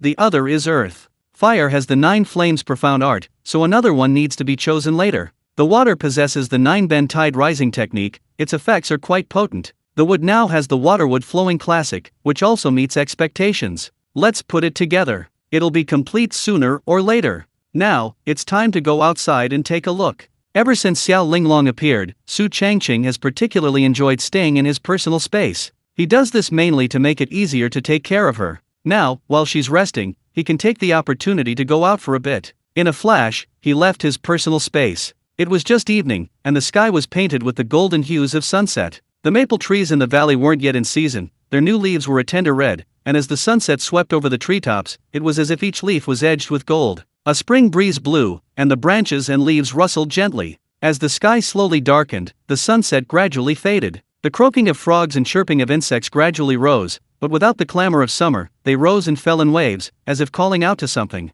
At this scene, Su Changqing took a deep breath and stretched. This feeling, this atmosphere, this scenery, this spring breeze, it's so comfortable. Chapter 455 Chu Chu is here. Spring passed, summer arrived. Since he no longer needed to go to the outer edges of the spirit fields for assessments, Su Changqing's activities were basically confined to 3 places: Red Maple Valley, Flower Sea Market, and Greenwood Peak. With another harvest, his lifespan increased once more. He was now in 3862. Su Changqing, wearing a bamboo hat, instructed the fortress to take good care of everything at home, then summoned Shattered Moonfrost and soared into the sky, flying towards the distance. A short while later, he arrived at the core management office. Damn it, the good mission was stolen. I waited for hours, but lost because of my slow reflexes. Can't we have a few more missions to care for rare spirit plants? It was the same as always here. Except for winter, most of the time a bunch of formal disciples were waiting here for missions to earn points, spirit stones, and even rare spirit plants. Seeing this scene, Su Changqing sighed inwardly. He himself had done the same for points, and even unexpectedly obtained a green lotus seed. 5 years had passed, and he had unexpectedly become a core disciple, even a spirit cultivation envoy. And these people remained unchanged, almost identical. Then, Su Changqing went to the task submission window. The assessment requirements for formal disciples and core disciples differed. Formal disciples only needed to submit 5,000 jin of spirit rice or equivalent value of spirit plants annually, with no quality requirements. Conversely, core disciples had to submit 8,000 jin of high-quality spirit rice or equivalent value of high-quality spirit plants annually, or face punishment. Initially, this only involved a reduction in resources, benefits, and treatment. If the task wasn't completed, while the core disciple status wouldn't be revoked, all benefits from the immortal sect would be lost. In short, in the end, only the status remained, nothing more. Previously, Su Changqing would submit 1,250 jin of top-grade spirit rice each time, plus 1,250 jin of ordinary spirit rice from Linen, totaling exactly 5,000 jin for the two of them annually. Currently, while Linen's assessment task remains unchanged, his status as a core disciple has changed it to submitting 2,000 jin of top-grade spirit rice every quarter. Of course, this slight increase is insignificant to him. In fact, since acquiring his personal space, he only eats top-grade spirit rice when entertaining friends, otherwise, he enjoys rare spirit rice from rare spirit rice varieties. To put it bluntly, top-grade spirit rice has become obsolete for him. However, before leaving, he was stopped by Elder Hua. Su Changqing looked puzzled and asked, "Manager?" Elder Hua said seriously, "Because Zhu is leaving the immortal sect for a period of time, only you and I will be managing the core area now." Su Changqing was taken aback. "Leaving?" Elder Hua said meaningfully, "A tree dies when transplanted, but a person thrives." Su Changqing's expression changed drastically. Has it come to this? He remembered that the last time they met, they had a heart-to-heart talk. If Zhu Fuxian couldn't break through to the nascent soul stage, his life would come to an end. He thought he had over 100 years left, but it seems time is truly running out. On the way back to Red Maple Valley, Su Changqing's eyes held a hint of worry. Before becoming Si Geng's disciple, Zhu Fuxian was, in a sense, his master, or rather, his guide. If it weren't for the other person, he wouldn't have become the sole spirit cultivator of the spirit field, nor would he have his current status and position. At this moment, Su Changqing scanned the entrance with his divine sense and discovered people there. More than one, a man and a woman. The woman was Ruo Kunzhuang. She was probably there to collect cultivation resources. The man, however, gave Su Changqing a pleasant surprise. It was Chu Chu. His previously missing limbs had now grown back. Senior brother Chu. Junior brother Su, long time no see. You have fully recovered? Barely. Finally some good news. A smile returned to Su Changqing's face. Seeing this, Ruo Kunzhuang felt somewhat superfluous. When she arrived, Chu Chu hadn't appeared yet. But after waiting and waiting, Su Changqing didn't appear. Instead, this person did. Su Changqing chatted with Chu Chu at the entrance for a while before inviting the two into the valley. Chu Chu surveyed the beautiful scenery around him and sighed, "It's so much better outside." During the days of being frozen, he not only had to endure the toxicity of the fiery lightning, but also the intense pain brought by the extreme cold. If it weren't for his master and the Crane King's help, he wouldn't have been able to reappear for at least a year. Su Changqing smiled. If you like it here, senior brother, you can stay for a few days. Chu Chu waved his hand. I have some other things to attend to, after all. Although he hesitated, the seriousness in his eyes revealed his meaning. Su Changqing naturally understood and didn't say anything more. After a while, he brought out all the cultivation resources Ruo Kunzhuang needed, and also gave her some fruits and vegetables. The more they interacted, the more familiar they became. They learned about each other's hobbies and interests. Despite Ruo Kunzhuang's introverted personality, she was actually quite a foodie. Occasionally, she would send him specialties from the Imperial Water Pavilion, such as spirit talismans and spirit fish. Normally, the two would chat about everyday things or recent events. Now that Chu Chu was present, Ruo Kunzhuang tactfully left early. I'm going back. Su Changqing got up to see her off, and when he returned, he saw Chu Chu playing with Wang Zhe. To be honest, in the past 6 months, Wang Zhe had almost caught up with Wang in size. Tall, muscular, and strong. It didn't look like a dog at all, it was a veritable beast. Especially the yellow vortex on its forehead, which even attracted earth elemental energy. In terms of energy and stamina, Wang was no longer as good as his own cub. Chu Chu pondered, your puppy seems to have awakened some kind of earth attribute bloodline. Su Changqing nodded slightly, that's right. Chu Chu suggested, I think you should send it to the beast tamers in Spirit Beast Valley for proper training. It could become a great asset to you in the future. Putting everything else aside, its ability to loosen soil alone far surpasses that of its kind. Moreover, the vortex on its forehead indicates its future is anything but simple. Su Changqing chuckled and agreed, okay. After playing with Wang Zhe, Chu Chu plopped down on a stool and winked. During this time of being frozen, I really craved your drinks. Su Changqing understood immediately and pulled out a bottle of top-grade spirit rice wine, but then hesitated and put it back. He then asked, I have a new product here, would you like to try it, senior brother? Upon hearing the words new product, Chu Chu's eyes lit up, and he readily agreed, of course. Soon, Su Changqing ladled out a bowl of his newly brewed Pegasus milk wine and handed it to him, saying, senior brother, please try it. Chu Chu exclaimed in surprise, it's actually milk wine. You're getting more and more impressive. Su Changqing didn't hide anything, this is a wine I collaborated on with someone. It's still being refined little by little. We'll start mass production when it's almost ready. Chu Chu was incredibly excited and immediately took a sip from the porcelain bowl, only to have his eyes widen instantly, and then blurt out, holy crap. Chapter 456 Lifespan of 10,000 Years. Su Changqing asked with a smile, how is it? Although Chu Chu had heard of milk wine, he had never tried it before. Today was his first time, and he never expected it to taste like this. He couldn't help but give a thumbs up. It's very milky, with a rich and mellow taste, and it makes me feel calmer after drinking it. Su Changqing thought to himself, this is the heavenly horse milk, flavored wine that even Golden Core cultivators and nascent soul cultivators rave about. Not only does it taste and feel good, but its effects are amazing. He had already achieved mass production, secretly having his puppets brew it. Currently, he had stored about 500 jin, 250 kilograms. The reason he hadn't reported to Zhao Mo after several months was that he felt that brewing wine of this quality too quickly would feel cheap. Therefore, he wanted to wait a while, about half a year. Anyway, the other party had already waited a long time, so he didn't mind waiting a little longer. Chu Chu smacked his lips, savoring the taste, then asked, is the quantity large? Su Changqing shook his head, I can't brew too much by myself. Chu Chu looked slightly disappointed, in that case, I'll have to buy from you again later. Su Changqing grinned, although there's not much milk wine, there's plenty of spirit rice wine. Chu Chu had been waiting for this, that's great. The two then exchanged ideas about the events of the past 6 months. Tell me, what major events happened during my time in the freeze? Does the infiltration of our immortal sect by outsiders count? I have heard about it. Senior brother, you must be wary of these people.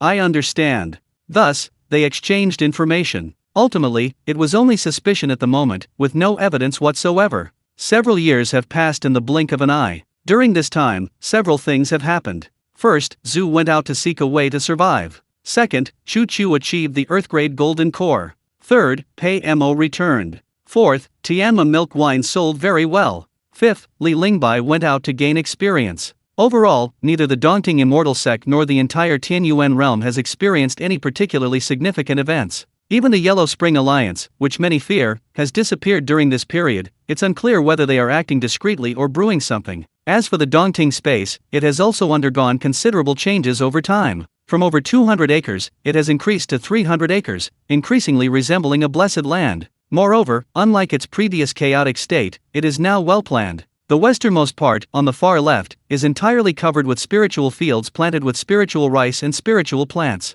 The eastern part is the nascent Dongting Lake, teeming with various kinds of fish. In the upper north, the water spirit palace had been renovated. Although it couldn't compare to its former state, it was now inhabited and largely functioning properly. In the lower south, a plot of land had been fenced off specifically for raising the reverse-pulse dragon-transforming insect queen and her children. In short, everything was now in good order. Su Changqing had reached his 30s. He had shed the last trace of childishness, his face becoming increasingly mature, and his personality increasingly composed. A fine mustache had even grown on his upper lip. At this moment, he sat cross-legged on an open space, his body radiating a rich earth elemental energy. 9 stone pillars surrounded him, each inscribed with mysterious runes. After a few breaths, a yellow shield appeared around him, slowly rotating. The surrounding soil inexplicably churned, its earth elemental energy growing increasingly dense. After an unknown amount of time, a sudden hum resounded. Su Changqing opened his eyes, his pupils flashing with spiritual light. As his Adam's apple bobbed, he uttered a deep voice, "The thick earth supporting heaven technique is maxed out." This cultivation technique was something Han Su had obtained by chance, keeping it unused to exchange for cultivation resources. Initially, it was an incomplete version, containing only 1 page. Su Changqing had stubbornly studied it, spending over a year to even grasp the basics. Then, he expended 150 years of his lifespan to forcibly complete it and bring it to its maximum level. At the same time, the information on his attribute panel changed. Su Changqing, male, 30 years old, 5 elements spiritual root, heavenly grade golden core, early stage. Supernatural abilities, 5-colored divine light, myriad insect nest, summoning wind and rain, 1000 transformations. Masterful level, puppet technique, rune technique, weapon refining technique. Max level cultivation techniques, myriad insect secret record, 9 flames profound technique, 9 bend tide technique, thick earth bearing heaven technique, water and wood flowing classic, 5 elements technique, 4 seasons classic. Max level spells, sea covering seal, spirit pointing finger, blazing sun finger, golden blade technique, wood spirit entanglement technique, wood concealment technique, wood armor technique. 9 transformations of the soaring dragon, 3rd transformation. Remaining lifespan, 19,765 years. After reviewing all the effects, Su Changqing took a deep breath. It's almost time. As long as I obtain 1 more earth rank cultivation technique with a metal attribute and 1 earth rank cultivation technique with a fire attribute, I can fuse them for the second time. At that time, the 5 elements technique will become even more heaven-defying.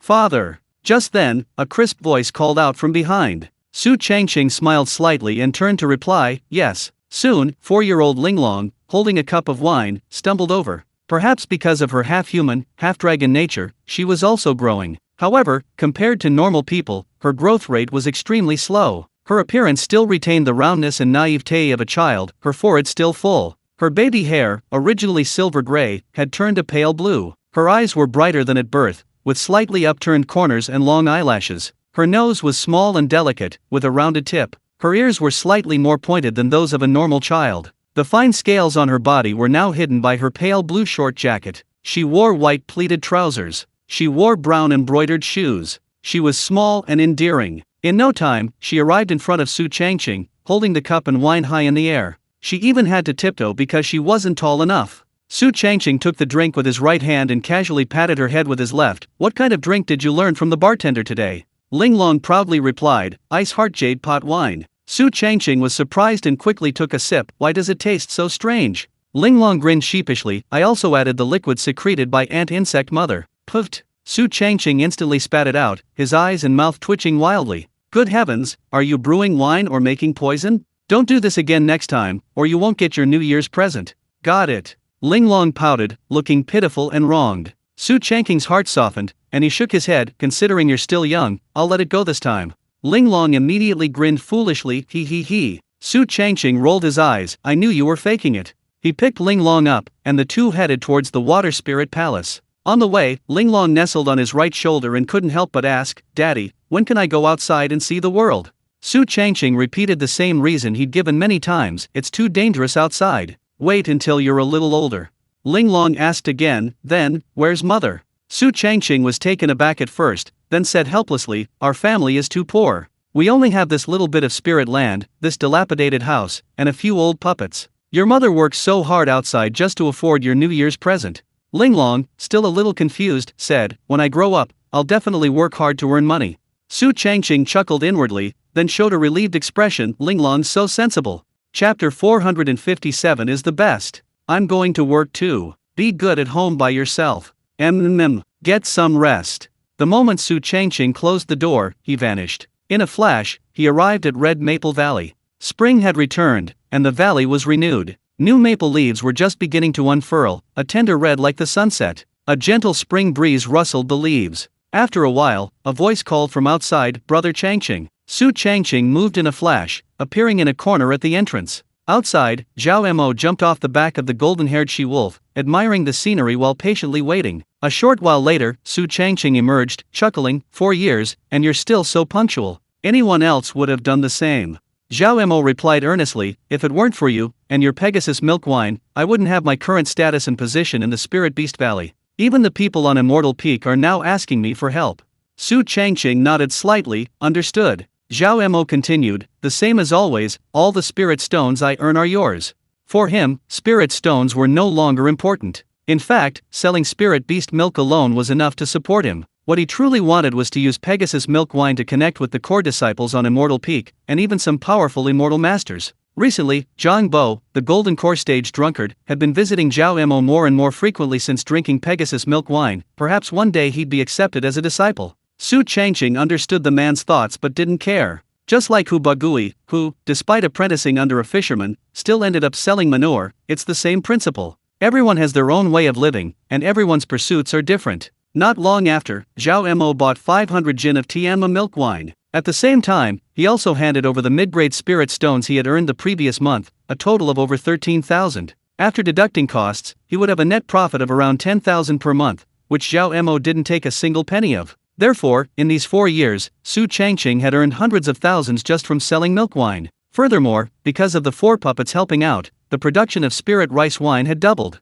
He could also earn a few thousand each month from the Sun family in Dongqing City, Changqing Wine Shop, and the demon hunting team. In a sense, Su Changqing's current assets were already comparable to many established cultivation families in the spirit field. Zhao Mo called out, let's go. Then, riding his golden-haired she-wolf, he sped away, disappearing in the blink of an eye as a tiny black dot. Su Changqing withdrew his gaze, pondering, I've endured nearly 5 years, should I go out for a trip? Now, he only needed 2 more earth-rank cultivation techniques to upgrade the 5 elements technique again. Staying in the spirit fields every day, the probability of gathering the complete set was too low. It was impossible to always encounter a situation like Han Su's, accidentally obtaining a fragment. Of course, there was another reason. As the Thousand Sects Dharma Assembly drew closer, the exchanges between the 3 major immortal sects and numerous cultivation sects became increasingly close. At this time, there might be a chance to obtain some earth-rank cultivation techniques, even fragments, which would be enough for Su Changqing. Anyway, he could use the system's abilities to directly deduce the complete version, even reaching the maximum level.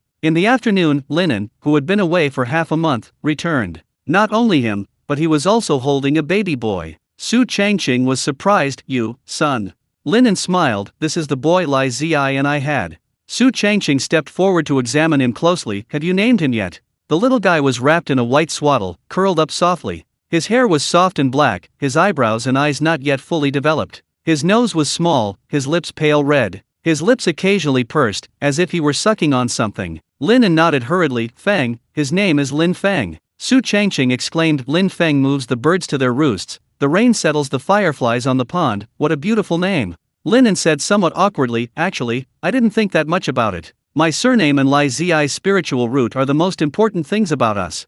Su Changqing paused, a feeling of emotion welling up inside him. If only he hadn't had the system, hadn't accumulated knowledge and skills over the years. Perhaps he'll be no different from Linen, living a mediocre life, ultimately placing all his hopes on his children, and then growing old with regrets. At this moment, Linen took a deep breath. Senior brother, if Fenger has even the slightest chance, could you let him join the immortal sect? Su Changqing chuckled. I'm just a spirit cultivation envoy in the spirit field, I can't decide that. Linen's eyes were exceptionally firm. Don't you not have a disciple yet? Su Changqing thought for a moment and replied, considering your years of hard work for me, if Fenger has a wood spirit root, I can take him as a disciple. Linen breathed a sigh of relief, then said quite excitedly, thank you, senior brother. Su Changqing patted his shoulder, comforting him, we're all family, no need to be so polite. Linen looked down at his son, tears welling in his eyes, thinking to himself, Fenger, your mother and I have given you our best. At this moment, Su Changqing took out a protective talisman and handed it to him. Whether Fenger is my future disciple or not, he must live well.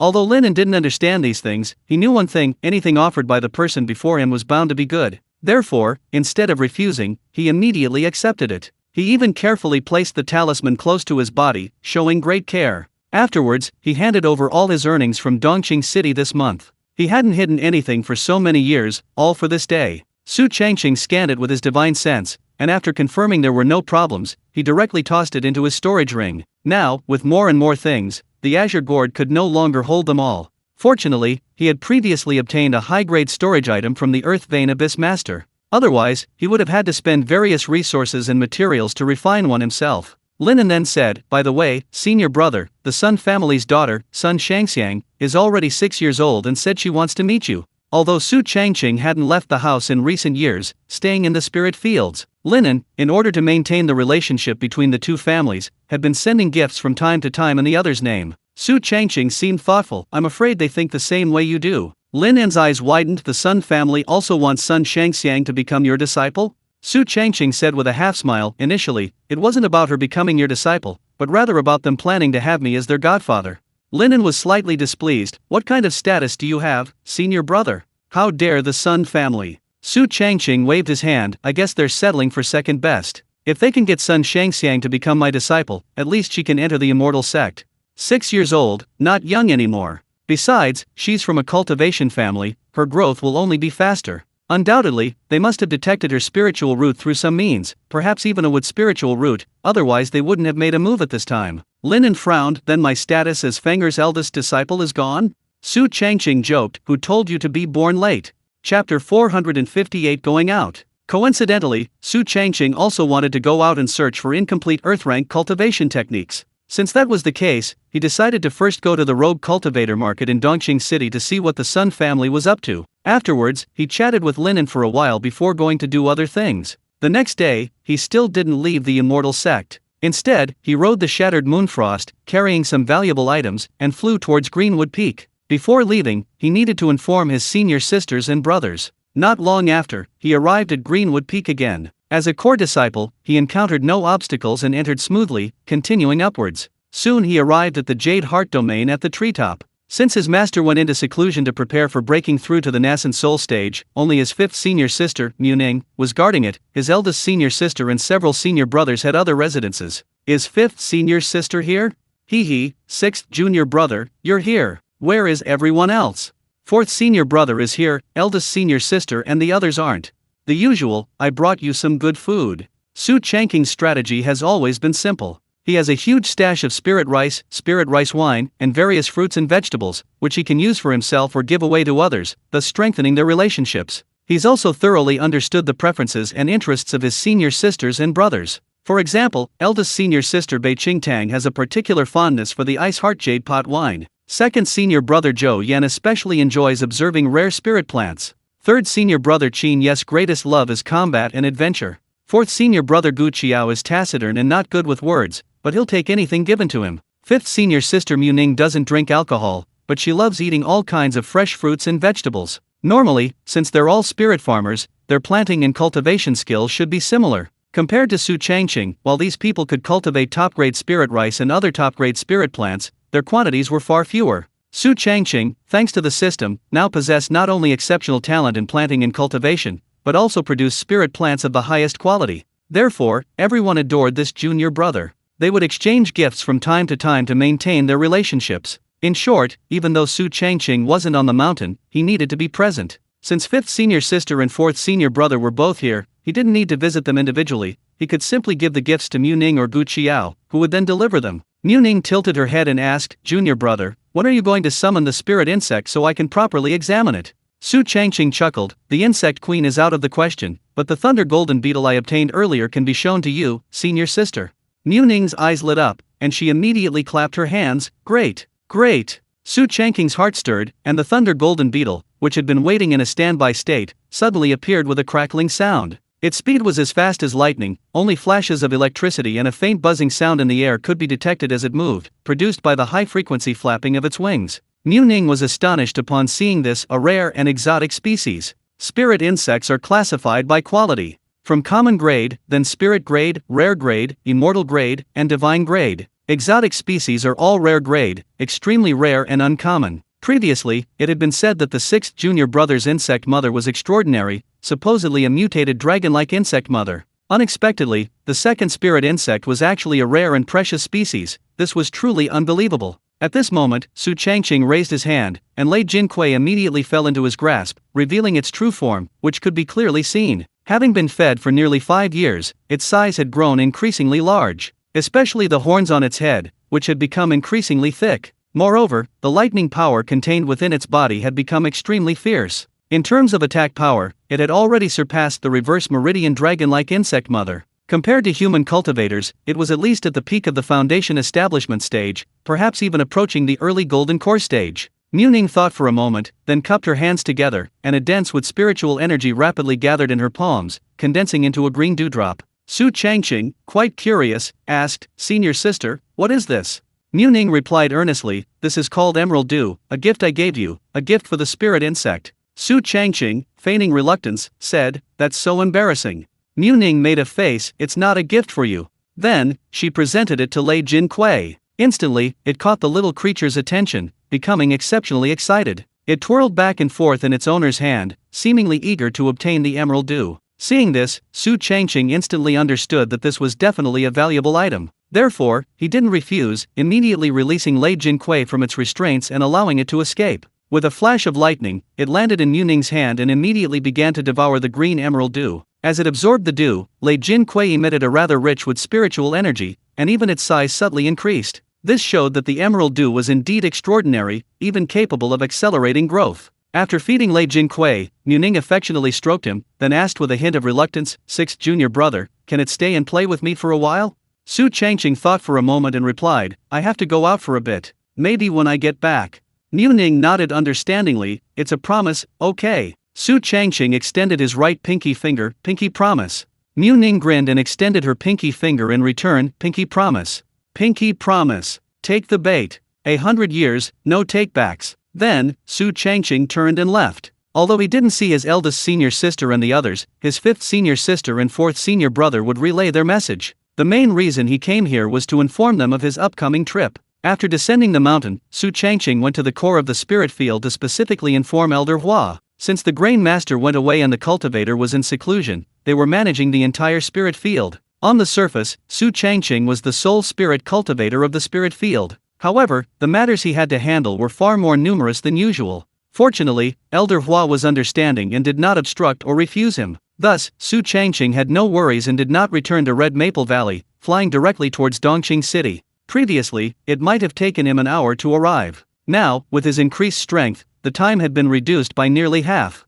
However, along the way, Su Changqing disguised himself and replaced his body with broken moonfrost. Unlike the immortal sect, he had to maintain a low profile when necessary. And after so many years, he arrived in Dongqing City once again. He found that almost nothing had changed, except for a slight increase in the number of independent cultivators. After landing, Su Changqing followed the familiar street, heading towards the wintergreen auction house. It was still early, he might as well check inside to see if there were any good items. If he could buy a fragmented earth-rank cultivation technique, that would be a great deal. However, to Su Changqing's surprise, he saw two somewhat familiar things as soon as he entered. A jade dew spirit sprout. A 4 seasons fruit tree. He never expected to encounter them at the same auction house after so many years. Chapter 459 Distinguished Guest. Last time, due to insufficient funds, he couldn't acquire them all. This time, he didn't want to miss out, so Su Changqing found a seat. Why do jade dew spirit sprouts and 4 seasons fruit trees keep popping up every now and then? The key is that they only sell one each time.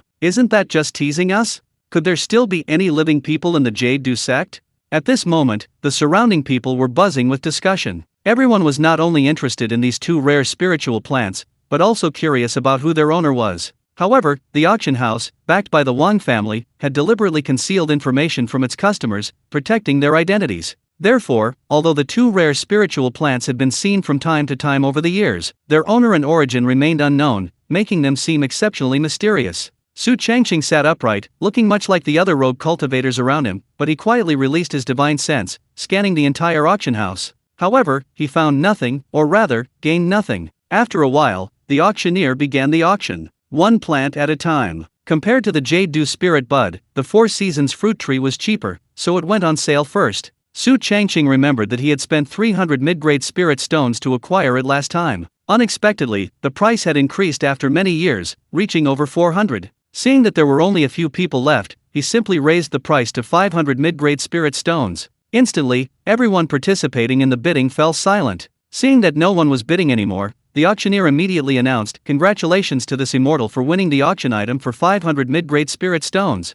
However, immediately after that, the auction for the second item, the even rarer Jade Dew Spirit Bud, began. This was a tea tree. If Su Changqing remembered correctly, last time someone from the Lei family spent over 1,000 mid-grade spirit stones, even actively appearing to ask for everyone's favor, before successfully acquiring it, it was conceivable that this item would cause a frenzy. The good thing was that he wasn't the same person he was a few years ago. With his current quantity of spirit stones and his own physical strength, buying this stuff is child's play. The host announced loudly, "The starting price for the Jade Dew Spirit Bud is 300 mid-grade spirit stones, and each bid must be at least 30 mid-grade spirit stones." Su Changqing nodded slightly. As expected, the price has gone up. The Four Seasons fruit tree has increased in price, so the even rarer Jade Dew Spirit Bud will certainly follow suit. 400, 500, 650. The price doubled instantly upon the call. Su Changqing wasn't in a hurry and waited patiently. The bidding only started to decrease when it approached 900. It soared to 1,200, and the number of bidders halved again. By 1,500, fewer than 5 people remained. However, both those outside and those inside the private rooms were gritting their teeth and persevering. Both the Four Seasons fruit tree and the Jade Dew Spirit Bud tea tree are rare spiritual plants capable of producing offspring. Raise them for decades, even 100 years, and then sell them. The price will be much higher than this. Just then, a male voice rang out from the next private box, 2,000. Upon hearing this, everyone watching widened their eyes. Those who were still bidding changed their expressions drastically. Seeing the room fall silent, the host immediately asked, "Anyone else bidding?" Su Changqing waited a moment, and only spoke after confirming no one else was bidding, 2,100. The voice from the private box immediately responded, 2,200. Su Changqing followed closely, 2,300. Each bid was only 100 higher. Although he was wealthy, he wasn't stupid and wouldn't be a sucker. With so many rare spiritual plants in his personal space, one more or one less Jade Dew spiritual sprout wouldn't make a difference. He wasn't particularly concerned. Soon only 2 people were bidding. It was a matter of who would give up first. In no time, the price reached 2,500. For a sapling, this price was already very high. The person in the private room hesitated for a moment, then said, "I am." Su Changqing showed no mercy, not even giving the other person a chance to finish, 2,600. This silenced the other person completely, leaving them speechless. The host excitedly announced, "Congratulations to this immortal master. You've acquired this Jade Dew Spirit Sprout seedling for 2,600 mid-grade spirit stones. A price of 3,100 for 2 rare spirit plant seedlings. This would have been unthinkable before, given your limited funds." However, this time, besides the beautiful receptionist, a mature and composed female manager also arrived. Her hair was neatly combed into a simple bun, secured with an ebony hairpin, the end of which was wrapped with several thin red cords. She wore a dark green jacket over a moon-white fine cotton blouse. Her lower body was clad in a dark blue cloth skirt, just reaching her ankles. The man, around 30 years old and slightly taller than the average woman, was quite polite. "Esteemed immortal, I am manager Wen from the auction house." Su Changqing glanced at him sideways. "Is there something you need?" Manager Wen quickly said, "Since you've spent over 3,000 mid-grade spirit stones here in one visit, you've been promoted from a guest to a VIP, enjoying the perks of a private room." Su Changqing smiled. "I see." Manager Wen pointed to the location of the private room and asked, "Would you like to go there now?" Su Changqing nodded slightly, "Yes." Manager Wen immediately smiled, "Please follow me." The 3 of them then walked towards the private room. It was located on the east side of the second floor, and the interior space wasn't particularly large. On the left, near the entrance, was a soft bench. In the center were 2 mahogany chairs, separated by a tea table. In the corner were several flower pots emitting a faint fragrance. Ahead was a window, initially obscured by a heavy curtain. As soon as the person entered, the beautiful receptionist immediately pulled back the curtain, revealing the entire auction room. Overall, the privacy was acceptable, except for poor soundproofing. At this moment, Manager Wen produced a token. "This is an exclusive token for our auction house's VIP guests. With this, you can freely enter and enjoy various benefits, discounts, and even advance access to item information." The token was about the size of a palm, slightly thicker than a typical jade pendant. The main body was a smooth, polished piece of ebony, a deep brownish-black color with a dense grain. The edge was encircled by a half-finger-wide band of matte white iron, with faint, fragmented cloud-like patterns. Su Changqing reached out and took it, feeling a slight tactile texture. On the front of the token, the character, pi, meaning auction, was engraved in intaglio. The back was unengraved, except for a shallow, fingernail-sized groove in the center, inlaid with a smoothed, low-grade spirit stone. Su Changqing tried infusing it with a wisp of magic, and it immediately glowed with a pale white light. The light was weak, just enough to illuminate the dark patterns on the back. Upon closer inspection, one could see it was an extremely fine zigzag line. Manager Wen explained, the zigzag line on each token is different, only our auction house staff can identify it, thus preventing counterfeits. Su Changqing played with it for a moment, then nodded, it's not bad. Manager Wen suddenly transmitted his voice, you are the 666th distinguished guest. Su Changqing was immediately stunned. Then, Manager Wen pointed to the beautiful receptionist beside him and said, you can tell her anything you need. The woman beside him smiled sweetly and blinked her large, watery eyes. Su Changqing ignored her, instead plopping down and asking, what's next? Manager Wen immediately replied, next is a rare item, found deep in the Black Forest. It's said that many monsters and monster hunting teams perished there. Chapter 460 Porcelain patterns cover the body, bone, and blood nourish the cup. Su Changqing had always been curious about the Black Forest. It was a vast place, teeming with monsters and even some indescribable creatures. To date, even the most skilled monster hunting teams hadn't reached its deepest point, demonstrating its immense size and perilous nature. Besides the common monsters, even rare cultivator caves and secret realms had appeared there more than once. Therefore, not only Su Changqing, but many others were interested in the Black Forest. Even the Golden Core Stage cultivator, Master Wang, only dared to build Dongqing City outside and then gather scattered cultivators to form monster hunting teams to explore it. The only time he had ventured into it was several years ago at Huang Yuanhua's cave. Now, hearing the description, Su Changqing's interest was piqued, and he couldn't help but ask, what exactly is it? Manager Wen smiled mysteriously, look, it's been brought up. Su Changqing looked down and saw a wooden box being carried up. The host and the guards beside him all wore tense expressions. A hint of fear even flickered in his eyes. Seeing this, Su Changqing raised an eyebrow, wondering to himself, what is it? Shortly after, the host announced loudly, ladies and gentlemen, this item is the rarest and most unusual one we have today. It was unearthed by the Crimson Fire Demon hunting team from a place deep within the Black Forest called the Bone Kill. Moreover, many of you should have heard of it. Before he finished speaking, he opened the wooden box, revealing its contents. However, it wasn't immediately visible, it was covered by a layer of black cloth. Only after removing the black cloth was the true item revealed. It looked about the size of a palm, shaped like half a cup. The base was half a blue wolf demon's jawbone, with 2 yellowed wolf teeth still embedded in the jawbone. The bone walls were covered with fine cracks, filled with milky white porcelain glaze, the surface so smooth it reflected light, as if bone and porcelain had grown together. The cup's shape was even stranger, not a perfect circle. Instead, it curved into a crescent shape following the contours of the jawbone, with dark red veins crawling across the glaze, resembling human blood vessels or the sinews of a monster. Upon closer inspection, one could see that these veins were slowly writhing, but so slowly that they were almost imperceptible without close scrutiny.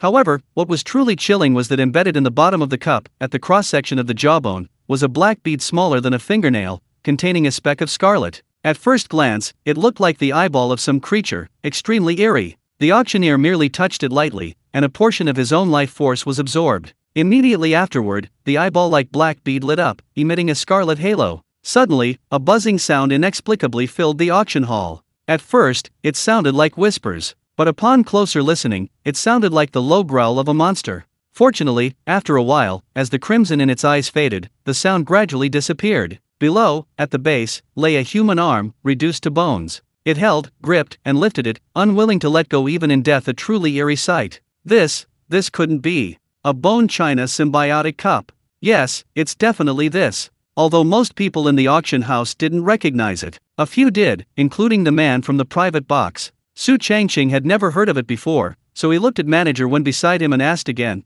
what is this bone china symbiotic cup? Manager Wen slowly explained, 1,000 years ago, there was a wicked cultivator named Emosazai. He created a unique cultivation path called porcelain pattern body covering, bone and blood nourishing the cup. He absorbed the essence of humans, the essence of demons, and the essence of all things into his own flesh and blood, refining it into a natal evil object called bone china. The bones are the porcelain, the soul is the porcelain spirit. It is neither human nor demon. It can even refine others into porcelain, thereby controlling them. Su Changqing suddenly understood an item from an evil cultivator. Manager Wen replied affirmatively, that's right. Su Changqing asked in surprise, why doesn't the Wang family behind you want something like this?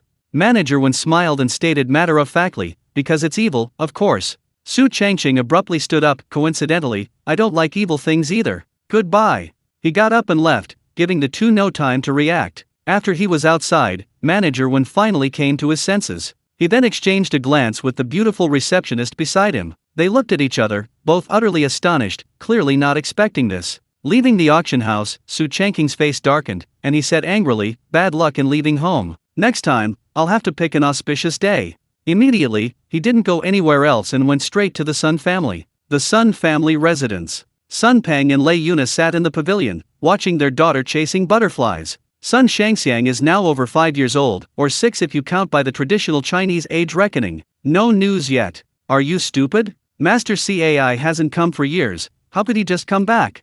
What do you know? The sooner our daughter enters the immortal sect, the better. But, will he even take a liking to our Shangxiang? Probably. The Sun and Lei families are cultivation families, not independent cultivators. With their current resources, status, background, and strength, raising Sun Shangxiang is no problem at all. The problem is, this is just a small city, with a market town for independent cultivators. They've lived here for decades, seeing the end from the beginning, and unable to leave. Like birds trapped in a cage, no matter how vast the outside world is, it has nothing to do with them anymore, only this caged world remains. If Suanzin City had developed smoothly back then, they would have moved there long ago. Who could have imagined what would happen later, leaving them caught in the middle and losing a large sum of spirit stones and resources? At least for Sun Peng and Lei Yuna, sending their daughter away, even to a celestial sect, was their best option, allowing them to escape this place completely. Lei Yuna looked at her innocent and carefree daughter, choking back tears. "I can't bear to part with her." Sun Peng flew into a rage, raising his hand to slap her, but quickly realized it was his wife,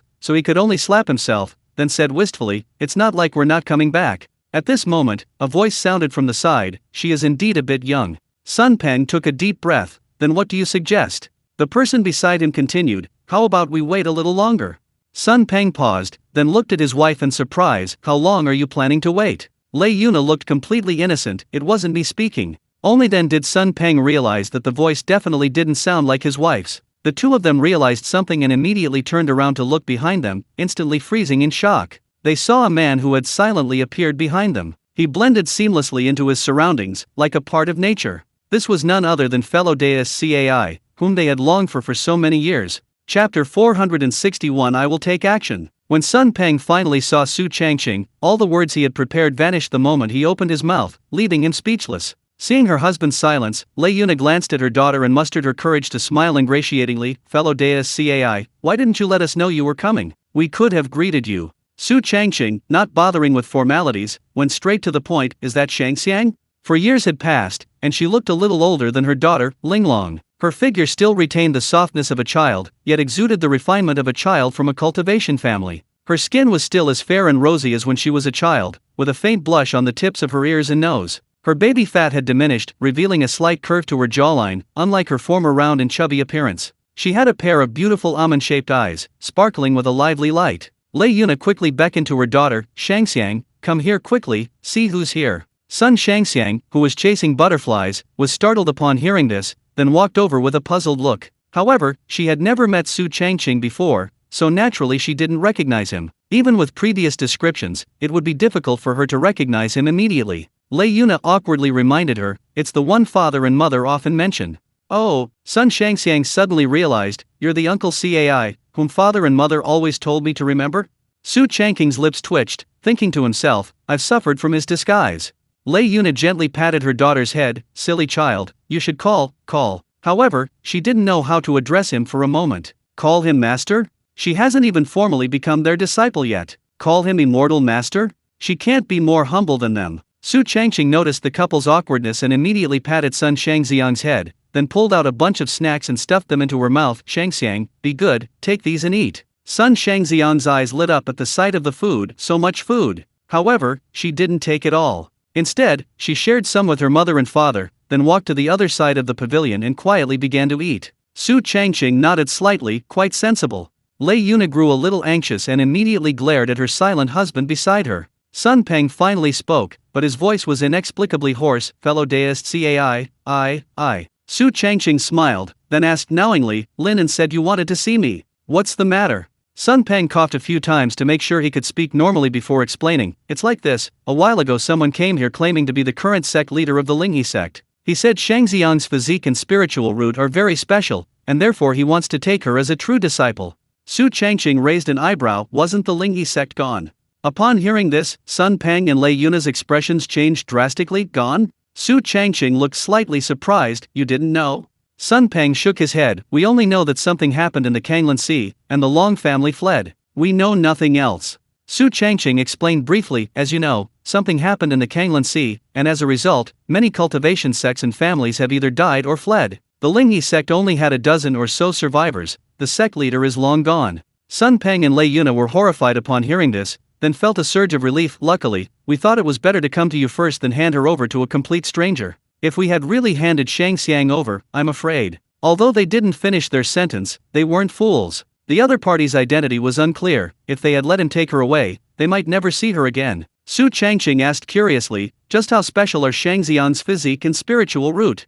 Sun Peng quickly replied, her spiritual root is a greenwood spiritual root. Su Changqing was very familiar with this spiritual root. It is indeed a rare mutated with spiritual root, allowing for better affinity with spiritual plants. This child can become an excellent, spiritual farmer in the future. Sun Peng continued, as for her physique, this is the first time I've heard of it. It's called something like Thunderskin physique. Su Changqing paused, then asked as if to confirm, wait, what physique did you say? Sun Peng hesitated for a moment, then repeated, Thunderskin physique. Su Changqing's expression immediately turned strange. Such a good spiritual root, how could it be paired with such a bizarre constitution? Sun Peng and Lei Yuna exchanged a glance, their hearts skipping a beat. They asked anxiously, fellow deist Cai, what's wrong with this constitution? Su Changqing said seriously, originally, with her greenwood spiritual root, she was practically a born spiritual farmer. But this constitution specifically counters with spiritual roots and spiritual plants. To put it bluntly, whatever she plants dies. Ah! Sun Peng and Lei Yuna were dumbfounded. They had thought their union was a case of wood generating thunder, and that their daughter's future would be even brighter. They never expected that while wood did indeed generate thunder, the result was off. No wonder the flowers and plants they tried to grow never survived more than 3 days. The reason was her constitution. Su Changqing looked at Xiao Shangxiang, who was sitting on the other side, quietly eating, and sighed, her future is destined to be even more arduous than yours. For a moment, the couple was speechless. Sun Peng's eyes reddened. Lei Yuna's body went limp, and she sat down weakly, then began to sob softly. Father! Mother! Why are you crying? Hearing the commotion, Sun Shangxiang quickly put down the food she was holding and ran to them. She was very worried and anxious, but didn't know how to comfort them. She also didn't realize that her parents were crying because of her. After a while, Sun Peng gasped for breath, fellow deist Cai, what should I do? Su Changqing countered, where is that person who claims to be the current sect leader of the Lingyi sect? Sun Peng replied with a complicated expression, his name is Qiao Biang. He first approached us and told us about Shang Xiang's situation, then said he was going to another place to bring over another disciple he had his eye on, so they could go to the Lingyi sect together. Su Changqing then asked, how many days has it been? Sun Peng immediately replied, 3 days. Su Changqing pondered, in 3 days, whether or not they have a means of transportation, they could travel thousands, even tens of thousands of miles. He's probably here soon. Sun Peng and Lei Yuna both instinctively looked at their daughter, appearing very worried. Su Changqing sensed something was amiss and narrowed his eyes. What is this person's cultivation level? Sun Peng said gravely, to take Shang Xiang away, he displayed his golden core. What quality? Character. Specific cultivation level? A bit old, probably not in the early stages. Then it's the middle to late stages. Having inquired, Su Changqing became even more composed. For a small place, especially one with only a group of qi refining and foundation establishment cultivators, a golden core cultivator indeed exudes considerable pressure. Look at Dongqing City, just one true person Wang has intimidated all the cultivation families, forces, and countless rogue cultivators. But for Su Changqing now, a mere human-rank golden core cultivator, especially an elderly one at that, is not something he takes seriously. He immediately stated, it's all right. I didn't come alone this time. There's another golden core cultivator from an immortal sect nearby. He'll intervene. Chapter 462 Lu Ping. If the opponent is easy to deal with, he might as well take matters into his own hands. After all, it's been 5 years since he broke through to the golden core stage, and he's hardly ever fought. Even though he's still in the early stages, his cultivation techniques and spells are improving. Moreover, a heavenly grade golden core cultivator dealing with an elder grade golden core cultivator is a piece of cake. One divine power from him wouldn't be enough to withstand it. Furthermore, if all else fails, there's the nascent soul ancestor. Although only a physical body remains, it's still a nascent soul stage body, definitely extraordinary. Even a direct punch would be enough to kill him. A golden core cultivator from an immortal sect? Xianger is saved. Fellow deists CAI, thank you so much. Upon hearing that a golden core cultivator from an immortal sect was present, Sun Peng and Lei Yuna were overjoyed. In everyone's understanding, the status and strength of immortal sect cultivators are always higher than those of ordinary cultivation sects, families, forces, and rogue cultivators. Each of them possessed abundant resources, powerful backers, and exceptional talent. In every aspect, spiritual artifacts, magical implements, talismans, and spiritual runes, they were all top tier. Especially their cultivation techniques, which were universally acknowledged as the best in the entire Tianyuan Realm. Su Changqing reminded them, don't reveal yourselves. If this person comes, just cooperate. He could look down on them, despise them. But the other party was ultimately a golden core cultivator, even if only a human-ranked golden core, still an invincible force for the Qi refining and foundation establishment cultivators in Dongqing City. Sun Peng nodded vigorously, yes, yes, yes. Su Changqing asked, do you still have the talisman I gave you before? Sun Peng replied, yes, it's always with Xianger. Su Changqing immediately said, give it to me, I'll upgrade it. Shortly after, Sun Peng brought out the protective talisman Su Changqing had given him years ago. Its original effect was to withstand all attacks from Foundation establishment cultivators and below, for about the time it takes for an incense stick to burn. Now, with the upgrade, even attacks from those at the golden core stage can be defended, but only for 10 breaths. Following this, Su Changqing instructed, I'll be staying in Dongqing City these next few days, closely monitoring the situation here. As soon as he finished speaking, he soared into the air and floated away. Seeing this, Lei Yuna couldn't help but whisper, husband, Shangxiang hasn't. Sun Peng quickly waved his hand, if it weren't for fellow deists CAI, we would still be kept in the dark by Qiao Biang. Let's not mention the apprenticeship again. Given Xianger's condition, it's good enough that she's alive.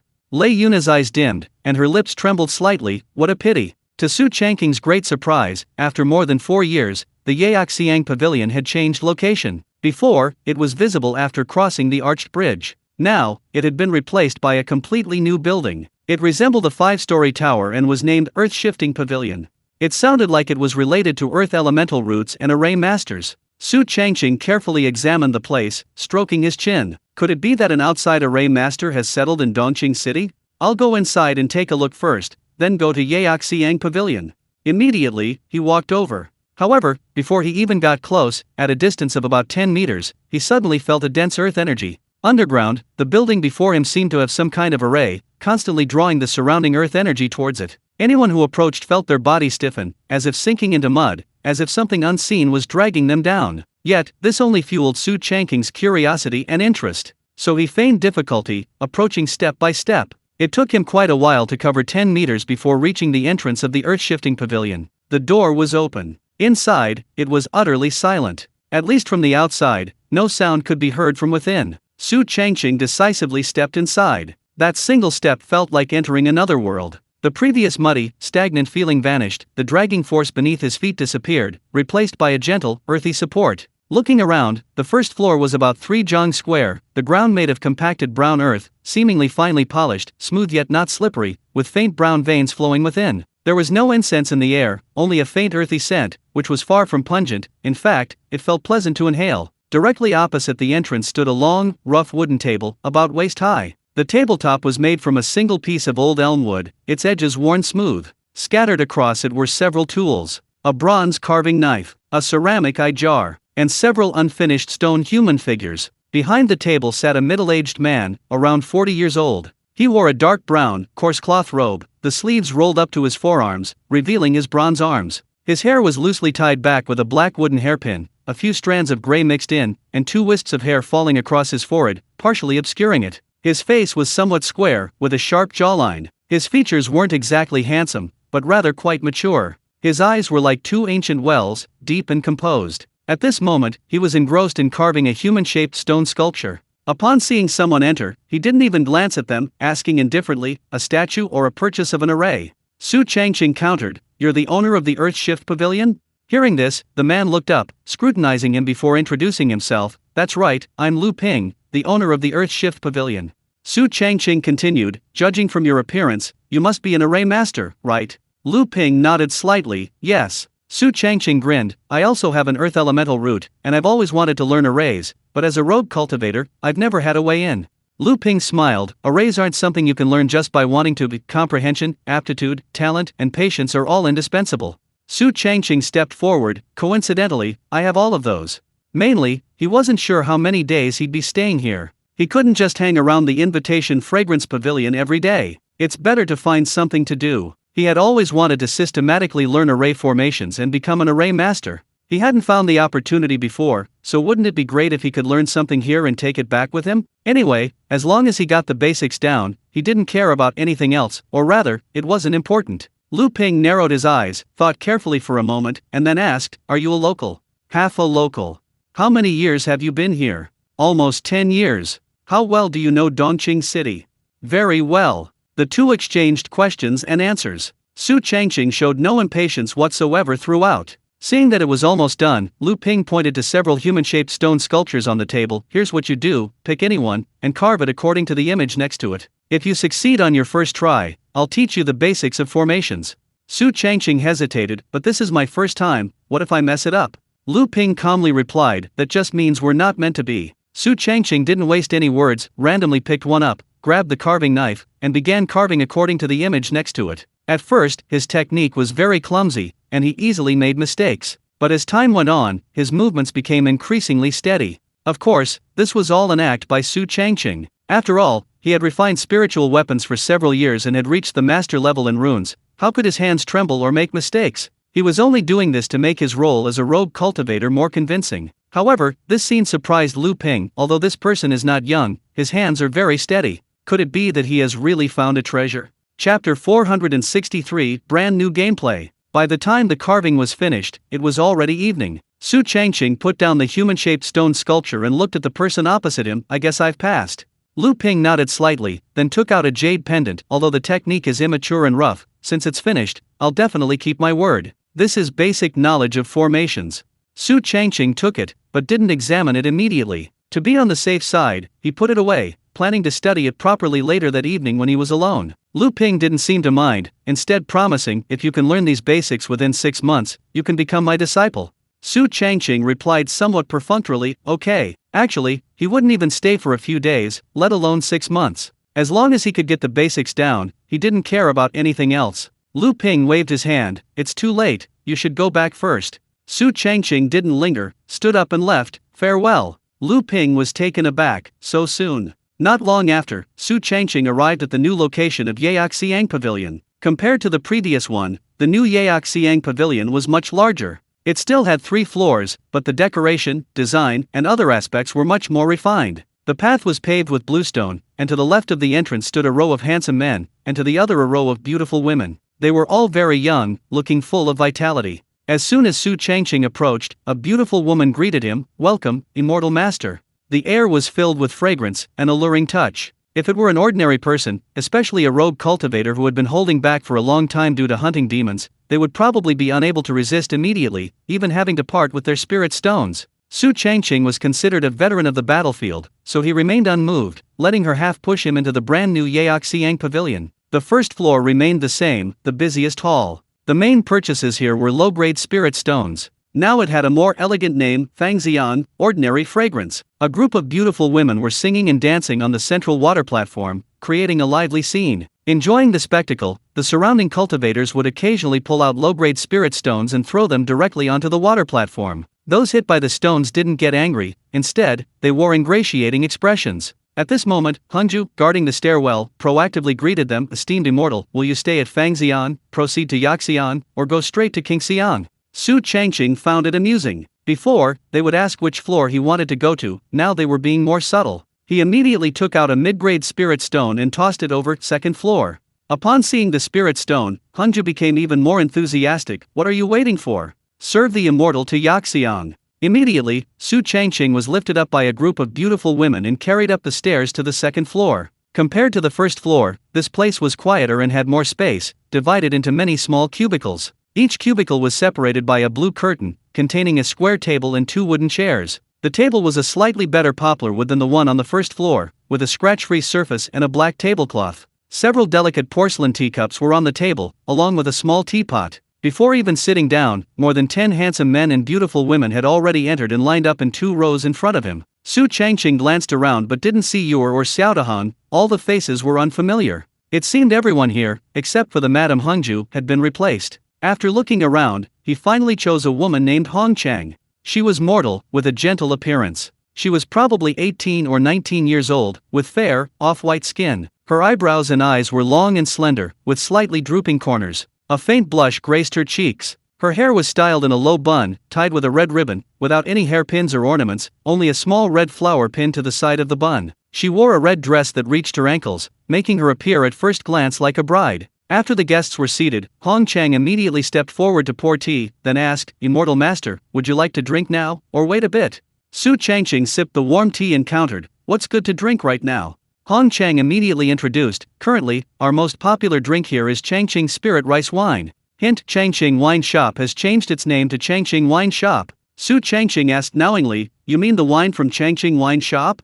Hong Chang nodded, "That's right." Su Changqing chuckled, "Then try it." Hong Chang hesitated for a moment, then subtly indicated, "Because it's a limited edition, the price." Su Changqing waved his hand dismissively, "It doesn't matter." Hong Chang no longer hesitated, decisively getting up and walking out, clearly to get the wine. Listening to the melodious music outside, Su Changqing pondered, "It's changed quite a bit in 4 years. I wonder if there are any new activities." The old Yaoxiang pavilion was just about eating and drinking, then getting on the carriage at the appointed time. At first, it was somewhat novel, but after a while, it became increasingly boring. Not long after, Hong Chang returned with spirit rice wine from Changqing Wine Shop. The quantity was small, a mere 3 ounces. Moreover, the price was several times higher than at Changqing Wine Shop. Back there, a pound of high-quality spirit rice wine only sold for 15 low-grade spirit stones, but here, 1 ounce cost 15 low-grade spirit stones. No wonder Yaoxiang Pavilion was also known as a money pit. It certainly had something special. Fortunately, the taste was fine, it wasn't diluted or adulterated. "Immortal Master, let's drink. It seems you've changed quite a few people here." "Immortal Master hasn't been here for about half a year, has he?" "That's right. Our group was all transferred from other places half a year ago." The two drank and chatted. As time passed, midnight approached. In the past, they would have gotten into the carriage by now and gone off to have some fun. But this time, there was a new twist, an extra choice. Either get in the carriage and enjoy themselves in the eastern green tree, or go down to earth and explore its mysteries in the deepest depths. In short, the new invitation pavilion brought a whole new way to play, one to the heavens, one to the earth. Hong Chang, her eyes glazed with drunkenness, asked, "Which one do you choose, Immortal Master?" Su Changqing didn't hesitate, decisively replying, "We're already tired of what's up there. Let's try something new this time." Upon hearing this, Hong Chang immediately grabbed his strong arm and walked to the other side. As the curtain was lifted, a downward-facing opening was revealed. The inside was pitch black, filled with a faint earthy aura. Upon seeing this, Su Changqing instinctively thought of Lu Ping. Could it be that this was the one who designed the new gameplay at Yaoxiang Pavilion? If that were true, then this seemingly serious person was actually a repressed pervert. At this moment, Hong Chang, standing beside him, reassured him, "Immortal Master, don't worry, there's no danger down there." Su Changqing, of course, wasn't afraid. He immediately wrapped his arms around her slender waist, and the two leaped up, instantly disappearing into the darkness. With a whoosh, they were swallowed by the darkness. Although they were constantly sliding down, dense earth energy buffered their fall at intervals, so they wouldn't be hurt. After a few breaths, or perhaps longer, Su Changqing scanned the area with his divine sense and discovered a vast underground space below. With a plop, the two landed on a mushroom-shaped mass of earth energy. This thing was not only elastic but also capable of changing shape. The slight pressure made them press even closer together. Chapter 464 Formation Techniques. Su Changqing probed the jade pendant given to him by Lu Ping with his divine sense, scanning through all the basic knowledge related to formations. The content was concise and uncomplicated. 1. From mortals' understanding of Feng Shui to cultivators' formation setup. 2. The qi, form, and layout of Feng Shui formations. 3. The 3 steps of a formation master's geomancy. 4. Basic taboos of Feng Shui formations. It progressed from simple to complex, making it easy to understand. After reading it, he not only gained a preliminary understanding, but also, combined with his earth elemental root and various accumulated knowledge and experience, his attribute panel quickly changed. Formation skill, beginner. Effect 1 clarifies the connection between mortals' understanding of Feng Shui and cultivators' formation setup. Effect 2 able to accurately identify the basic forms of qi, form, and layout. Would he consume 220 years of his lifespan to upgrade his formation skill to master? Su Changqing wasn't surprised, not bad.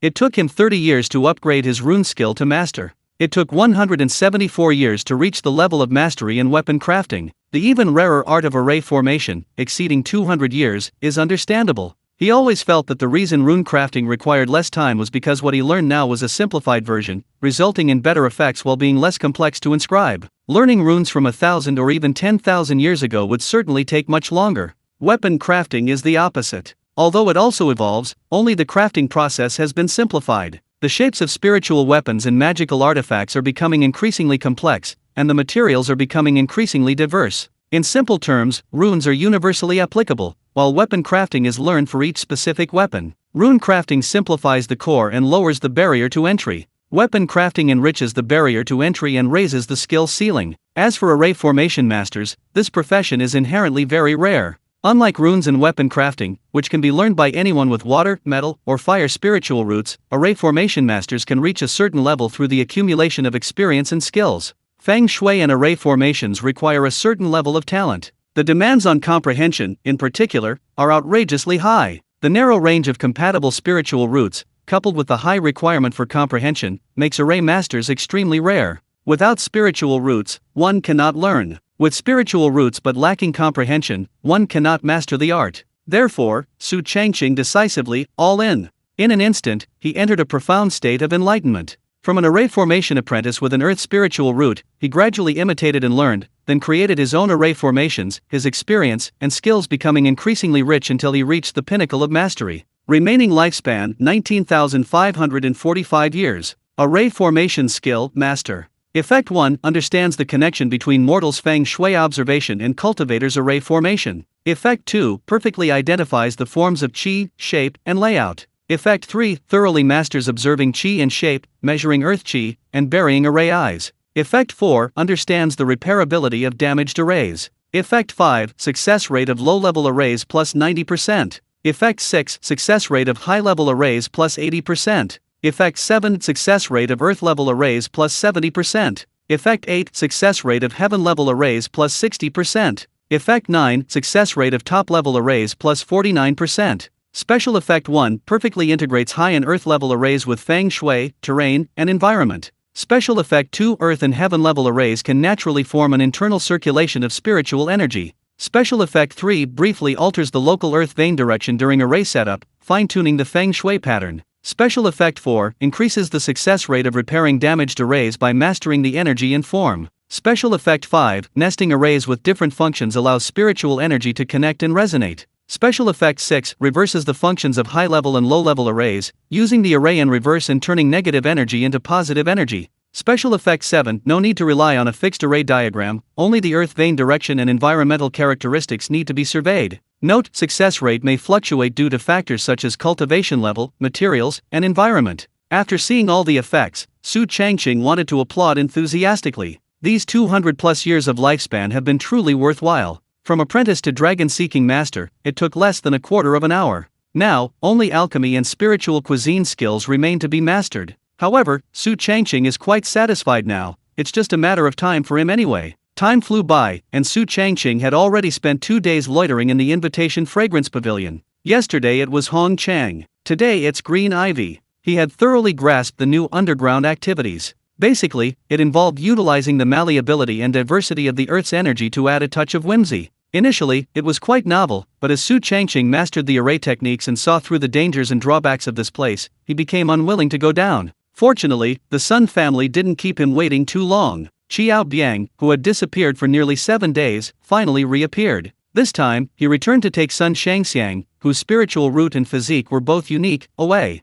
Su Changqing hid in a corner, expressionlessly watching this old man who claimed to be the current sect leader of the Lingyi sect. He appeared to be around 70 years old, slightly aged. His skin was dark brown, and the veins on the back of his hands were as intricate as old tree roots. He wore a light blue robe with 3 rows of rice seedlings embroidered on the chest. A blue cloth belt tied around his waist, from which hung a palm-sized wooden plaque inscribed with the words "Sect Master of the Lingyi Sect." At first glance, he did indeed appear to be a wood elemental cultivator of the Lingyi Sect. But the problem was, what sect master would casually hang a token on his waist, as if wanting everyone to know his identity? It was too obvious. The more obvious it was, the more suspicious Su Changqing became of this person's identity, sensing that the other party was more than he appeared. Therefore, he didn't attack immediately, but continued to observe from concealment. Beside the old man stood a boy who looked only 14 or 15 years old. His figure was slender but not thin. His hair was slightly short, just reaching his ears. His eyebrows were straight and slightly upturned at the ends.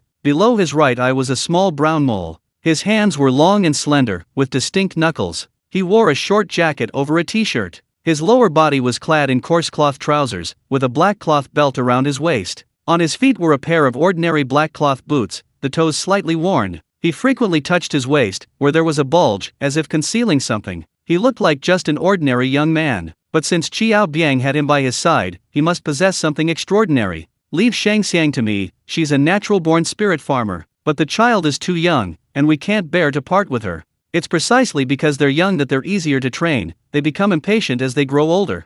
Why don't you wait a few more years? I can't wait. I won't come here again. In the back garden, Qiao Biang was talking with Sun Peng, Lei Yuna, and others. A golden core cultivator, even if he was a golden core cultivator of high moral character, even if he was an elderly golden core cultivator of low moral character. Facing two younger Foundation establishment cultivators, he still possessed considerable confidence, even a hint of domineering. He clearly had the attitude that he had to take Sun Shangxiang away today. If they hadn't met Su Changqing, Sun Peng, and Lei Yuna might have agreed. However, now that they knew the Lingyi sect was gone and that the person before them had questionable identity, they dared not compromise easily. Just then, Su Changqing's voice suddenly entered Sun Peng's ears. A golden core cultivator from an immortal sect is nearby, and he has a protective talisman. Let him take Shangxiang away first, don't alert him. Chapter 465 Lingyi Sect? Long gone. Originally, Sun Peng was extremely reluctant, but upon hearing Su Changqing's voice, he knew he couldn't continue. After all, this person before him was a golden core cultivator. If they angered him, his group of Foundation establishment and chi refining cultivators wouldn't be able to withstand him. At first, Lei Yuna didn't quite understand, but seeing her husband give her a meaningful look, she realized what was happening and her attitude changed. Therefore, after some hesitation, she finally handed her daughter over. Qiao Biang was quite excited, looking at Sun Shangxiang before him while saying to the older boy beside him, Muiao, from now on, she is your junior sister. Li Muiao smiled happily, yes, master. Then, Qiao Biang picked her up and turned to leave. Sun Shangxiang immediately cried out, Mother, Mother! Lei Yuna tried several times to rush over and snatch her daughter back, but Sun Peng held her back each time. Then, Qiao Biang summoned a green lotus leaf, carrying Li Muiao and Sun Shangxiang along. The three then flew out of the city at an incredible speed. At this moment, Su Changqing appeared before Lei Yuna and Sun Peng, reassuring them, don't worry, the golden core cultivator from the immortal sect and I will keep a close eye on things.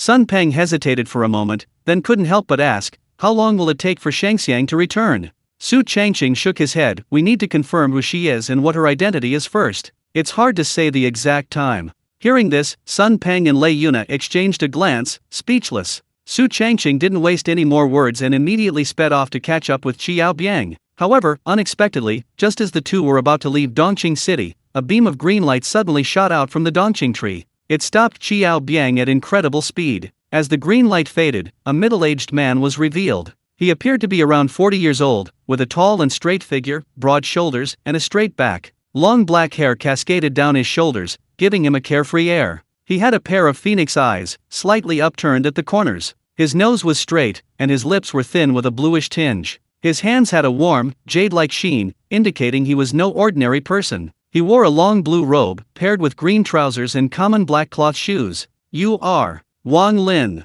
Fellow deist, in Dongqing City, you must abide by my rules. What do you want? Flying is prohibited within the city.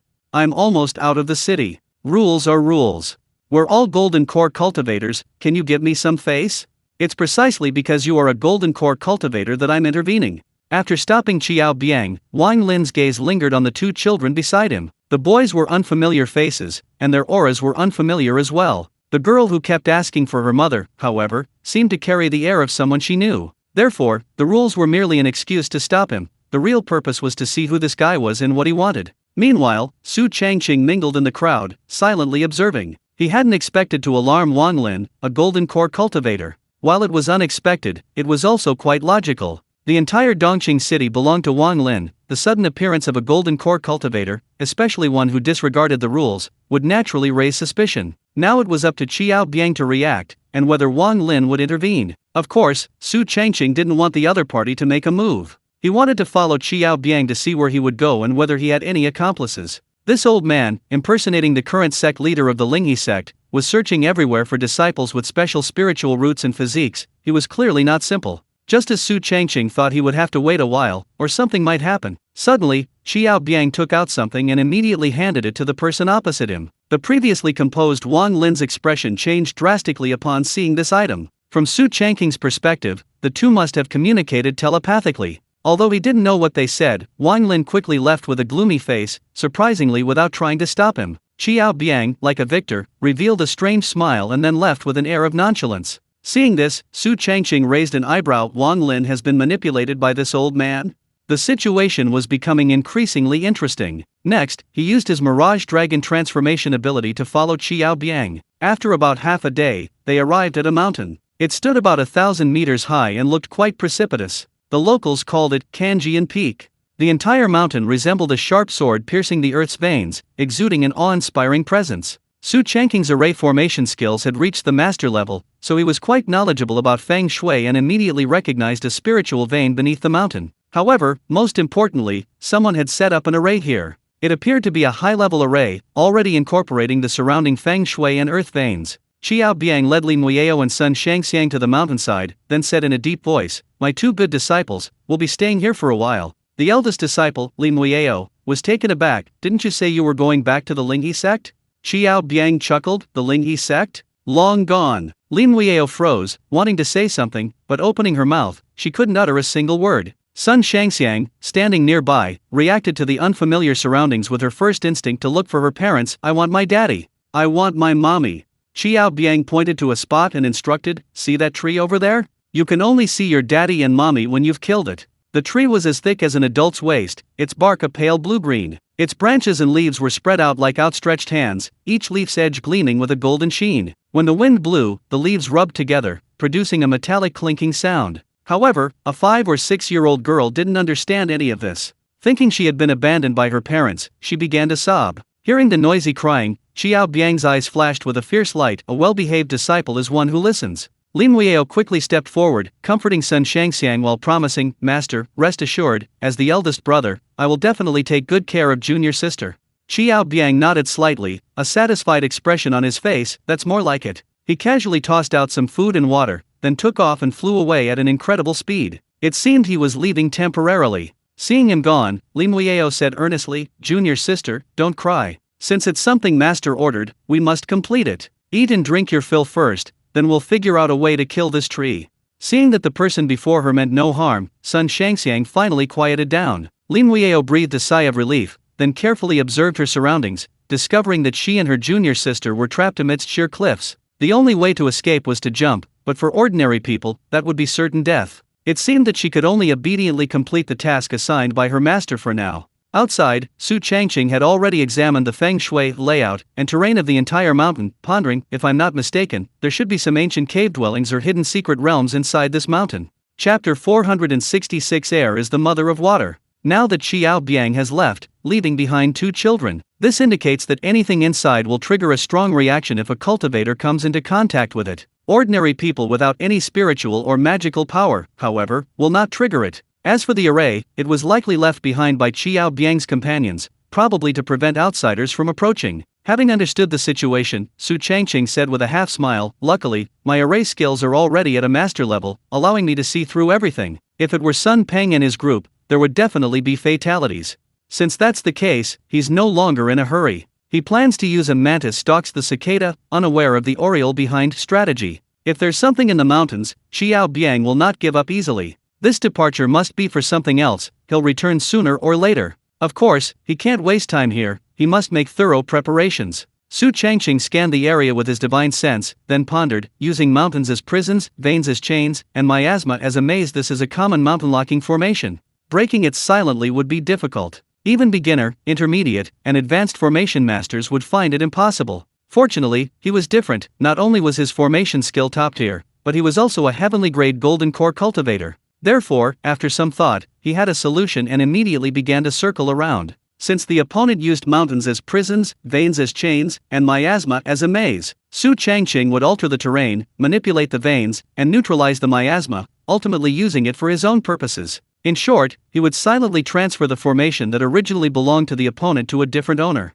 Thus, once Xiao Biang and the others returned and stepped into the formation, they would be trapped instead. Unless a nascent soul true monarch level being intervened, none of them would escape. The main peak of Kanjian Peak resembles an eagle's beak swooping down, while its two flank cliffs resemble eagle claws gripping the ground in naturally formed, menacing formation. A reverse flow of energy flows within the mountain's interior, causing various energies to become chaotic. Miasma permeates the area below, lingering even during the day. After circling the mountain, Su Changqing located the 3 key points of the array. They were embedded in 3 crucial nodes of the mountain, forming a triangular locking formation. One was at the eagle's beak at the summit. One was in the icy pool below. The other was more concealed, hidden within the miasma. Because he couldn't enter the mountain, he had to approach it from the outside. Therefore, Su Changqing circled around, roughly figuring out the locations of the external energy nodes. The one at the eagle's beak cliff was in the valley outside the mountain. The one in the icy pool was in the western ravine. The one in the miasma was in the southern depression.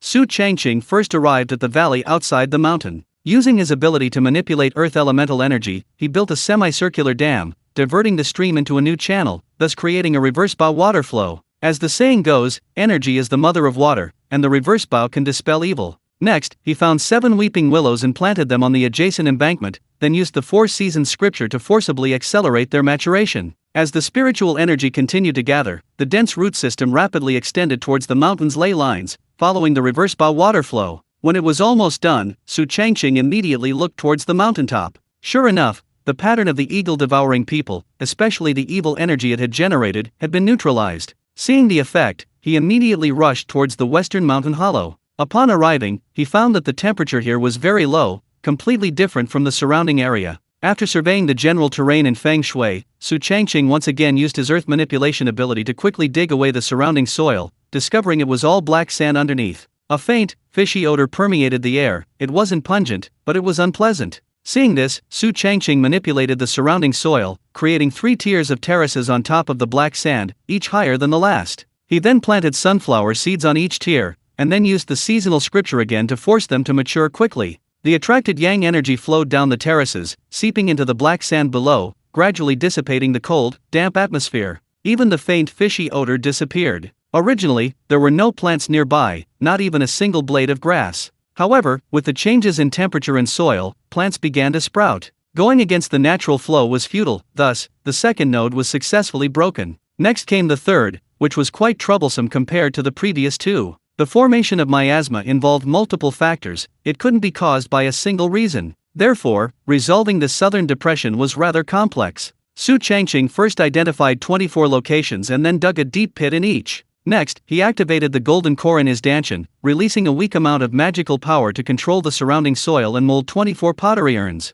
Each urn contained a mixture of 7 ounces of sulfur and 3 ounces of cinnabar, using fire and earth to generate metal. Then he found pure yang herbs, mugwort, and yin within yang, photinia. The photinia was planted, and the mugwort was lit. This altered the internal energy of the miasma. However, this wasn't the end. A 4th step was still needed. The plan was to form a triangular formation outside the mountain, using 3 external locations to coordinate with the formation's core inside. Su Changqing took out 3 jade stones, engraved runes on them, and then placed them one by one into the stream valley, the mountain hollow, and the depression. With a mere thought, the mountain locking formation, originally intended to trap and defend against outsiders, would reverse and become a 3-force formation. Having finished everything, it was already evening. Su Changqing grinned. This feeling of using superior techniques to crush the opponent is simply amazing. Throughout the entire process, he hadn't triggered the opponent's formation. He had merely modified the Feng Shui, the terrain, and the Qi. When Xiao Biang returned, he would definitely bring that guy an unexpected surprise. Of course, it might also be a shock. 5 days passed in a flash. During this time, Li Muiyao and Sun Shangxiang in the mountains had been trying to kill this tree that looked extraordinary. They tried and tried. It seemed only Sun Shangxiang could do this. Any touch caused the tree to sway violently, and the leaves visibly dimmed. The entire tree withered and drooped. Suddenly, a lotus leaf drifted in from afar. On it sat not only Xiao Biang, but also a female cultivator. She appeared to be in her 40s or 50s, though this could also be due to good maintenance. Her figure wasn't particularly tall, but rather plump. She had round, almond-shaped eyes with slightly drooping corners and 3 wrinkles at the corners. Her hair was tied in a low bun, with 2 wisps of hair framing her face. She wore a jade pendant in each ear, intricately engraved with runes. She wore a long yellow dress with flowing water-like patterns. Xiao Biang's attitude was extremely ingratiating. Fellow deist Qi, Ronglong is undoubtedly dead. Why are you still waiting for him? Shi Qingjian raised an eyebrow. If it weren't for him, I wouldn't have become a formation master. We had a master-disciple relationship, and also a marital bond. How could I forget? Xiao Biang was slightly unconvinced, but he's dead, and I'm still alive. Shi Qingjian looked him up and down, then gave him a disdainful look. All you're good for is your stubbornness. Chapter 467 Spirit Armor. As they drew closer to Kanjian Peak, Shi Qingjian, a mid-level array master, felt something was amiss. Strange. Xiao Biang, standing beside him, asked, "What's wrong?"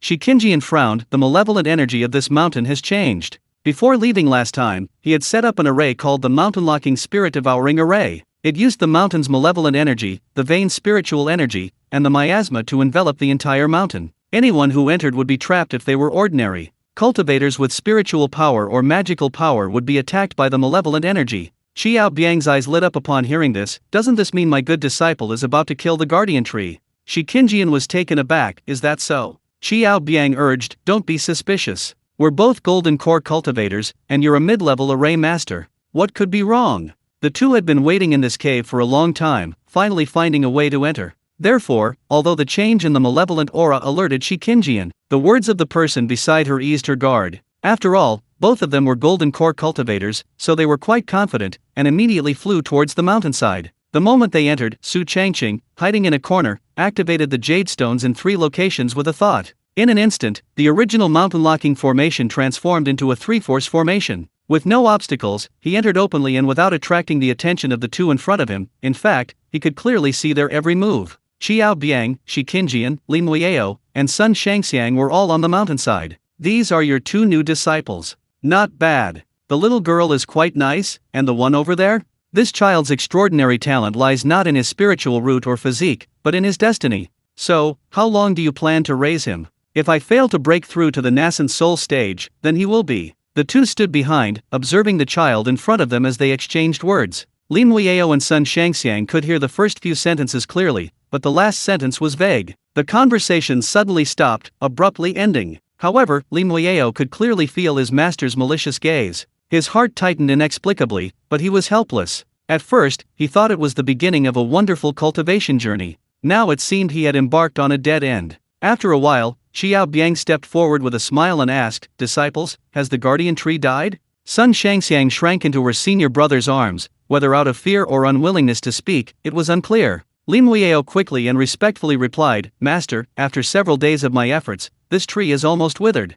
Immediately, Xiao Biang and Shi Qingjian exchanged a smile. The wait was worthwhile. Based on their deductions, this was at least the cave dwelling of a golden core cultivator. Although they didn't know exactly who it was, they were certain it possessed a golden spirit root. However, because of the presence of the guardian tree, they dared not act rashly. Forcibly entering would only trigger the taboos within. The tree's extraordinary nature lay in its roots penetrating deep into the mountain, connecting the earth's veins to the cave dwelling. Destroying the tree would cause the earth's veins to destroy the cave, reducing everything inside to ashes. There are currently only 2 solutions. Either reach the nascent soul stage and use overwhelming power to eliminate all concerns, or find an ordinary person with a special constitution but no spiritual or magical power. Coincidentally, Sun Shangxiang is such an ordinary person with a special constitution. Xiao Biang is quite obsessed with luck and destiny. In his early years, he followed a nascent soul true monarch from the Guantian sect, gaining some knowledge of astrology from him. He once believed that after hundreds of years of misfortune, his luck was finally about to change.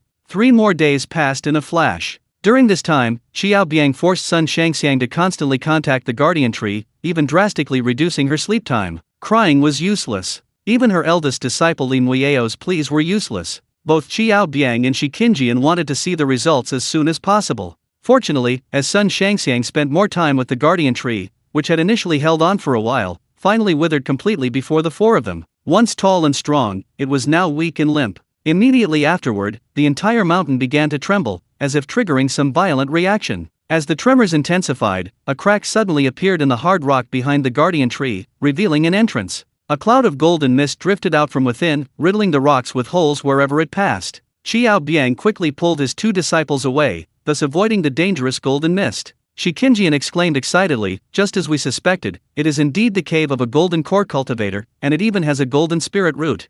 Xiao Biang called out, "Let's go in and take a look." The 4 of them flew inside. However, not long after, a figure appeared out of thin air. Su Changqing stroked his chin. "The real body can't go in. I'll have to change into another disguise, which will be a good opportunity to test Lei Jinkui's power.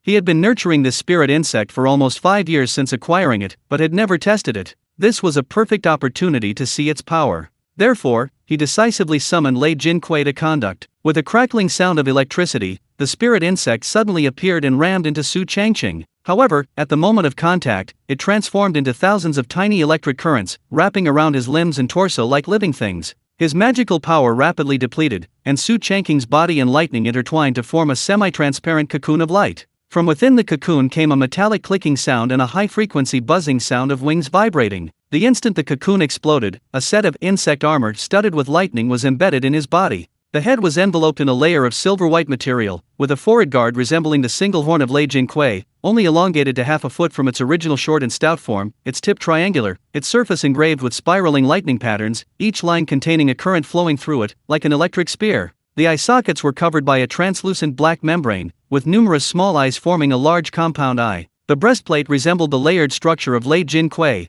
with curved plates stacked from the collarbone downwards, covering the waist and abdomen. Each plate had serrated spines along its edge, coiled with rings of electric current. Behind him, 2 miniature elytra unfolded from his shoulder blades, their tips dangling from 2 translucent membranes that vibrated in sync with Su Changqing's heartbeat. His forearms were covered in silver gauntlets, each with 3 raised ridges and covered in half-inch-long barbs. When he raised his arm, these barbs would automatically open, converging at the tips into a 3-inch-long electric blade. His thighs were fitted with curved silver gaiters, each with 2 rows of raised spikes. His calves were covered in a similar colored skirt-like armor, cascading down from the sides of the gaiters to his knees. His feet appeared to be wearing heavy boots, with sharp, claw-like toes. Whoosh! The armored Su Changqing instantly darted into the cave, leaving only a blur in his wake. Chapter 468. A person's character is worse than a dog's. Inside the cave, Xiao Biang and the others cautiously explored, constantly avoiding the dangerous golden mist. From the outside, it appeared to be just a mountain 1,000 meters high. However, once inside, they discovered a vast space. The spiritual energy from the underground veins provided the cave with a continuous source of power. Currently, they were still lingering on the outer perimeter. It would take some more time to fully penetrate. It seems the owner of this cave isn't a human-rank golden core cultivator. You mean, actually an earth-rank golden core cultivator? The gang metal chi here is far too dense, far exceeding my expectations. Xiao Biang and Shikinjian exchanged telepathic messages as they cautiously explored. Unbeknownst to them, another figure appeared right where they had just been. Entirely silver-white, enveloped in lightning, its body radiating a dense current of electricity. It was Su Changqing, clad in spirit armor. He observed closely, thinking to himself, the layout here is off. The cave owner has more than one type of spiritual root.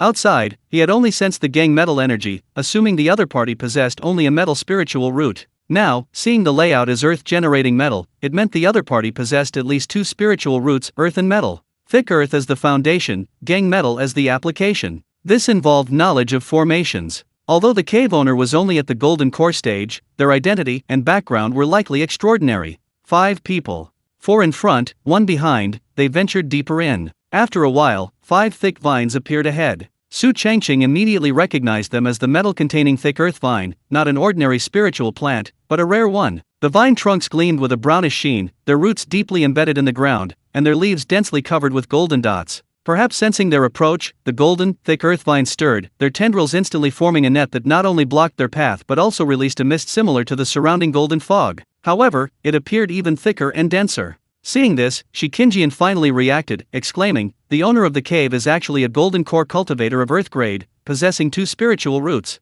Xiao Biang was greatly surprised. What? The 2 children beside him didn't understand at all, but seeing the adults so astonished, they sensed that this person must be extremely powerful, or rather, not simple, and their own nervousness grew. Shikinjian's face turned cold. Pointing to the thick, golden-skinned vines ahead, he said, this thing doesn't release mist, but binding energy. It requires the combined power of earth and metal spiritual roots to sever it. Xiao Biang hesitated slightly, but, I have a wood spiritual root. Shikinjian said with a hint of regret, it seems I'll have to go in alone. Upon hearing this, Xiao Biang's expression darkened. Are you expect me to wait outside? Shikinjian spread his hands. There's nothing I can do. It's your fault for not having an earth or metal spiritual root.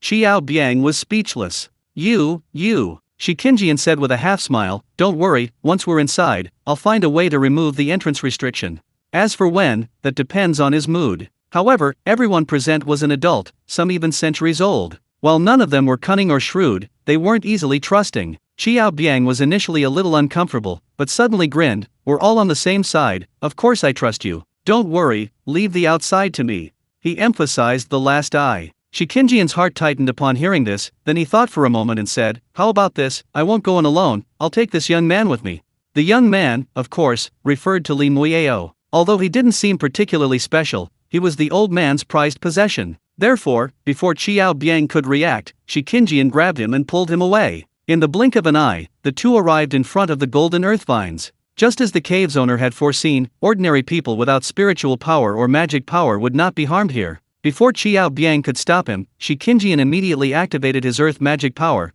continuously pouring it into the 5 golden earth vines in front of him. Under the soothing influence of earth magic, the binding energy that had previously restricted everything suddenly opened up. Without hesitation, she pulled Li Muiao inside. Without the soothing effect of earth magic, the opening in the binding energy closed again as the 5 thick, golden earth vines swayed slightly. Qiao Biang's face was incredibly grim. Instead of taking the now useless Sun Shangxiang, she had taken Li Muiao, whom he truly valued. This meant he couldn't make any moves outside. It wasn't that he couldn't react, but that he couldn't stop her. If he turned against her, he would lose all the treasures inside the cave. At this moment, a voice came from behind. It seems everything inside belongs to her. Qiao Biang said angrily, sooner or later I'll make her, and them all. However, before he could finish speaking, he suddenly realized something and abruptly turned his head. He saw a figure covered in silver spirit armor standing behind him, less than 3 meters away. You, who are you? Well, I'm one of those who bullied you. Ha! Whoosh! A flash of lightning, an electric current.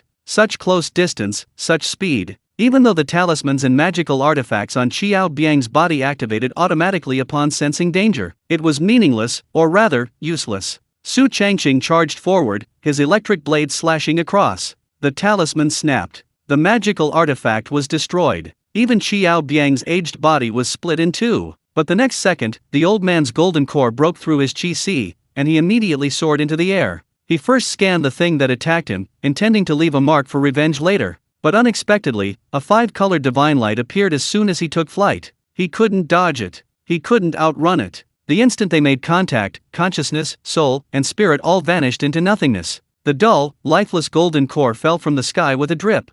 Su Changqing caught the golden core with his open right hand, then sighed. A golden core of this person is worse than a dog's. Although he was somewhat lacking in cultivation level, he had completely overwhelmed Xiao Shangxiang in every aspect: mana, techniques, spells, and the quality of the golden core. Everything happened too fast. Xiao Shangxiang couldn't react at all. A blinding light flashed, and then a figure appeared. A large silver insect had materialized where Master had been. Su Changqing summoned the ancestor and ordered, "Protect her. I'll enter the cave alone." Upon receiving the order, the ancestor picked up Xiao Shangxiang and stood aside to wait. Before leaving, Su Changqing pulled out a bunch of snacks and stuffed them into her mouth as a gesture of reassurance. Then he approached the golden earth vine. Because it was a rare spiritual plant, he didn't destroy it. Instead, he released a small amount of magic power to open a gap in the binding energy. Then, with a flash, he disappeared into it. On the other side, Shikinjian looked around with suspicion. Where's the boy? Chapter 469. Playing the submissive. Li Muiao looked around blankly. Where am I? The space around her was dim, with only countless stars twinkling. Although it was her first time here, she had a strange sense of déjà vu. You're back. Who are you? I am you. A voice rang out, echoing with endless vicissitudes. It sounded as if someone had been waiting here for a long time. Li Muiao was quite taken aback. Then, the unfamiliar yet familiar voice rang out again. In this life, your Tianji star is afflicted by the Jiiking star. Venus corresponds to the 6 white star, and Mercury corresponds to the 1 white star. Therefore, when Venus is empty, it resounds. When Mercury is empty, it overflows. Fortunately, your migration palace is assisted by Tiankui and Tianyu, forming a noble sitting and noble facing pattern. Even if your aptitude is very mediocre and your talent is not outstanding, auspicious stars illuminate misfortune, and you will always have benefactors to help you. The moment the voice ended, the surrounding starlight began to rotate clockwise. Finally, the myriad starlight converged into a jade slip in Li Muiao's hand. 6 large characters were inscribed on it: Star Mirror of all lifetimes reincarnation. Entering from the outside, Su Changqing's figure appeared. Unexpectedly, there was another tree inside, also a guardian tree. However, compared to the one outside, it was slightly different. This was a mutated Zhengjin guardian tree. The trunk was pale gold, the branches and leaves like densely packed fine swords, and the roots not only had a Zhengjin spirit-locking array wrapped around them, but were also connected to the earth's veins. If one forcibly entered, it would cause the earth veins to tremble, triggering the binding spirit defense of the thick earth vines and activating the Zhengjin sword energy of the guardian tree, creating a situation of being trapped from the outside and attacked from within. Seeing this, Su Changqing's expression changed slightly. The owner of this cave seems to have anticipated an intruder, thus orchestrating a complex scheme with interconnected layers the depth of which is terrifying. At this moment, Shi Qingjian, who had been cautiously observing her surroundings after the boy disappeared, immediately became alert upon seeing another person, especially one in spirit armor. "Who are you?" Su Changqing blurted out, "Grandma, it's me." Shi Qingjian was dumbfounded. Who are you?" Suddenly, she had a grandson. It was utterly inexplicable. Su Changqing stepped forward, stating matter-of-factly, "Ronglong is my grandfather, so aren't you my grandmother?"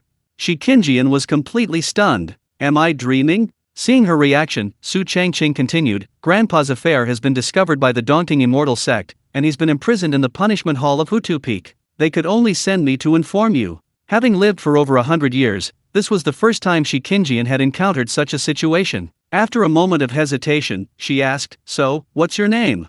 Su Changqing answered without hesitation, "Rong Yan." Shi Qingjian nodded slightly. "I have indeed heard of that name, but this place is thousands of miles away from the daunting immortal sect. How did you find it?" Su Changqing countered with a half-smile, "You don't think Grandpa didn't have a backup plan, do you?" Upon hearing this, Shi Qingjian breathed a sigh of relief. "It was indeed your grandfather's doing. That old man was always worried I'd do something to betray him." Su Changqing tentatively asked, "Grandma, what should we do now?" Shi Qingjian shook her head. "How would I know?" Su Changqing was slightly surprised, his tone even tinged with anger. "My grandfather risked his life for the Alliance. Are we just going to abandon him like this?" Shi Qingjian said helplessly, "Whether it's me, your grandfather, or that old man outside, we're all just low-level moles in the Alliance. They're all part of the plan. Living is good, of course. If they die, there's nothing we can do. Unless it's someone extremely important, like someone at the level of the Five Mountains Blood Pact, they almost never come to the rescue if anything happens to anyone. Besides, that's the daunting immortal sect, one of the three great immortal sects of the Tianyuan Realm. Going there is no different from courting death." Su Changqing was still unwilling to give up. "Then we're not going to do anything?" Shi Qingjian shook his head. "Currently, we're all waiting for instructions." Su Changqing was very annoyed. He'd even played the submissive role, but he still couldn't get anything out of him. Shi Qingjian called out, "Never mind that, let's explore this cave first." Right now, the two of them had just entered the inner layer from the outer layer. This is equivalent to only exploring 1/10 of the area. They haven't found any rare treasures, cultivation techniques, or secret manuals. Instead of wasting time here, they should hurry up and move on. Su Changqing nodded thoughtfully. "All right." Shi Qingjian asked casually, "By the way, Yanner, what kind of spiritual root do you have?" Su Changqing was about to answer that he had a wood spiritual root, but suddenly realized what she meant and immediately changed her answer. "I have two spiritual roots, a wood spiritual root and an earth spiritual root." A smile appeared on Shi Qingjian's face. "No wonder you were able to enter the inner layer." Seeing that the other party was wearing spiritual armor, and that it resembled a large insect, she recognized it at a glance as a type of insect armor. Most insect cultivators have wood spiritual roots. She asked this to test the waters. If he only had a wood spiritual root, he wouldn't have been able to bypass the thick earthen vines containing gold to enter. Su Changqing thought to himself, "Looks like playing dumb won't work. She never trusted me at all. She hasn't turned hostile yet, probably because she wants to use him to explore the cave. If danger arises, at least there's someone to take the fall. In that case, there's no reason for her to live." Thinking this, Su Changqing approached her step by step, his killing intent growing stronger. Shi Qingjian's expression was warm, but inwardly he sneered, "Regardless of whether you're Ronglong's grandson or not, the old man is already like that, still trying to control me? He's practically asking for death. I'll play along with this kid for now, and once I've explored the cave, Actually, their thoughts were similar. The only difference was that one wanted to wait until he'd used her to his fullest extent. The other was different. She planned to take the entire cave for herself. Therefore, just as the two men with ill intentions approached, Shi Qingjian was about to offer some words of praise when Su Changqing vanished into thin air with a whoosh. Seeing this, Shi Qingjian's heart skipped a beat. She immediately activated all her talismans, magical artifacts, and the array she carried at once. But at that moment, a five-colored divine light swept over. The items on her body lost their spirituality the instant they touched her, even their luster dimmed. Then, a dazzling bolt of lightning surged forward with incredible speed, closely following the five-colored divine light. Seeing this, Shi Qingjian simultaneously slammed her palm into the ground. She possessed an earth elemental root. Even with her magical artifact destroyed, she could still harness the earth's energy. With a hum, a 10-foot-high earthen wall bulged from the ground beneath her feet, but just as it reached her, a deafening roar erupted. The earthen wall shattered instantly into dust, sending pebbles flying everywhere. Even powerful spells couldn't withstand this terrifying attack. A burst of ferocious lightning erupted, sending Shikinjian flying dozens of meters away. A wave of numbness washed over her, she lost all strength and couldn't even muster her magic. At that moment, Su Chanking's voice rang out again, "Grandma, the road to the Yellow Springs is too lonely. Go with my grandfather."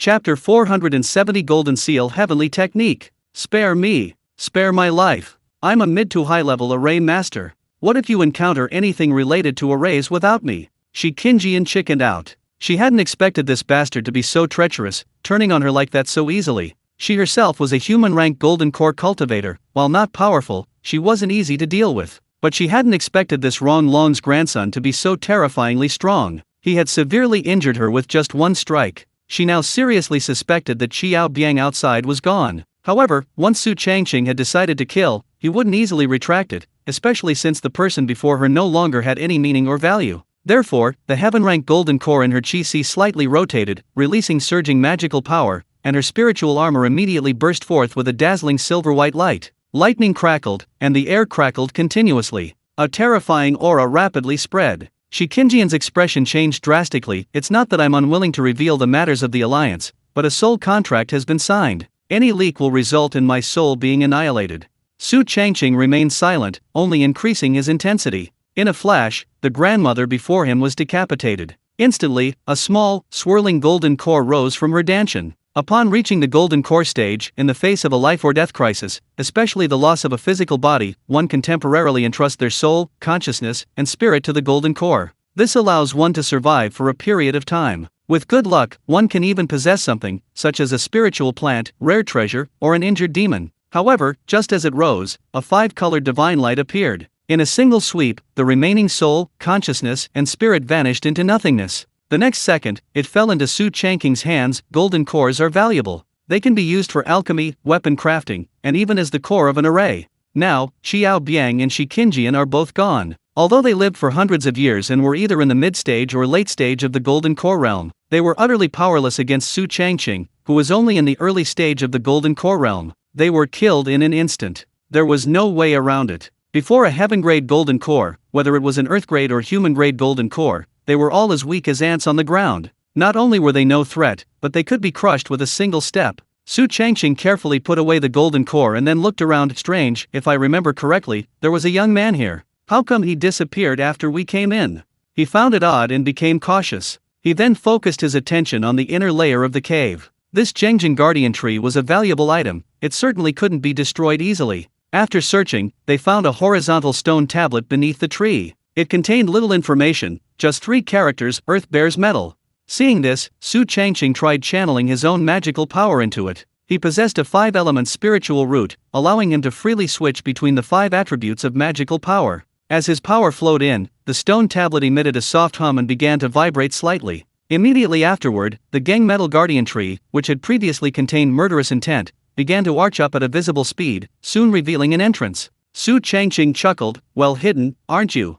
However, he didn't immediately enter. Instead, his gaze fell upon the decapitated corpse beside him. After some thought, he decided to refine it into the lowest level puppet. For safety's sake, he'd let her scout ahead. After all, her only dying wish was to explore the cave. A short while later, a headless puppet shakily rose to its feet. Su Changqing pointed to the entrance. "Go, Grandma." The corpse staggered forward, disappearing step by step into the cave. Although he couldn't switch to shared vision, he could empathize. If the puppet encountered any attack or danger, Su Changqing outside would be able to sense it. After a while, seeing that the puppet was still there and hadn't encountered any danger, Su Changqing then entered, and then paused, stunned. Beyond the innermost level was a grand hall, quite exquisitely crafted. 2 fish were carved into the floor, one earthen brown, the other pale gold. Upon closer inspection, one would discover that the fish's eyes were inlaid with thick earth crystals and golden marrow crystals, both extremely rare minerals. Behind them stood a jade platform, upon which rested a compass and 2 jade slips.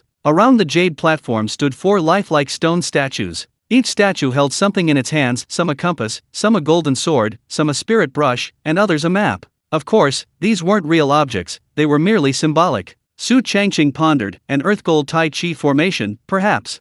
If he were to greedily gouge out the eyes of the two fish, it would definitely trigger a killing formation. Therefore, he leaped into the air, skipping over this tempting formation, and arrived beside the jade platform. The compass looked extraordinary. Its surface was constructed from thick earth jade and golden crystals, reaching a diameter of 1 foot. The surface was divided into 2 layers, with one graduation mark on the upper layer and another on the lower layer. It looked quite complex, even Su Changqing couldn't quite decipher it. He picked it up from a distance and examined it closely. He noticed writing on the bottom, likely inscribed by the cave's owner before his death. Earth veins are the mother, mineral veins are the children. To find gold, first find earth. To lay gold, first lay earth. This subtly indicated that this complex and profound compass was specifically designed to locate earth veins or mineral veins. Seeing that he hadn't triggered any danger, Su Changqing immediately put it away and then looked at the other 2 jade slips on the jade platform. The one on the left was inscribed with Golden Seal Heavenly Control Technique, seemingly a cultivation method. The one on the right was inscribed with 9 slashes of splitting gold, likely a spell. These were all valuable items, and Su Changqing, of course, wouldn't hesitate to collect them all. Then, his gaze swept across the room and discovered more space on the left and right sides of the main hall. He immediately flew to the left and looked inside, his eyes lighting up instantly. Good heavens! If I'm not mistaken, this should be a storage room, and it's filled with quite a few treasures. Not only did it contain the thick earth jade and golden marrow crystal from the yin-yang fish's eyes, but it also had a large quantity of spirit sand. There was even some rather rare golden patterned black iron, an excellent material for refining weapons. A single pound of it would easily fetch 1,000 mid-grade spirit stones. And this place, although Su Changqing hadn't weighed it, felt like it weighed over 100 pounds. Moreover, besides materials for refining weapons, there were even finished pills. The earth gold tempering pills are brown and gold in color, with interwoven earth and gold patterns on the surface. There are 9 bottles in total, each containing 8 pills. Their effect is to strengthen the physical body after consumption. The earth vein nourishing pills are dark brown, densely covered with tiny gold dots. There are 9 bottles in total, each containing 15 pills. Their effect is to accelerate the absorption efficiency and speed of gold spiritual energy after consumption. These are all valuable items, so Su Changqing naturally took as many as he could, emptying the entire storage room in one go, even digging 3 feet into the ground to check for hidden compartments. After confirming that there was nothing left, he went to the right side of the main hall. However, after seeing what was inside, he was completely dumbfounded. Chapter 471 My eyes have been opened. To the left of the main hall was a storage room. To the right, surprisingly, was a weapon refining room. Looking at the enormous furnace that seemed to blend seamlessly with the ground, Su Changqing said incredulously, "This is the first time I've ever seen weapon refining done like this."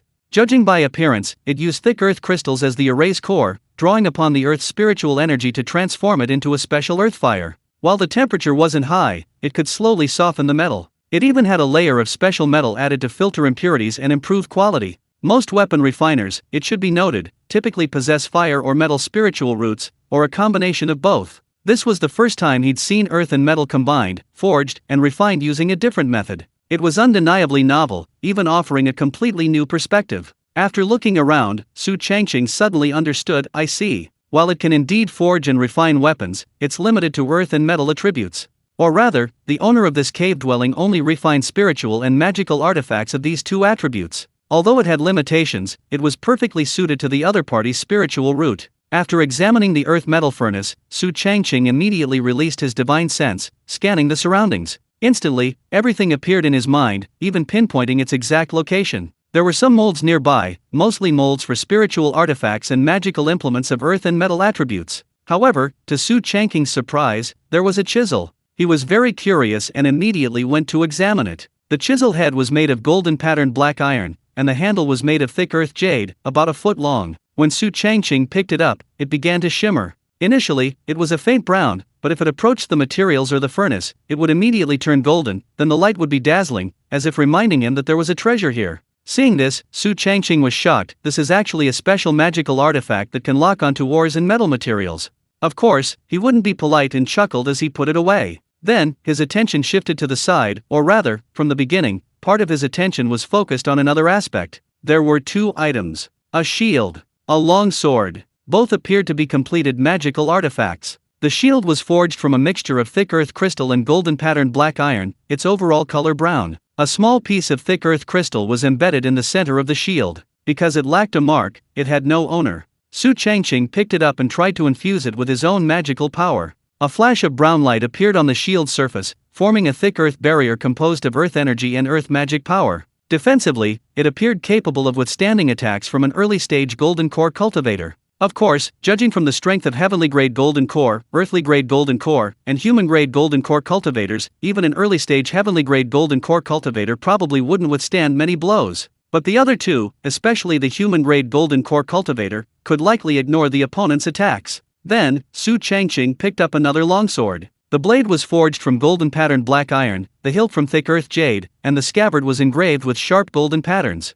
He drew it with a clang, infusing it with a small amount of magical power. Instantly, it emitted a golden halo and even began to actively absorb the surrounding golden spiritual energy. Once it had accumulated enough, the blade was covered with a layer of golden light, appearing somewhat thicker. Su Changqing didn't strike, he merely shook the object slightly, and the air hissed and crackled as if being sliced, demonstrating its incredible sharpness. Good stuff. Put it away, put it away. Mine, all mine. Su Changqing decisively took whatever he could carry, especially this earth metal furnace, which he hollowed out entirely. After confirming there was nothing left, he continued exploring deeper inside. During his earlier divine sense scan, he discovered a passage, presumably leading to the area behind. Sure enough, after walking for a short while, a space appeared. It appeared to be a cultivation room. A symbiotic earth metal spirit gathering array was set up on the ground. The array's core had two layers, the lower layer was thick earth crystal, and the upper layer was gold marrow crystal. The thick earth crystal was completely embedded in the ground, while the gold marrow crystal floated 3 inches above. The earth vein guiding patterns channeled earth energy from all directions into the array's core, while the metal energy conversion patterns transformed the earth energy output by the earth crystal into metal energy, thus infusing it into the metal crystal. Su Changqing tried cultivating and discovered that if he primarily absorbed earth's spiritual energy, the earth crystal would release a purer form of earth's spiritual energy. Similarly, the metal spiritual root could absorb the pure metal spiritual energy released by the metal crystal. Both types of spiritual energy were filtered and purified. Moreover, absorbing both types of spiritual energy simultaneously resulted in a cultivation speed at least 50% faster than with a single spiritual root. At this moment, Su Changqing made a new discovery. There were many standing stone pillars around him. Upon closer inspection, it became clear that they were all carved from thick earth jade. Of course, these weren't the key points, nor were they particularly important. The key point was that these stone pillars, or rather jade pillars, were actually engraved with rich details. Su Changqing's heart stirred. He controlled the surrounding ground, forcibly piecing the details together. Then, while observing with his naked eye, he imprinted them with his divine sense. He was immediately shocked to discover something. It contained practical methods for guiding the flow of metal energy using the Earth's veins. It also included geomantic insights on how to enhance the power of metal-based formations using Earth-based feng shui layouts. It even included a detailed distribution map of the Earth and metal veins of Kanjian Peak. Seeing such things even on the pillars, Su Changqing's breathing became heavy. He immediately began searching more carefully, leaving almost nothing unchecked. Sure enough, in a corner of the cultivation room, he found a jade slip. The text above simply reads, Geological Survey Notes. In this life, I am named Jin Suanzi, awakened with both earth and metal spiritual roots. Gold is often hidden where the earth veins bend, where the earth veins break, the metal energy dissipates. Below Eagle Beak Cliff lies the broken blade shaft. To set up a metal array, one must first supplement it with an earth array, otherwise the metal energy will easily become disordered. Where the ground grows 3-petaled golden grass, there is a shallow metal vein. Where the soil is brownish red, there is a thick layer of earth crystals. As his divine sense penetrated, various pieces of information flooded his mind. It was all about geomancy, array formations, and vein finding, very detailed indeed. Enough to turn a complete earth spiritual root apprentice into an intermediate array master. Su Changqing raised an eyebrow. At first glance, it seems to be a geomancy manual by someone named Jin Suanzi, who is extremely skilled in feng shui and array formations. The strange thing is, why does it start with this life?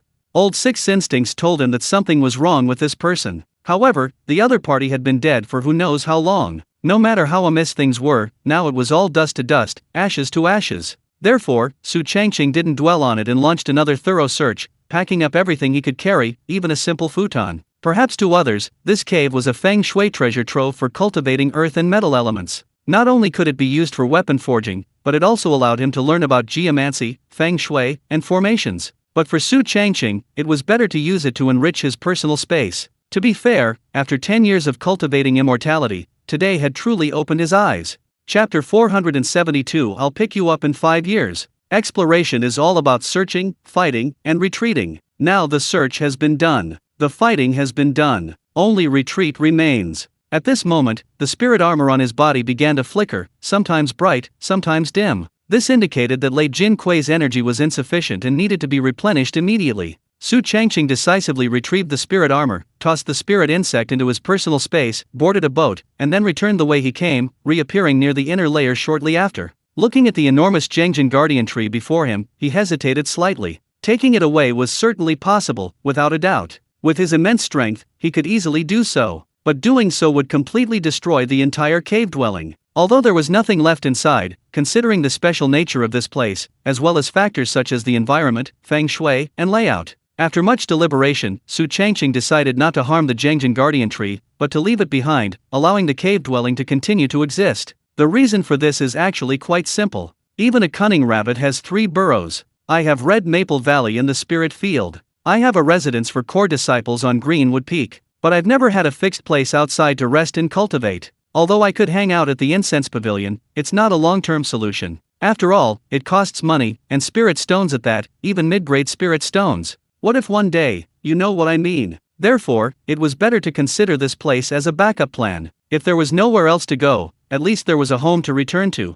Thinking this, Su Changqing not only didn't destroy everything, but instead redesigned the cave's formation, making it more powerful and concealed. Then he turned around and appeared on the outer layer using the exact same method as before. The ancestor and Sun Shangxiang were both there. Perhaps because she hadn't had a proper rest for a long time, Sun Shangxiang had fallen asleep in the ancestor's arms. Su Changqing stepped forward and took her hands, then sent the ancestor into his personal space as well. Neither he nor Lei Jingkui could stay outside for too long. Upon emerging, his divine sense immediately detected someone. It was the young man, Lin Muiao, who had suddenly disappeared earlier. Unexpectedly, he had emerged first. He seemed to have been waiting. Upon seeing Sun Shangxiang, Lin Muiao excitedly called out, "Junior sister." Su Changqing glanced down at the soundly sleeping Sun Shangxiang, then said calmly, "You don't actually consider Qiao Biang your master, do you?" Lin Muiao paused, then said with a complex expression, "If it weren't for him, I wouldn't have been able to leave that place." Seeing the melancholy in her eyes, clearly a young person with a story, Su Changqing thought for a moment and asked, "Want me to take you home?"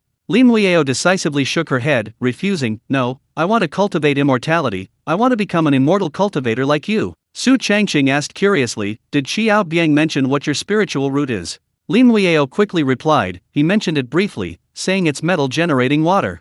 Upon hearing this, Su Changqing thought to himself, "This child is definitely not simple. He might have received some of Jin Suan's inheritance. In that case, rather than handing him over to outsiders, it's better to strengthen the immortal section. Even if he doesn't become my disciple, at least he's shown me the way. As for keeping him by my side, that's fine. We didn't watch him grow up, we don't know him at all." Thinking this, he summoned Shattered Moon Frost and beckoned to her. Lin Muiao was taken aback. "What are you doing?" Su Changqing smiled slightly. "Didn't you want to cultivate immortality? I'll take you to a good place." Lin Muiao hesitated slightly.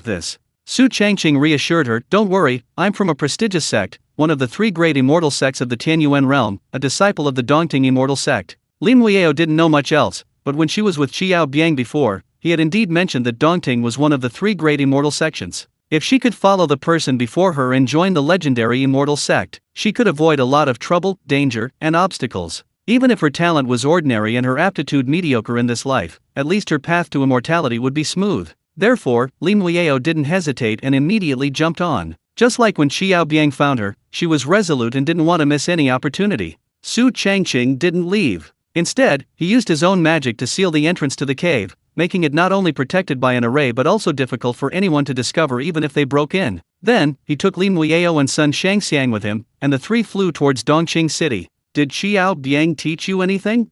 "Nothing." "Did he say where he would take you?" "I'm sorry to disappoint you, he didn't say anything. When you get to the immortal sect, you must work hard and strive to become a core disciple. Don't let me down." And so, the two chatted as they traveled to Dongqing City. The journey there took half a day. The return trip took about the same amount of time. They arrived in Dongqing City in the middle of the night. Sun Peng, Lei Yuna, and their family, ever since Sun Shangxiang was taken away, had been unable to eat or sleep, anxiously waiting for news. Just then, a sudden cry rang out from outside, "Father! Mother! Grandfather!" Hearing the familiar voice, Sun Peng and the others rushed out the door and quickly arrived at the back garden. Sure enough, they saw Cai Kun, Sun Shangxiang, and the boy they had met before. As for the so-called current sect leader of the Lingyi sect, he was nowhere to be seen. Su Changqing chuckled, "I've brought her here safely. Lei Yuna was overjoyed, tears streaming down her face. Xianger, my Xianger. Su Changqing put Sun Shangxiang down and waved, go. However, Sun Shangxiang turned around, raised her head, and asked earnestly, are you leaving?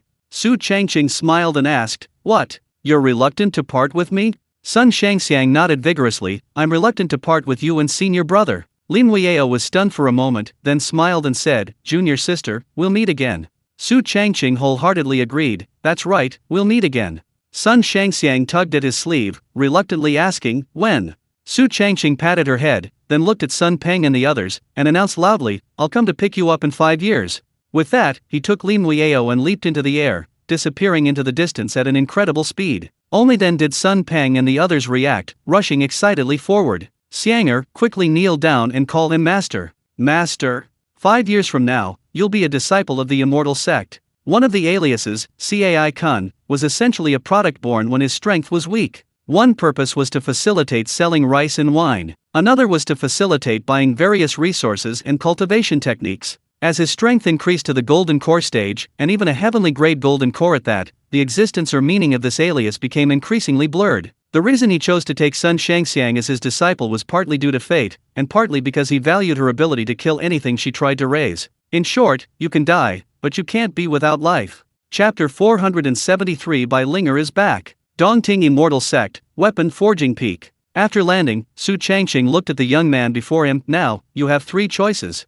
Lin Weiyao asked curiously, which 3? Su Changqing held up 3 fingers of his right hand. First, if you have a metal spiritual root, choose Weapon Forging Peak. Second, if you have a water spiritual root, choose the Water Control Pavilion. Third, if you have multiple spiritual roots, go to the Spirit Beast Valley. Compared to other cultivation sects, the classifications at Dongting Immortal Sect are quite simple. Wood spiritual root farming, metal spiritual root forging, water spiritual root talisman drawing, fire spiritual root alchemy, earth spiritual root mining. If you have multiple spiritual roots, the Spirit Beast Valley is also a good choice. At least in the early stages, you can learn a lot of useful knowledge, experience, and skills there, and most importantly, you can earn spirit stones. On the surface, it's a place for raising spirit beasts. In reality, there are many cultivators with multiple spiritual roots there, making the content much richer. Lin Weiyao listened thoughtfully, thinking to herself, I inherited my skills from my previous life, my cultivation methods are related to stars, celestial phenomena, fortune, and destiny. Weapon forging isn't really suitable. Character drawing is barely appropriate. The Spirit Beast Valley seems a bit chaotic. Su Changqing raised his chin. Have you made your choice? Lin Weiyao asked hesitantly, where do you think I'm best suited? Su Changqing pondered, you have multiple spiritual roots, the Weapon Forging Peak and the Water Control Pavilion are both good options, and the probability of becoming a formal disciple is high. As for the Spirit Beast Valley, it allows you to cultivate both types of spiritual roots, but the growth rate is slower. Lin Weiyao nodded, then I choose the Water Control Pavilion. Compared to the clanging and clattering of forging, and the exhausting work of raising spirit beasts, she preferred to quietly read books and draw talismans alone. Hearing this, Su Changqing took her into the air again, quickly leaving the Weapon Forging Peak. Suio Liusuan moved swiftly, arriving at Black Lake in even less time than before. Looking at the 9-story Imperial Water Pavilion ahead, Lin Weiyao was quite shocked. It's actually made of water. Su Changqing smiled. When I first came here, I had the same expression and reaction as you. Lin Weiyao exclaimed, no wonder it's one of the 3 great immortal sections. Before coming, she had many fantasies, but after actually arriving, she found it completely beyond her imagination. Su Changqing glanced around, not seeing Suan Yu or Tengxi, and said with slight regret, it's a pity we came a bit early this time. You'll be even more amazed in the summer. Lin Weiyao was incredibly excited. Summer? Isn't that Su Lingxi? How have you been lately? Give my regards to senior brother Lingbai. Su Changqing had barely landed when he was recognized by many people nearby. Of course, most of the recognition was one-sided. Firstly, his current identity was not simple. Secondly, he had the backing of Li Lingbai, a golden core cultivator of the Earth rank. He was now somewhat well known. Su Changqing would respond with a cupped hand salute to anyone who greeted him, neither overly enthusiastic nor dismissive. Lin Weiyao, standing nearby, felt she had underestimated the status and position of the person beside her. Ordinary disciples wouldn't greet him so readily, especially not with such obsequious tones. Not long after, Su Changqing found the person in charge of liaising with outer disciples at the Imperial Water Pavilion. The person is in your hands now. Whether it succeeds or fails, it's none of my business afterward. The person handling the meeting chuckled, not at all. since you're brought by Envoy Su, we'll definitely take good care of you. If there's any chance of becoming a full disciple, he. Su Changqing hadn't expected to be misunderstood, but he was too lazy to explain. Instead, he looked at Lim Weao and instructed, seize this opportunity. Becoming a disciple of the immortal sect is much better than being a rogue cultivator outside. Lim Weao bowed slightly, then sincerely said, thank you so much. I will never forget your life-saving grace last time, and your guidance this time. Su Changqing waved his hand and then walked out of the Imperial Water Pavilion. In a sense, he was also a disciple of the Imperial Water Pavilion, possessing not only a water elemental root but also the Great Cloud and Rain technique. However, he primarily cultivated a wood elemental root, with water as a secondary cultivation. Unfortunately, he didn't see any familiar faces this time. He didn't even run into Lan Tian or Ruo Kun Shuang. As the Thousand Sects Dharma assembly drew closer, all the full disciples were busy. They were either cultivating or completing tasks. Everyone was diligently improving themselves, striving to reach a new level of strength or become a core disciple before the Dharma assembly began. However, just as they reached the entrance, they bumped into an acquaintance. Su Changqing, Bai Linger. Unexpectedly, after nearly 5 years, Bai Linger, who had left the Imperial Water Pavilion, had finally returned. Compared to the memory of her, she had changed quite a bit. She had lost the roundness of her childhood, becoming smaller and more refined, appearing more mature. Her large, round eyes were long and slender, with upturned corners. Her smile curved into a crescent moon, her eyes sparkling with intelligence. Her nose was small and slightly upturned. Her lips were pale pink and full. Although not tall, her proportions were excellent. Her waist was slender, and her legs, while not long, were straight. She wore a light blue rukan, a type of traditional Chinese dress, the hem of which reached her ankles and swayed slightly with her movements, making her appear quite graceful. Her hair was half tied up and simply secured with a white jade hairpin. Su Changqing looked her over and exclaimed, "You've grown up." Bai Linger blushed slightly. "You have also matured and become more composed." Seeing her alone, Su Changqing couldn't help but ask, "Where are your sister and Lao Bai?" Bai Linger's eyes dimmed. "Mother still has some things to take care of. My sister and father will stay there to look after her. I'm coming back to adjust so I can attend the upcoming Thousand Sects Dharma assembly." Seeing her looking tired, Su Changqing didn't want to waste any more time and simply pulled out a small storage bag and handed it to her. "This is my share of the Gig's secret realm with Lao Bai. Since he's not here, you can have it." Bai Linger took it and checked it with her spiritual sense, then exclaimed in shock, "So much?" Su Changqing didn't explain. "You rest first. Come find me when you have time." Bai Linger put the small storage bag away and then grinned. "Okay." Su Changqing reminded her, "By the way, I don't live where I used to live anymore." Bai Linger was surprised. "You moved?" Su Changqing nodded. "I've moved into Red Maple Valley." Although Bai Linger hadn't been back for several years, she knew what Red Maple Valley was. Before, if people wanted to buy things, they had to go to the trading point there. Unexpectedly, after nearly 5 years, it had become Su Changqing's private residence. It was quite a surprise, to be honest. Of course, this also meant that the other party's status and position were now much higher. Afterwards, Su Changqing left the Imperial Water Pavilion and returned home as quickly as possible. Woof woof. Woof woof woof. Wang Wang and Wang Zhe were quite excited to see their master return. One peed. The other dug a hole. Su Changqing's lips twitched at the sight. "Looks like I really need to send Wang Zhe to the Spirit Beast Valley for training." He didn't want the building to collapse while he was sleeping, and his home to be gone. Then, he wouldn't have lived in Red Maple Valley for more than a few years before having to move again. Of course, moving wasn't a big deal. The main problem was, how embarrassing. Chapter 474 Pei Mo's Predicament. At night, having finished everything, Su Changqing ostensibly lay down to rest. However, the instant he touched the Nanyu bed, he immediately entered his personal space. With a blink of an eye, he saw the familiar water spirit palace again. Inside, Linglong was still resting, so he didn't disturb her. After a quick glance, he immediately walked to the other side. The interior of his personal space was divided into 4 areas. These were east, south, west, and north. The west was the spirit field. The east was Dongting Lake. The north was the water spirit palace. The south was the insect breeding ground. Near the water spirit palace was the entrance to the ancestral tomb. Of course, the Mirage Thunder Dragon ship also stood quietly nearby. Su Changqing took out his spoils from his spatial ring. The first thing he found was an incredibly large earth metal furnace. Although it wasn't currently useful, it was still nice to keep it for display. Then there were all the pillars in the training room. Because they were intricately carved with details, they absolutely could not be discarded. The futon was also a valuable item. Its quality was evident from its appearance. Shields, longswords, and the like were all casually placed to one side. For a moment, a series of clanging sounds rang out. Just then, the gates of the Water Spirit Palace opened, and Su Linglong emerged, rubbing her sleepy eyes as she called out, "Father!" Su Changqing, who had just taken out the Four Seasons fruit tree and the Jade Dew Spirit Sprout, smiled and said, "You're awake." Su Linglong stepped forward, asking curiously, "Did father just get back?" Su Changqing nodded, then feigned exhaustion, "Yes, your hardworking old father just returned from working out of town." Su Linglong rushed forward, intending to massage his shoulders, but being too short, she could only rub his lower back. Afterward, she blinked, "Did you bring any gifts?" Su Changqing's eyes darted around, pointing to the enormous furnace. "Yes, I did. That thing is your new toy. Study it carefully. Don't worry about magical artifacts, a spiritual artifact will do." Su Linglong compared herself to the furnace, her gaze immediately becoming blank. This thing was even larger than the ancestor's room, that coffin.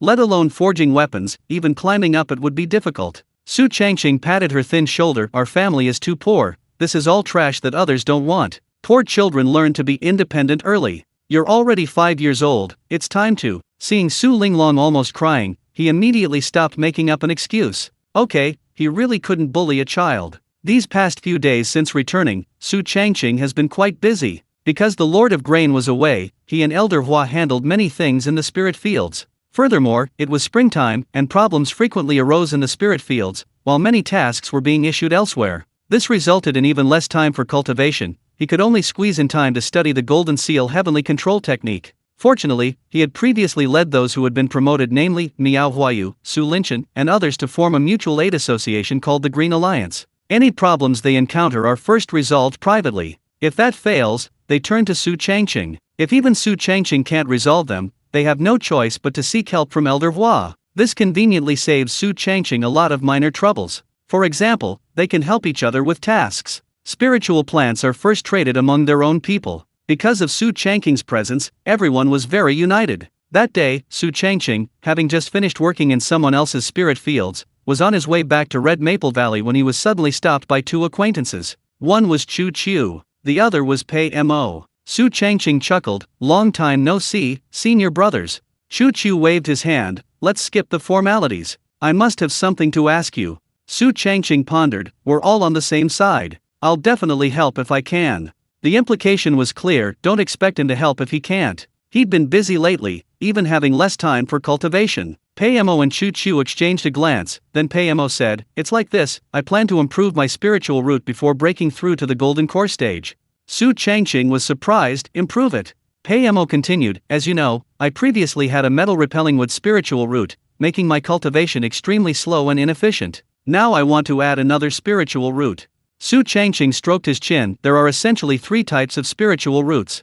First, a water spiritual root. Water nourishes wood, resisting its restraining force. Second, a fire spiritual root. Fire refines metal, fire consumes wood. Third, an earth spiritual root. Earth generates metal, wood restrains earth. To improve, or rather, to make changes, the only option is to focus on these 3 spiritual roots." Pei Mo nodded, "Yes, I want to increase my water spiritual root, so that the other 2 can transform from being mutually destructive to mutually reinforcing." Su Changqing suddenly became wary, "I don't like men, we can't possibly cultivate together." Chu Chu burst out laughing, nearly doubled over, looking like he was about to collapse. Whether he said it or not, he could always find something to amuse himself with junior brother Su. Pei Mo's lips twitched wildly, "What are you thinking, kid? I don't like men either." Su Changqing asked irritably, "Then why did you come to me?" Pei Mo told the truth. Since the dragon vein of the Kanglan Sea was severed, the frequency of water spiritual roots and water attribute natural treasures has greatly increased. Recently, I heard that the 9-turn sect, which was submerged by the polluted spiritual water, seems to have something I need. Su Changqing suddenly realized, "So, you want to get to know Ruo Kunzhuang through me?" Pei Mo nodded, "Yes, yes, yes." Su Changqing pondered, "It's possible, but Xuangmei is introverted and very busy lately. If she doesn't want to see you, there's nothing I can do." Pei Mo didn't seem to mind, "We just want someone familiar with the area to guide us." If Ruo Kunzhuang isn't an option, there are several other disciples from the 9-turn sect. Chu Chu added, "Actually, we're asking you because we all know each other, and Ruo Kunzhuang is practically an acquaintance. It's better to benefit our own people than to let outsiders benefit." Su Changqing didn't waste any words and immediately took out his communication talisman. After a while, the connection was established, with the talisman flashing with spiritual light. "Senior brother Su, what's the matter?" "Well, 2 of my senior brothers want to meet with you." "Meet me? Why? It's related to your hometown. I just finished my mission and am going to the Earth Fire region.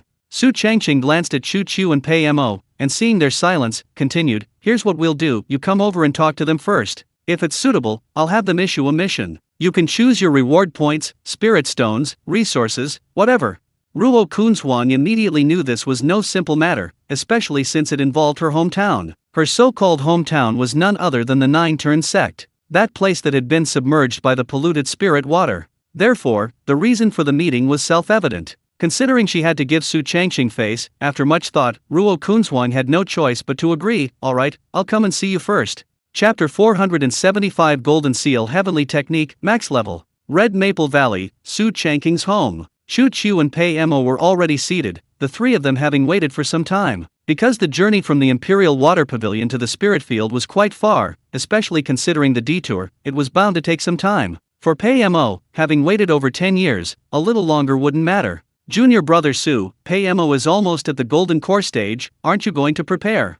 I'm only at the late Foundation Establishment stage, what's the rush? With junior brother Su's talent and aptitude, he'll definitely reach the Golden Core stage before he's 50. We're all on the same side, let's help each other out, and work hard together then. Then thank you in advance, senior brothers. The three of them sipped tea and chatted casually. Li Lingbai broke through to the Earth-grade Golden Core before the age of 30, making him the fastest among their group. Chu Chu followed closely behind, breaking through to the Earth-grade Golden Core stage 2 years ago. Currently, including Su Changqing, Li Sankei, Zhang Su, Han Su, Han Xin, Hu Bagui, Zhao Zio, and others are all still in the Foundation Establishment stage. However, they are either at the peak of Foundation Establishment or in the late stage. Only a few are still hovering in the early or middle stages, especially Hu Bagui. But Pei Mo is different. His talent, comprehension, and aptitude are all excellent. Originally, he was the one who would break through to the Golden Core stage the fastest. However, he was limited by the incompatibility of his spiritual roots, which slowed down his growth.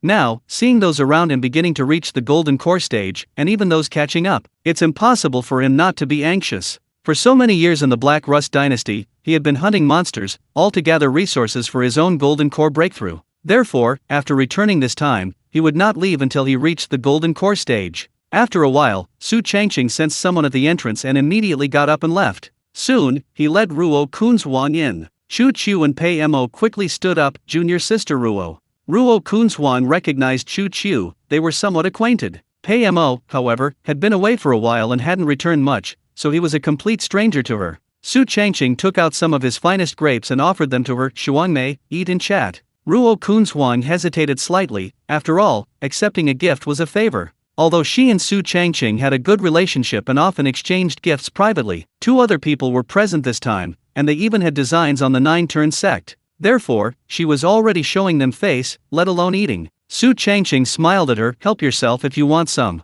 Ruo Kunzhuang didn't want to waste time and immediately looked at the 2 people opposite her. Senior brothers, what brings you here? Compared to when she first arrived at the daunting Immortal sect, she had grown considerably. Previously, he was too afraid to speak in front of strangers, especially unfamiliar ones. After being teased by Su Changqing several times, which were actually subtle reminders, he gradually changed. Pei Mo was about to speak. Chu Chu waved his hand, you can't speak properly, let me do it. He immediately explained Pei Mo's situation. Upon hearing that they went to the Nine-Turn sect to find something to awaken the water spirit root, Ruo Kunzhuang breathed a sigh of relief. At least it showed that the 2 hadn't discovered the Nine-Turn's treasure vault left by their father. Actually, she had always wanted to return to pay respects to her father, elders, and acquaintances, but she hadn't done so because the polluted spirit water was extremely dangerous to cultivators with water elemental roots. Now, leading the 2 back while doing so seemed like a good option, at least it was safer. After all, Chu Chu alone had reached the Earth-grade Golden Core stage. As for Pei Mo, with his bald head and scarred body, he looked vicious and not someone to be trifled with. Going out with these 2 would give her a huge sense of security. Therefore, things progressed more smoothly than Su Changqing had imagined. Especially as they chatted, Ruo Kunzhuang couldn't resist picking up top-grade grapes again. When they were almost done, Chu Chu, Pei Mo, and Ruo Kunzhuang stood up. Pei Mo and Ruo Kunzhuang went out first. Chu Chu, who remained behind, spoke privately to Su Changqing, junior brother Su, as the middleman in this matter, you'll definitely reap the rewards afterward. Su Changqing smiled, I didn't help for the benefits. If Pei Mo had heard this, he might have left immediately. However, Chu Chu was different. He immediately waved his hand, one thing at a time. We certainly won't forget our own people if there are benefits. Seeing he couldn't refuse, Su Changqing nodded. All right, then I'll wait for you to return laden with your spoils. Before leaving, Chu Chu chuckled, give me some more milk, please. Su Changqing rolled his eyes, I knew you had another reason for staying behind. Half a month later, Su Changqing finally mastered the Golden Seal Heavenly Control Technique. Golden Seal Heavenly Control Technique, first level. Effect 1 increases the perception range of metal spiritual energy to 100 Zhang. Effect 2 adds a trace of Geng metal aura to the spell. Would you like to consume 30 years of lifespan to upgrade the Golden Seal Heavenly Technique to its maximum level? Because it is a complete Earth rank cultivation technique, it does not require repair. Furthermore, the lifespan consumed by cultivation techniques is completely different from that consumed by skills. The former almost always lasts less than 100 years, rarely exceeding 50 years, while the latter is entirely different, with each starting at over 100 years. Fortunately, Su Changqing has no shortage of lifespan, so he decisively chose yes. Instantly, he entered a state of enlightenment. Because the time was limited, it didn't last long. After a while, the attribute panel changed. Remaining lifespan 19,515 years. Golden Seal Heavenly Decree Max Level. Effect 1 can draw upon golden spiritual energy within a radius of 100 li, approximately 50 kilometers. Effect 2 reduces golden mana consumption by 80%. Effect 3 enhanced by the Geng metal law, cultivation speed plus 80%. Effect 4 golden spells enhanced by the Geng metal law have plus 50% power. Effect 5 simultaneously draws upon golden and earth spiritual energy, forming primordial divine light. Effect 6 upon touching any metal or mineral in the world, its material, grade, and attributes can be determined. Effect 7 resistance to inner demons and soul attacks plus 60%. Special Effect 1 condenses golden seal runes, forming a Geng metal imperial decree in front of the user. Golden spiritual energy automatically forms a judgment blade, locking onto cultivators with the same level of wood spiritual root. Special Effect 2 primordial divine light can transform into primordial divine light escape, lasting for 1 incense stick's time. It can penetrate any metal or earth/stone obstacles, with a movement speed of 50 Zhang per breath. Special Effect 3 when using divine sense, the earth's veins automatically transmit a vein distribution map, guiding the user to the nearest mineral vein. Special Effect 4 if the physical body perishes, the golden core will automatically detach and enter the core of the earth's veins, entering a dormant state. As long as the earth's veins are not destroyed and the golden core is not damaged, it can slowly absorb spiritual energy to repair itself during its dormancy, eventually reviving. After reviewing all the effects, Su Changqing couldn't help but take a deep breath. This cultivation technique is definitely not the original version. It includes elements of both the metal spiritual root and the earth spiritual root, essentially meaning Jin Suanzi made his own modifications to the original. Whether it transforms into primordial divine light or primordial divine light escape, it can even condense golden runes to form the Geng metal imperial decree. Each effect is quite powerful, let alone all of them combined. However, no matter how powerful, it will ultimately be integrated into the 5 elements technique, becoming one of the fuels. Chapter 476 Unless you become the Lord of the Grain. The 5 elements technique, formed by the fusion of high-level cultivation methods, is already incredibly powerful. Now, all that's needed is another fire attribute earth rank cultivation method to fuse an even higher level 5 elements technique. Su Changqing was thrilled just thinking about it. Metal, Golden Seal Heaven Controlling Technique. Wood, Water and Wood Flowing Classic. Water, 9 Bend Tide Technique. Fire, 9 Flames Profound Technique, not included. Earth, Thick Earth Bearing Heaven Technique. 5 Elements Technique. Without exception, all are earth rank cultivation methods, and top tier at that. Su Changqing carefully examined the attribute panel, his gaze shifting back and forth between the Wood Spirit Entanglement Technique, Wood Concealment Technique, and Wood Armor Technique, lost in thought. Now, with his own realm and strength increasing, the value of these techniques is actually not that high. Instead of keeping them taking up space, he should try fusing them first. Perhaps it could create a higher level technique that possesses the characteristics of all 3 techniques. Thinking this, Su Changqing didn't hesitate and decisively activated the 9 Flames Profound Technique. The moment the black flames activated, the system reacted swiftly. Please select a fusion spell. Wood Spirit Entanglement Technique. Wood Concealment Technique. Wood Armor Technique. Instantly, the memories of the 3 spells gradually faded, leaving only experience and skill. Then, a completely new spell was born. Myriad Spirit Wood Armor Max Level. Effect 1 attracts plants within 100 miles to gather into a wooden armor. Effect 2 the wooden armor can withstand 50% of attacks from late-stage golden core cultivators. Effect 2 Wood Armor's resistance to metal and fire plus 50%.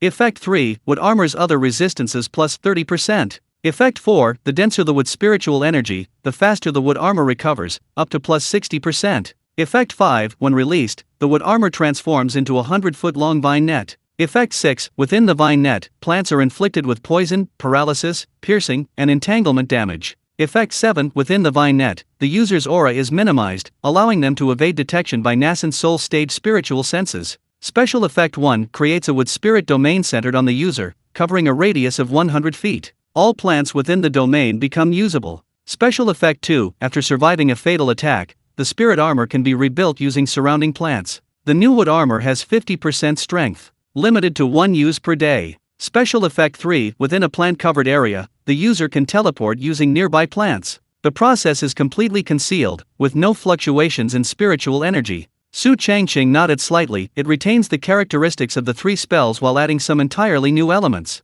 Overall, it's both offensive and defensive, and allows for short-distance teleportation. He was quite satisfied with the fused spell. If the 3 spells are like this, what if there were more? For example, 5 types. It seems the power of the 9 Flames Profound technique was underestimated. Moreover, Su Changqing possesses an advantage no one else has. He can continuously learn cultivation techniques and spells, then utilize the fusion ability of the Black Flames to forcibly create even stronger techniques and spells. He has time. He has lifespan. He has patience. The only pity is that he has to find the techniques and spells. Moreover, most of what's available outside are incomplete, some even only a single page. In the entire Tianyuan Realm, especially within the cultivation community, complete cultivation techniques and spells are almost entirely controlled by cultivation sects, families, and forces. Anything that can be found outside almost always has various problems. Su Changqing stretched, then chuckled. It doesn't matter, I'm not in a hurry anyway. 2 days later, Chu Chu, Pei Mo, and Ruo Kunzhuan left the immortal sect together. Actually, Ruo Kunzhuan wanted to invite Su Changqing to go with them, but he had just returned from outside and didn't want to go out again, so he declined. Moreover, there were 2 seasons when things were more complicated in the spirit fields. One was spring, when many newly promoted disciples were planting spirit rice in second-grade spirit fields for the first time, and mistakes and accidents were easily made. The other was autumn, when many spirit farmers would plant more in this season and then abandon it in winter, preferring to wait until the following spring. This led to frequent problems such as insufficient earth energy in the spirit fields and lack of water for the spirit plants, requiring them to seek help from the core management office each time. Ultimately, only a minority dared to plant in winter. Moreover, a previous disaster had made everyone even more cautious in winter, fearing another accident. After finishing his work outside, Su Changqing went to the core management office and found Elder Hua. It wasn't anything else, but rather that his cultivation level needed improvement. Nearly 5 years had passed. If he was still stuck in the mid-stage, it wouldn't be quite right. Elder Hua asked with a smile, including this 1 acre, you now have 7 acres, right?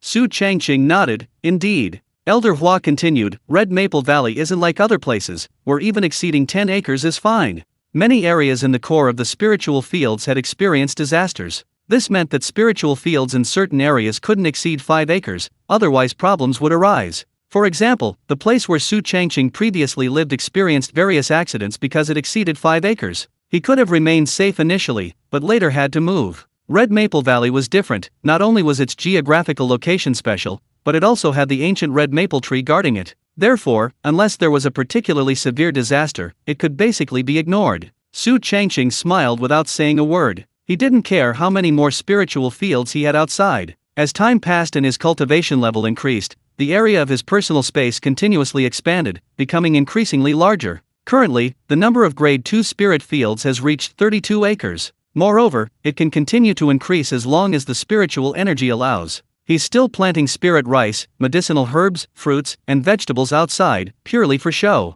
In fact, he learned from his senior sister, Bei Qingtang, that as a core disciple, he could upgrade his Grade 2 spirit fields to Grade 3 simply by moving to the Immortal Peak. Anyone else, or rather, a normal person, would certainly know how to choose. Su Changqing is different, not that he's abnormal, but his situation is special. First, he is the only spirit cultivation envoy for the spirit fields. This identity and position alone make it impossible for him to leave the core of the spirit fields for an extended period. Second, once he enters the Immortal Peak, he will be constantly under the divine sense of his master, Mu Ji, making everything inconvenient and restrictive. This is why Su Changqing prefers to cultivate his Grade 2 spirit fields and remain below. Elder Hua suddenly asked, once you reach the Golden Core stage, will you still stay here? Su Changqing was taken aback, then asked in confusion, what do you mean? Elder Hua explained, most cultivators in the immortal sect, once they reach the golden core stage, will move to places with more abundant spiritual energy for cultivation. This is an inevitable outcome. After all, not everyone is as carefree and unrestrained as Master He.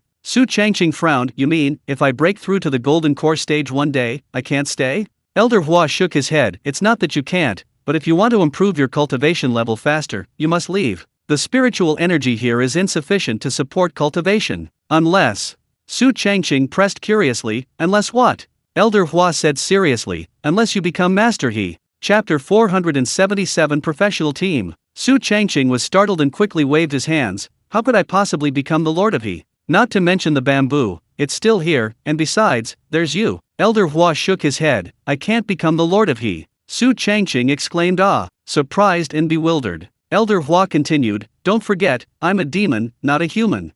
Although the daunting immortal sect has many demons, spirit beasts, and even powerful monsters, some of whom have attained high status and excellent treatment, all the higher UPS are, without exception, human. Ultimately, this is a gathering place for cultivators. Su Changqing suddenly understood, so, whether it's a demon or a spirit beast, even a monster with divine beast blood, here they can only reach the middle level at most. Elder Hua nodded slightly. We've always had a cooperative relationship with you. To be honest, regardless of whether they're demons or spirit beasts, outside they're all called monsters. Once discovered, it's almost always a life or death situation. Harmonious coexistence is rare. As for becoming a high-ranking member of a cultivation sect, especially one of the three major immortal sects, such a situation is almost impossible. Unless one's strength is extremely powerful, reaching a level where even cultivators must respect and fear them. Such things have happened before in the long river of time, but the endings have never been good. Su Changqing took a deep breath. I'm only in the late foundation establishment stage. Not to mention there's still a small perfection realm to go. The key is that breaking through to the golden core stage requires resisting a tribulation of lightning, which is too difficult. Admittedly, the allure of the position, status, and position of the grain master is indeed great, but after much thought, he decided he couldn't be greedy. Being a spirit cultivation envoy was unexpected in itself, and he's already very busy. Once he becomes the grain master, not only will he attract more attention from the immortals, but he'll also have many more important matters to attend to. Elder Hua smiled. You possess both water and wood spiritual roots, meaning you'll face at most two tribulations, not to mention the nascent soul true monarch Si Gang is your backer. Furthermore, if I remember correctly, he's preparing to break through to the deity transformation stage. At that point, reaching the golden core stage will only become easier for Su Changqing. You see, Si Gang is exceptionally skilled in puppetry, capable of crafting various substitute puppets. Su Changqing quickly calmed down and said in a deep voice, we'll see. Elder Hua didn't continue the topic. After all, Master He was still alive. However, the tribulations involved in breaking through from the golden core stage to the nascent soul stage are far more terrifying. The success rate for a human-grade golden core is extremely low, only around 10%. A ground-grade golden core has a success rate between 20% and 40%. Only a heaven-grade golden core has a success rate exceeding 50%. If Master He's master were still alive, perhaps he could help, but unfortunately, he has been dead for hundreds of years. Not long after, Su Changqing returned to Red Maple Valley. He was still pondering his conversation with Elder Hua. The other party's sudden remark suggested something more. His cultivation level definitely wasn't exposed. Perhaps I performed too well. At a normal cultivation speed, it will take another 3 or 4 years to reach perfection. As for breaking through to the golden core stage, it will take at least 10 years. 10 years later, Su Changqing was 40 years old. A 40-year-old golden core cultivator, while not exceptionally outstanding, wasn't bad either. The only thing he needed to consider was whether to choose a human-grade golden core or an earth-grade golden core. A low-grade golden core is weak and easily overlooked. Once you reach the earth-grade golden core and awaken supernatural powers, things will be different. You will receive the love and care of your master, the attention of the immortals, the concern of your senior sisters, the concern of those around him. Adding to that, his status as a core disciple made it difficult to avoid being watched. About an hour later, the team that was clearing land and cultivating the fields appeared. However, this time it wasn't Wu Guangmin and his group, but a team that looked much more professional. Not only were there earth elemental body cultivators, but there was even a female array master accompanying them. She had an oval face with slightly chubby cheeks. Her almond-shaped eyes drooped naturally at the corners. Her eyebrows were distinctive. They weren't the common thin type, but rather thick. She had a flat nose with a slightly rounded tip and small brown freckles on either side of her nostrils. She looked quite young, probably just coming of age. But it had to be admitted that having a formation master in the team, even just an apprentice, was quite intimidating. The team leader introduced himself. Greetings, Su Ling. My name is Shi Zuanjian. Su Changqing raised an eyebrow. The Shi family. There were two famous families in the ley lines. One was the Yang family, headed by Yang Jinayu. The other was the Shi family, highly professional in land reclamation. In their generation, there was a fellow named Shi Gandang, with excellent aptitude and high talent. Moreover, the other party used to be allied with Lan Tian, but they later separated. Shi Zuanjian smiled slightly. That's right, it's the Shi family. Su Changqing pondered. Aren't you specifically responsible for clearing and cultivating land for the disciples on Immortal Peak? Shi Zuanjian replied, because the Thousand Sects Dharma Assembly is about to begin, in order to allow everyone to perform better, we've partnered with the core of the spirit fields. Currently, the Shi family is responsible for spirit farms that are more than 5 years old.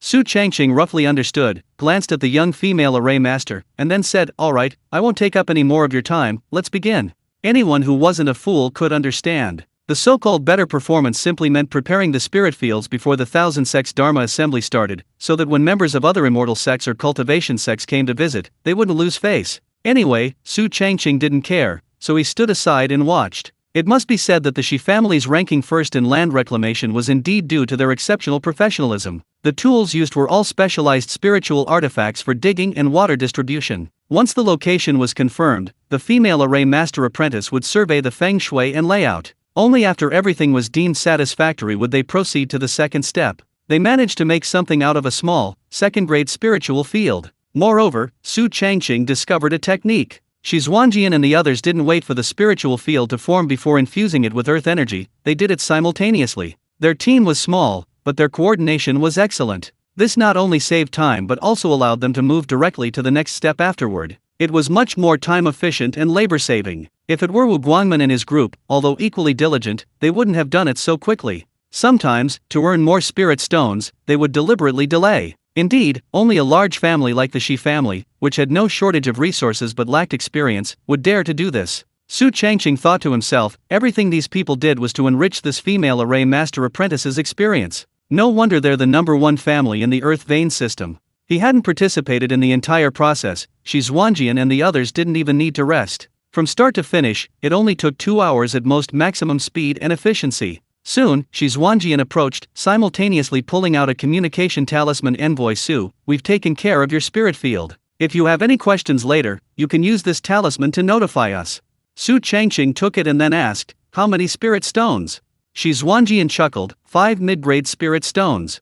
Su Changqing's eyes widened instantly. Chapter 478 Senior Sister Never. The Nine Bens Sect. Once the most renowned water elemental cultivation sect in the entire Tianyuan Realm, its status was identical to that of the previously prominent Lingyi sect. Its original location, a beautiful place with 9 bends encircling the valley and 3 streams converging, was destroyed due to a sudden accident that caused a flood of polluted spiritual water. The sect's location was extremely unique, situated in a U-shaped valley surrounded by 9 streams. The valley entrance was relatively narrow, only a few dozen feet wide at its widest point, but the valley itself was expansive, extending over 100 miles in depth. Due to its terrain, which slopes from northwest to southeast, it formed a natural pattern of 9 dragons returning to the sea, divided into 1 ring, 2 waters, 3 pavilions. The 1 ring is the outer ring. This is where outer disciples cultivate and practice their breathing exercises daily. The 2 waters are spiritual water and pure water. This is where formal disciples cultivate, live, and work. The 3 pavilions are the Lantao Pavilion, Ninglu Pavilion, and Tianyuan Pavilion.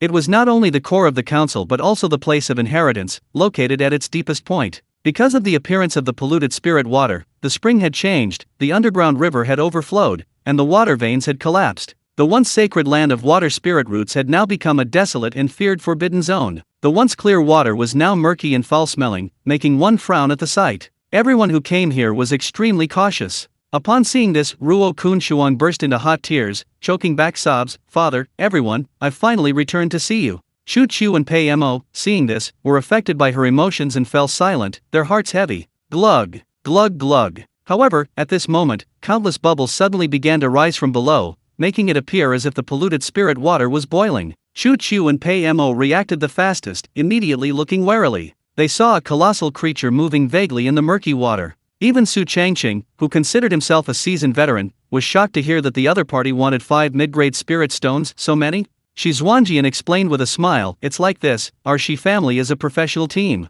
As you've seen, we're very fast and efficient, and flawless. Therefore, our fees are naturally higher than other teams.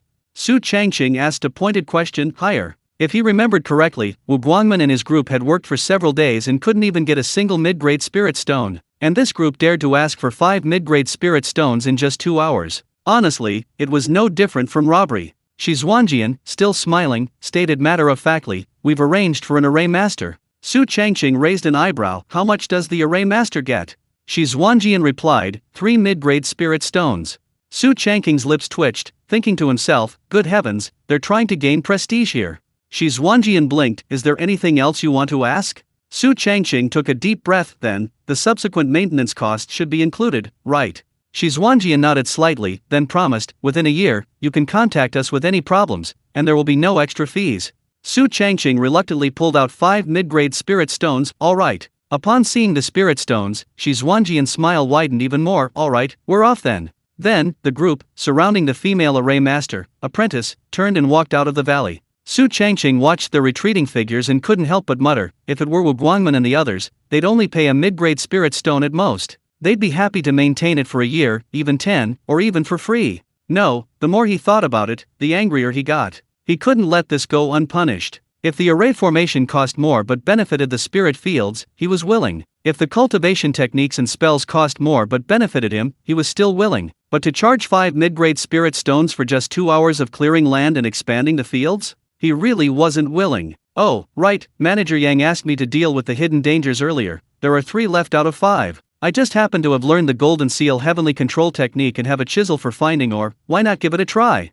If I don't earn at least 50 or 500, I'll develop inner demons while cultivating. Su Changqing decisively took out Yang Jinayu's communication talisman from his spatial ring. At first, he couldn't get through, it took several tries before he finally connected. A voice came from the other end, who is it? Su Changqing quickly replied, Manager Yang, it's me, Su Changqing. Yang Jinayu's tone was slightly weary, what do you want? Su Changqing answered, didn't we go together to eliminate the hidden dangers before? Yang Jinayu was silent for a while, then said irritably, that was years ago. Su Changqing smiled awkwardly, well, I just suddenly remembered. Yang Jinayu thought for a moment, I'm not in the ley lines right now. If it's really necessary, you can go alone. Su Changqing said, oh, surprised. Yang Jinayu said helplessly, there's no other way. Xian Yuan has been quite unsettled lately. The Abyss Lord and I have been guarding it. It's only recently that I've been able to get some fresh air. Su Changqing readily agreed, okay, I know how to get down, but you'll have to mark the exact location.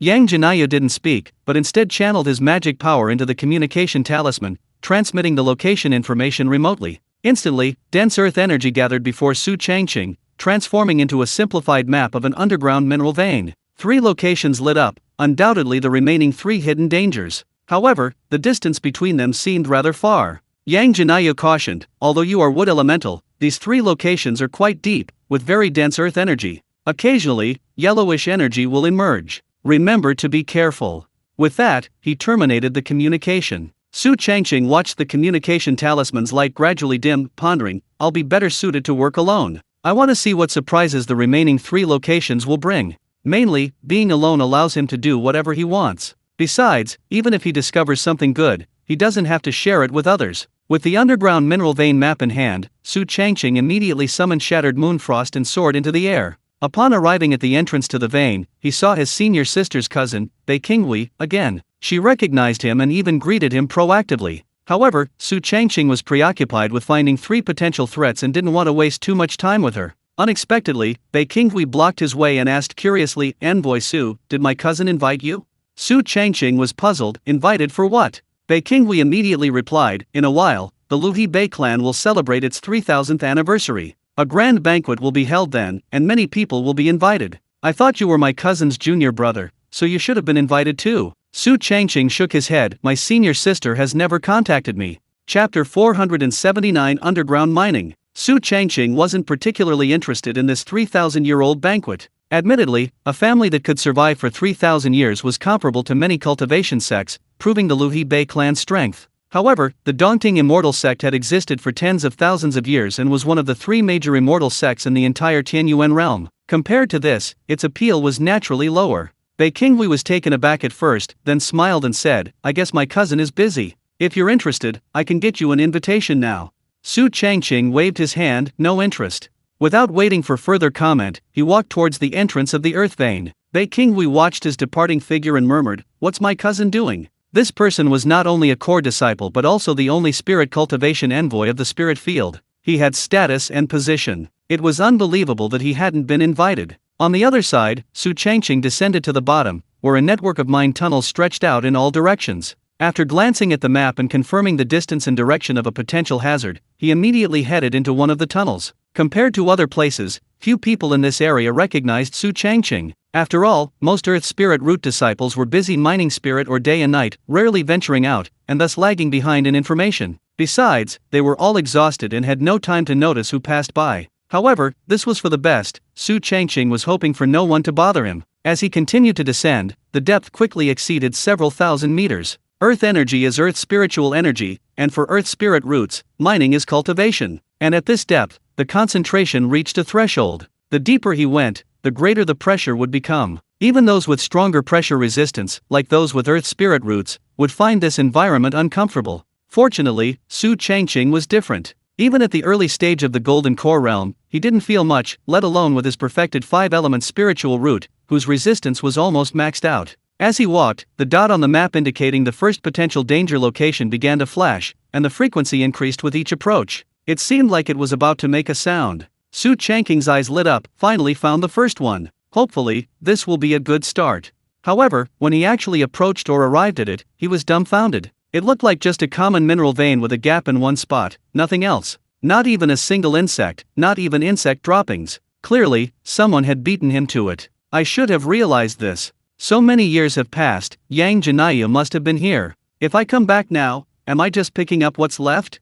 Su Changqing immediately realized this and couldn't help but frown. Clearly, there used to be something here, but it's gone now. Whether it was an insect or something else, only Yang Janaya probably knows. If it were anyone else, they would have turned and left immediately, not wasting time here. But Su Changqing is different. Even without the insect he so desperately wanted, he still took out the treasure-hunting chisel he had obtained from Jin Suan's cave. The moment it appeared, it immediately lit up. The reason was that it sensed a nearby mineral vein. This was one of its effects. However, this was just a common spirit iron mine, and Su Changqing had no intention of mining it. What he really wanted to know was if there were any rarer ores or minerals. Therefore, he continued walking along the spirit iron mine, searching and looking. Initially, he found nothing, but after about 15 minutes, the chisel in his hand suddenly began to vibrate. It seemed to have sensed something, and it wasn't ordinary. Because normal minerals would only glow, only rarer minerals would vibrate. And the rarer the mineral, the faster the vibration, revealing excitement. Seeing this, Su Changqing released his grip on the chisel. It didn't fall to the ground but floated in the air, then aimed at a spot and began digging. Su Changqing stood to the side, a slight smile on his face. It's so good not having to do it myself. In less than a minute, he had indeed dug a gap. Immediately afterward, something resembling, yet distinct from, spirit iron appeared. It was a hexagonal prism-shaped, transparent crystal, containing a faint glimmer of starlight. It appeared to contain both a certain concentration of spiritual energy and the properties of spirit iron. Su Changqing nodded slightly. Indeed, it's a spirit iron crystal. Spirit iron crystallizes when the spiritual energy reaches a certain concentration. However, its growth rate is extremely slow. A crystal with a diameter of 1 inch requires more than 10 years. The one before him was estimated to be about the size of an adult's fist. In other words, it had grown for at least 100 years. Ordinary spirit iron, due to its abundant production, is generally not very valuable. But spirit iron crystals are different. They are relatively rare minerals and command a higher price.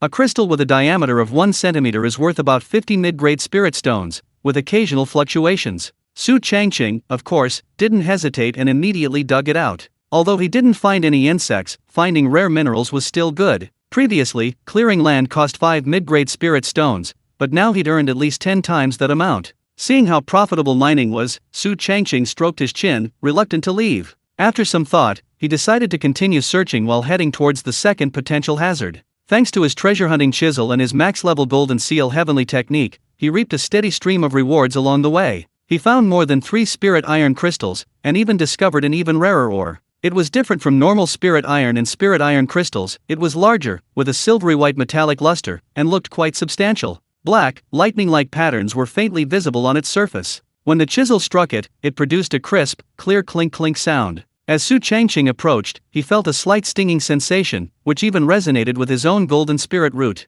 He immediately had it dug out with a chisel, then placed it on the ground for close examination. After some assessment, he finally confirmed its identity. If all went as expected, it should be Jengjin Spirit Iron. It's even rarer than Spirit Iron crystals, worth over 1,000 mid-grade spirit stones, and it's not a whole piece, but a small fragment. At that moment, Su Changqing's breathing became heavy. Looks like mining is much more profitable than farming. No wonder these earth elemental spirit roots are all complaining about being tired, yet unwilling to leave. If it were me, I'd want to stay underground all the time. He never expected his luck to be so good today. Although there were no insects at the first potential hazard site, he'd mined several rare ores. It was practically a steal. Chapter 480 Unexpected, yet reasonable. The second hidden danger was even deeper than the first. This showed that Rong Long was indeed planning something, and it wasn't a small matter. After all, these were insects that specialized in devouring spirit veins and mineral veins. Just collecting them would take time, let alone cultivating them.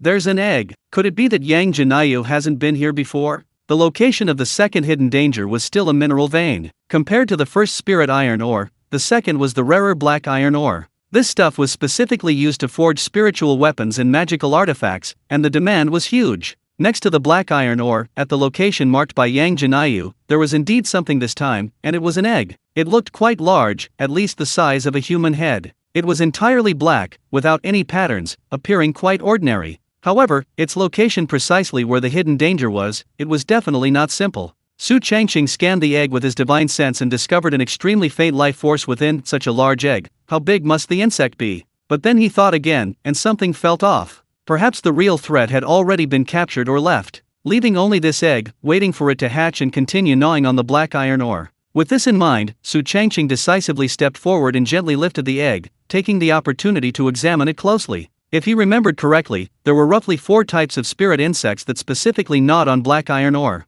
They were iron-eating insects, ore-eating insects, gold-eating ants, and black iron earthworms. The first type was a companion spirit insect, easily found near ore veins. However, these creatures were generally not expensive. Because their main function was to gnaw on material residue, most buyers were weapon refiners. Of course, the most important point was that none of these 4 types of spirit insects would produce such a large black egg. This clearly indicates that it's an exotic spirit insect, and a very rare one at that. However, even with the myriad insect records, Su Changqing couldn't identify it immediately, so he had to temporarily store it in his storage ring and deal with it later. Then, as usual, he had the treasure hunting chisel search the vein for rare ores. Since there were only 1 remaining of the 3 hidden dangers, there was no need to rush. He walked and walked. He searched and searched. After about the time it takes for an incense stick to burn, he finally made a discovery. The treasure hunting chisel was aimed at a spot and immediately began to chime. Su Changqing watched and exclaimed, "Very good, you're a qualified mining chisel." With this thing, he didn't even need to lift a finger.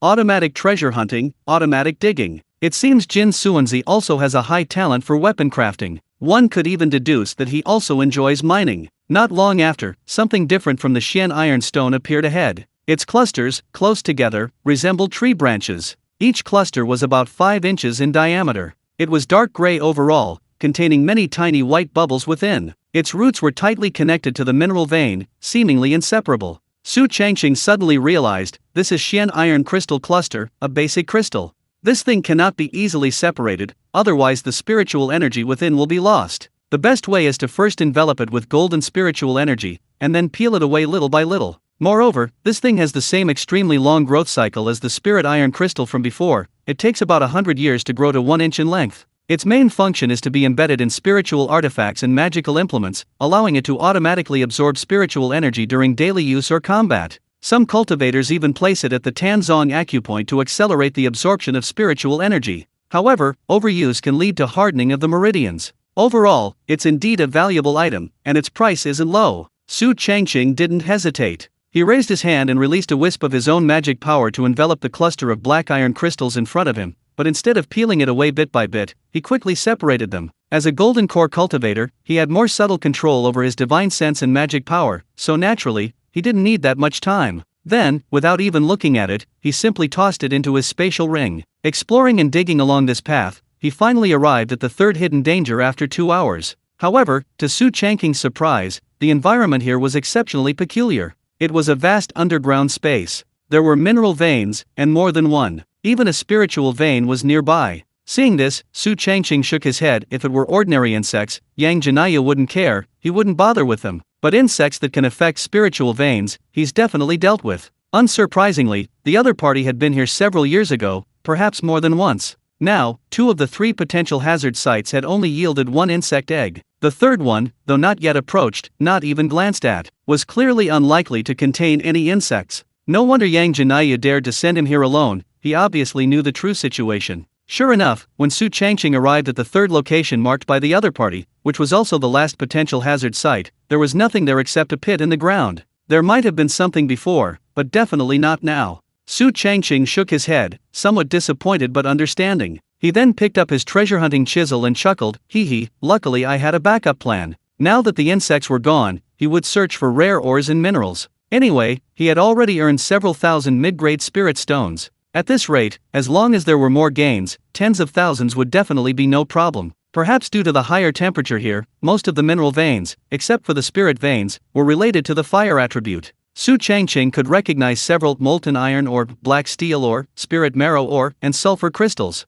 Of course, it was unrealistic for him to collect them all by himself. Even though he was at the golden core stage, he couldn't do it in a short time. Moreover, all the underground mineral veins belonged to the earth veins and the immortal sect. Only disciples with earth spirit roots were qualified to dig and collect. Su Changqing could only take advantage of the opportunity to search for spirit insects and resolve potential threats to secretly dig a little in secluded places. Once discovered, they all had to be handed over. Whether the treasure-hunting chisel sensed its owner's disappointment or not, it darted back and forth through the various mineral veins at incredible speed. At first, it only emitted a yellow glow. As they ventured deeper, the frequency and intensity of the tremors increased, eventually leading to the discovery of numerous rare ores and minerals. These included molten iron spirit crystal, azure wood black steel, spirit marrow jade heart, and earth core burning crystal. These were all rare ores and minerals, thus commanding prices ranging from several hundred to over 1,000 mid-grade spirit stones. Before long, Su Changqing's haul had easily surpassed 10,000. Just as he was considering stopping while he was ahead, the entire space suddenly trembled. Immediately afterwards, the rock strata on the other side abruptly collapsed, followed by a wisp of yellow vapor. Chapter 481 Golden Breath Flower. Su Changqing was quite familiar with the yellow aura, he had seen it more than once. A wisp of yellow aura weighed 10,000 jin, approximately 5,000 kilograms, making it a rare material used to forge magical artifacts. Yang Jinyu had previously warned him that such occurrences occasionally happen underground, and there was no way to stop them, one could only let it drift around. Seeing himself encounter it, Su Changqing pondered, with my current abilities, subduing a wisp of yellow aura is definitely no problem. I'll use it to forge my first magical artifact and see what the effect will be.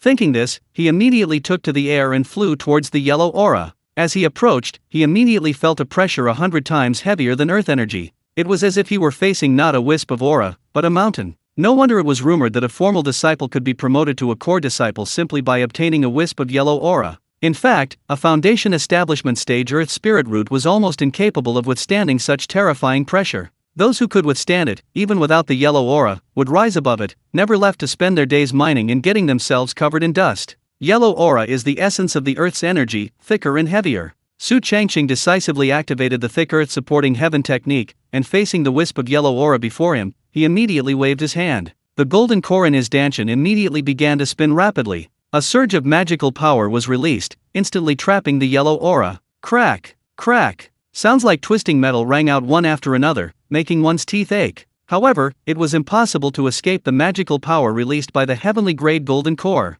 Su Changqing wouldn't waste time here with it, quickly mobilizing his magical power and then beginning to rotate it clockwise, forcibly stirring it. Initially, the yellow aura didn't cooperate, after all, it was used to rampaging underground. As time passed, it eventually had to give up struggling and obediently follow the rotation. Seeing it becoming increasingly smooth, Su Changqing once again channeled his magic power, beginning to compress the space little by little. In a short while, the yellow energy, about a meter long, quickly transformed into a yellow sphere the size of an infant's fist, but much heavier than before. Su Changqing nodded slightly. It seems that subduing yellow energy isn't difficult for a golden core cultivator. Then, with a thought, he absorbed the yellow sphere into his spatial ring, storing it temporarily. He would think carefully about which type of magical artifact to refine after returning. He was certain that with the addition of yellow energy, the quality would be excellent. Seeing that this trip had been quite fruitful, Su Changqing had no intention of staying any longer. Therefore, he decisively returned the way he had come. With the map given by Yang Jinyu, he didn't need to worry about getting lost. Just an hour later, as they were about to leave, suddenly, the treasure-hunting chisel in his hand vibrated again, as if sensing something. Su Changqing paused, surprised, and said, "We're almost out of there. Could there be some rare mineral that no one else has discovered yet?"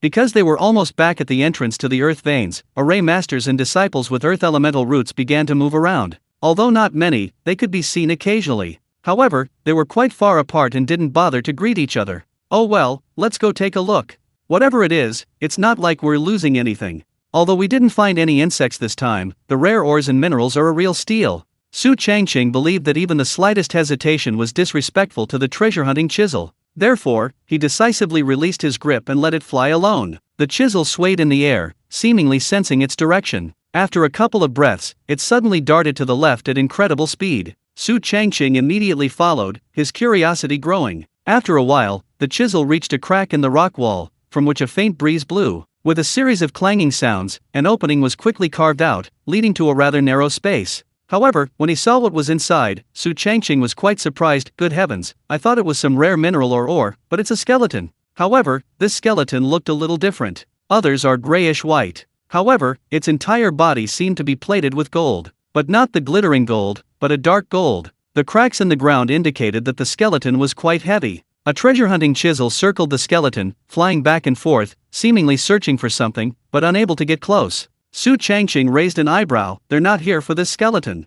Thinking this, he glanced behind him. Although no one was around, at this depth, there were definitely array masters and powerful earth spirit root users. Therefore, with a wave of his hand, he manipulated the surrounding earth energy, gathering soil and gravel to form a thick wall, temporarily blocking the entrance. Then he walked to the skeleton, reached out his right hand, and grabbed it from the air. Sure enough, the chisel immediately resumed its frantic digging beneath the skeleton. A pit was quickly dug, from which a wisp of golden mist first emerged. After it dissipated, a golden flower appeared. Su Changqing was astonished. "It's actually a golden breath flower." Instantly, he understood everything that had happened. The golden breath flower's function was to temper anything it came into contact with. The skeleton, in its lifetime, had likely discovered it here by accident and then secretly cultivated it. It wanted to use this opportunity to replace its bones with golden bones, thus significantly improving its defense, strength, and especially its resilience. Then, by capturing a wisp of golden energy, it could immediately become a core disciple. Currently, although it ultimately succeeded, the person died. Unsurprisingly, its own flesh and blood became nourishment for this golden breath flower.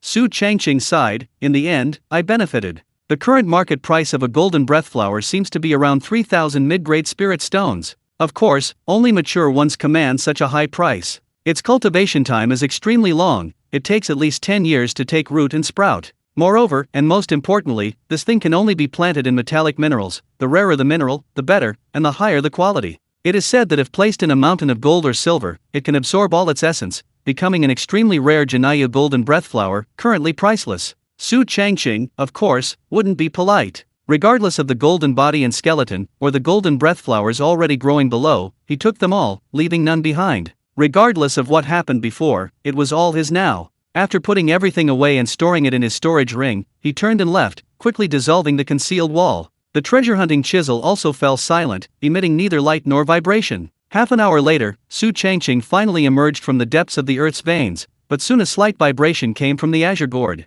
He took it out and saw that it was actually his senior sister's communication talisman. Chapter 482 Senior Sister's Reminder. Su Changqing, seeing the coincidence, guessed it was related to the Luhi Bei clan's 3,000-year banquet. Although he wasn't interested, he couldn't ignore his senior sister's initiative, so he channeled a wisp of his magic power to communicate. "Senior sister, when did you return?" "Several days ago. It's not that I didn't want to invite you to the banquet, but..." "It's alright, senior sister. I don't like going out anyway." "Never mind, let's talk face to face." Then, Bei Qingtang ended the communication. Looking at the communication talisman in his hand, its spiritual light dimming, Su Changqing hesitated. "I really don't want to go." Although he didn't understand the intricacies, he truly didn't care about the so-called Luhi Bei clan, much less this banquet. Even if your 3,000-year-old family is powerful, is it as powerful as a 10,000-year-old immortal sect? He'd rather look forward to the upcoming 1,000 sects Dharma assembly. Su Changqing had already planned to secretly refine pills and forge weapons before the event began, then sell off his stockpiled goods once disciples from other immortal sects and sects arrived. He wasn't aiming to make a fortune, he just wanted to clear out his inventory first. However, just as he was about to leave, he unexpectedly ran into acquaintances. Han Su and Li Xianlin. Han Su's eyes lit up. "Senior brother Su, why didn't you tell me you were coming to see me?" Su Changqing made up a quick excuse, I mainly wanted to give you a surprise. Han Su was quite moved, come on, let's go downstairs and talk. Hearing that they had to go downstairs again, Su Changqing couldn't hold back any longer and quickly waved his hand, it's alright, everything's fine up here. I haven't heard from you lately, is something wrong? Han Su and Li Xianlin exchanged a glance, then nodded, there is indeed something that might require your help. Unlike before, Su Changqing was much more composed now, and immediately raised his chin, what is it? Han Su spoke frankly, back then, Xianlin asked many people to help me achieve foundation establishment, so we owe a lot of spirit stones. To pay it all off, doing missions alone isn't enough, so we're preparing to refine pills. Su Changqing suddenly understood, so, you're lacking materials for refining pills. Han Su nodded helplessly, buying materials through normal channels. With our current financial resources, even if we invested everything, it wouldn't be enough. We were thinking of cooperating with a certain spirit farmer, not paying spirit stones upfront, but splitting the profits after refining the pills, or even selling them. Su Changqing raised an eyebrow, isn't this like trying to get something for nothing? It means the spirit farmer you're partnering with won't earn a single penny initially. The key question is, what's the quality of Li Xianlin's alchemy skills? Will it even work in the end? If it doesn't, the spirit farmer will definitely suffer. They might even have to sell the medicinal herbs they painstakingly cultivated at a bargain price. Han Su opened his mouth but couldn't refute this. It was precisely because of this predicament that they hadn't been able to find a spirit farmer to partner with. Su Changqing pondered for a moment, then shared his thoughts. Personally, I think that instead of scamming someone else, you should go to Senior Brotherly and ask him to set aside an acre of spirit land for a trial run. Given the current situation, it's almost impossible to partner with outsiders. The best approach is to find someone you know, that way, even if you scam someone, it won't lead to a falling out later. Coincidentally, Li Xianlin's cousin, Li Sankei, had already reached the peak of foundation establishment and owned 5 acres of second-grade spirit fields. Li Xianlin smiled awkwardly, I tried, and then I got scolded. Su Changqing wasn't surprised, I would have scolded you too. Your behavior was indeed too much. Han Su scratched his head, looks like we still have to stick to mining. Mining actually earns quite a bit, and if you find rare ores, you can earn even more. The problem is, the probability of such a stroke of luck is extremely low, far less stable than alchemy. Su Changqing thought for a moment, tell me what kind of pills you're refining first, and then I'll privately ask around to see if anyone happens to grow medicinal herbs. Li Xianlin immediately said, body tempering pills. The two had done some private investigation. Currently, the demand for this kind of pill is very high. First, Earth Elemental disciples need a large number of body tempering pills to withstand greater pressure, especially those transitioning to body cultivation. Secondly, there are the rogue cultivators. Because they constantly fight demons, they need strong physiques, making body tempering pills very popular in the rogue cultivator market. Su Changqing pondered, I remember the ingredients for this pill, azure pattern grass, red iron powder, spirit spring water, and demon blood. No wonder you don't have enough spirit stones. The first few ingredients are reasonably priced, but demon blood is the most expensive. Moreover, the higher the cultivation level of the demon blood, the more expensive it is. Li Xianlin exclaimed in surprise, Senior Brother Su, aren't you a spirit farmer? How do you know so much about pills, even the ingredients? Su Changqing remained calm, I've crossed more bridges than you've walked roads.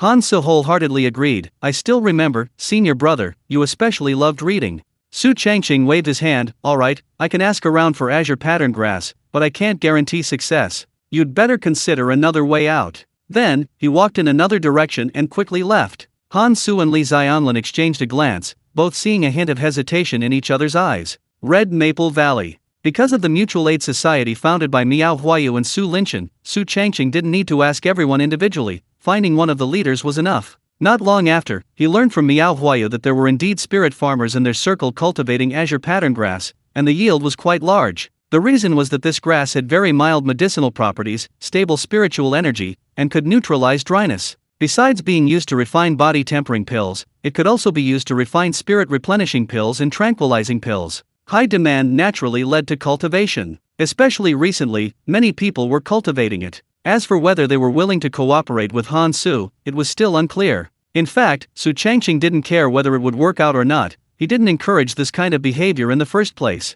Next, he shifted his attention elsewhere. Around dusk, senior sister Bei Qingtang arrived. Su Changqing quickly ushered her into the valley, even pouring her a cup of fine tea. Bei Qingtang sized up her junior brother before speaking after a long pause, actually, the reason I didn't invite you is because you're in a rather awkward situation right now, so it's better if you don't go. Su Changqing was stunned, I'm in an awkward situation? Bei Qingtang nodded. You're currently in the late foundation establishment stage, the only spirit cultivation envoy in the spirit field, and a core disciple of King Mu Peak. You have too many identities. Su Changqing still didn't understand and asked, puzzled, but what does this have to do with attending your family's banquet? Bei Qingtang explained, it's simple. Foundation establishment cultivators aren't qualified to attend. The spirit cultivation envoy status is acceptable, but you can't leave the spirit field casually. Core disciples of King Mu Peak are qualified, but you're very busy. The Luhi Bei clan has a 3,000-year history, so this isn't an ordinary banquet, but a very important one. There will be a great many people attending. These include core disciples of immortal sects, and direct disciples of certain sections. Even many mid to high level members of cultivation families and forces. But Su Changqing is different, he has too many identities. He's a core disciple of King Mu Peak, but he prefers to stay in the spirit field. This led to her ultimately giving up on inviting him, even though she wanted to. Su Changqing finally understood what was going on, and said with a wry smile, Senior sister, you really don't need to take this so seriously. I already said I had no intention of attending your family's banquet. Bei Qingtang was slightly surprised, but Bei Qinghui didn't say that. At the time, the other party had contacted her proactively using a communication talisman. She said that Su Changqing was angry because he hadn't been invited. This was one of the reasons why she had put aside her work and taken the initiative to come to her. Su Changqing immediately knew where the problem lay and quickly said, I had other business to attend to at the ley lines, and then she stopped me, asking if I wanted to attend the Luhi Bei clan's banquet. Bei Qingtang's face darkened upon hearing this, that little brat dared to lie to me. Su Changqing, however, could understand and smiled, she meant well. Seeing it was just a misunderstanding, Bei Qingtang got up to leave, but before leaving, she reminded him again, sixth junior brother, I'll say it again, you have too many identities now. Watching his senior sister's departing figure, Su Changqing carefully pondered her last words, could it be that someone on King Mu Peak is dissatisfied with me? Recalling Elder Hua's previous discussion with him about cultivation level, identity, and status, combined with his senior sister's reminder now he understood. It seemed that his dual identities as a core disciple and a spirit cultivation envoy had blocked certain people. Although they hadn't come looking for trouble yet, Elder Hua and his senior sister had definitely heard the news. Both of them were now hinting that someone was up to something. Su Changqing took a deep breath, looks like I'll have to be careful for the next few days.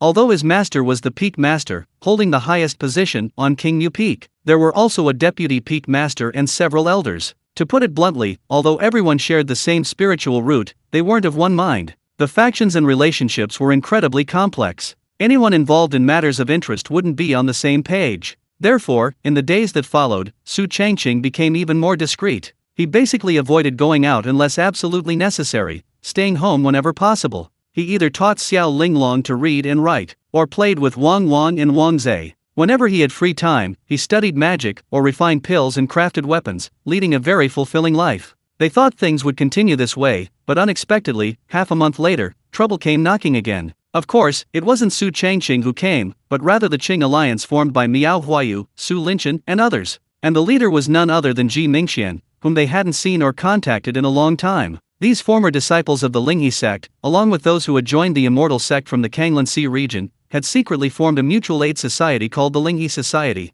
Although small in scale, it wielded considerable influence, especially in the flower seed market. Coincidentally, the Qing alliance under Su Changqing's command sold spiritual plants and medicinal herbs that clashed with those sold by the Linghe Society, escalating the conflict rapidly. Chapter 483 Who's in favor, who's opposed? Above the shattered moon and flowing frost, Su Changqing and Miao Huayu were traveling. Miao Huayu said helplessly, Senior brother Su, the demand for these kinds of spiritual plants is extremely high lately. Everyone is planting and cultivating them. I don't know what's gotten into them, insisting that we're deliberately disrupting the market. Su Changqing nodded slightly, obviously, they want to monopolize the market. Miao Huayu said indignantly, this is so unfair. The Immortal sect hasn't said anything, so why should they be able to do whatever they want?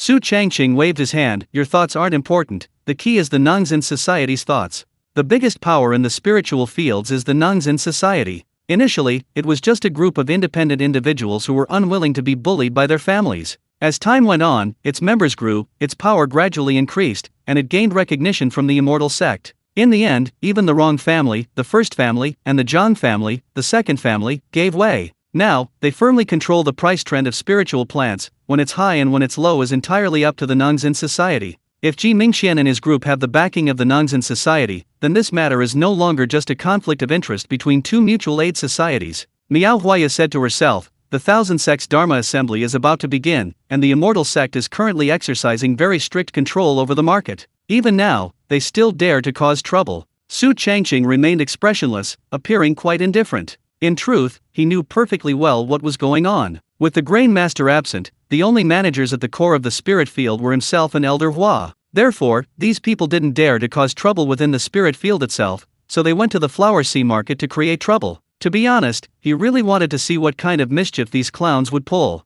After a while, the two arrived at the Flower Sea Market. The spirit field, or rather, the Nongzhen Society's trading point, was located in the southeast corner. Because the area was large enough, there were many stalls. The Qing Alliance and the Linghe Society. One was on the left, and the other on the right. It's basically a simple matter of you selling yours and me selling mine. Although there are occasional minor disagreements, nothing ever escalated. But this time is different. The two sides are almost at each other's throats, both quite agitated. Calm down. This is the Flower Sea Market, not your private property. Why are they selling it cheaper? Yeah, isn't this disrupting the market? Isn't it possible that this stuff isn't actually that expensive? See, they're deliberately disrupting the market.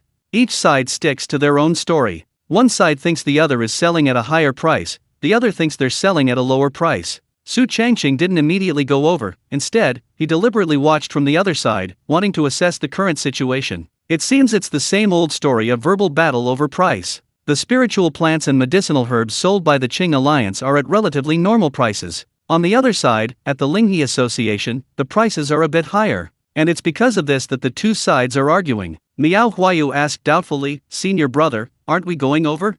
Su Changqing shook his head and said, "No rush. I want to confirm Nongzhen Society's attitude. Actually, Nongzhen Society basically buys all the spiritual plants grown by spiritual farmers, but they keep the price a bit low. They won't lose money, but they won't make a lot either. This is why many people are willing to pay to set up stalls." Therefore, Su Changqing and Miao Huayu stopped and observed for a while on the other side. Currently, it seems that Nongzhen Society is not biased towards either side. Actually, it's not easy for them to be biased. Kingman's prices are more normal, there's nothing wrong with them. Although Linghe Society's prices are higher, these people are loud and dare to cause trouble. If things escalate, Nongzhen Society's management will also have a headache. Moreover, their reasons are very simple, yet difficult to deal with. They will say that you are deliberately targeting them, those who have just joined the Immortal Sect. In other words, you locals are ganging up on us outsiders. This kind of universal problem is very useful anywhere, and the effect is surprisingly good. After confirming that things were almost certain, Su Changqing led Miao Huayu forward.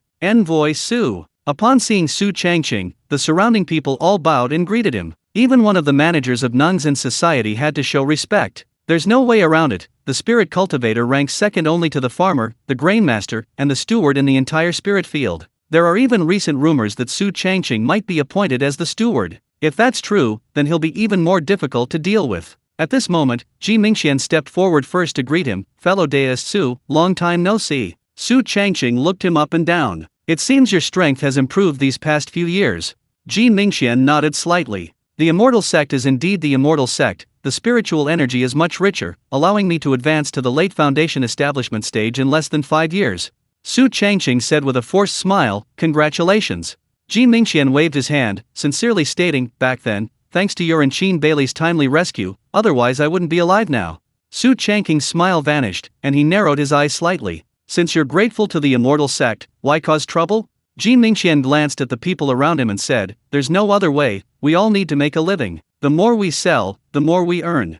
"Exactly. You're the spirit field cultivation envoy, not theirs. You can't bully us, can you?" Immediately, the people around him became restless. This scene caused one of the Nongzhen Society's managers nearby to frown. Su Changqing remained silent, his gaze sweeping indifferently. Anyone who met his eyes paled, quickly lowering their heads. Spirit Cultivation Envoy was just one of his identities. He was also a core disciple of King Mupeak. He possessed both water and wood spiritual roots. He was a late-stage foundation establishment cultivator. He was also a member of Li Lingbai's team. Each of these individuals was someone they couldn't afford to offend. For the first time, Ji Mingxian felt the immense pressure emanating from Su Changqing. He had to admit, even at the same cultivation level, he couldn't withstand it. One of the managers of Nongzhen Society stepped forward to offer a way out for both sides, smiling and saying, "Envoy Su, my name is Niu Bakang, and I mainly manage the stalls in the Flower Sea area."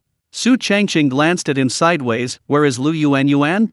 Niu Bakang quickly replied, Senior Sister Lu is preparing to break through to the Golden Core stage and is currently in seclusion. Su Changqing turned around, staring intently at him. So, how does Nongzhen Society plan to handle this situation?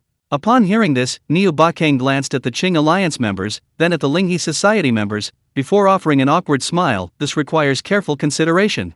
Su Changqing waved his hand, saying, No need to consider it, I have a ready-made method. Niu Bakang, Ji Mingxian, Miao Huayu, and everyone present were stunned for a moment. Su Changqing continued, It's simple, whichever side has the better quality spiritual plants, they'll be sold at that price. If the Qing Alliance's quality is poor, they must raise the price. Conversely, the Linghe Society must lower the price. Who agrees? Who disagrees? Although Ji Mingxian and the others had extensive planting experience before joining the Dongting Immortal sect, they shouldn't forget that Miao Huayu, Su Linchen, and others were personally trained and formally admitted by Su Changqing. While they might lack experience, their skills were definitely on par. As expected, Miao Huayu and the others immediately agreed, no problem. Ji Mingxian and the others hesitated. This.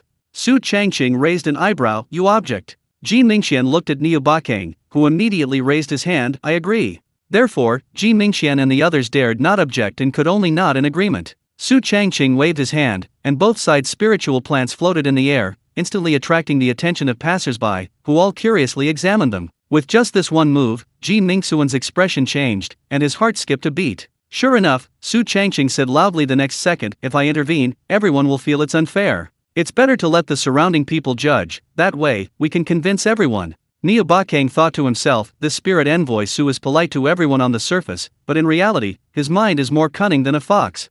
Ji Mingxian and the others clearly wanted Su Changqing to intervene, but if they actually did that, they would be falling into a trap. Instead of calming things down, they escalated the situation. However, unexpectedly, Su Changqing, though he intervened, didn't just do it himself, he dragged the surrounding passersby into it. What did the passersby represent? The market, of course. If they said it was good, then it was good. From one person's judgment to a group's evaluation, this tactic was too clever. Even if Ji Mingxian and the others had prepared numerous backup plans, they were now helpless. Clearly, the left side is better, and there are even some top-quality ones. That's right, the overall quality on the left is higher. The right side isn't bad either, but it's a bit uneven. It feels like the focus wasn't on cultivation. Soon, the passersby began to offer their opinions. Many of them were veteran spirit farmers, each having spent more than 5 years, some even more than 10. They were experienced and had sharp eyes. They could tell at a glance which side was good and which was relatively inferior. Listening to the surrounding people's evaluations, Ji Mingxian and the others' faces turned extremely ugly. The key is that there are far more passersby than they are, making it impossible for them to cause trouble. Su Changqing looked at Miao Huayu and asked, that top-quality plant was grown by you, wasn't it? Miao Huayu was a little nervous. Yes, it was me. Su Changqing nodded slightly, very good. Sure enough, anyone who can be promoted directly from the outer perimeter of the spirit field is no simpleton. It can only be said that she truly deserves to be called a genius who cultivated a mutated spirit plant on her first attempt at farming. She's certainly made him proud. After a casual compliment, Miao Huayu blushed, feeling a little embarrassed. Then, Su Changqing looked at Ji Mingxian. The eyes of the masses are discerning. Since everyone agrees that the Kingman's quality is superior, shouldn't you lower your prices?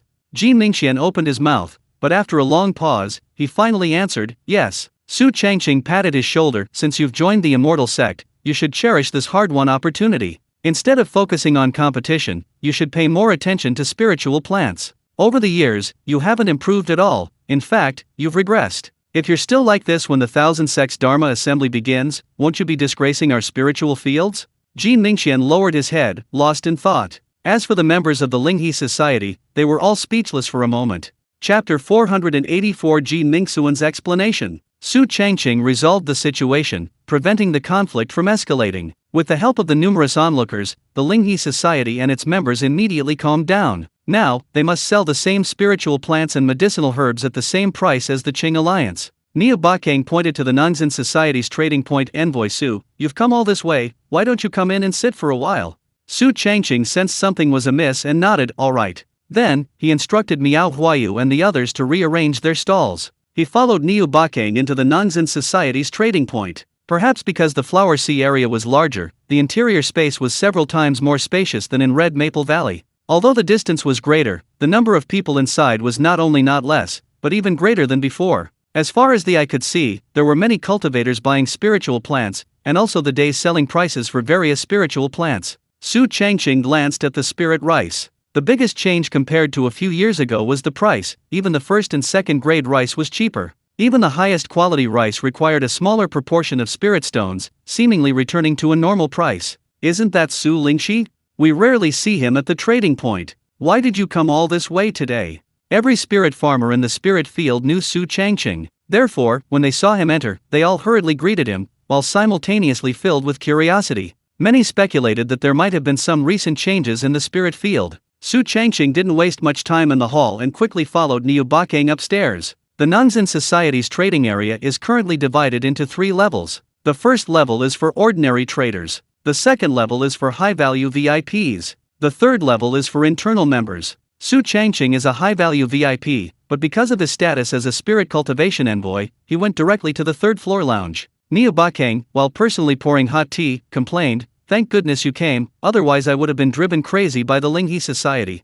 Su Changqing looked him up and down and said calmly, "It can't be that bad." Niu Bakang said helplessly, "You don't know, ever since they took over some of the stalls, there hasn't been a single day of peace. A similar incident has happened more than once." Su Changqing raised an eyebrow and said bluntly, "Nongzhen Society is backed by a celestial sect, and you're the ones managing the stalls. If you can't even handle such a small matter, aren't you a bit incompetent?" Niu Bakang didn't expect the other party to be so blunt and unforgiving. He didn't know how to respond and could only stand there with an awkward smile. Su Changqing reminded him, "Don't forget, I'm the spirit cultivation envoy of the spirit field, only in charge of spirit plants." The implication was that if this happened again, the Nongzhen Society was incompetent. They couldn't even handle a few spirit farmers. What kind of leading force was that? If it were the Rong or Zhang families, with these insignificant members of the Linghe Society, they would have fled long ago. Frankly speaking, the reason things had escalated to this point was because the Nongzhen Society lacked restraint. Of course, to put it even more bluntly, someone was deliberately condoning it. However, since it hadn't reached the point of a complete breakdown, Su Changqing was being rather tactful. Niu Bakang wasn't stupid, he was meticulous and immediately understood the unspoken meaning. He quickly nodded and promised, "Don't worry, there won't be a next time." Su Changqing nodded slightly, "This is the Nongzhen Society I know." Niu Bakang breathed a sigh of relief, thinking to himself, the previous spirit cultivation envoys weren't this intimidating. Su Changqing took a sip of hot tea, then gestured with his chin, "You invited me up here, it's definitely not just for a short visit, is it?" Niu Bakang quickly smiled, "That's why I say you have keen insight." Su Changqing had an "I knew it" expression, "What else is there?" Niu Bakang quickly said, "It's like this, there are too many families and forces in the spirit field. The immortals' idea is, could we consolidate them? Although the Nongzhen Society ostensibly represents the spirit field, it's actually just a force with official backing. However, there are too many large families, small families, and medium-sized forces. Not to mention the largest number of independent individuals. Compared to the alchemists of the Earth Fire Zone and the talisman masters of the Imperial Water Pavilion, they were utterly disorganized. The higher UPS wanted to rectify the situation, but faced numerous obstacles, making it difficult to implement anything effectively. At this time, a proxy was urgently needed. Su Changqing put down his teacup, a playful smile on his face, "Let me take the lead." Niu Bakang blinked, "With your reputation and influence in Lingtian, plus the support of our Nongzhen Society, if we can get the Rong and Zhang families involved, we should be able to do it." Su Changqing scoffed, "Isn't that just making me offend people?" From the perspective of those above, and considering the current situation, Lingtian's problems were indeed deeply rooted.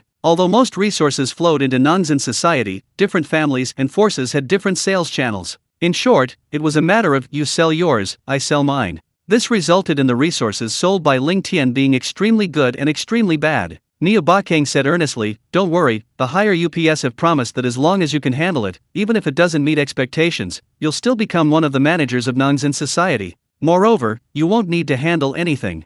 This temptation is actually no less than becoming a spirit cultivator. You see, the responsibility of a spirit cultivator is to inspect the spiritual plants throughout the entire spirit field, possessing supervisory authority. Being one of the managers of Nongzhen Society is equivalent to not having to do anything, earning money while lying down. The problem is, if Su Changqing does this, his reputation will be polarized. From being mostly praised or not disliked by most people before, it's easy to create rivals and enemies, generating all sorts of conflicts. While the benefits are great, the drawbacks are also obvious. For others, this might cause hesitation and indecision, but for Su Changqing, there's no need to waste time thinking too much. He immediately said, "Sorry." He's joking. He has no shortage of resources, status, or position. Why do something thankless and even offensive? Perhaps some extraordinary man will appear in the future and achieve this, but it will definitely not be him. Niu Bo was stunned for a moment, then asked in confusion, why? Su Changqing stood up, a half-smile on his face, and said, I'll say it again, I'm the spirit cultivation envoy, only in charge of spirit plants.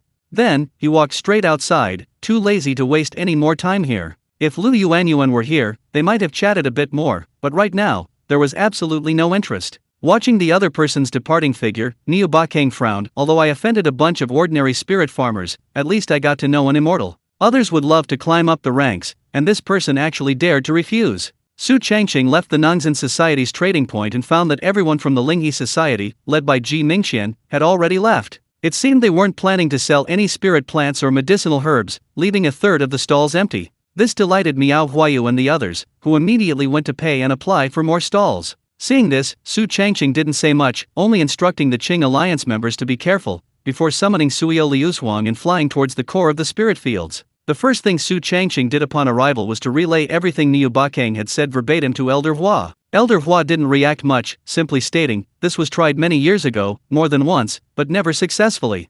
Su Changqing immediately said, anyway, I won't risk it. Elder Hua smiled, it was right not to agree, once you get involved, you won't be able to get out. Su Changqing asked curiously, manager, did you know something beforehand? Elder Hua still smiled, your master is in seclusion, and some people are getting restless. Actually, Su Changqing had a vague idea, just as I suspected. Elder Hua reminded him, before your master emerges from seclusion, similar incidents will occur frequently. I hope you can persevere. Su Changqing nodded slightly, I also hope I can persevere. The two then chatted casually for a while longer. As darkness fell, he turned to leave. Unexpectedly, before he even got close, he saw someone standing at his door. It was none other than Ji Mingqian. Seeing that the other person had suddenly come to his door alone, Su Changqing immediately became wary, what do you want? Ji Mingqian glanced around, looking very alert, then said with a complicated expression, let's talk inside. It's a bit unsafe outside. Su Changqing was skeptical, oh. He opened the entrance to the array and led the other man into the valley. The two walked to the reception hall before stopping. Su Changqing gestured for him to sit down and asked, what exactly do you want?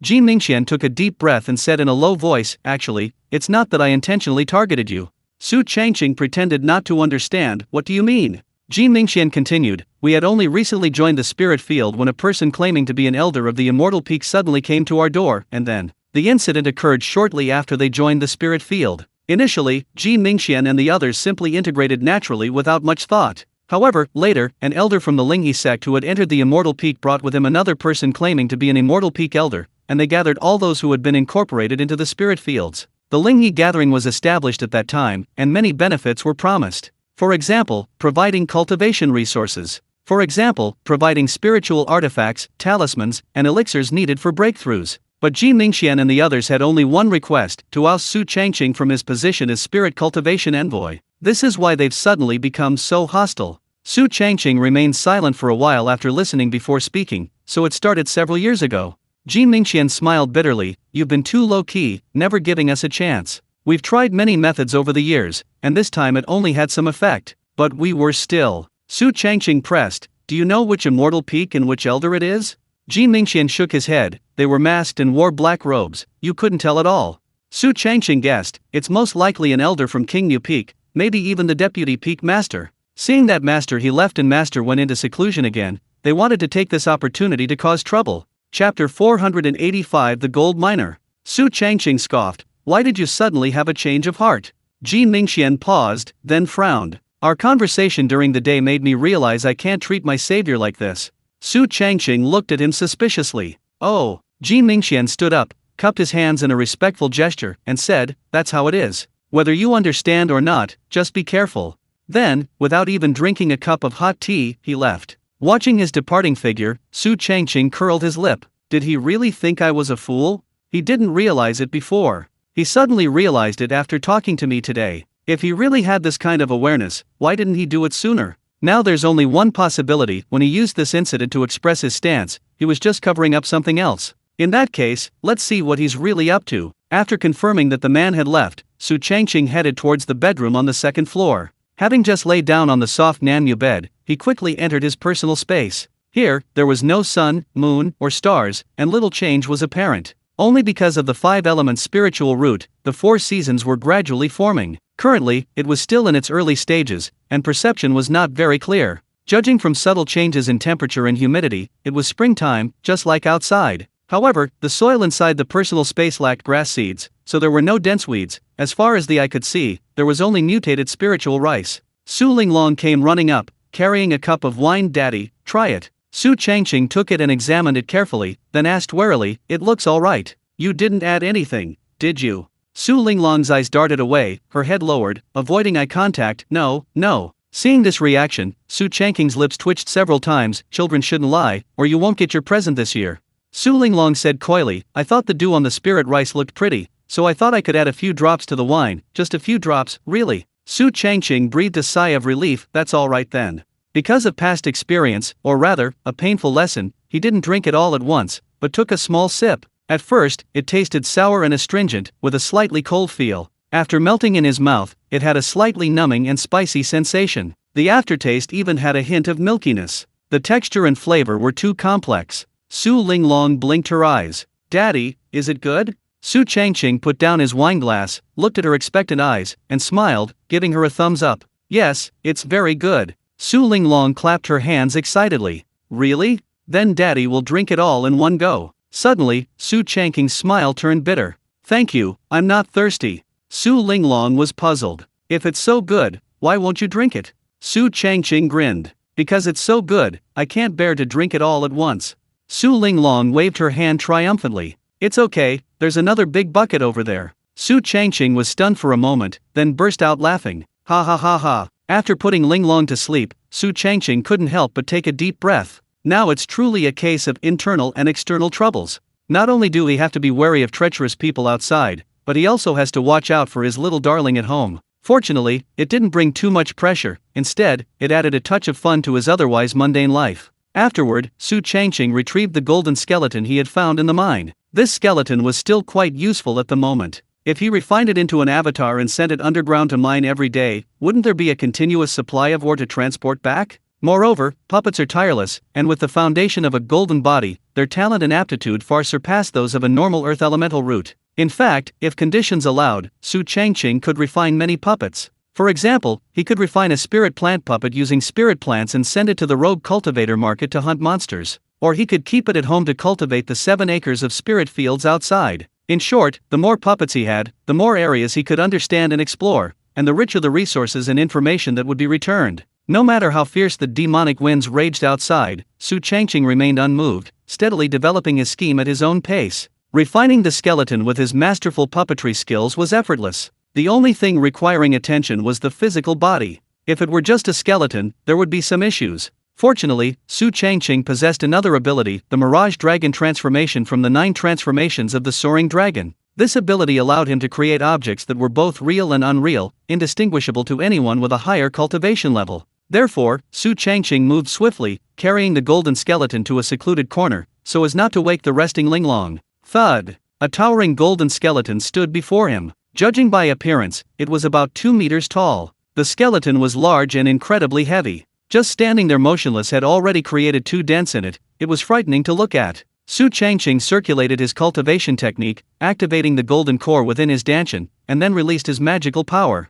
With a casual wave of his hand, he inscribed 2 runes on the golden skeleton before him, starting from the center. These were a golden body defense rune and an earth-supporting rune. Combined, they would enhance the puppet's defense and increase its resilience. In short, this would allow it to mine deeper, greatly increasing its chances of encountering rare ores. The golden body defense rune covered the entire body. Because it was incised, it was not very noticeable. The earth-supporting rune was mainly placed on the spine, shoulder armor, and knees. After everything was finished, Su Changqing took out spiritual marrow from his storage ring. This was a relatively common substance with many properties and types. Similar to chalcedony and bone marrow, some were very valuable, while others were of average value. Su Changqing's spiritual marrow currently costs 30 mid-grade spirit stones per jin, approximately 500 grams. This skeleton before him, despite its shimmering golden appearance, actually contains numerous cavities and gaps. If it's not filled with spiritual marrow, repeated use will cause wear and tear. Su Changqing began to infuse it, the spiritual marrow seeping into every inch of the bone structure, filling all the cavities and gaps. After a while, the skeleton suddenly emitted a resonant humming sound, as if it had come to life. Seeing this, Su Changqing didn't hesitate, decisively forcing out his own blood and infusing it with his magic power, then inscribing the complete puppet runes. As the blood seeped in, the runes gradually became complete. Suddenly, he felt a connection with the puppet before him, able to clearly perceive its entire state. With a thought, it immediately reacted, raising its right hand and giving a thumbs up. Su Changqing tried several more times and found no problems. He could now go mining or do other things. Using a revival pill for a physical body seems too extravagant. Covering it with lotus root powder and spirit marrow will suffice. Then, using the Mirage Dragon transformation ability will make it indistinguishable from the real thing. After some thought, Su Changqing quickly made a decision. He would continue to nourish it with spirit marrow, then use lotus root powder to create a physical body. Of course, this was mainly to save time and effort, since he had all the necessary materials on hand. If he were to specifically refine a revival pill or dig out some rare and precious treasure just for a puppet, that would be madness. Having finalized his idea and approach, Su Changqing began the final step. Generally, lotus root starch is mixed with water, which quickly creates a gel-like substance. However, to be on the safe side, he chose to use lotus root starch mixed with spiritual essence. Although this increased the cost, it was much safer. Once the desired result was achieved, he immediately began to apply and shape it. The entire process was very simple, without much difficulty. Before long, a layer of gelatinous substance covered the puppet's body, even changing its dark gold color and texture, making it appear more understated. Then, Su Changqing activated the Mirage Dragon transformation, casually releasing a cloud of hazy gray mist that quickly enveloped the puppet. As the mist shifted and moved, it gradually changed. It quickly transformed from human-like to humanoid, though it looked somewhat dazed. There was no way around it. This puppet, while possessing a head, lacked intelligence, and could only follow instructions to complete various tasks. Su Changqing looked the clone up and down, pondering, I need a good name. Since the bones are golden, how about Gold Miner? He definitely couldn't give away the immortal sex ley lines. Although Manager Yang was only at the golden core stage, the actual manager was the Abyss Lord. If the other party discovered this, they would lose a very promising clone. After much thought, he thought of a place. A place with underground mines, where he wouldn't be disturbed. Where? It was Kanji and Peak's new home. When Jin Xuanzi occupied that place, he was after the underground mines, even the spiritual veins. Rather than leaving it there untouched for a long time, it was better to send this clone there. Su Changqing frowned, however, the distance between the two places is a bit far, unless... Suddenly, he looked towards the spatial earth elemental fruit tree on the other side. That thing wasn't just for refining personal spaces. It also had another use, establishing teleportation arrays. Large ones are out of the question. Small ones, however, are definitely no problem. Moreover, it's a teleportation between 2 points. Su Changqing hadn't tended to this spatial earth elemental fruit tree for a long time. Now, as he approached to observe it closely, he discovered that 4 years had passed, and it was still in the flowering stage. Without the help of the soil eroding brown on mutated rice, it would probably have taken even longer. After all, it takes 10 years for it to flower and 10 years to bear fruit. To harvest it, one would need 20 years. Su Changqing decisively activated the 4-season scripture, mobilizing all the magical power within his golden core and continuously pouring it into the spatial earth elemental fruit tree before him. Previously, wood elemental power was enough to accelerate the ripening process. Now, containing 5 attributes, especially wood and earth, the effect was even more powerful. The spatial earth elemental fruit grew at an almost visible speed, the surrounding earth energy rapidly gathering to form a yellow earthen platform. Not long after, a 3-foot-tall yellow flower stalk sprouted from the platform, followed by petals growing one after another. Chapter 486, Creating a Teleportation Array. Because of his 4-season scripture, Su Changqing could accelerate the growth and maturation of spiritual plants not just a little, but significantly faster. Normally, he could continuously cultivate rare mutated spiritual plants like the space earth element fruit if he so desired. However, due to the concentration of spiritual energy within his personal space, the rarer the spiritual plant, the more concentrated the spiritual energy required for maturation. This meant that overuse would cause problems for other spiritual plants. One of the most common issues was insufficient spiritual energy. In severe cases, it could even lead to nutrient loss from the soil. Therefore, it wasn't that Su Changqing was unwilling to cultivate various mutated spiritual plants in large quantities within his personal space, but rather that each forced maturation indirectly affected other spiritual plants. Unless necessary, he mostly waited for them to mature. Now, urgently needing a space earth element fruit to create a small teleportation array, he had to consume a portion of the Earth's energy. As the Earth's energy continued to gather, the color of the surrounding soil gradually changed, becoming slightly duller than before, as if something had been lost. Fortunately, the impact hasn't yet affected the entire personal space. The petals on the earthen platform are growing at a visible rate, reaching 9 before stabilizing. The petals are slightly yellow, semi-transparent overall, with mysterious runes faintly visible on the inner side, and pale golden light flowing around the edges. It's clear at a glance that this thing is extraordinary. However, as the earthly fruit blooms, the earth's energy resonates, gathering at an increasingly rapid pace. Initially, only a pale yellow mist drifts out, but as time passes, it becomes increasingly dense, even reaching a cloud-like scale at one point. The area of influence is expanding, gradually approaching that of the spirit rice. But things have come to this point, it cannot be stopped. Su Changqing couldn't help but take a deep breath, let it ripen quickly.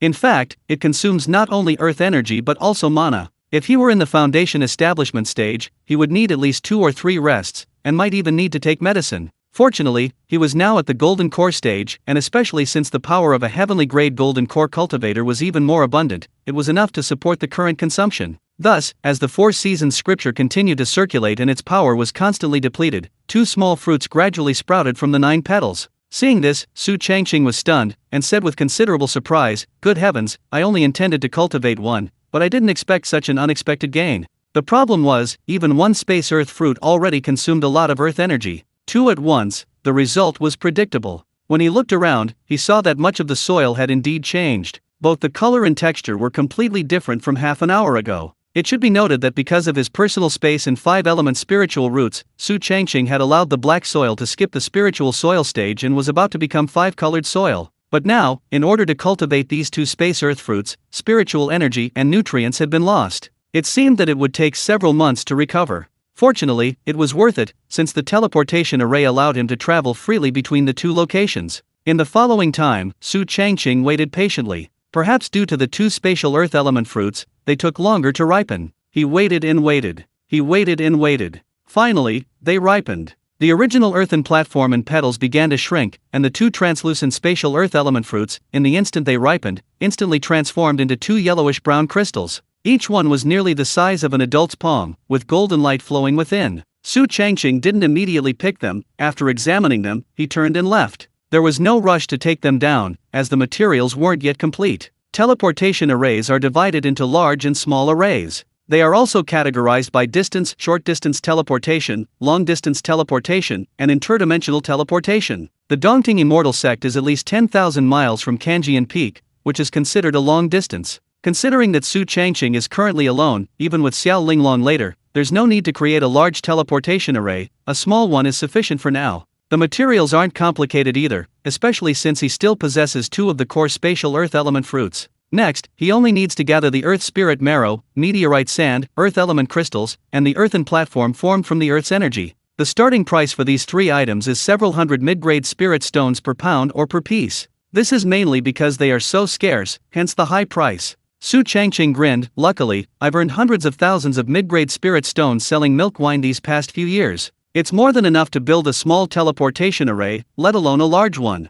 Therefore, he wasn't worried at all. On the contrary, he was extremely calm. In the following days, besides completing his daily work, he focused on searching for and gathering materials to make a small teleportation array. Unfortunately, the production of each item was very limited, with only occasional batches appearing. With no other option, Su Changqing instructed the members of the Green Alliance to keep an eye on the flower sea market, and to buy anything that appeared, even half a pound or a single piece, regardless of the spirit stones required. This gathering took a full 2 months. From spring to summer. Within the personal space, the lifespan of the 32 acres of spirit fields has increased by 508 years. Outside the personal space, the lifespan of the 7 acres of spirit fields has increased by 60 years. The total lifespan is now 20,083 years. Successfully increased from over 10,000 years to over 20,000 years. Even if he does nothing and just lazes around in Red Maple Valley every day, he can live until all the surrounding people, spirit plants, and spirit beasts have died countless times. As for the probability of mutation, although it has increased from 1 in 1,000 to 5%, luck is truly unpredictable. Sometimes it's very good, sometimes very bad. In 2 months, he has only succeeded twice.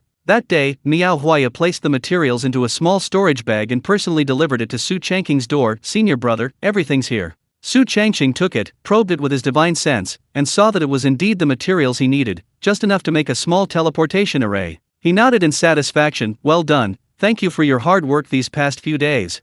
Miao Huayu opened her mouth, seemingly wanting to say something but then stopping herself. Su Changqing raised an eyebrow. "We're all on the same side, just say what you want to say. Miao Huayu then asked, Senior brother, the Linghe society has been very quiet lately. Are they really not going to cause trouble? Su Changqing shook his head, I'm not quite sure either. Anyway, tell the Qing Alliance people to be more careful when they interact with each other. Miao Huayu nodded slightly, I understand. Then, Su Changqing took out 50 mid-grade spirit stones and handed them over. Thank you all for your hard work. Consider this compensation for lost work time and your reward. Please don't refuse.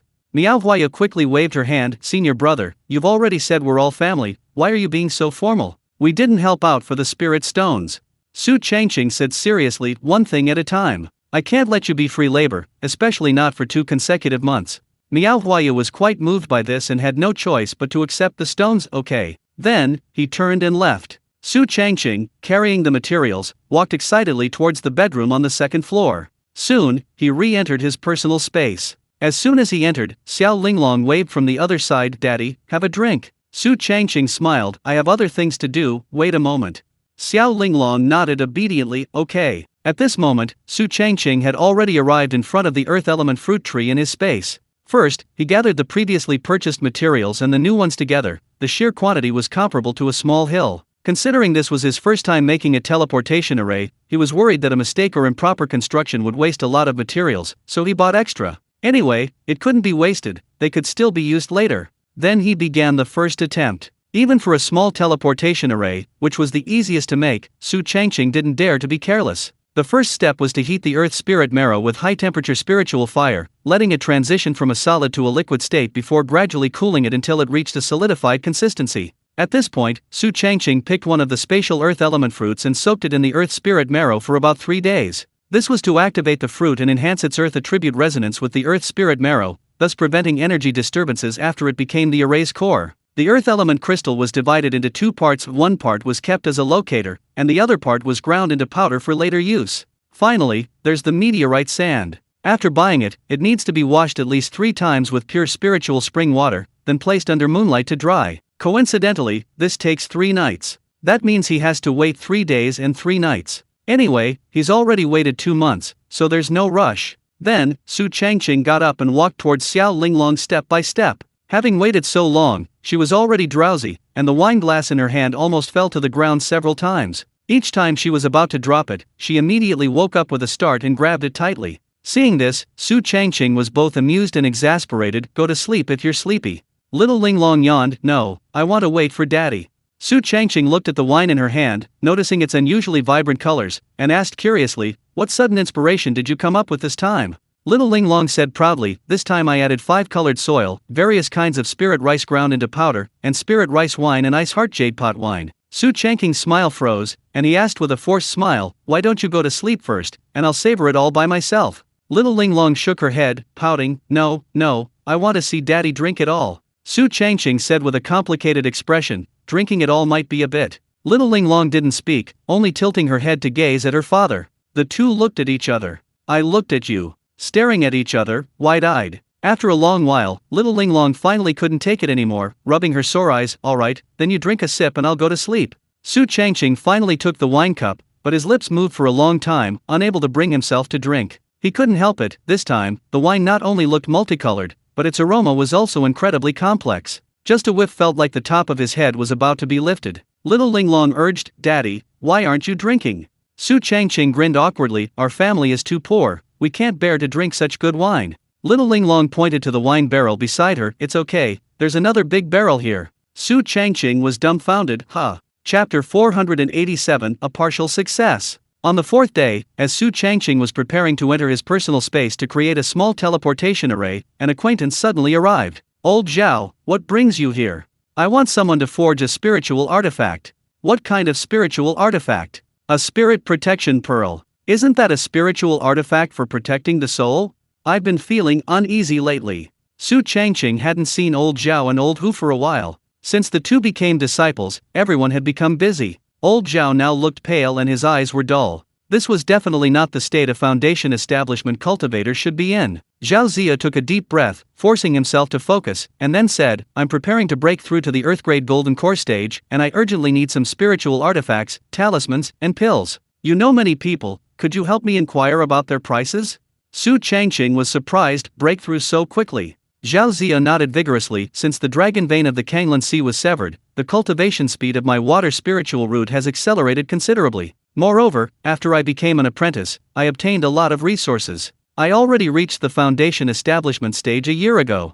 Before the three of them even met, Zhao Ziyao was already at the early foundation establishment stage. Now, with the help of fortuitous opportunities, he has made rapid progress. Su Changqing took out a protective spirit bead and handed it to him. Coincidentally, a friend on Vidra Peak gave me one, you can take it. He had secretly crafted numerous spiritual artifacts of various types to enrich his experience and skills. Unexpectedly, he'd actually come in handy one day. Zhao Ziyao took it and noticed 5 spiritual runes on it, immediately exclaiming in surprise, a high-grade spiritual artifact. Low-grade spiritual artifacts, 1 to 3 spiritual runes. High-grade spiritual artifacts, 4 to 6 spiritual runes. Top-grade spiritual artifacts, 7 to 9 spiritual runes. Superior-grade spiritual artifacts, 9 or more spiritual runes. A spiritual artifact of this quality would easily cost several hundred mid-grade spirit stones, especially defensive and support types, which were even more expensive. Giving away a high-grade spiritual artifact so casually showed that the artifact refiner on Vidra Peak was highly talented. It also indirectly indicated that his good friend's connections were becoming increasingly impressive. Su Changqing smiled.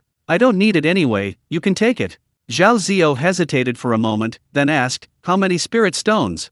Su Changqing waved his hand dismissively. We're brothers, talking about money is going too far. Zhao Ziyao said seriously, even close brothers should keep clear accounts. Old Hu and I have already received your help, we can't keep taking advantage of you. Su Changqing seemed thoughtful. Then give me 100 mid-grade spirit stones. Zhao Ziyao hesitated for a moment, then said, then I'll continue to take advantage. Su Changqing grinned, ha ha ha. Even so, Zhao Ziyao still pulled out spirit stones. Just kidding, these days I can easily afford 1,000 or even 10,000, let alone 100. Su Changqing didn't refuse and immediately put them away. Alright, I'll help you find out what kinds of spirit tools, talismans, and pills are needed for a water elemental root to overcome tribulation, and their prices. Zhao Ziyao immediately breathed a sigh of relief. Thank you. Su Changqing asked curiously, you have a single spirit root. For a human-grade golden core, you only need to withstand 1 turbid lightning strike. If you want to break through to an earth-grade golden core, you need to prepare 5 types of demon cores beforehand. Do you have those? The more spiritual roots one possesses, the greater the power of the tribulation lightning, and the more dangerous the tribulation. This is why, although the mainstream advocates for 5 spiritual roots, in reality, most cultivators possess only 1 or 2 spiritual roots. It's extremely rare for someone like Li Lingbai to break through to the Earth-grade Golden Core realm with 3 spiritual roots. Therefore, his success immediately attracted the attention of the higher UPS of the Immortal sect, with countless people actively seeking his favor. Zhao Ziyao smiled mysteriously, yes, and plenty to go around. Su Changqing, recalling the other's fortuitous encounter and the enormous black water snake, immediately understood the meaning behind the man's smile. That's good. Zhao Ziyao nodded, alright, I'm leaving then. Remember to let me know if you find out anything. Seeing the other's demeanor, Su Changqing became wary. Wait a minute, I have a protective talisman here, consider it a gift. Protective talismans are extremely common throughout the Tianyuan Realm, as ubiquitous as spirit rice wine. However, Su Changqing's talisman was far from ordinary. Crafted with masterful rune techniques, it contains a portion of the power of a heavenly-grade golden core cultivator. For a late-stage human-grade golden core cultivator, it can essentially be ignored for a certain period. For a late-stage earth-grade golden core cultivator, there is absolutely no immediate danger to their life. As for a late-stage heavenly-grade golden core cultivator, there's no need to consider how long they can withstand it. Zhao Ziyao picked it up and examined it carefully, finding it almost indistinguishable from a normal talisman. Since it was a gift from his good friend, he naturally wouldn't refuse. Thanks. Su Changqing instructed, keep it close to your body. Zhao Ziyao stuffed it into his pocket, then turned and left. I'm off. Su Changqing watched his departing figure, pondering. It's rare for a foundation establishment cultivator to be unsettled, especially since it's old Zhao, who's always trying to save face. Something else has probably happened. Looks like I need to find some time to call Hubagui over, and the guys can have a good drink. Once you've had enough, the conversation starts flowing. Then, Su Changqing flashed and quickly entered his personal space. Now, 4 days and 3 nights have passed, and the materials for the small teleportation array are ready. Carrying the materials, Su Changqing first arrived at a relatively flat area without any obstacles. This area was undeveloped, perfect for setting up the teleportation array. He flicked his wrist, continuously channeling his magic power, and the ground immediately changed. At an extremely fast speed, a circular earthen platform, 1.2 zhang in diameter and 1 qi high, was erected. Because it was a small teleportation array, it didn't need to be very large. In short, it only needed to be large enough for a person to stand on. However, the earthen platform was just the beginning. Next, Su Changqing dug a trench 1 meter deep and 2 chi wide along its edge, which could also be called an energy gathering trough. Then, he filled the trough with a large amount of solidified earth spirit essence, preventing the earth energy within the platform from leaking out and creating a stable energy pool. Then, using a carving knife, he personally carved a 9-square grid pattern on the surface of the earthen platform, each square 4 inches on each side and 1 inch deep. After completing this, he filled the grid with the previously washed and dried meteorite sand, thus establishing the basic pathway for energy conduction. Of course, the process didn't end there. He continued by evenly applying a creamy, earth spirit essence to the surface of the platform until the meteorite sand was completely covered. Seeing that it was nearly complete, Su Changqing once again channeled his magical power, continuously pouring it into the earthen platform while simultaneously drawing in more earth energy. Suddenly, both the platform surface and the entire platform emitted a faint yellow light, which grew increasingly intense over time. Su Changqing enveloped the platform with his divine sense, perceiving every detail. Only after confirming there were no problems did he stop expending his magical power. The next step was to embed the spatial earth element fruit into the platform. He had already prepared a spherical array 5 inches in diameter and 4 inches deep, in the very center of the platform. He took out the soaked spatial earth element fruit and pressed it directly into the array the top of the fruit perfectly flush with the platform.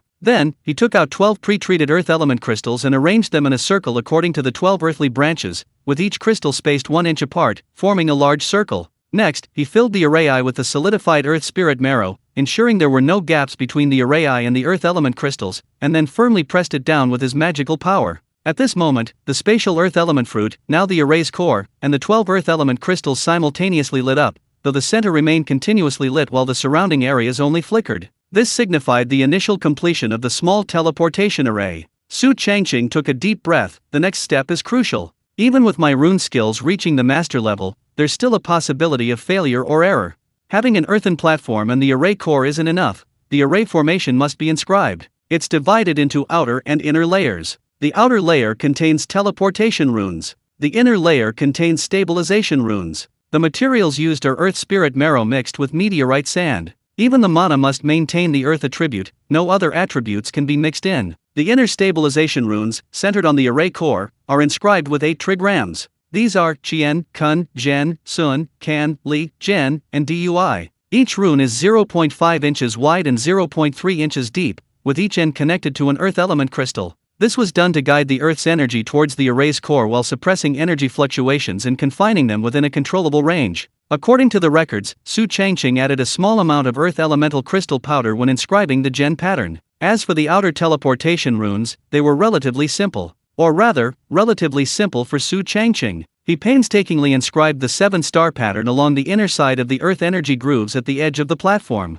This was done to mimic the Big Dipper's positioning and to create a dual coordinate lock with the 12 directions of the Earth elemental crystal, thereby reducing teleportation deviations. Teleportation is a delicate art. A slight error can lead to disastrous consequences. If something goes wrong, who knows where you'll end up, or even if you can't return? After an unknown amount of time, all the runes, both outer and inner, were completed. Su Changqing breathed a sigh of relief. I actually got it right on the first try. To be honest, he was prepared for multiple failures. It seems that combining a heavenly grade golden core with max level rune skills really has its merits. The rest is much easier. All that's needed is to set up a certain number of spirit stones. The larger the teleportation array, the wider its coverage, and the more spirit stones it consumes. Even a small teleportation array requires mid-grade spirit stones, and the more you have, the more stable it is. For Su Changqing, who is now quite wealthy, this is barely acceptable. With the spirit stones arranged, only the final step remained: positioning and debugging. However, this step couldn't be done within the personal space. It required going outside, perhaps even to Jin Suan's cave on Kanjian Peak.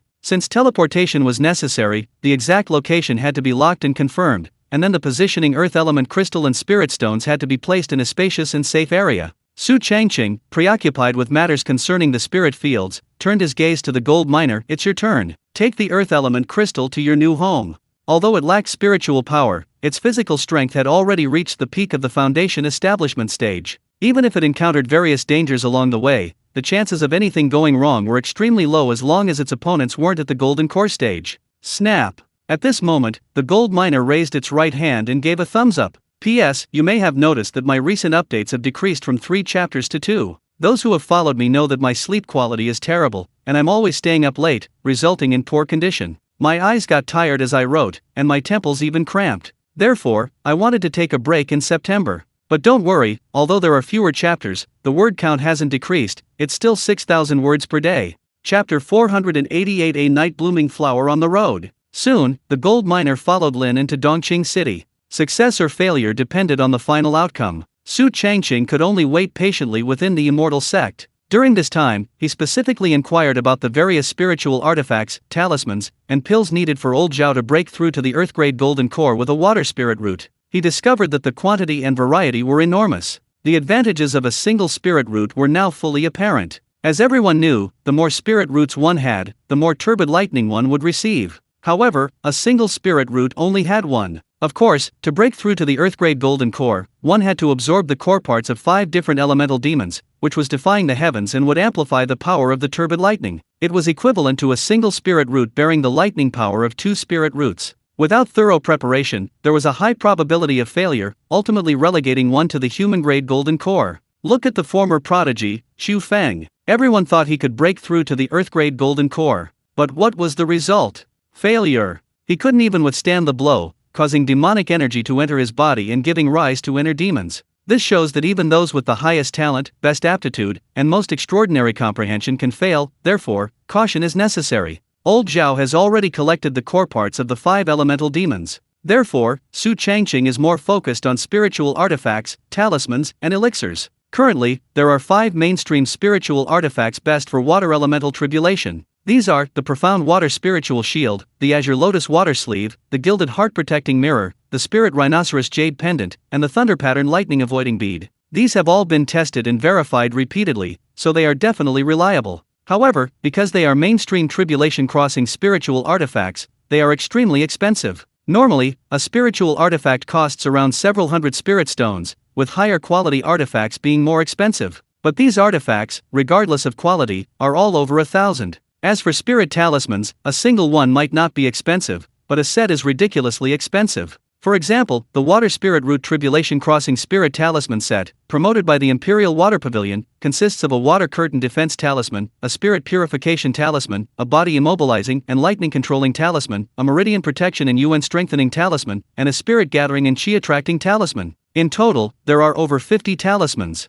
Whether you can use them all or not, that's all they sell. 600 mid-grade spirit stones for a set, would you buy it? As for spirit pills, the types and quantities are even greater. Any pill related to tribulation crossing or lightning avoidance starts at over 100 mid-grade spirit stones. Do you want to transcend tribulation? Do you want to reach the golden core stage? If you do, buy it. Su Changqing couldn't help but sigh. No wonder so many cultivators go bankrupt after their first tribulation. Even disciples of immortal sects are like this. One can imagine how difficult it is for independent cultivators. Of course, if one takes a step back, or even several steps back, the selection of spiritual artifacts, talismans, and elixirs increases, and the prices decrease. However, the effects will certainly not be as good as the mainstream options. Su Changqing's thoughts on old Zhao, and those around him were very simple. He would help as much as he could, but whether they succeeded ultimately depended on themselves. In the end, everyone except Su Changqing had their fate sealed from the moment they were born. Some wouldn't survive past the foundation establishment stage. Some would at most reach the golden core stage. And some would disappear without a trace halfway through. Hu Bagui, Zhao Ziyu, Li Sankei, Li Lingbai, Senior Sister Yu, Xiao Linglong, and others were all merely fleeting moments on Su Changqing's lonely path, destined to disappear sooner or later. The only thing he could do was prolong their existence, so they could keep him company a little longer. But in the end, he was still alone. A few days later, Su Changqing summoned old Hu and old Zhao. He specially prepared a large feast. 5 elements spirit vegetable soup,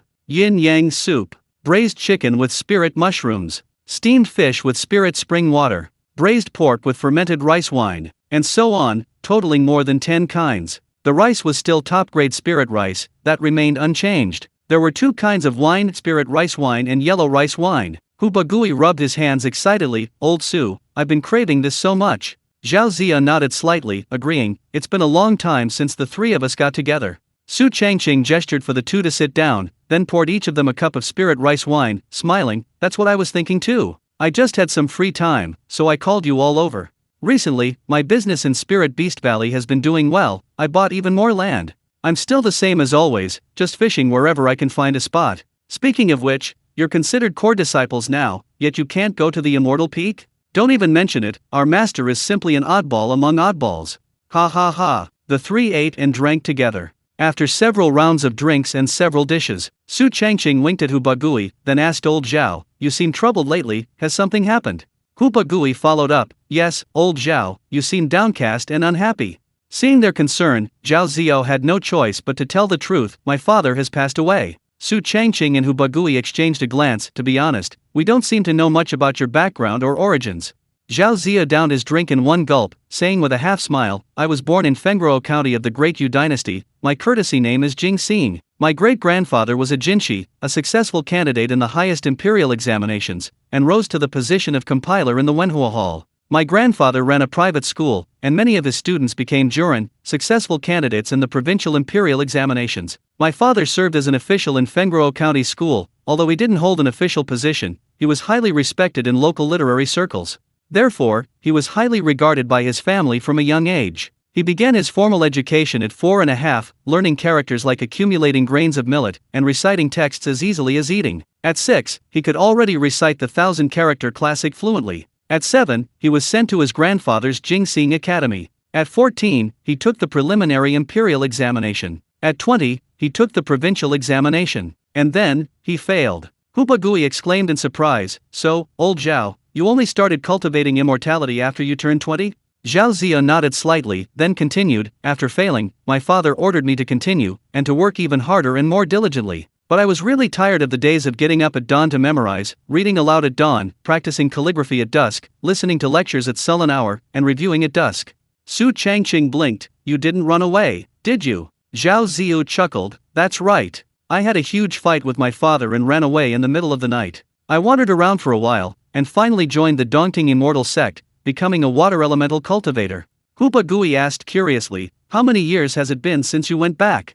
Zhao Ziya took a deep breath. "I was just 21 that year, and I'm just 39 now." Su Changqing and Hubagui's eyes widened upon hearing this. That meant old Zhao had been on the run for 18 years. For a moment, all three fell silent. They could all empathize with this feeling and experience. After a long while, Zhao Ziyo asked, his voice slightly choked, "Do you think I should go back and take a look?"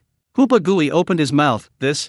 Oh dear, I don't know how to say it. Old Su, you tell me." Su Changqing chuckled, "Go back if you want, or we brothers can go back with you." Both the Dongting Immortal sect and the Great Yu Dynasty were in the eastern region. Although they didn't know the exact location of Fengguo County, it wouldn't be too far. For cultivators, it wouldn't take long to get there. Perhaps a round trip would only take a day. Zhao Ziyo shook his head and said, "I'll handle my own affairs. I'll go back and take one last look before I reach the golden core stage, and from then on." Although he didn't finish his sentence, everyone understood what he meant. From then on, immortals and mortals would be separate. This is a process many cultivators must go through. Mortal lifespans are too short, ranging from a few decades to over 100 years. But if Zhao Ziyo breaks through to the Earth-grade golden core stage, he can live for at least 500 years. Family ties and blood relations will eventually be forgotten with the passage of time. Afterwards, the three of them drank and chatted for a while. After becoming slightly tipsy, Su Changqing arranged for the two to stay in the guest room. It was already very late, and the only sound in the entire Red Maple Valley was the faint chirping of insects. After confirming that one of them was cultivating and the other was resting, Su Changqing flashed into his personal space. Sure enough, as soon as he entered, he saw the location of the small teleportation array, which was on the earthen platform, where a semi-transparent, earthen yellow light screen had appeared. Inside, blurry figures could be vaguely seen. If all went as expected, the gold miners had already found Kanjian Peak and even arranged all the earth elemental crystals and spirit stones. Next, all they had to do was pass through to confirm, which was quite convenient and simple. Suddenly, little Linglong cautiously peeked out, her eyes full of curiosity, and asked, "Daddy, what's that?" Su Changqing, without turning his head, said, "An exit." Little Linglong asked, seemingly understanding, "An exit?" Su Changqing pointed to the location of the teleportation array. "Through this, you can go out." Little Linglong understood now and asked excitedly, "Then can I see Mother?" Su Changqing smiled awkwardly, "Well, the outside world is very big, and your mother won't be able to see you for a while." Little Linglong wasn't sad, instead, she was eager to try. "Then when can I go out?" She had always been curious and longing for the outside world. But her father always forbade it, saying it was too dangerous outside. "There are even monsters that specifically eat children, they're terrifying." Su Changqing thought carefully for a moment. Let's wait until you're a little older. At that moment, he actually thought of old Zhao. If he kept restricting her, it would only make Linglong rebellious. To put it bluntly, suppressing her for too long would definitely lead to a rebellious mentality. Sooner or later, she would grow up, leave this place, and perhaps even leave him. Why not start with Kanjian Peak and explore and understand the outside world step by step? Xiao Linglong grinned. Okay. Su Changqing waved his hand, urging, it's so late, you should go and rest. I need to check this exit to prevent any monsters from breaking in and eating you. Upon hearing the word monster, Xiao Linglong, like a frightened deer, immediately covered her mouth with both hands and ran away. She quickly entered the water spirit palace, even closing the door behind her, then burrowed into the thick blankets, leaving only her eyes sticking out. She stared intently at the doorway, terrified that a monster might break in and eat her. Su Changqing watched, unable to suppress a laugh, saying, the day you actually encounter a monster, it'll be them running away. Chapter 489 Last Night's Stars, Last Night's Wind. Su Changqing then arrived in front of the small teleportation array. Although he wanted to test it to see if the other side was indeed Kanjian Peak, it was his first time, and he couldn't use himself as a guinea pig. It was too dangerous. If something went wrong, or there was any deviation, he wouldn't end up at Kanjian Peak, but anywhere in the Tianyuan Realm. In the sky, on the ground, in the water, or perhaps even in a monster's lair that would be disastrous. Therefore, Su Changqing summoned Yawu again. It had risked its life multiple times to explore the ancestor's tomb, and was quite experienced in teleportation adventures. Yawu landed on the earthen platform, hopped around a few times, and then examined the small teleportation array before it. Su Changqing gave the command, go to the other side, let me see what's there. Caw. Yawu responded, then leaped up and immediately flew inside. Although its potential wasn't high, at least it wasn't afraid of death. Seeing this, Su Changqing closed his eyes and quickly switched to shared vision. The next second, what appeared before him wasn't Kanjian Peak, but the gold miner with its right thumb raised, seemingly unharmed and clearly unharmed. Then, Su Changqing used Yawu's vision to survey his surroundings. It was indeed Kanjian Peak, located halfway up the mountain, less than 10 meters from the cave entrance. We've arrived. The scenery is truly beautiful. The feng shui layout hasn't changed. Yawu circled Kanjian Peak at least 3 times before landing on the gold miner's head. After looking around and confirming everything was alright, Su Changqing stepped into the semi-transparent light curtain, seemingly teleporting from his personal space to Kanjian Peak. Fresh air. A cool night breeze. A familiar atmosphere. Su Changqing grinned, the new home is really nice.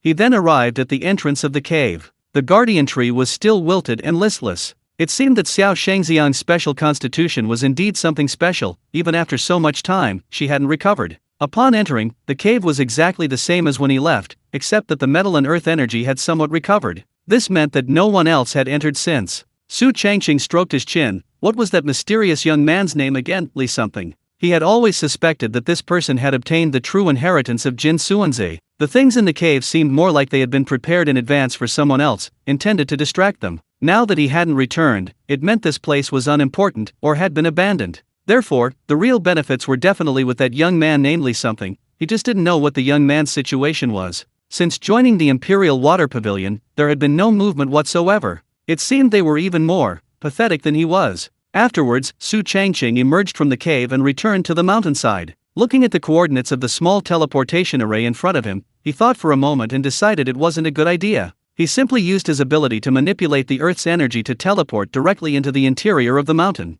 Although he couldn't see anything when he teleported, he also wouldn't be seen or detected by anyone else. This way, they could travel freely between the two places without worry. After settling everything, Su Changqing took to the air, reached the mountaintop, lay down, and gazed at the brilliant stars while enjoying the cool night breeze. The pleasant atmosphere brought peace to his mind. The next day arrived in a flash. Su Changqing reheated the leftovers from yesterday and cooked some spirit rice porridge. The 3 of them ate a small meal, and then Lao Hu and Lao Zhao left. Although they were all in the same immortal sect, they had their own things to do. They could occasionally get together, but not like a few years ago, when Su Changqing had just become a full-fledged member, when they had much more free time and could meet whenever they wanted. Before breaking through to the Golden Core stage, Zhao Ziyou had to go home. Hoopa Gui had to take care of the spirit beasts kept in the Spirit Beast Valley. As for Su Changqing, his daily life was even busier. He was either inspecting the spirit fields or dealing with all sorts of small matters. In a way, this was a partial takeover of the position of head of the Grain Clan, requiring him to shoulder more responsibilities. After a busy morning, just as he was about to rest, his communication talisman vibrated. He took it out and saw it was from his second senior brother. 6th junior brother, I'm going to the Luhi Bay clan's banquet with my eldest senior sister and 3rd junior brother. Could you look after the rare spiritual plants in my grade 3 spiritual field? Sure, you guys go ahead. I can help look after them. Hee, I knew junior brother was reliable. When we come back, we'll bring you some Luhi specialties. I heard there's a lot of delicious food there. Really? That's great. Okay, we're off. Come visit Immortal Peak when you have time. After a few words, the 2nd senior brother ended the call first. Su Changqing looked at the communication talisman in his hand, its spiritual light dimming, and muttered, "They say the capable are always burdened with more work, but I've been too much of a burden." Immediately, he summoned Shattered Moonfrost and took to the air alone. He flew towards the heavens at incredible speed. Soon, Azurewood Peak came into view. Every time he saw that 1,000-foot-tall tree, he was always awestruck. After all, with the continuous improvement of his cultivation level, his perception of the world became increasingly clear. He could clearly sense that this tree was extraordinary. It not only released a rich with spiritual energy but also contained immeasurable life force. At the top of the tree, in the Jade Heart domain, lived the Peak Master. On the main branch, in the Three Splendor domain, lived the Deputy Peak Masters and Elders. In the middle layer, in the Emerald Mist domain, lived the Core Disciples. In the lower layer, in the Green Sprout domain, lived the disciples of the Core Disciples. Therefore, Su Changqing did not go to the top of the tree this time but instead came to the middle layer, the Emerald Mist domain. This place seemed relatively more lively. While Core Disciples weren't everywhere, he could occasionally encounter a few. Junior Brother Su. Senior Brother Su. Long time no see. Whether they knew him or not, everyone greeted Su Changqing. There was no way around it. Although he had only been with King Mu Peak for a very short time, his master was the pinnacle of strength, status, identity, and background here. Furthermore, Su Changqing was very easygoing and approachable, which made many people feel a sense of goodwill even if they had never met him or were not familiar with him. After exchanging pleasantries with those around him, Su Changqing arrived at the residence of his 2nd senior brother, Zhou Yan. Like most Core Disciples, they either found a leaf or dug a tree hollow. Zhou Yan's residence and spirit field were built on a giant green leaf, its wood spirit energy exceptionally dense, as if an array had been set up. Su Changqing had been here several times and was already qualified to enter and exit at any time. His gaze swept across the area, identifying the rare spiritual plants that his 2nd senior brother had planted and cultivated. 9-leaf dew grass. It grows only 9 leaves in its lifetime, each leaf's edge condensing with spirit dew. A mutated twin-stem dew grass, the dew nourishing the roots into spirit jade roots. Mysterious pattern purple Ganoderma. The surface of the Ganoderma cap has mysterious wood patterns, forming a natural spirit gathering array that automatically gathers surrounding with spirit energy without activation. A mutated double-capped Ganoderma, its spirit gathering effect is 3 times that of the ordinary mysterious pattern purple Ganoderma. Spirit rhinoceros leaf. This is one of the raw materials for making communication talismans. The better the quality, the higher the price. The plant mutated into a spiraling, intertwined leaf, enhancing its signal strength and even enabling long-distance communication. Moonlit Phoenix Tree Sapling. An extremely rare spiritual plant, said to attract spirit birds to nest upon maturity.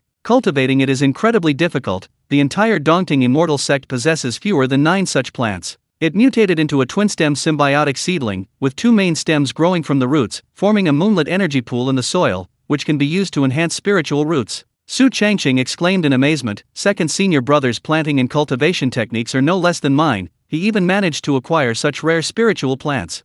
He remembered seeing different plants last time he came. He hadn't expected them to change so much this time. Although this was his first time encountering these rare spiritual plants that could only be grown in third-grade spiritual fields, he knew how to cultivate them. Without exception, all that was needed was to attract more with spiritual energy. Of course, the Moonlit Phoenix Tree sapling was special. Besides spiritual energy, it also required moonlit essence, which was difficult to obtain. Therefore, he would have to wait until his next visit to acquire more. Without wasting any time, Su Changqing raised his right hand, releasing his magical power. The already dense with spiritual energy around him instantly increased in intensity. And this was only using a small amount of his magical power. If a heavenly grade golden core were combined with the full power of the Law Seal, the effect would be unimaginable. Instantly, all the rare spiritual plants around him swayed slightly, looking like little darlings who had just woken up. They exuded both a touch of languor and a hint of liveliness. However, not long after, Su Changqing's divine sense suddenly detected someone approaching. He immediately became alert and reduced his already weak magical power even further. The rare spiritual plants around him all fell silent. Soon after, a female cultivator who looked to be in her early 20s appeared. She had a classic oval face with a touch of baby fat. Her fair skin had a rosy blush. She had phoenix eyes, willow leaf eyebrows, and a rounded nose. Her lips were full and rounded, with a prominent cupid's bow. Her earlobes were rounded and gave her an auspicious appearance. She wore a light green short-sleeved shirt. She wore light yellow trousers. Over this, she wore a moon-white gauze robe. She stood outside, curiously peering inside, seemingly waiting. Su Changqing, seeing this, did not approach, but pretended not to notice, continuing to cultivate the rare spiritual plants. However, the other party's patience exceeded expectations. It seemed she wouldn't leave until she arrived. Faced with this situation, Su Changqing had no choice but to stop, then turned around and asked, "Fellow deist, were you waiting for me?" The other person smiled, revealing two dimples. "My name is Su Tiantian. You must be the sixth junior brother Su Changqing that senior brother Zhou often mentions." Su Changqing nodded, puzzled. "Yes, that's me." Su Tiantian looked him up and down. "Although you look ordinary, since you were able to help senior brother Zhou cultivate spiritual plants, you must have quite a talent for planting." Su Changqing frowned. "So?" Su Tiantian chuckled. "My mother wants to see you." Su Changqing was taken aback. "Your mother is?" Su Tiantian announced loudly, "The medicine fairy of King Mu Peak, Su Qinjiao." Chapter 490. A lonely mother and daughter. Su Changqing had a certain understanding of the entire King Mu Peak, having inquired with the deputy peak master, several elders, and the more prominent core disciples. This King Mu Peak's medicine fairy, Su Qinjiao. Originally, she wasn't a member of the Dongting Immortal sect, but rather a member of the Yeyu Immortal sect who had married into the section. Later, her husband died in battle while on assignment, leaving behind a widow and her daughter. Because of her exceptional talent in medicine, she wielded considerable influence throughout the immortal sections. The reason she didn't react immediately was mainly because Su Tianatian's own talent and aptitude were quite average, thus she wasn't well known on the entire immortal peak. If her mother weren't Su Qinjiao, she would be virtually unknown. However, when a complete stranger suddenly approached him at this moment, even wanting to meet privately, Su Changqing instantly became wary. Ji Mingxian said that an elder from a certain immortal peak had asked them to join forces to cause trouble. Could it be this person? Seeing that the other party showed no reaction, neither agreeing nor refusing, and seemed unusually slow-witted, Su Tiantian put her hands on her hips, slightly annoyed, and said, "You're quite rude. Just give me a straight answer, whether you agree or not." Su Changqing snapped out of his daze, "I'm sorry, your mother's reputation is too great. I'm a little overwhelmed." Su Tiantian was taken aback at first, then smiled smugly. "That's true. Although her mother was an outsider, in the Dongting Immortal sect, especially on King Mu Peak, her status, position, and influence were second only to Peak Master Mu Ji. The person before her was just an ordinary core disciple. Encountering this situation would indeed be startling, so it was understandable. Su Changqing observed this, thinking to himself, "She wears her heart on her sleeve." Su Tiantian wasn't angry anymore. Instead, she smiled and asked, "So, are you going or not?" Su Changqing countered, "What does Elder Su want with me?" Su Tiantian replied, "I don't know the specifics, but mother seems quite interested in you, perhaps she wants to get to know you." Su Changqing pondered for a moment. "Alright, I'll go to the 3 beauty domain where you are after I finish what I'm doing." Su Tiantian nodded slightly. "Okay, then I'll be going." Having agreed, she turned and left without waiting. Watching her receding figure, Su Changqing raised an eyebrow. "Silly girl?" He continued cultivating the rare spiritual plants his second senior brother had planted in the third-grade spiritual field, only stopping half an hour later. However, he didn't immediately head to the 3 beauty domain. Instead, he went to the Jade Heart domain at the tree top, the area where his master was. Of course, the other party is currently in seclusion, preparing to break through to the nascent soul stage, so it's best not to disturb them casually at this time. Therefore, Su Changqing came here to find 2 other people. One is his 5th senior sister, Mu Ning, whom he had promised to send Lei Jinquei to play with for a while. The other is his 4th senior brother, Gu Qiao. Now that his eldest senior sister, 2nd senior brother, and 3rd senior brother have all left for the Lu Hebei clan, the only person left who can handle things here is his 4th senior brother. Although he is taciturn, not good with words, and a bit slow-witted, he is, after all, master's disciple, and has also reached the golden core stage. As Mu Ning was idly pacing, she suddenly spotted a familiar figure she had been eagerly anticipating. Her eyes lit up, and she rushed over, exclaiming, "6th junior brother, you've finally come to see me." Su Changqing bowed apologetically. "I'm sorry, senior sister. As you know, I'm the only spirit cultivator in the spirit field. I'm usually very busy and have many tasks, so I'm late." Mu Ning waved her hand dismissively. "It's alright, you're here now." Su Changqing immediately summoned Lei Jinquei. "The spirit insect is here, senior sister, take it." Mu Ning grinned, immediately holding it in both hands, examining it carefully as she said, "Hee, I love insects, the rarer the better." Su Changqing blinked. "Senior sister, you must take good care of it. For my sake, feel free to use any rare and precious herbs you have." Mu Ning tilted her head, remaining silent, her eyes fixed on him. Su Changqing felt a pang of guilt under her gaze and tentatively asked, "What's wrong?" Mu Ning rolled her eyes. "You have to tell me." Then, she took Lei Jingkui and ran off to play on the other side. Su Changqing looked away and chuckled, "I won't tell you next time." He waited there for a while. Fortunately, it didn't take long before his fourth senior brother, Gu Qiao, appeared. He was still the same as always, completely dazed, walking with his eyes fixed on the ground. Fourth senior brother. Oh, sixth junior brother. There's something I need to report to you. Report to me? The medicine fairy of the three-show domain wants to see me. Then go ahead. I want to inquire whether our master has any conflict with her. Looking at his sixth junior brother, Gu Qiao paused. "I haven't heard of any conflict." Su Changqing feigned relief. "That's good. If there were a conflict, I definitely wouldn't have gone." Gu Qiao shook his head. "Master and the medicine fairy have no conflict, but his relationship with her partner isn't very good." Su Changqing was speechless. "Senior brother, can't you just say what you mean?" Gu Qiao retorted, "But you were asking about the medicine fairy." Su Changqing was speechless for a moment, then decisively conceded, "Fine, my question." Gu Qiao said calmly, "If you want to see her, go see her. Master won't say anything." Since that's the case, Su Changqing had nothing more to ask or chat about. He cupped his hands. "Goodbye, senior brother." He didn't bother Mu Ning, but decisively left. This time, he didn't go anywhere else. He truly came to the three beauty domain. The buildings and spirit fields in this area, though seemingly few, were vast in scale. Every spiritual plant he saw was not a short-term cultivation, most had been planted for decades, some even centuries. 5-colored flower. Myriad spirits returning to the heart grass. 9-aperture exquisite vine. 7 emotions fostering fruit. Although most of the buildings and spiritual fields were concealed by arrays, making it impossible to see their true nature, some were visible and even recognizable. However, each one was a tremendous visual shock to Su Changqing. He had thought the rare spiritual plants at his second senior brother's place were already quite impressive, but seeing the spiritual plants cultivated and nurtured by these elders, he realized what true rarity really meant. Any one of them could be sold for at least a high-grade spirit stone, and without exception, they were all extremely expensive. Su Changqing sighed inwardly, "It's almost as big as my personal space." Soon, he arrived at the herb garden where the medicine fairy resided, where he could see 3 wooden houses. It felt similar to the spirit fields below, enclosed by a fence. Many rare medicinal herbs grew inside, all used for making medicine and refining pills. Su Changqing recognized some, such as the Zhengjin bone-eating flower, which he had seen once before in the poisonous herb garden of Yuquan. It seemed that this medicine fairy was a practitioner of both medicine and poison. Seeing no movement inside, Su Changqing announced loudly, "The sixth disciple under Mu Ji, invited by invitation." After a while, Su Tiantian came out and personally opened the fence gate. "Mother is catching up inside, please come in with me."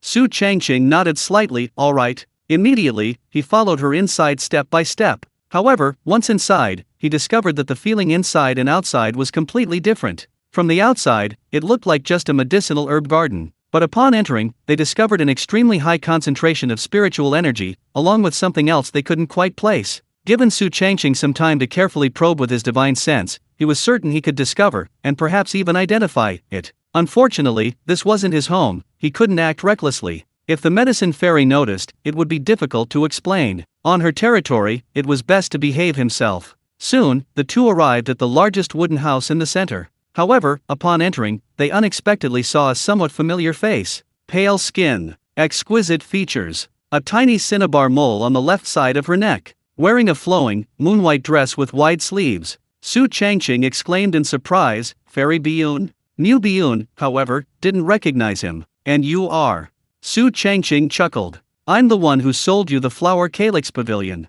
Niu Biyun then recognized him, exclaiming with realization, "So it's you." So many years have passed, my memory has become a little hazy. Although they hadn't seen each other for a long time, the person before her still held a small place in her memory. She hadn't forgotten what had happened back then. Seeing that he had become even more mature, Su Changqing asked curiously, "Why did you come to Qingnu Peak?" Niu Biyun glanced around the room and then replied, "I came with my master to see Uncle Su." Su Changqing nodded. It seemed that the medicine fairy Su Qinjiao and Niu Biyun's master knew each other. Then, he sat down obediently to the side. Su Tiantian poured him a cup of hot tea, and the three of them waited patiently. Time passed slowly, and no one spoke. Logically, Su Tiantian and Niu Biyun should have a good relationship and plenty to talk about. However, Su Changqing noticed that the two rarely interacted, and even their eyes barely met. He sensed that Su Tiantian was rather envious of Fairy Biyun. She was either looking at her face or certain parts of her body. she was making a one-sided comparison. After some time, movement finally came from inside. A figure emerged, and Mu Biyun immediately stood up. Master. Su Changqing remembered that the other person's master was the Orchid Fairy of the Inviting Moon Immortal sect, the unlucky one whose flower calyx pavilion was stolen by Chu Chu's master, Ling Xuang. He immediately stood up, looking curiously. She was of medium height, with a slender yet well-proportioned figure. Her skin had a cool, luminous glow. She had an oval face and delicate, leaf-like eyebrows. Her eyes were clear and bright, like a moonlit pool. Her nose was small and straight, like a hanging gall bladder. Her lips were thin and pale pink. She wore a moon-white, short-sleeved, front-opening blouse. She wore a long skirt embroidered with moon patterns. Over this, she wore a semi-transparent, pale white shawl. Su Tiantian stepped forward and took the other woman's delicate right arm, calling out in a coquettish tone, "Auntie." Su Changqing was astonished. So their family?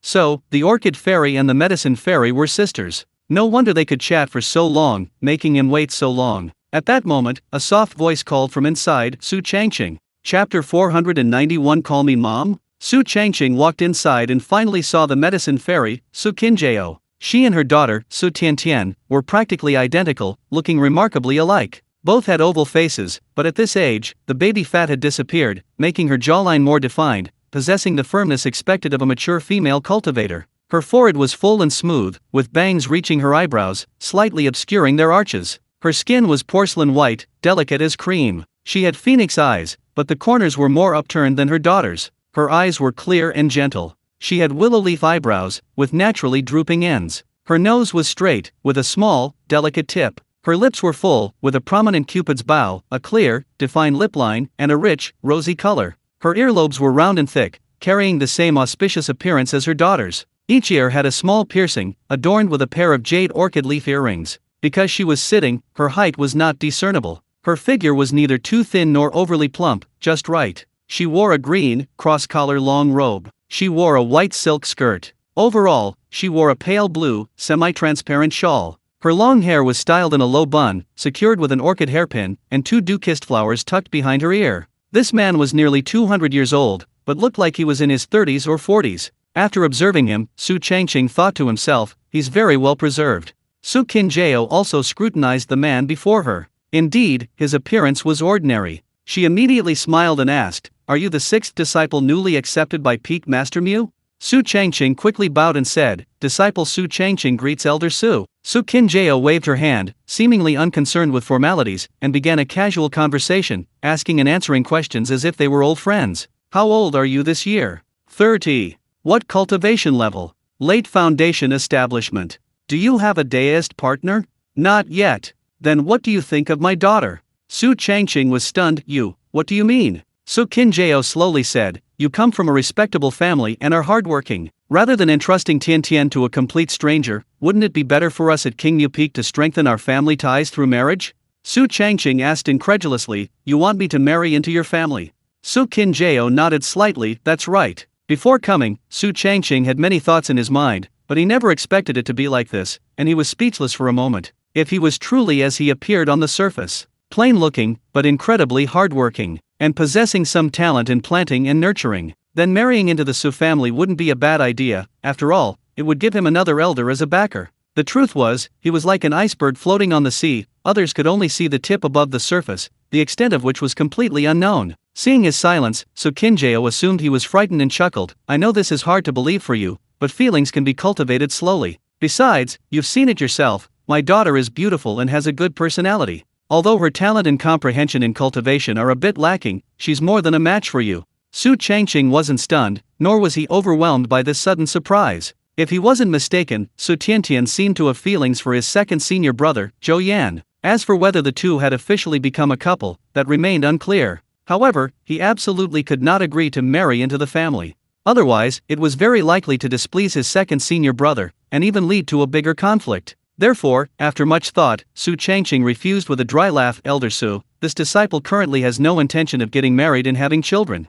Su Qinjiao was slightly surprised. "Oh. You know, in the secular world, let alone 30 years old, many young people are already married and have children at 16 or 17. She thought this person in front of her was frightened, but she didn't expect him to be so rational. If it were any other disciple, they would probably agree immediately, or even kneel on the ground calling her mom.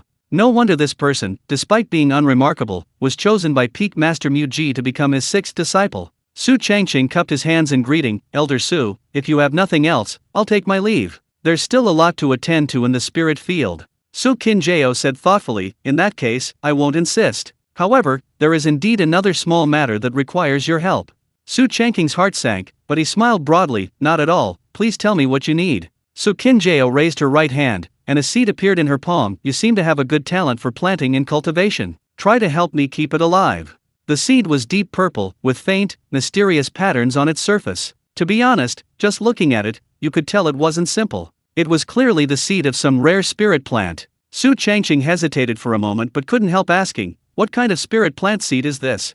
Su Qinjiao replied, this is the seed of the living spirit grass. It can stimulate surrounding spirit plants, thereby enhancing their attributes and effects. Su Changqing had absolutely no relevant information in his mind. With his current knowledge, he had never even heard of it. Or perhaps, it really was a rare spirit plant he had never encountered before. Or perhaps it's a name the other party made up. Su Qinjiao said with a smile in her eyes, don't worry, I'll give you a monthly payment until it fully comes to life, even matures. Su Changqing knew he could refuse the marriage proposal earlier, but he absolutely couldn't refuse the seed now, otherwise, it would be ungrateful. Regardless of the other party's true intentions, at least for now, they hadn't shown any malice, and their attitude towards him was quite good. Therefore, he could only accept it, even promising, this disciple will do everything in my power to nurture it. Su Qinjiao waved her hand, all right, you can go back now. Su Changqing, holding the seed, first bowed respectfully, then turned and left. When he came outside, Orchid Fairy, Mu Biyun, and Su Tiantian were all there. However, the three women looked at him with somewhat strange expressions. The conversation between the two inside hadn't been transmitted or muted. Therefore, they, sitting outside, had heard everything clearly. Although Su Tianatian's cheeks were flushed with embarrassment, her eyes revealed dissatisfaction. Clearly, she didn't like this unremarkable guy she had just met. She was very unhappy with her mother's behavior. Fortunately, Su Changqing was sensible and ultimately didn't agree. Otherwise, Su Tiantian would definitely have made a scene. After all, she already had someone she liked. Mu Biyun secretly chuckled, seemingly enjoying this scene. Only the Orchid Fairy, upon learning that her sister intended to take this man as her son-in-law, immediately sharpened her gaze, as if trying to see through him completely. Faced with this atmosphere, Su Changqing couldn't bear it. He cupped his hands in a respectful greeting to the three women, then hurriedly left. Only after completely leaving the herb garden did he finally breathe a sigh of relief. Good heavens, I almost thought I'd stumbled into the spider cave. Even though I look honest, I can't bully honest people. Is Elder Su really that mysterious person? Su Changqing glanced at the location of the herb garden, then focused all his attention on the seed in his right palm. Regardless of what it was, he could analyze it using the system's abilities. Living grass seed. Insufficient spiritual energy. Slightly damaged. Mild toxicity. Root symbiosis. Spiritual plant perception. Su Qinjiao said this was the seed of a living spirit grass, while the system analysis called it living grass. Although it's only a one-word difference, the effects and capabilities are worlds apart.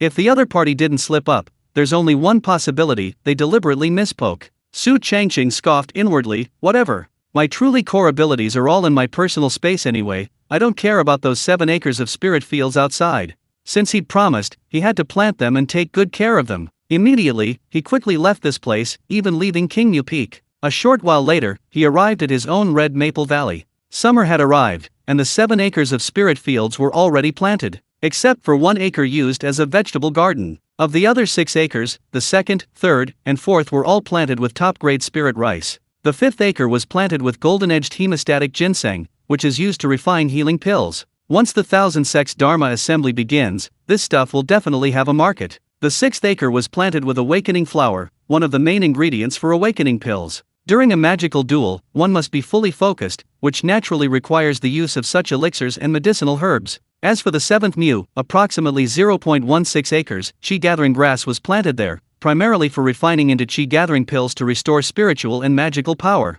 You see, fighting while bleeding consumes a great deal of spiritual and magical power. This is where the effects of the 3 medicinal herbs become apparent. Planting and cultivating them in advance is definitely better than doing so later. Su Changqing placed the seeds of the living grass in the 7th Mu of spiritual land. He casually found a corner, dug up the black soil, and tossed the seeds in. Then he brought in clean spiritual spring water to irrigate them, and then gathered a large amount of wood spiritual energy to repair them. Once the negative effects of insufficient spiritual energy and slight damage to the seeds disappeared, he got up and walked to the other side, leaving them for the time being. Woof woof. As soon as Wang Wang saw its master, it immediately jumped and leaped over, bumping into his arms. Good heavens, that's some real strength. It felt like an impact of over 1,000 pounds. Luckily, Su Changqing was at the golden core stage. If it were an ordinary person, this would have been a disaster for the entire village. Immediately afterward, Wang Zhe, even larger than Dog Dad, followed suit, bounding over with even greater speed, like a yellow gust of wind, and crashing into his arms.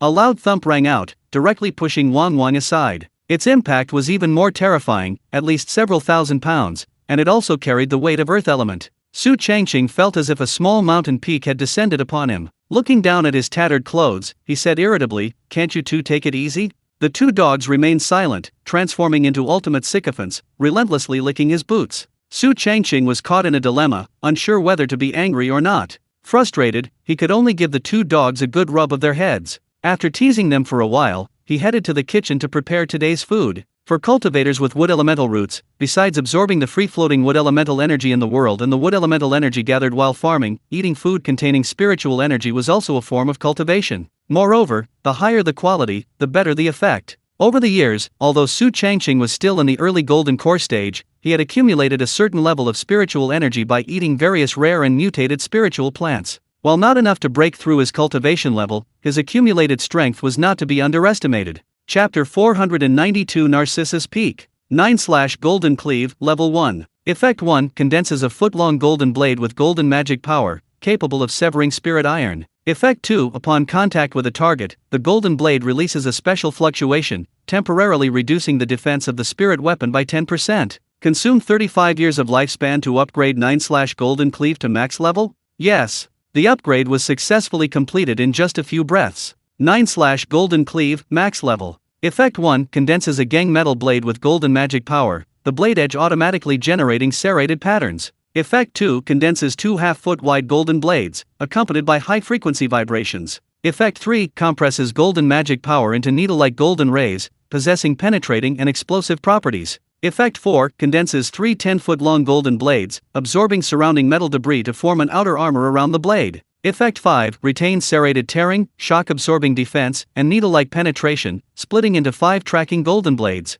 Effect 6 utilizes the power of the mineral vein to condense a giant blade with the power to cleave mountains. Effect 7 combines all the characteristics of the first 6 strikes, affecting multiple targets within range. Effect 8 Upon hitting a target, the golden blade splits into 12 bone-binding golden threads, binding the target. Effect 9 gathers all the characteristics of the first 8 strikes, forming a Jengjin domain within 50 feet of the user. Special Effect 1 plus 40% damage to spirit weapons, plus 30% damage to magic weapons, plus 40% damage to shields, plus 50% damage to flesh and blood, ignores 15% defense, effects doubled within the domain. After reading it, Su Changqing nodded slightly, praising, as expected of a low-ranking golden spell, its power is terrifying. Moreover, it even possesses multiple characteristics. However, while the spell was powerful, there was currently no use for it. After much thought, Su Changqing's figure flickered, instantly entering his personal space. The reason he came here was very simple, to test its power. Therefore, he would start testing with Effect 1. The heavenly grade golden core in his chi swelled slightly, its magical power rapidly depleting. Suddenly, a blade of gang metal materialized out of thin air, floating before him.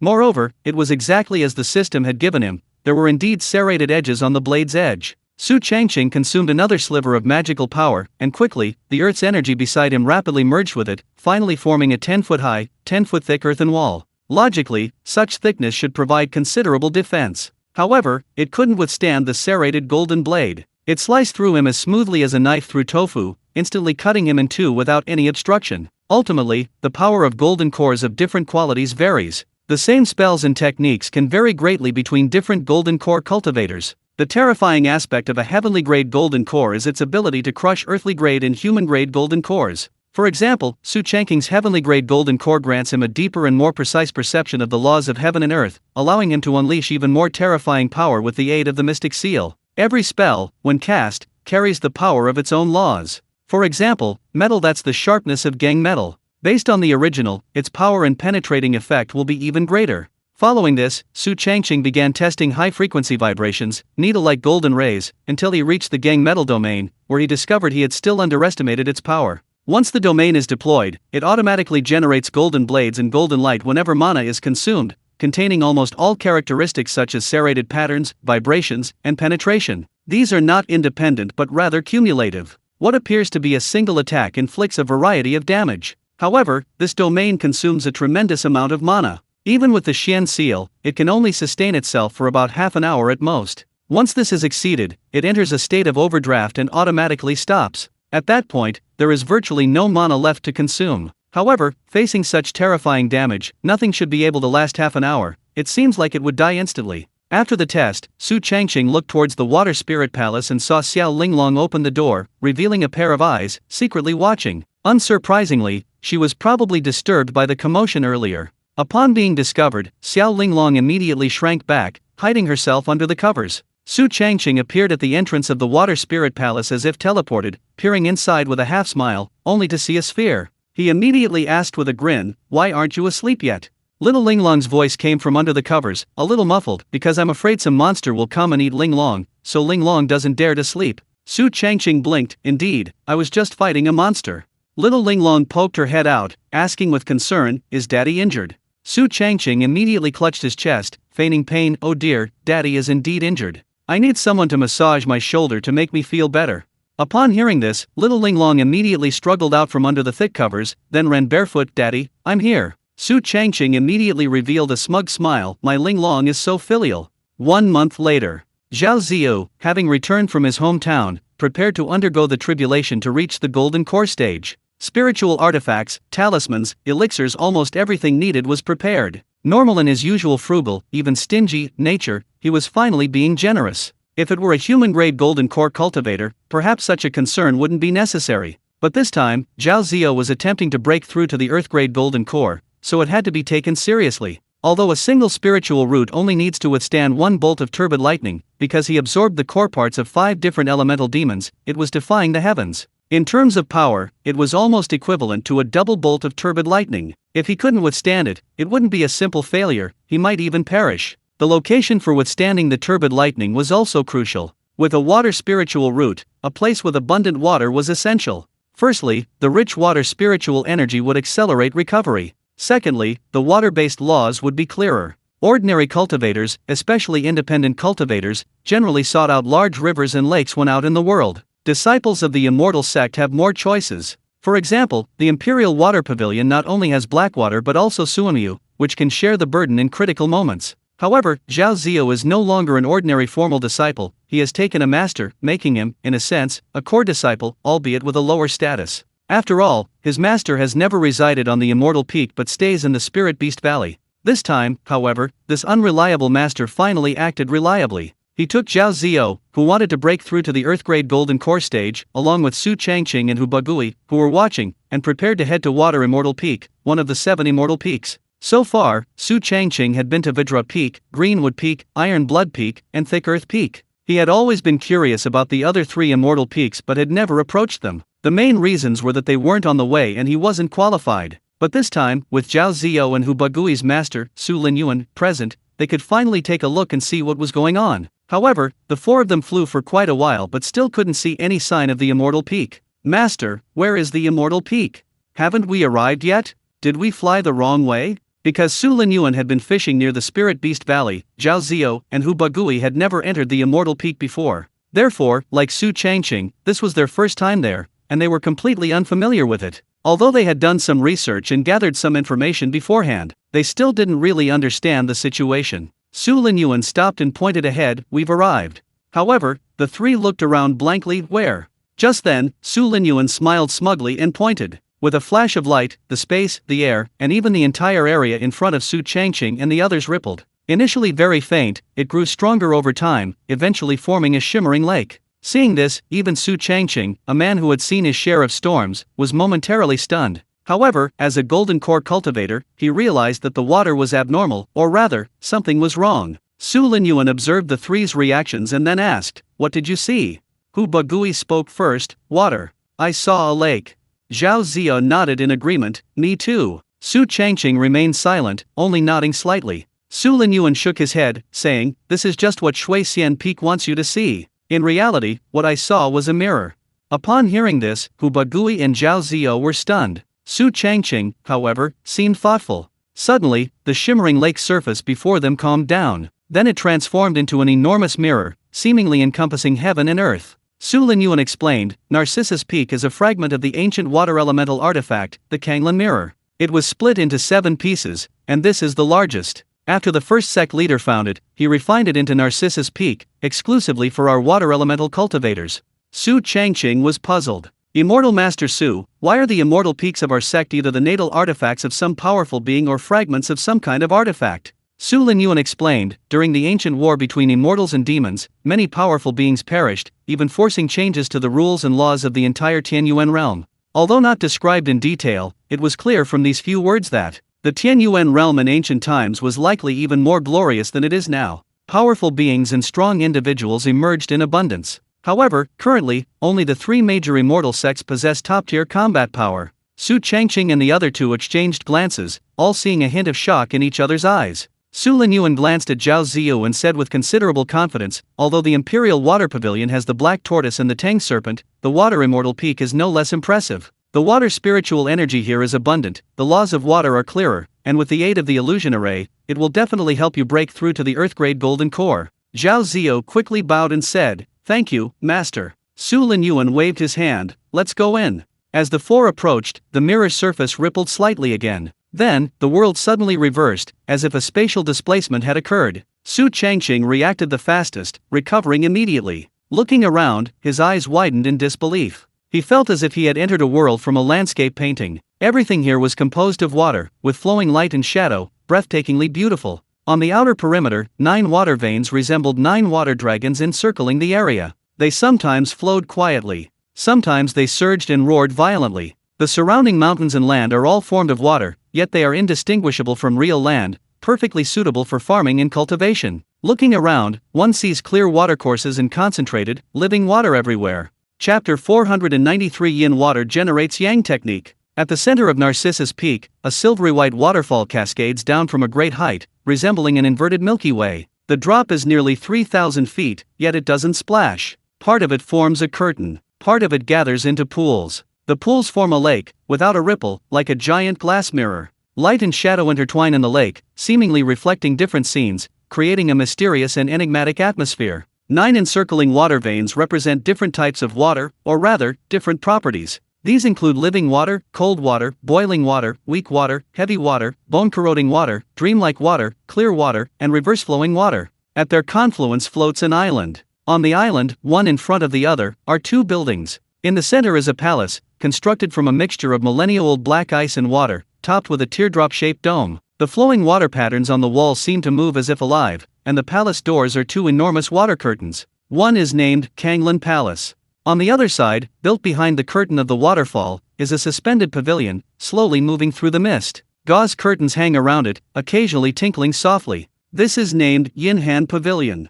In the center, instead of any building, there is a circular platform. It has no walls, only 12 water columns surrounding it, with a mirror-like stone embedded in the center. These water columns, their purpose unknown, rise and fall intermittently. Then, various patterns are carved around these elements, densely packed and strangely shaped, seemingly representing the flow of countless rivers and lakes outside. Hoopa Gui asked in surprise, Master, why can't we see anyone else? Su Linyuan pointed directly below. We're in the outer waters. There aren't many disciples with water elemental roots there. Going down below leads to the inner waters, where all the immortal masters and core disciples live, absorbing more water elemental energy.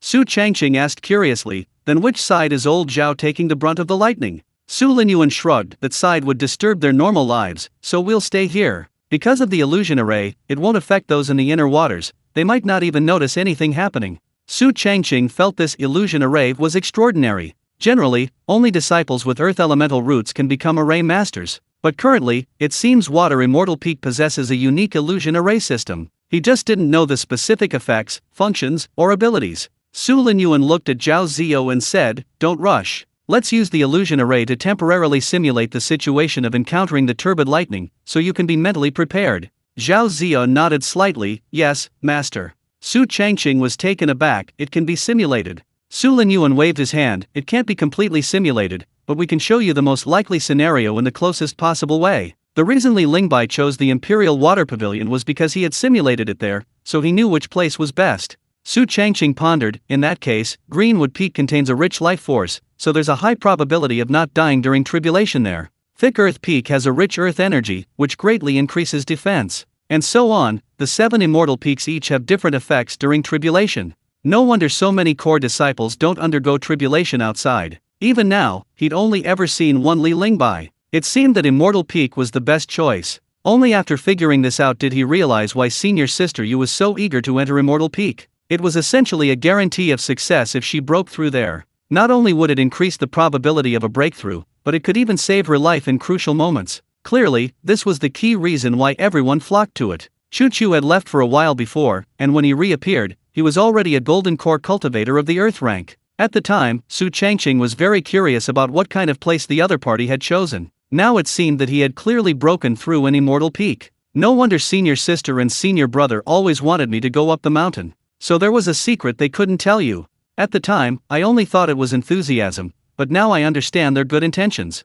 No wonder so many formal disciples preferred to become disciples of core disciples who were younger than themselves. No wonder the disciples of core disciples were willing to risk expulsion to stay in Immortal Peak. No wonder these people rarely come down once they enter Immortal Peak. The secret is hidden so well. Su Changqing thought to himself, you guys are really tight-lipped. Su Linyuan said impatiently, alright, you two do whatever you want. Xiao Zhao and I will simulate here for a while. Hoopa Gui called out, Old Su, let's go down and take a look. Su Changqing wholeheartedly agreed, that's what I was thinking too. Anyway, Old Zhao won't break through immediately and needs to simulate first, so why not take this opportunity to see what's inside the inner water? Immediately, the two flew down, creating ripples the moment they touched the water's surface. The world was upside down again. When their vision returned, they found that the inner water wasn't much different from the outer water. The only difference was that there were more buildings and pavilions here. There were even various water spheres and bubbles floating, making it look quite dreamlike. It seemed that this was daily life in Immortal Peak.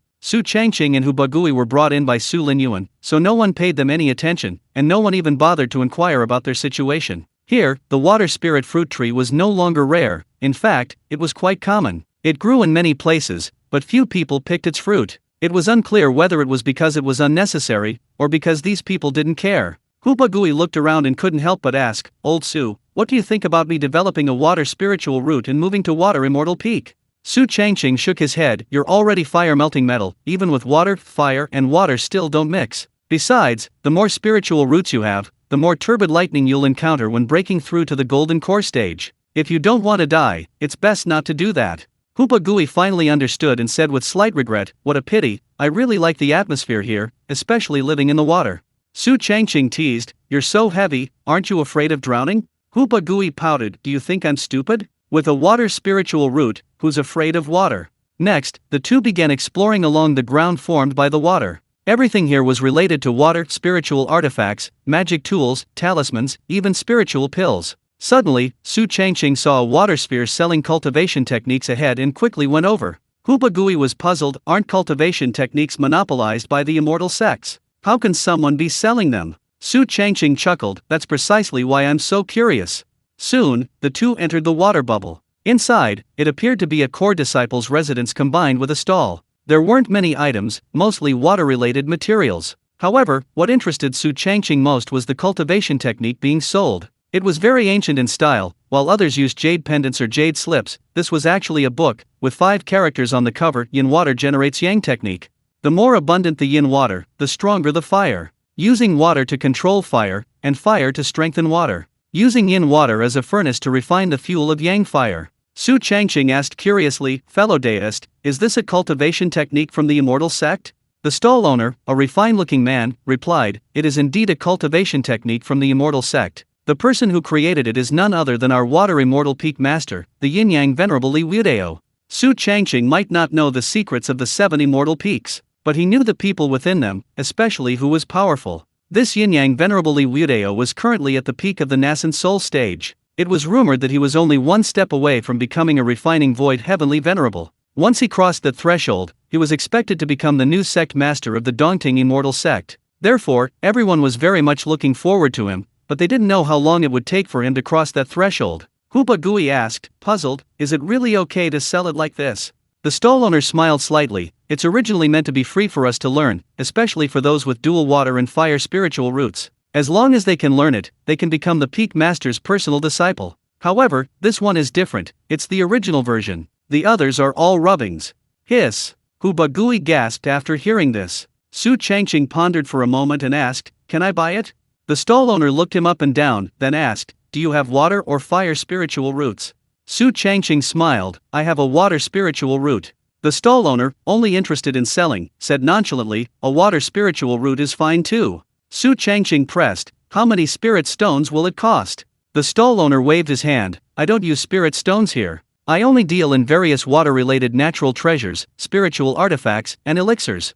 Su Changqing rubbed his chin, "What do you need?" The stall owner pulled out a list, "These are the things I'm currently lacking. If you can produce just one of them, you can take this original copy with you." Su Changqing and Hubagui glanced at it curiously, their lips twitching. Either liquid water essence, or earth rank water attribute cultivation techniques and spells. There were even water attribute magical artifacts, at least 5 patterned. Hubagui said, slightly annoyed, "Isn't this blatant robbery?"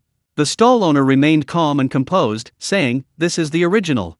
Hubagui immediately advised old Su, "There are rubbings everywhere anyway." Su Changqing asked, slightly unwilling, "What's the difference between the original and the rubbing?" The stall owner thought carefully for a moment. This is the peak master's own handwriting, so the text contains his emotions and insights at the time. Su Changqing decisively put it down, "Goodbye." Good heavens, if that's all, the original and the rubbing are no different to him. It's not worth wasting anything like liquid water essence on it, that would only be a loss. Judging from the man's expression, seeing that Su Changqing and Hubagui were both strangers, he figured he could swindle whoever he could. If it were truly something valuable, it wouldn't be sitting here unclaimed. Seeing the two turn to leave, the stall owner remained calm and composed. "Wanted? Take the bait." Soon, Su Changqing and Hubagui arrived at another stall and, sure enough, saw a jade pendant with a rubbing of the yin water yang technique, priced very low. For just 10 mid-grade spirit stones, they could take away this cultivation technique created by the peak master. It was said to be a low-grade water and fire dual attribute cultivation technique, but unfortunately, few had mastered it. Not only did it require dual water and fire spiritual roots,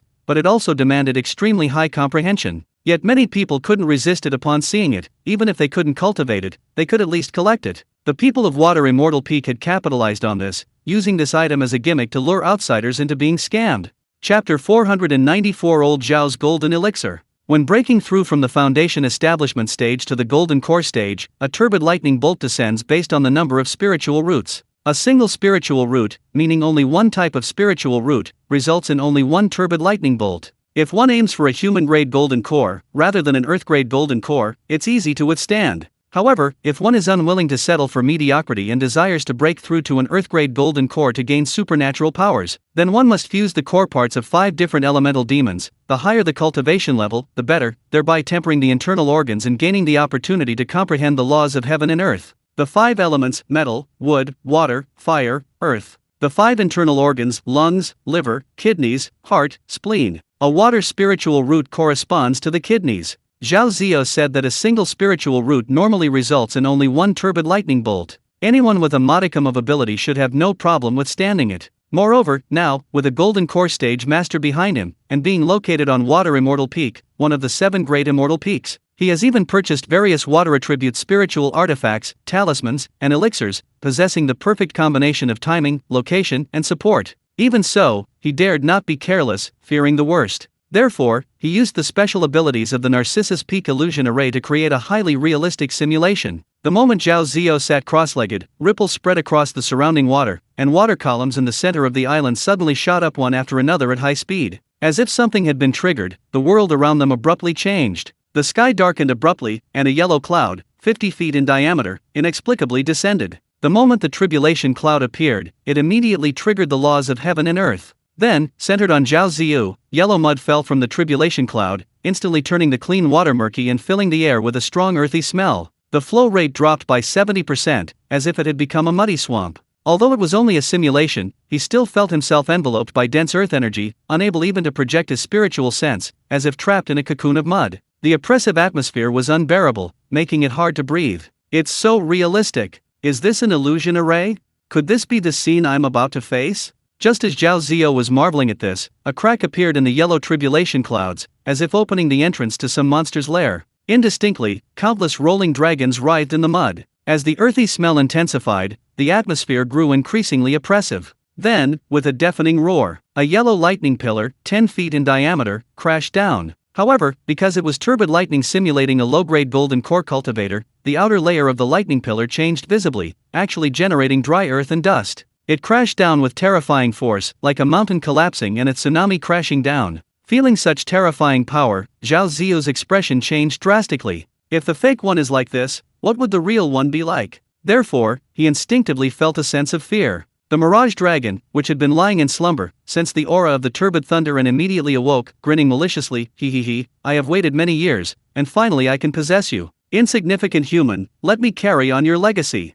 Without hesitation, it unleashed even the 1/10,000th of its power that it had recovered during its slumber. Suddenly, a large amount of hazy gray mist emerged from Zhao Ziyu's body, or rather, from his pores, looking quite eerie. Immediately afterward, the dragon pearl residing in the kidneys transformed into a phantom dragon shadow, its ferocious maw opening wide as it ascended, attempting to substitute for its host when the host was attacked by turbid lightning, causing its consciousness, realm, and soul to waver. However, when it tried to bite down, it remained completely still. What's going on? Have I become weaker? The Mirage Dragon was completely bewildered. At this moment, Zhao Ziyu's inner voice rang out, "You seem to be in a hurry." The Mirage Dragon asked in surprise and uncertainty, "Weren't you undergoing your tribulation?" A mocking smile appeared on Zhao Ziyu's face, "Not yet, just simulating it in the illusion array."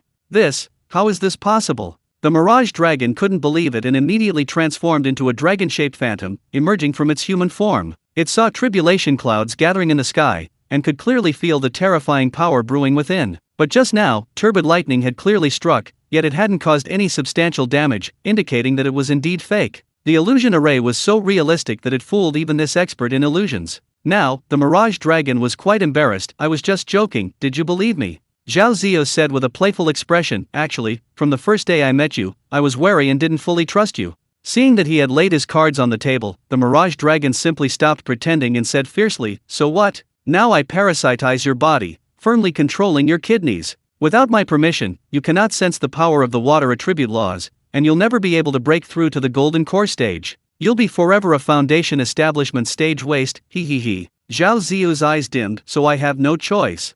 The Mirage Dragon was very smug, "Insignificant human, instead of struggling to survive, you should completely let go and let me walk in your place. And I promise, in the future, I will definitely use your appearance to become a water-type powerhouse."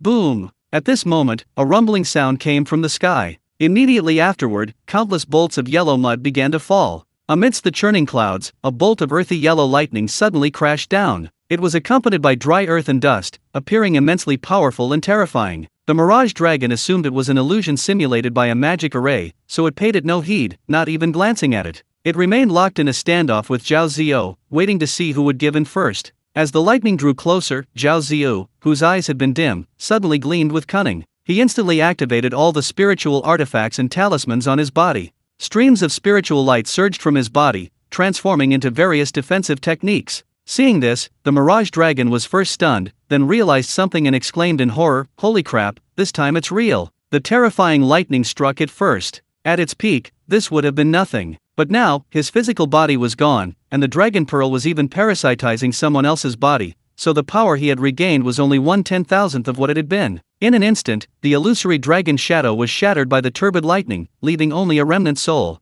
Seemingly sensing something, it instinctively drifted towards the water. Meanwhile, with the Mirage Dragon's protection, coupled with various spiritual artifacts, talismans, and elixirs, the remaining power, while causing some damage to Zhao Ziyu, was not severe. A single spiritual root only needs to withstand one bolt of turbid lightning, thus Zhao Ziyu broke through. Countless water-based spiritual energies began to gather in his chi-si, eventually transforming into a golden core with flowing black water patterns. Along with it, his supernatural ability was also born. It was a mirror that seemed both real and unreal, a blend of reality and illusion. At first glance, it contained a trace of the divine essence of the water immortal peak. Zhao Ziyu felt the power of the unclaimed dragon pearl within his body, thinking to himself, "You treat me like a fish, but little do you know I'm the same." Su Linyuan's gaze was blank, and after a long while, he asked as if confirming, "You broke through to the golden core stage?" Zhao Ziyu came to his senses and nodded slightly, "Yes." Su Linyuan tentatively asked again, "Earth grade?" Zhao Ziyu nodded vigorously, "Yes." Su Linyuan couldn't hide his curiosity and asked repeatedly, "What is this supernatural ability?" Zhao Ziyu opened his right hand, and a mirror that seemed both real and unreal appeared in his palm, the illusory water mirror. the illusory water mirror, reflecting all transformations. It can copy other people's supernatural abilities, spells, and attacks. However, its power is only half that of the original. Among the 108 supernatural abilities, it belongs to the upper middle level. However, his void water mirror is different. After fusing with the power of the Dragon Balls, it can perfectly copy all of the opponent's supernatural abilities, spells, and attacks, and the power is exactly the same. It only has limitations, it cannot be used frequently, and it consumes a great deal of mana. As for this secret, only he knows it at the moment. Su Linyuan took a deep breath upon hearing this, then said irritably, I never expected my most promising disciple to be such a good-for-nothing. Zhao Ziyu was extremely embarrassed. Ahem. Su Linyuan, recalling the illusory figure from earlier, raised an eyebrow and asked, what was that thing just now? Zhao Ziyu hesitated for a moment, but still answered, my fortuitous encounter. Su Linyuan intended to press further, but then changed his mind and waved his hand, saying, alright. Since you've already broken through to the Earthgrade Golden Core Realm and mastered supernatural abilities, you're qualified to reside on Narcissus Peak. Find an opportunity to move here. At this moment, Zhao Ziyu thought of something, and a thought struck him. The next second, a 100-jan-long black water snake appeared out of thin air. Sensing the residual aura of the Mirage Dragon, it immediately exclaimed excitedly, Master, you've finally seized. However, upon closer inspection, he realized something was amiss. Although Zhao Ziyu in front of him did indeed possess the aura of the Mirage Dragon, it was extremely faint. Moreover, the presence of the one inside was completely lost, the connection was severed. Adding to the pressure from the Golden Core Stage Cultivator, the black water snake instantly reacted, immediately bowing its head humbly, Master, you know I'm utterly loyal. Inside the inner water, Su Changqing and Hu Bagui had bought everything they needed and shopped to their heart's content. They were just thinking of returning to witness old Zhao's breakthrough firsthand. But then, a wisp of dragon-shaped remnant soul suddenly floated down from above. And the more they looked at it, the more familiar it seemed. They seemed to have seen it before. Su Changqing quickly recognized it, exclaiming in surprise, Lao Shen. Previously, the other party had failed in its fishing attempt and had no choice but to flee far away with the Dragon Pearl. How come it's become so pathetic after all these years? Not only is the Dragon Pearl gone, but only a wisp of remnant soul is left drifting outside, looking quite pitiful. He thought for a moment, then seized it and put it away. Although he didn't know the situation, finding a wisp of dragon soul was still an unexpected delight. Hu Bagui turned his head, asking, what prison? Su Changqing shook his head, nothing, let's go up quickly. Immediately, the two flew towards the outer water. With a pop, everything in front of them reversed again. When they could see clearly, they found only Zhao Ziyu. Su Linyuan, who had brought them in, was nowhere to be seen. Before Hu Bagui could react, Su Changqing exclaimed in surprise, Old Zhao, you broke through.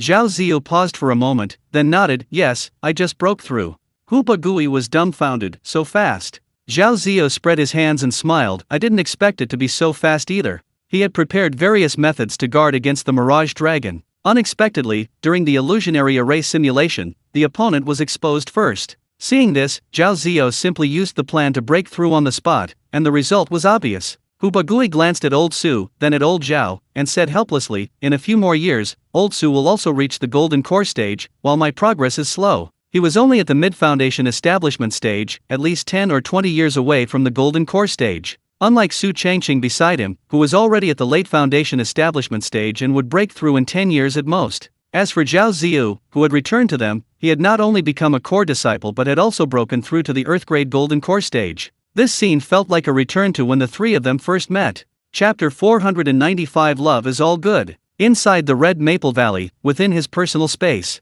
Su Changqing entered decisively after returning from Narcissus Peak. With a wave of his hand, a wisp of the Mirage's remnant soul floated before him. Perhaps due to its extremely weak power, it lacked consciousness, appearing fragile as if a gust of wind could disperse it. Why is it in the daunting immortal sect? Old Zhao is breaking through. Could it be that this fellow followed Old Zhao into the daunting immortal sect? Su Changqing observed, stroking his chin. Suddenly, several images flashed through his mind, all related to Old Zhao. From the first discovery of the other's opportunity, to their subsequent interactions. Gradually, Su Changqing understood, exclaiming, I get it. Old Zhao's so-called opportunity wasn't the dragonfish in the water or the black water snake, but finding the dragon pearl of the Mirage in the Kanglan Sea. Suddenly, everything became clear. However, what exactly happened to the Mirage that caused it to break free from the dragon pearl containing the power of origin, ending up in this miserable state? And what was its relationship with Old Zhao? Unfortunately, although Su Changqing was curious, he had no intention of asking. After all, everyone has secrets, and even the best relationships shouldn't be pried into. Now, Su Changqing needed to consider how to deal with this fragmented dragon soul. Rather than watching it dissipate, he might as well make use of this waste, extracting its last bit of value. Speaking of which, the Mirage and Xiao Linglong were related, even blood-related. The reason the ice embryo was able to give birth to her was because it absorbed a portion of the essence of the Mirage's flesh and blood, which is why she now has the appearance of a little dragon. Seriously, this is her biological father. Sure enough, little Linglong seemed to sense something, emerging from the water spirit palace and slowly approaching, calling out, "Daddy." Su Changqing responded, "I'm here." Little Linglong said fearfully, "Daddy, I keep hearing a voice calling my name." Su Changqing raised an eyebrow, "Don't come any closer. There's a monster here that eats children." Little Linglong jumped in fright, quickly taking several steps back.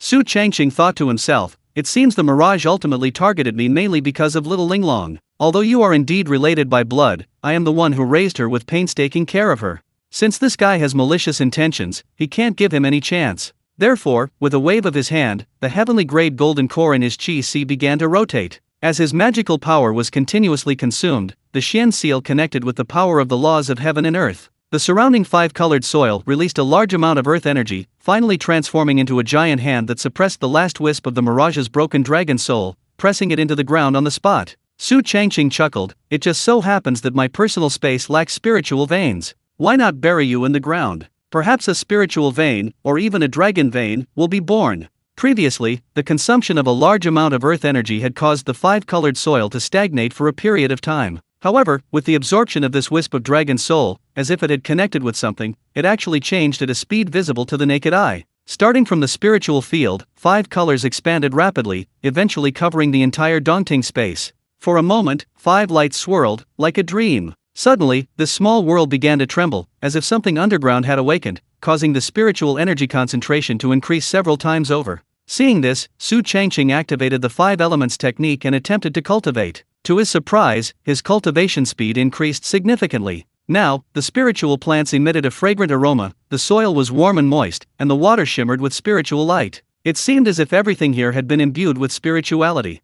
However, it wasn't over yet, the changes continued. The area, already several hundred acres, began to expand again. It reached at least 1,000 acres before the rate of expansion gradually slowed. Su Changqing exclaimed in surprise, "I was just testing it out. I didn't expect the dragon soul to be so useful." Unfortunately, this was only a fragment of a dragon soul, its power of laws was incomplete. Otherwise, the changes to his personal space would likely have been even greater, with more astonishing effects. He was quite content, having it was good enough, no need to be picky. After all, this was a dragon soul, and the legendary soul of a mirage dragon, one of which was extremely rare in the entire Tianyuan Realm. Meanwhile, little Linglong breathed a sigh of relief, the calling sound is gone. It seems Daddy has defeated the monster.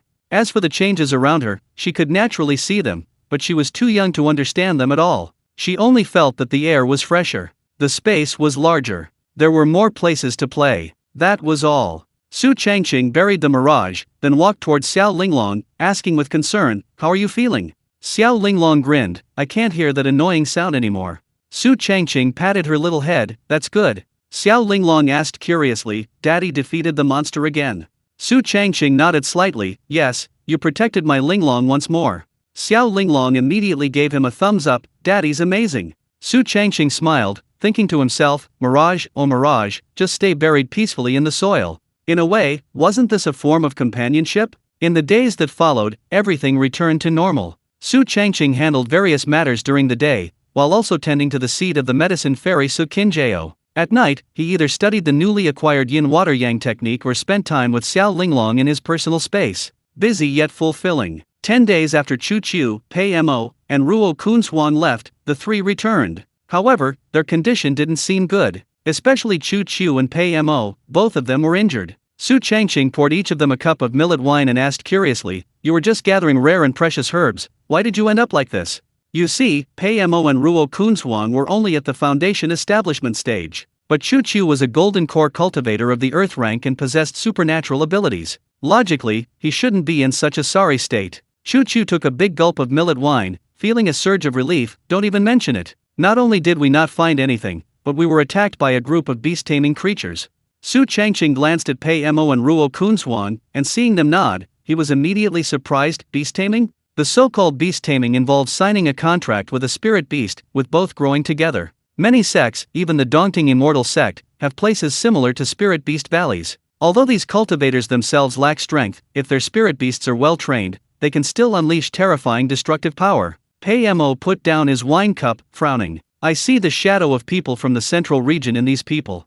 The central region? The other three present were all stunned. The central region was the Black Rust dynasty, the main battlefield where demons and humans clashed. That's why there are so many beast-taming cultivators there. Although Su Changqing didn't understand why the three were complaining to him, he could only listen patiently, even asking, what are people from the central region doing at the Nine-Turn sect? Chu Chu and Pei Mo didn't know either, and were equally surprised. Fortunately, Ruo Kunshuang explained, don't be fooled by how terrifying the foul spirit water is, especially since it specifically targets water elemental cultivators. Sometimes, it can be quite useful for cultivating unique spirit beasts, and the effects are astonishing. The Nine-Turn sect's understanding of water surpasses that of any other cultivation sect, family, or power. The spirit beast they encountered this time was essentially a strange beast. It looked almost like a monster, and was enormous. Moreover, its speed in water was even faster than on land. If it weren't for their identities as disciples of a celestial sect and the renowned Li Lingbai, they might not have made it back. These guys are vicious and ruthless. They can turn on you faster than flipping through a book. After chatting for a while, Chu Chu and Pei Mo got up and left, intending to rest for a while. Seeing Ruo Kunshuang motionless, Su Changqing asked, have you run out of resources again? Ruo Kunshuang hesitated, opening her mouth but stopping herself, speechless. Su Changqing rolled his eyes, we've known each other for a long time, just say what you want to say. Ruo Kunshuang took a deep breath, senior brother Su, we've known each other for so many years and cooperated so many times, I can tell you're a good person. Su Changqing was stunned, huh? Ruo Kunshuang raised her eyes, their gazes met, and then she said seriously, actually, there's another reason I returned to the Nine-Turn sect this time. Su Changqing instantly became wary, let me make this clear, I only like farming, I don't like going out, and I especially dislike taking risks. Ruo Kunshuang was speechless for a moment, Seeing her reaction, Su Changqing became even more certain, I knew it. Ruo Kunshuang tactfully changed the subject, okay, let's not talk about this, let's talk about something else.